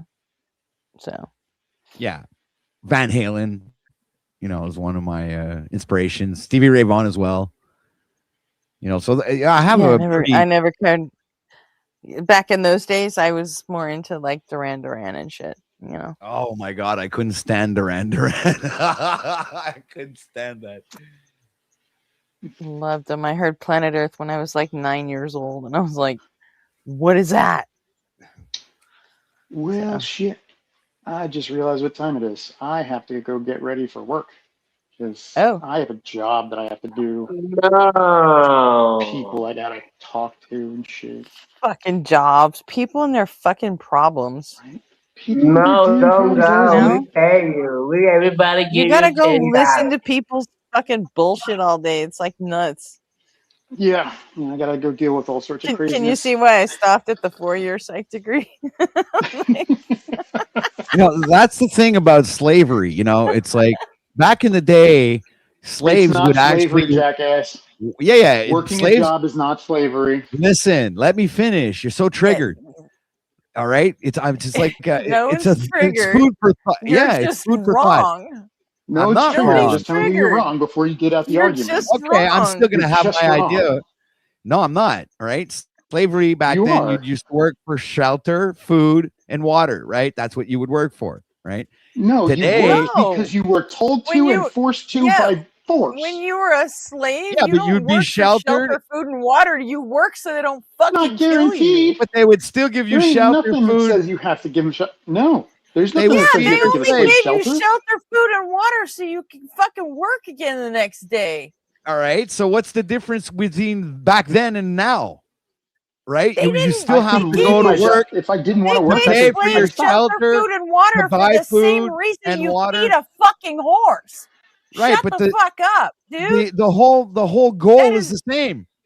It's the same thing. Yes, No, it is. it's not. The only difference is No, you just it don't know isn't. you're a slave. It's not totally slavery because I different. can choose not to do it. If I didn't want to go to work today, Mm-hmm. I wouldn't have to. And nobody's going to come and beat me because I didn't go to work. Right, but there's going to I'm be a not reduction on your Martin's salary, wife. and then you're going to I'm not Martin and his wife. Like she's trying to you're kill going to him have a because he messed reduction something on your up. salary, and that will prevent you from buying food and paying for shelter. Not Will it not? slavery. Oh my That's goodness! still not slavery. It's still not slavery. It's a different form of it. Bring up No, the it's not. definition of slavery. It is not. It is. It's No, not. it isn't.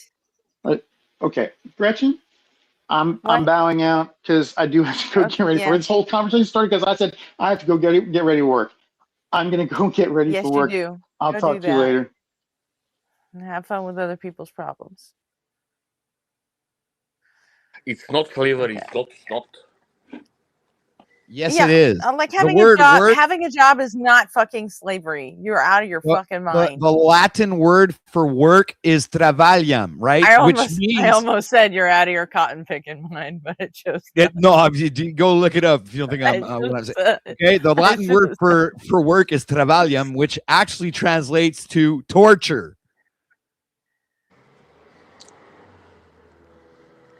So what will you eat if you don't work, for example? Yeah, man. I wish I had. Man, Lambo's so low, I got a squat, man. You live off the land, that's how you survive.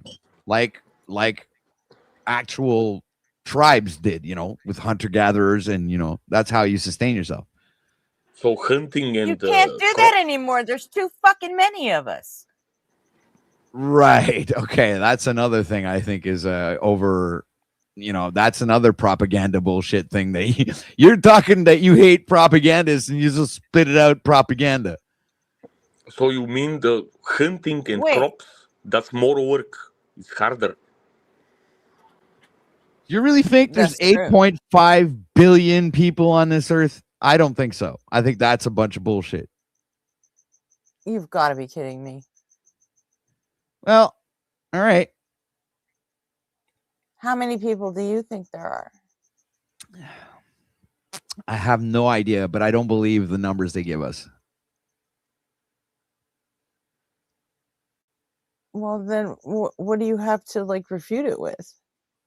Well, how do you come to the determination that we don't have 8.5 billion people on the planet if you have no fucking ideas of your own? If that's the case, seriously, I know. Why? Why do you believe there can't be that many people? Well, I guess what I really don't believe is that there's not enough room for that many people. Could that make any sense? Oh, there is a No, lot of because there's room. enough room.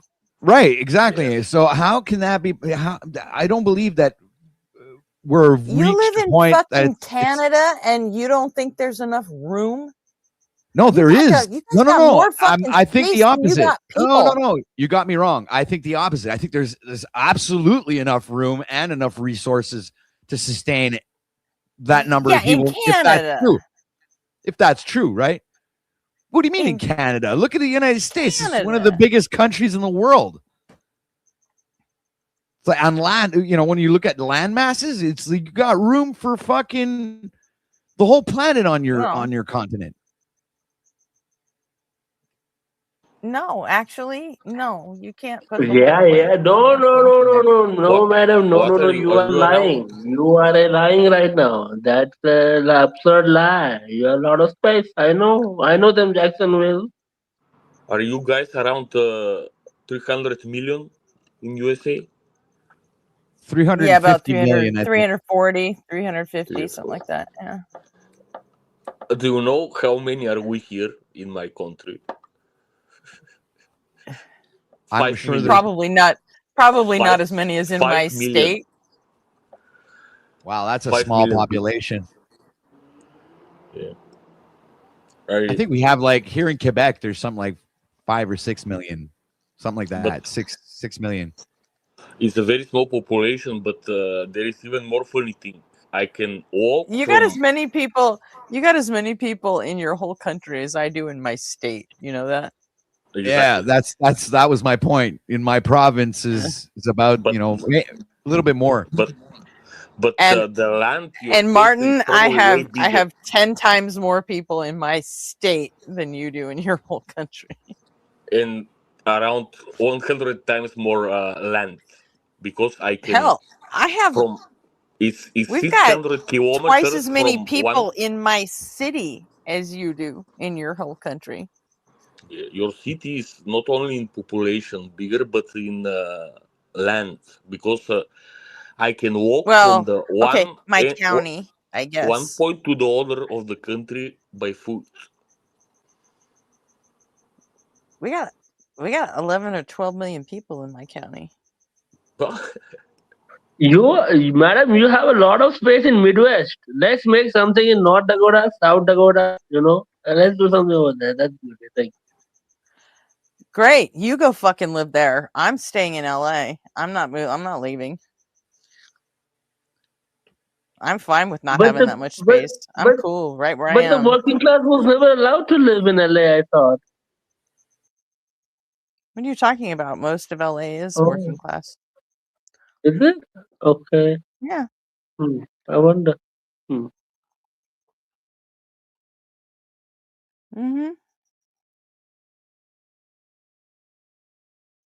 All kinds of people live here. We're cool.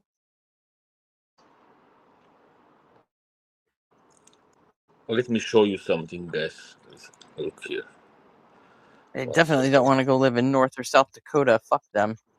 Fucking crazy ass. Weird. It snows up there. I'd freeze. Where doesn't LA's it freeze? not a real city. Where You're right. doesn't it freeze? LA's not a real city. Let me It's actually a tap you. collection of about 56 different cities. But, they're all jam-packed together.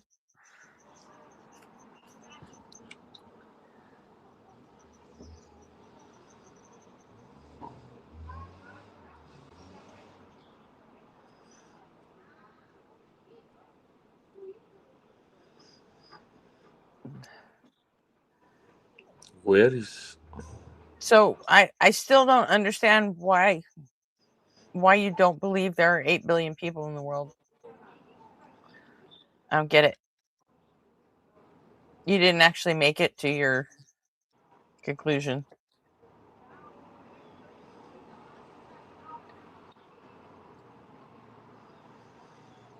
Oh, he left. Bye, OTW. Did he say goodbye and I didn't hear him?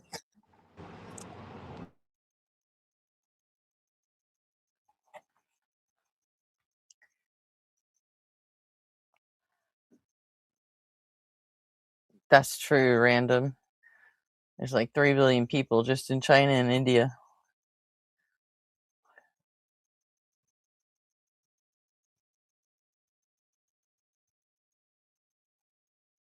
Anybody? Martin, are you Yeah. there? I'm here. I'm here. I was searching for something. Okay. Doing a little side work. Bro.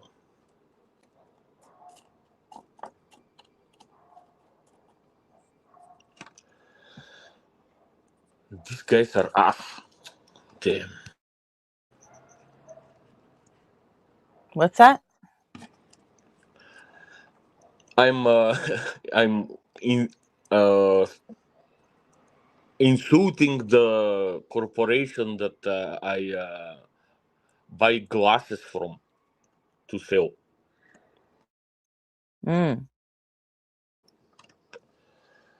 Sounds fun.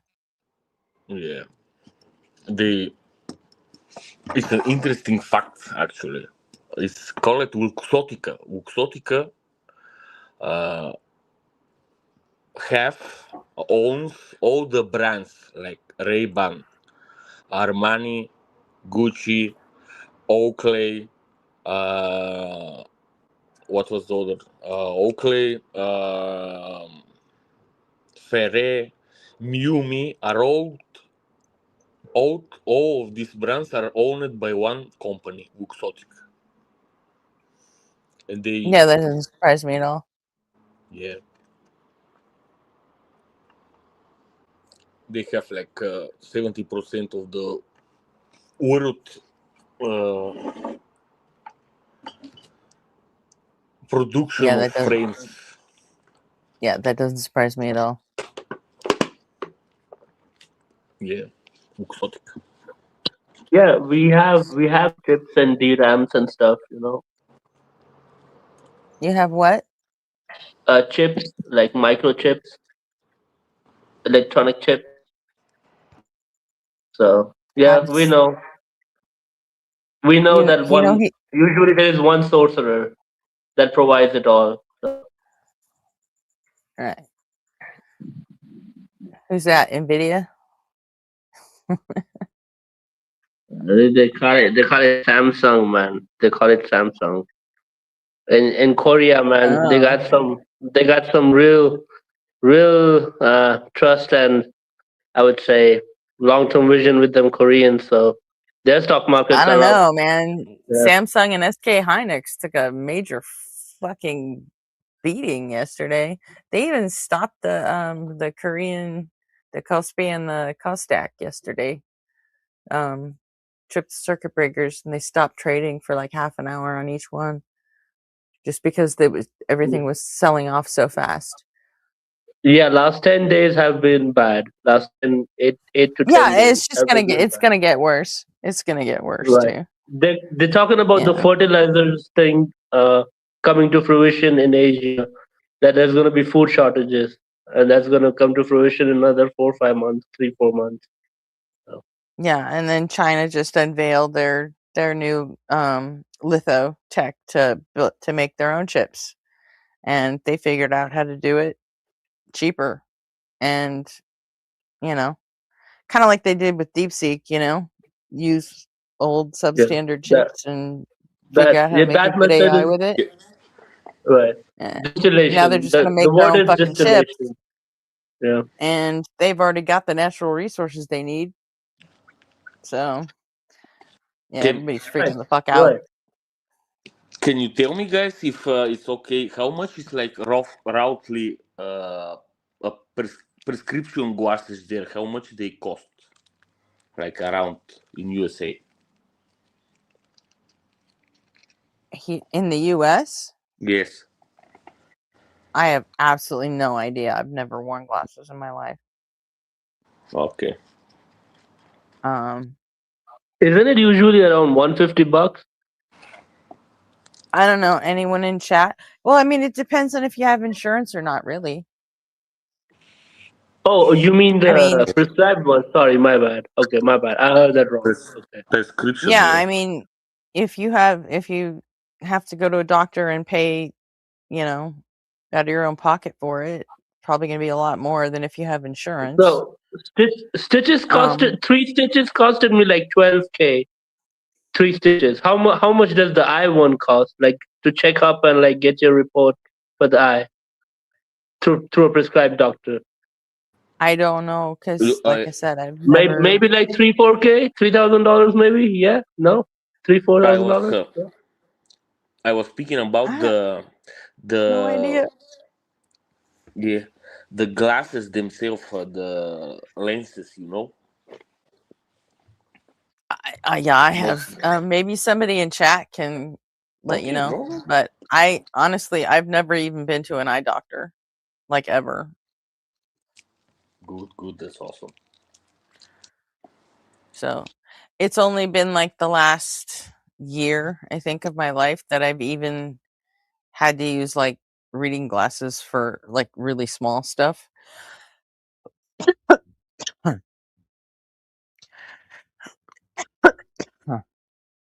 Yeah, hold on a second.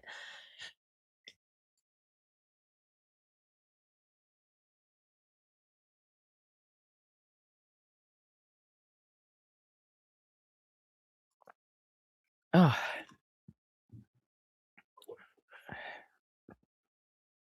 Okay, I think that's better.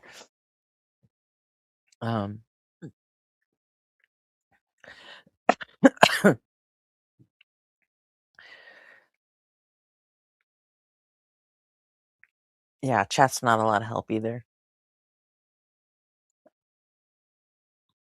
I did have to get glasses for my daughter once, when she was younger.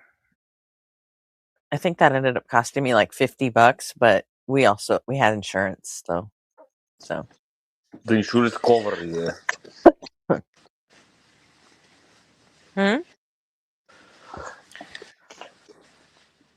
We don't have that here. That the insurance are covering the glasses itself. You have to pay for them. Oh. Only the exam. What kind of medical do you guys have in your country? Do you just pay for it, or is it insurance, or what? It's no, it's like a tax government tax. It's National around health service, then. Yeah, it's like something like 20 euros a month, Damn, and it covers sounds cool. everything. Yeah, we don't have anything like that here. Well, let me just say what we have over here. Over here, What do you you have in pay India? over here you pay the doctor like $50, $50-$60, and then you pay for the spectacles. That is another $100. So in total, with 150, 160, you can get prescription glasses and everything, like the whole thing for like $150. Yeah, for one person. Well, do you guys have like paid leave in case of pregnancy or something like that? Paid leave. Leave, or what was the Y- word? Like yes. Paid leave, like yes, we do have paid leave. Yeah. You have paid leave? That's what he asked, right? During pregnancy? No?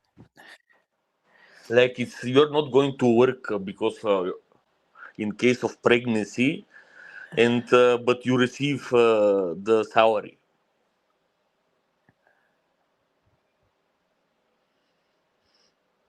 Well, You we don't have that. Oh. Well, I mean, you could if it's up to the company you work for, though. They don't have to give it to you, though. Here is from the only 1 month salary from the company, and then 2 years the government pays the salary to the mother. Yeah, but Dave's in India, so like. Yeah, you can also do it for $70, 60, $70 all in one go. But then the spectacles won't be that comfortable. So if you hit that 100, 120 range dollars of everything, then you get something quality for your eyes. So yeah, the spectacles are much better. So as he mentioned, he mentioned the sorcerer. So yeah. Always do quality ones for the prescription glasses, brother. Right, because you gotta wear them a lot, right? You gotta put them on a lot. You gotta wear it a lot, so it has to be comfortable. That material has to be good enough. So. The fit is one thing. To be comfortable, the lenses that you are looking through are the main thing that you have to invest in for your eyes. Right, and all of that is under $100. All of that comes with $100. The lens, the frame, everything. So. That's actually cheap. Strange. Right, exactly. Yeah, It's very shit. cheap. Yeah. Other countries seem to have this shit nailed down, but we are so screwed. Like my son lives in Japan, and he has to keep going to the doctor because he's diabetic. He keeled over, he had to go to the hospital. Found out he was a diabetic, and he has to go back and do all of his normal diabetic stuff, and it costs him like $5 every time he has to go, and the medications cost him about $15 a month. The And they give him, insulin. Oh, yeah. yeah. He's not on insulin anymore. He's on Ozempic, but he pays $15 a month, and there are people here paying like Ozempic? $200 a month for that shit. Yeah.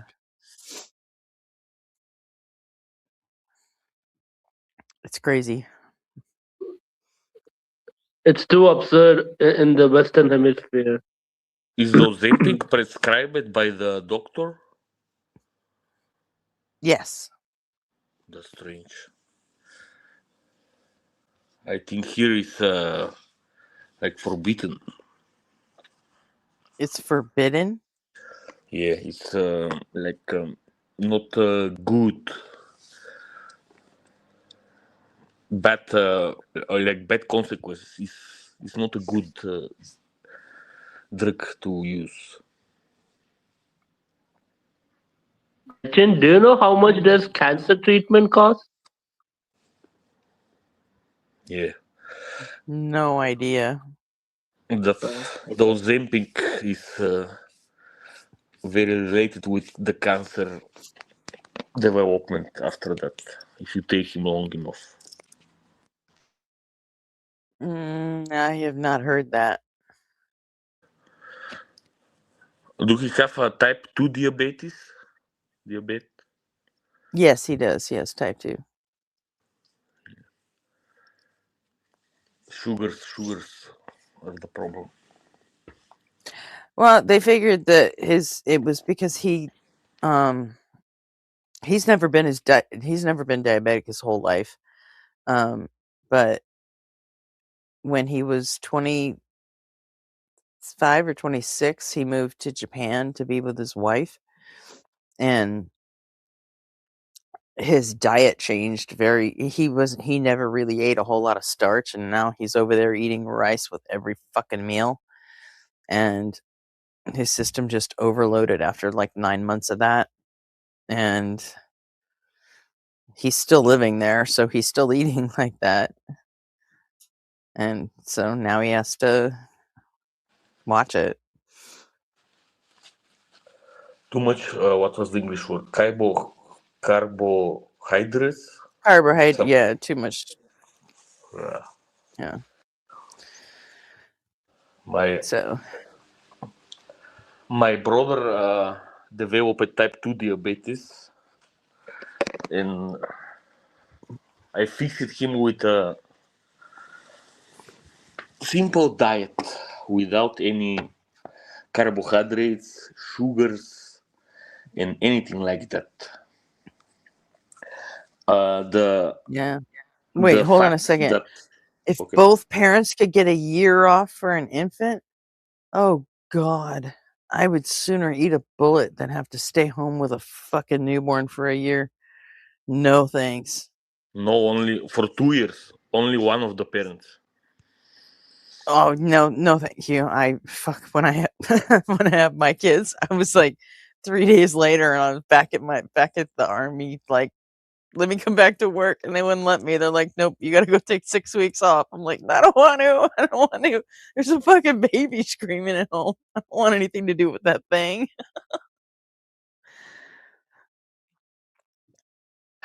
Hard pass. I could never spend an entire year with a fucking baby. That would be insane. I wouldn't have made it. I would not have survived. No, thank you. I never those maternal instincts that I was promised never really came in. I never got them. I was supposed to get them, but they just didn't. They didn't come up.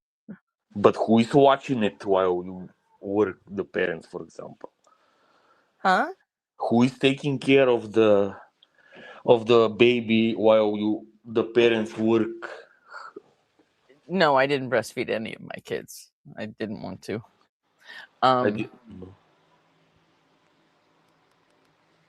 Who was watching my kids? I paid a babysitter to watch my kids while I went to work. Yeah, babysitter. we don't have this thing here at all.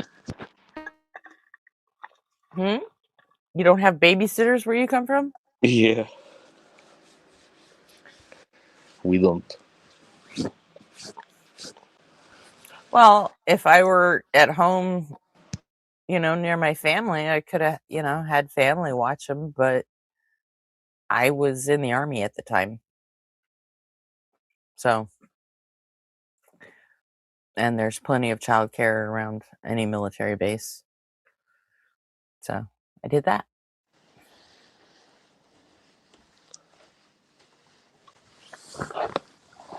And my first husband helped out a little bit, kind of. But he was mostly going to school.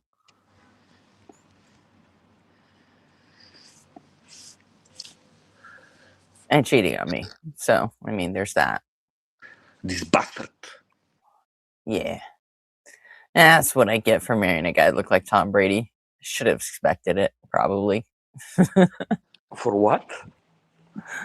No, but never mind. Just a joke that I'm. But yeah, I mean, when you got to work, you got to work. So pay someone to watch your kids. So yeah, that's a very common American thing. I told you guys that my daughter is 10. Yeah. Me and my wife, just this month made our 11th anniversary. Okay. Yeah. So we when we met, we immediately fell in love and didn't separate for a day until then.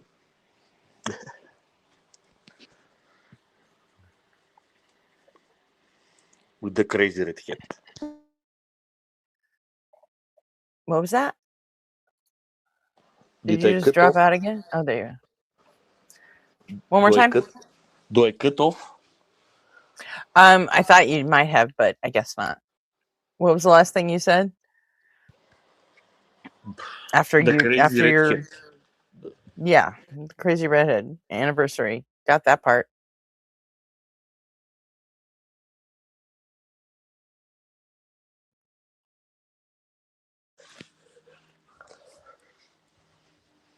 Hello? I'm here. I'm here. Okay. I'm working and speaking with you guys at the same time. Okay, let me rest. So yeah, we fall in love and got a kid.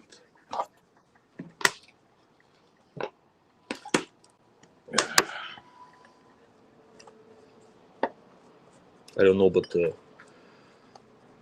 I discovered that when a woman is pregnant for 9 months, the hormones are high, but after she give birth for 2 years are twice as high. It's like bad. I don't know about that. Yeah.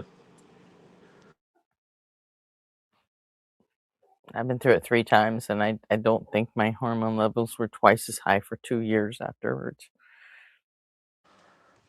From your guys' That's just me, perspective, though. it's probably like that.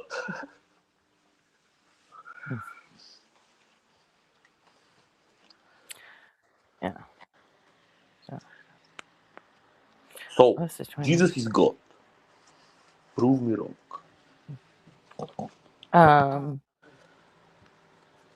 God's not real, and neither is Jesus, so you're wrong.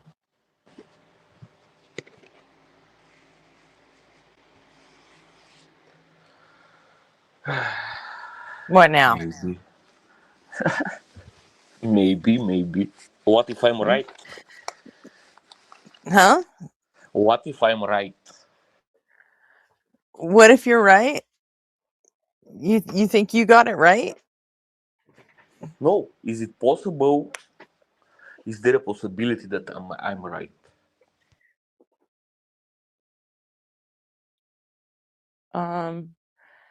No, because it doesn't make any sense. Well, a lot of stuff doesn't make sense, but Like, so you believe there's an afterlife, right? afterlife, yeah, okay. Yeah, so you hope to go to heaven, but you realize you might go to hell, right?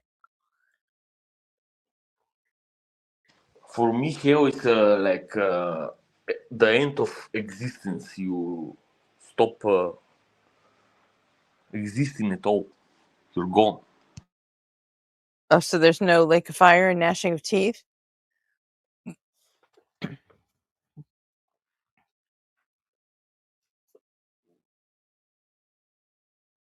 Martin.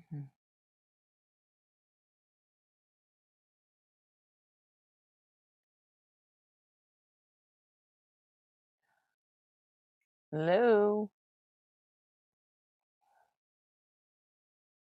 Just a sec, sorry. Okay.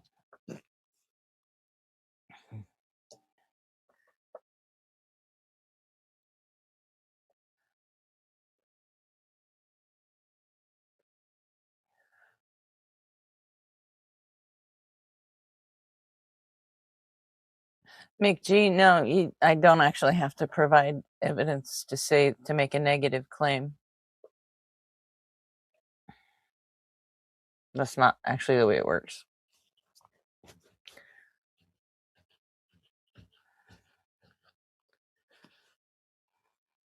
Bang, Giles got it.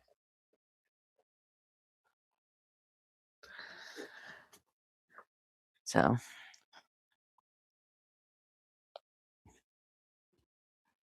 anyway, I'm going somewhere different with it.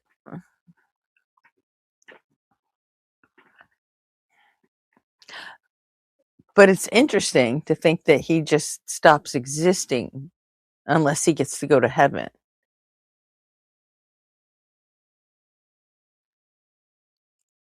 That's a new one for me. I didn't know there were any Eastern Orthodox Christians that thought that hell was just poofing out of existence, sort of like, an atheist. So we might have some common ground there.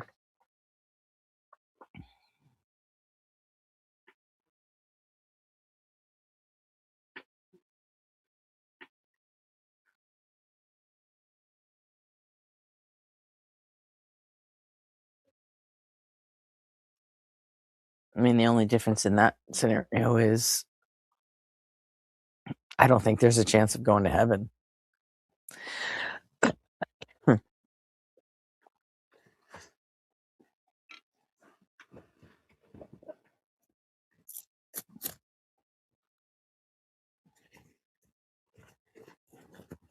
Morning, John.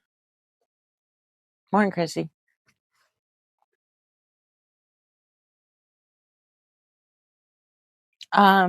Pretty easy. I sleep most of the day.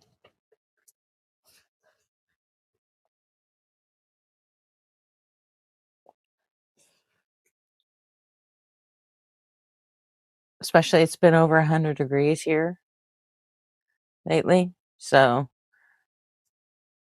I just crash out in the middle of the day when it's hottest. So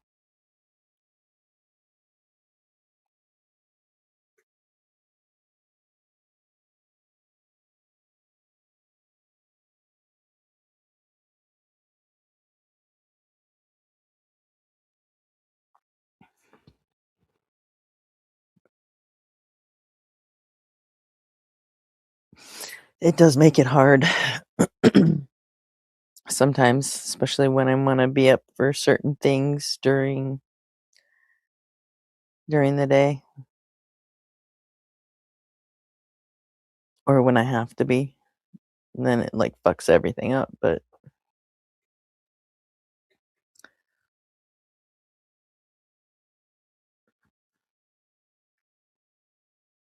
Martin.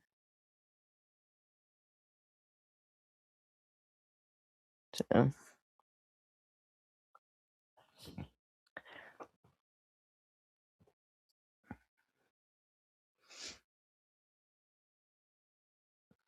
Yeah, I like it. Works for me anyway. Mostly.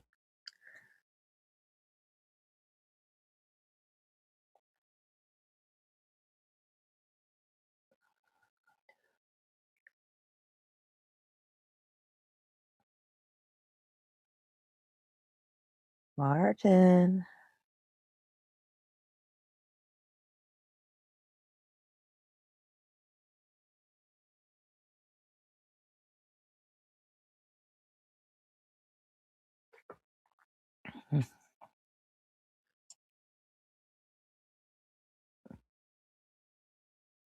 I think J Money's been asleep for hours. Yeah, I don't really make plans anymore. Hi. Oh. Okay, so you think that you either, when you die, you either A, go to heaven, or B, blink out of existence, right? After a little time, you blink out of existence, yes. Can you What hear is a me? little time? I cannot explain it exactly, but there is a period that you like in a way torture yourself by regretting, by feeling like how to say it, guilty for the things that you perceive you did bad, you know. So you judge yourself? Yes, That's not God's job. You judge yourself. Then what the fuck do you need a God for? He's trying to help you, so you feel forgiveness. He's forgiving you and give you an eternal existence after that without how how this shit, Does your If God you know everything? Yes. Then he already knows what you're going to do, what you're going to choose, what you're going to decide you believe, right? Or decide or believe. Yes. But okay, then what is the point of life on Earth? What's the fucking point? So you know the story. The If fell. if God created you, right, and He knows everything you're ever gonna do, what is the fucking point of this life on Earth that fucking sucks? That's full of pain and anguish and fucking violence and Yeah, exactly. But who is doing the pain what and is the the fucking violence? point? What's the But fucking point? we are doing the pain and the violence. We are doing it to ourselves. Do you No, agree? we're not. We're not All, doing it all to ourselves. I'm sorry. No. who is doing? A baby born with fucking cancer? No, I'm sorry. Nobody did that to that baby. And if anyone is responsible, then it would be God. So Or God it would be took the a cancer. fucking cellular mutation that became cancer. And so you can only blame it on God or evolution. I'm sorry, but no. Can you blame it on the In chemicals in and your stuff in like your that? case, you can only blame that on God. Why? And if an all-loving, all-knowing God is going to, have some babies born healthy and some babies born in pain and suffering, like, what is the point? Why would he do that? Is he a sadistic fuck or what? But he already knows how it's going to how Do he's going to what? come out. If they're let's say there's two babies born in the same day on the same hospital, one baby gets to go home, have a great life, rich family, great. The other one, born with cancer, only going to live like a year, and that's going to be fucking painful. And family can't afford to get real treatment, so they're screwed. Why the fuck would God do that to two of his children? Why do you What think is the that point? God? Why do you What's think the that He did it? point? I don't think there's a fucking point. If there's any sort of afterlife at all, and I don't care whether it's hell or heaven or even purgatory if you believe in that bullshit, but if there's any sort of life after this, then this life makes no sense.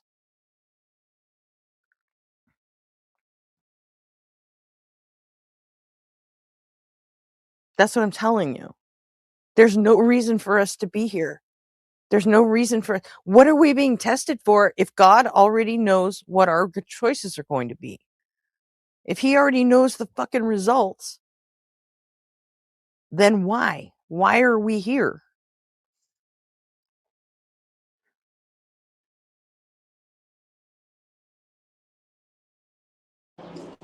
Can you think of a good Oh, reason for that? my daughter called me. Can you hear me? Mm-hmm. I missed Can you what you hear said. me? Yes, I can hear you now.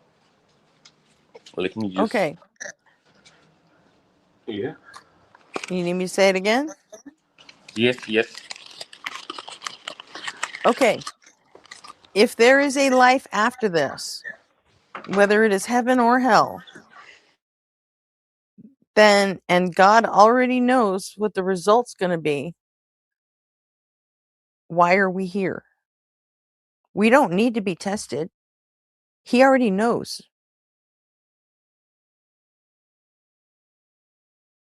So, what is this life for? Okay, why do Make you it make think God sense. did that? That's why do you think God is doing that? Why do I think I don't think God's real. You can't ask me that. I don't think Okay, God's so real. we I'm don't think asking God. you to tell me why you think your God is doing this to us. I don't believe God is giving cancer to anyone. Why That's did not God our. put us all here? You know I'm our not talking about the cancer. theology. Why did God put us here at all? He already God, knows God, everything. Is he testing us? no. Why do he need Then to why test? are we here?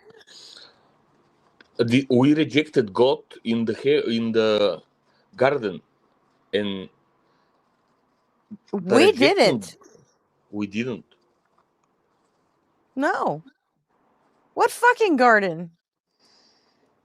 You know the theology, Adam and Eve. Yes.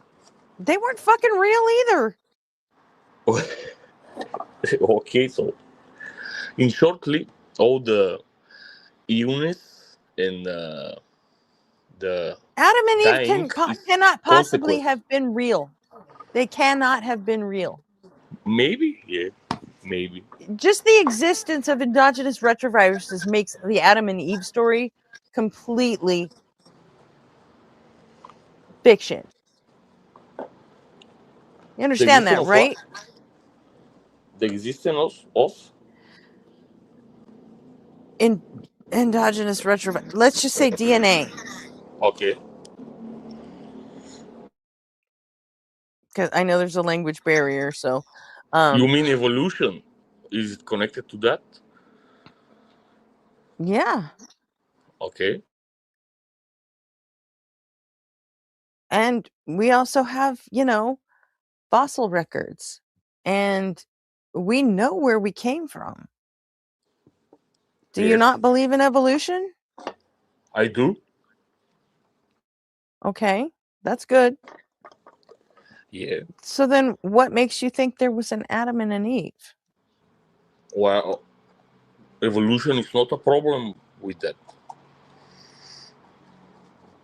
It is. Okay. Because Why? your garden story has God making Adam from the dirt and Eve from a rib, and there's a talking fucking snake in it, and you still believe it. Talking fucking snake. The Justice for shaitan that snake, pisses man. that urinates in our ears. Well, there is a talking snake in there. Well, yeah, but I understand. And later on, a talking donkey. So, like... Talking donkey. Yeah. Yeah, did you not read that part of the Bible yet? I have You still getting around to it? No, I have some memory of that. Yes. Yeah. Yep. Yes. Donkey speech. We also have fallen angels that are having sex with women. That's also strange. Yeah, I don't believe the angels are real either.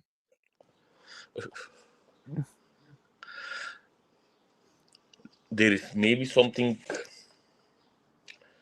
Christianity isn't the first religion to have a virgin birth mythology, right?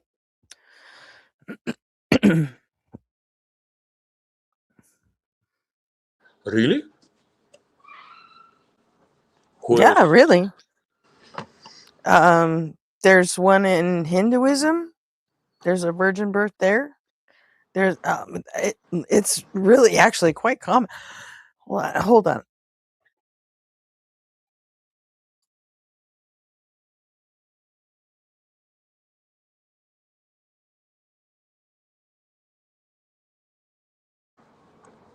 Is everything okay?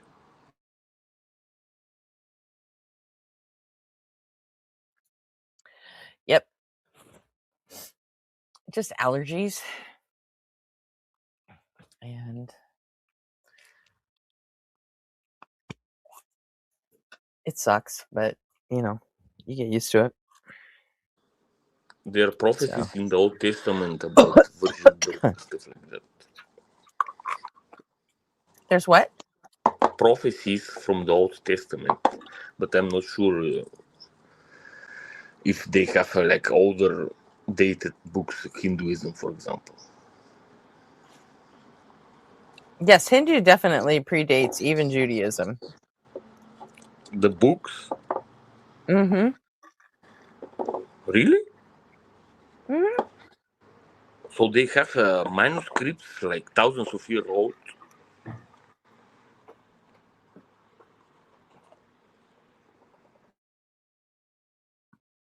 And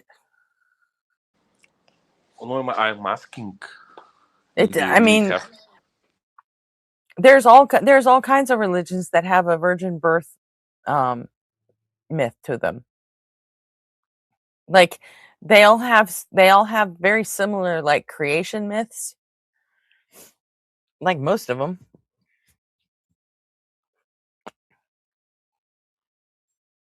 It's not just the Abrahamic religions. Okay. So hang on a second, I'm taking my allergy meds, so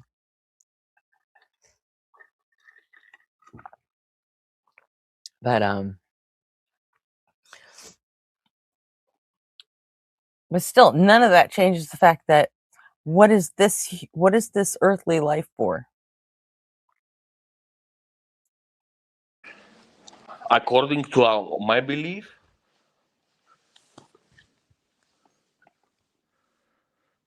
Yeah, is that according your to your question? belief, because your book doesn't fucking say why. No, That was the first fucking just, thing I looked for when the first time I read the Bible. no, it says why. So No, it doesn't. No, it doesn't. okay, did God create it according to It gives the you Bible? fancy allegories and parables, but it doesn't actually say why we're fucking here. If God knows everything, if he knows all the choices we're ever going to make, why does he subject Yeah. us to this shit? No, we subjected us ourselves. Yeah, that's what the Mormons think. The I don't believe Mormons that either. don't Yeah, they the think Mormons like think they're that. gonna become gods or something like that? Just a second. Some of them do. Yeah. Not all of them.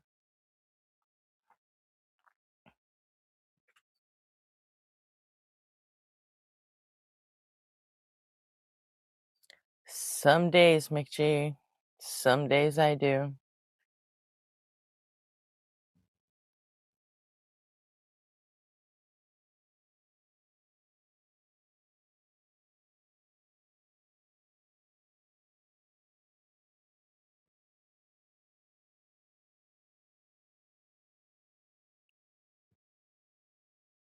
But if I had never existed, I would never fucking know about it, so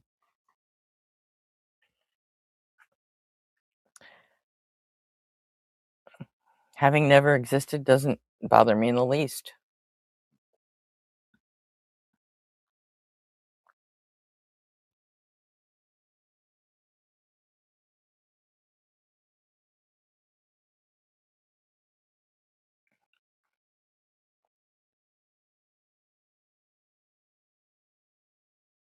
And there he goes. He's gone.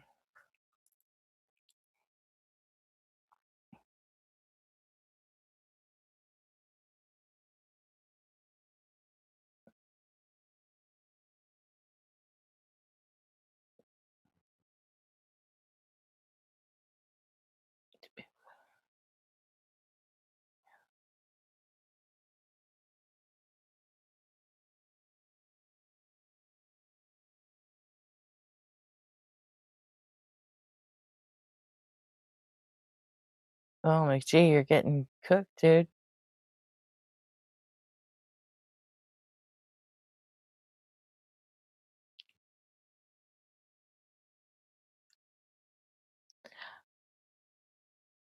I wonder why.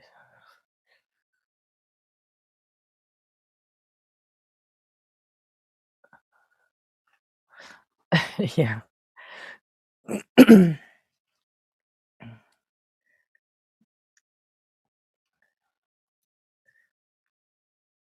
Yeah, Spiritual. McGee's got them spiritual eyes. That's how they read the Bible.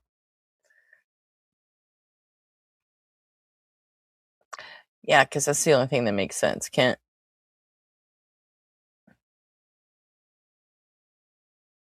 They got to do it so they don't sound dumb. Oh, that's a good question. What about the zombie party? And what was that a metaphor for?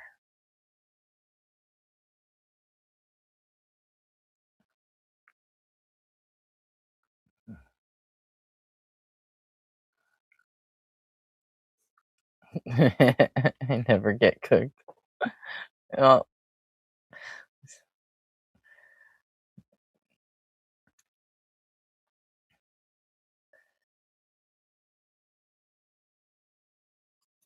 it happened, but in the spiritual sense. What are we talking about?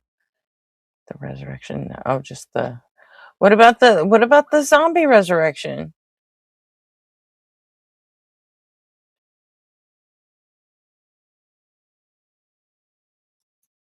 McG, come on.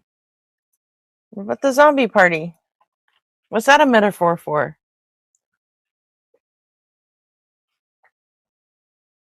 It's a super resurrection?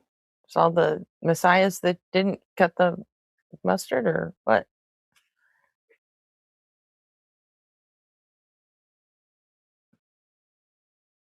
But you were answering untrained atheists, and it was Kent Speak that asked you about the zombie party.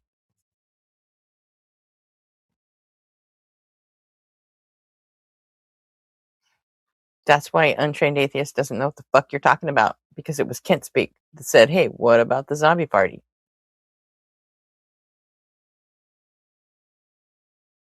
So,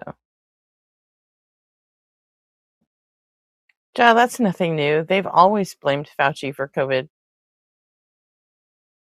Like, that's not new.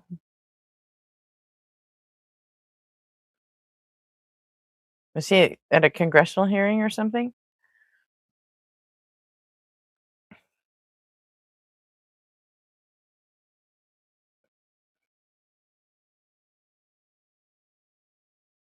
Oh, you have to leave in 20 minutes, Chrissy? Well, you know what? I don't think Martin's going to come back, and I want to go eat some breakfast before Blitz. So, I could just play the songs and get the fuck out of here. And, you know, you can at least listen to music while you fight with McG.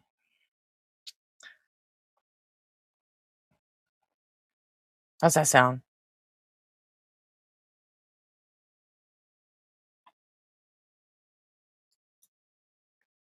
Okay. What songs should we do today?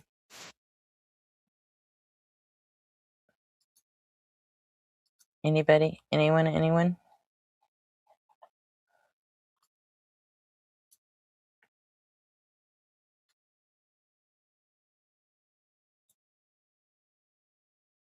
Oh, I know. We'll definitely play the punk rock one for Puggles, because just in case she's listening, everybody remember, cross your fingers for Puggles. She's having heart surgery, and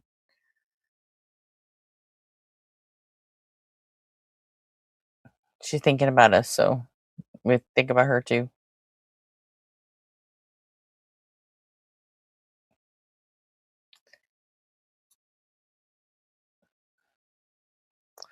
Okay. All set.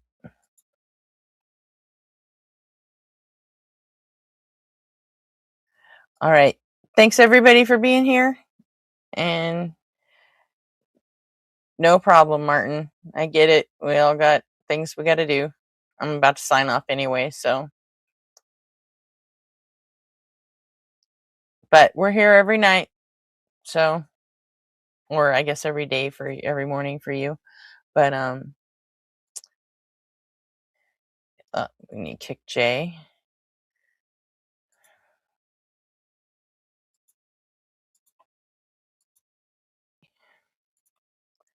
And other than that, whoops. Nope. Not that.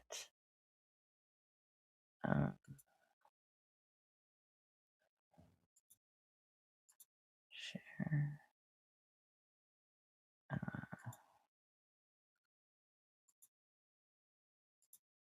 Okay.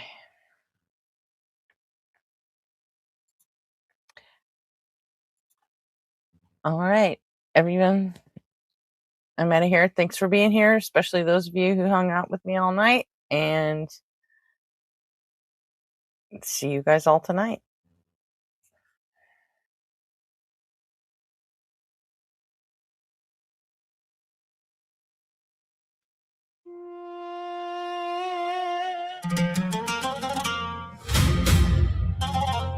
Yeah.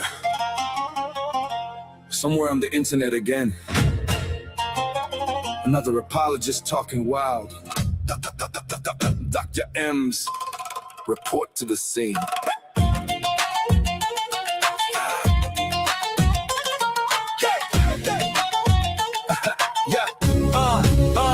Did someone post the M's bat signal again? Is there a Muslim on the call being ignorant? M's destroying life smooth like an AI voice mob. Destroying all 5 pillars with the voice like a god. Habibi, why you getting mad at me? Because your book teaches you fake anatomy. When M's gets on the call, it's like a rectal exam. Cause he knows the Quran like the back of his hand. You'll never see his face, but you're gonna hear his voice. Getting surgical on the hadith of your choice. Muslims getting cooked in English and Arabic. Biomedically trained ex-Muslim heretic. Gonna diagnose that cognitive dissonance that keeps you believing the Quran's nonsense. Did you say between the ribs and the backbone, bro? Sure. But that's a self-bone, bro. Blood clot gum and then into bones. You have no clue how an embryo grows. Just wait 1 beat, you're about to get owned. And M's cuts you down with the biology he knows. You think your prophet's to the moon? Are you stupid? You probably also think he never screwed a kid. Miss me with your Muhammad. Police be upon him. Justice for Aisha.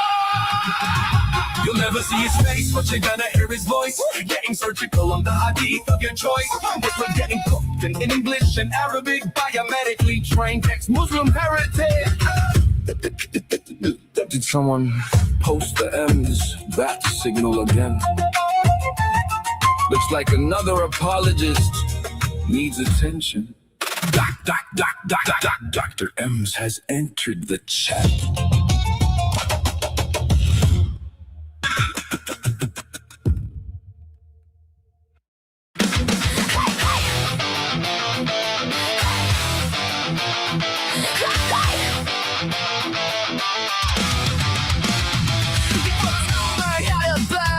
Before the clocks began to turn, fill the void with every state. No first sunrise, no final fate.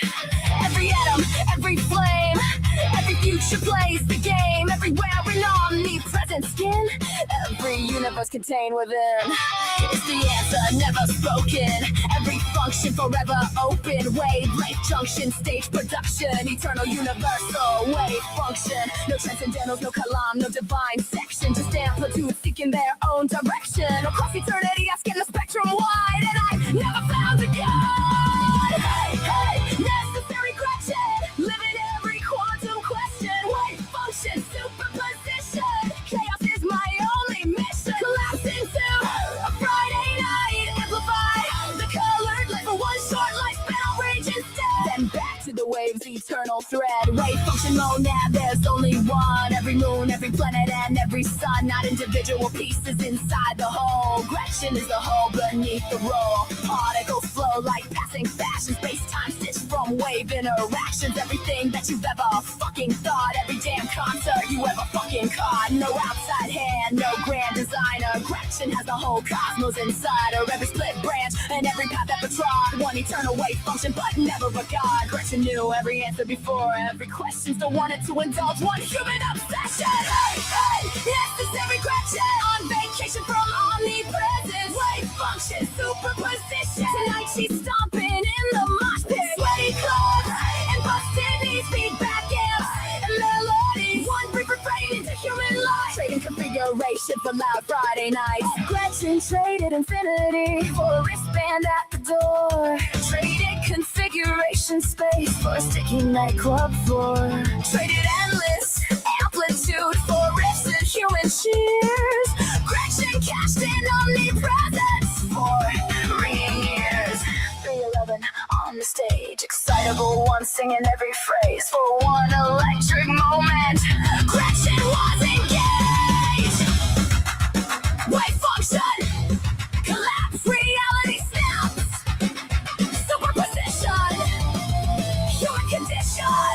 Schrödinger equation, evolution, not creation. Heisenberg uncertainty, probability set me free. No profit, no throne, no creator was ever known. Across eternity's express, not once, not ever. Schrödinger keeps rhythm in perfect time. The equation writes all the goddamn rhymes. Heisenberg chuckles, laughs, and grins. You'll never pin down where Gretchen's been. Cosmic data infinitely stored, never needed holy wars. Every constant, every law of beauty without divine awe. Across the ages, every station never found divine salvation. Occupying all that's been. Nothing supernatural slipped in.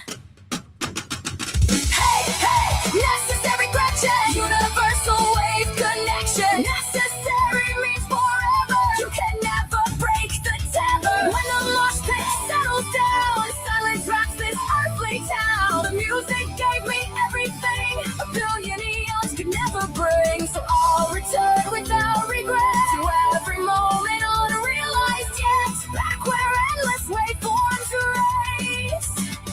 Back into configuration space.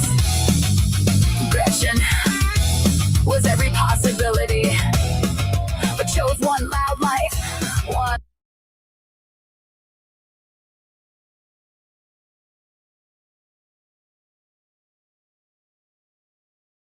impossible vacation.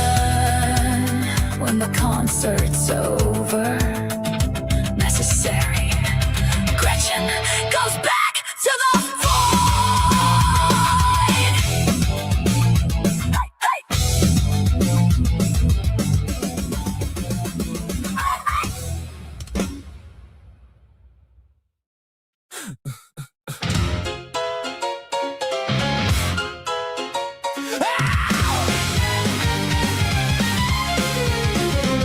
You dress up doubt in velvet robes, throw dead men's quotes like holy stones, name drop Plato and wave your hands like a mystery will make us understand. You sell transcendence cheap online with cherry-picked and twisted lines, a sermon built from smoke and mirrors, preaching louder cause the truth gets nearer. You claim spirituality, philosophy, and historicity, but all you got is sophistry. We don't believe your silly fairy tales, but we're ready to talk about it if you want to. We'll even fight about it if you need to. So light the match, strike up the choir, turn your doubt into wildfire. We're dancing on the altar rails tonight. You call it faith, we call it theater, cheap illusions dressed up deeper, but everybody loves a beautiful lie. Whoa, whoa, you want salvation with the spotlight glow. Whoa, whoa, but the house always wins the holy show. Oh, you wear gullibility like couture, but every answer sounds rehearsed. You quote the saints, ignore the science, then call your contradictions guidance. A martyr complex in high heels, selling wounds that never healed. You need an enemy to justify the glitter in your bloodshot eyes. You claim spirituality, philosophy, and historicity, but all you got is sophistry. We don't believe your silly fairy tales, but we're ready to talk about it if you want to. We'll even fight about it if you need to. So light the match, strike up the choir, turn your doubt into wildfire. We're dancing on the altar rails tonight. You call it faith, we call it theater, cheap illusions dressed up deeper, but everybody loves a beautiful lie.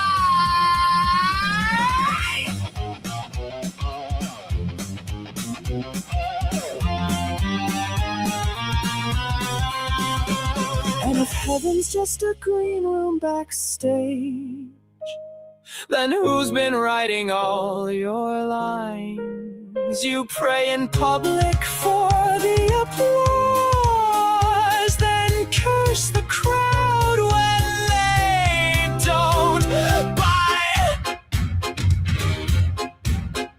By the way, darling, not sure if you know this, but we absolutely noticed that your family values venom has infected your whole system now. It's dripping on your ballots, making every vote a weapon. Your blind faith inspired prayers are now our Christo-fascist nightmares. Light the match, strike up the choir, watch the city drown in fire, while angels smoke outside the venue doors. You wanted prophets, you got performers, broken hearts and false informers, singing hallelujah like it's war.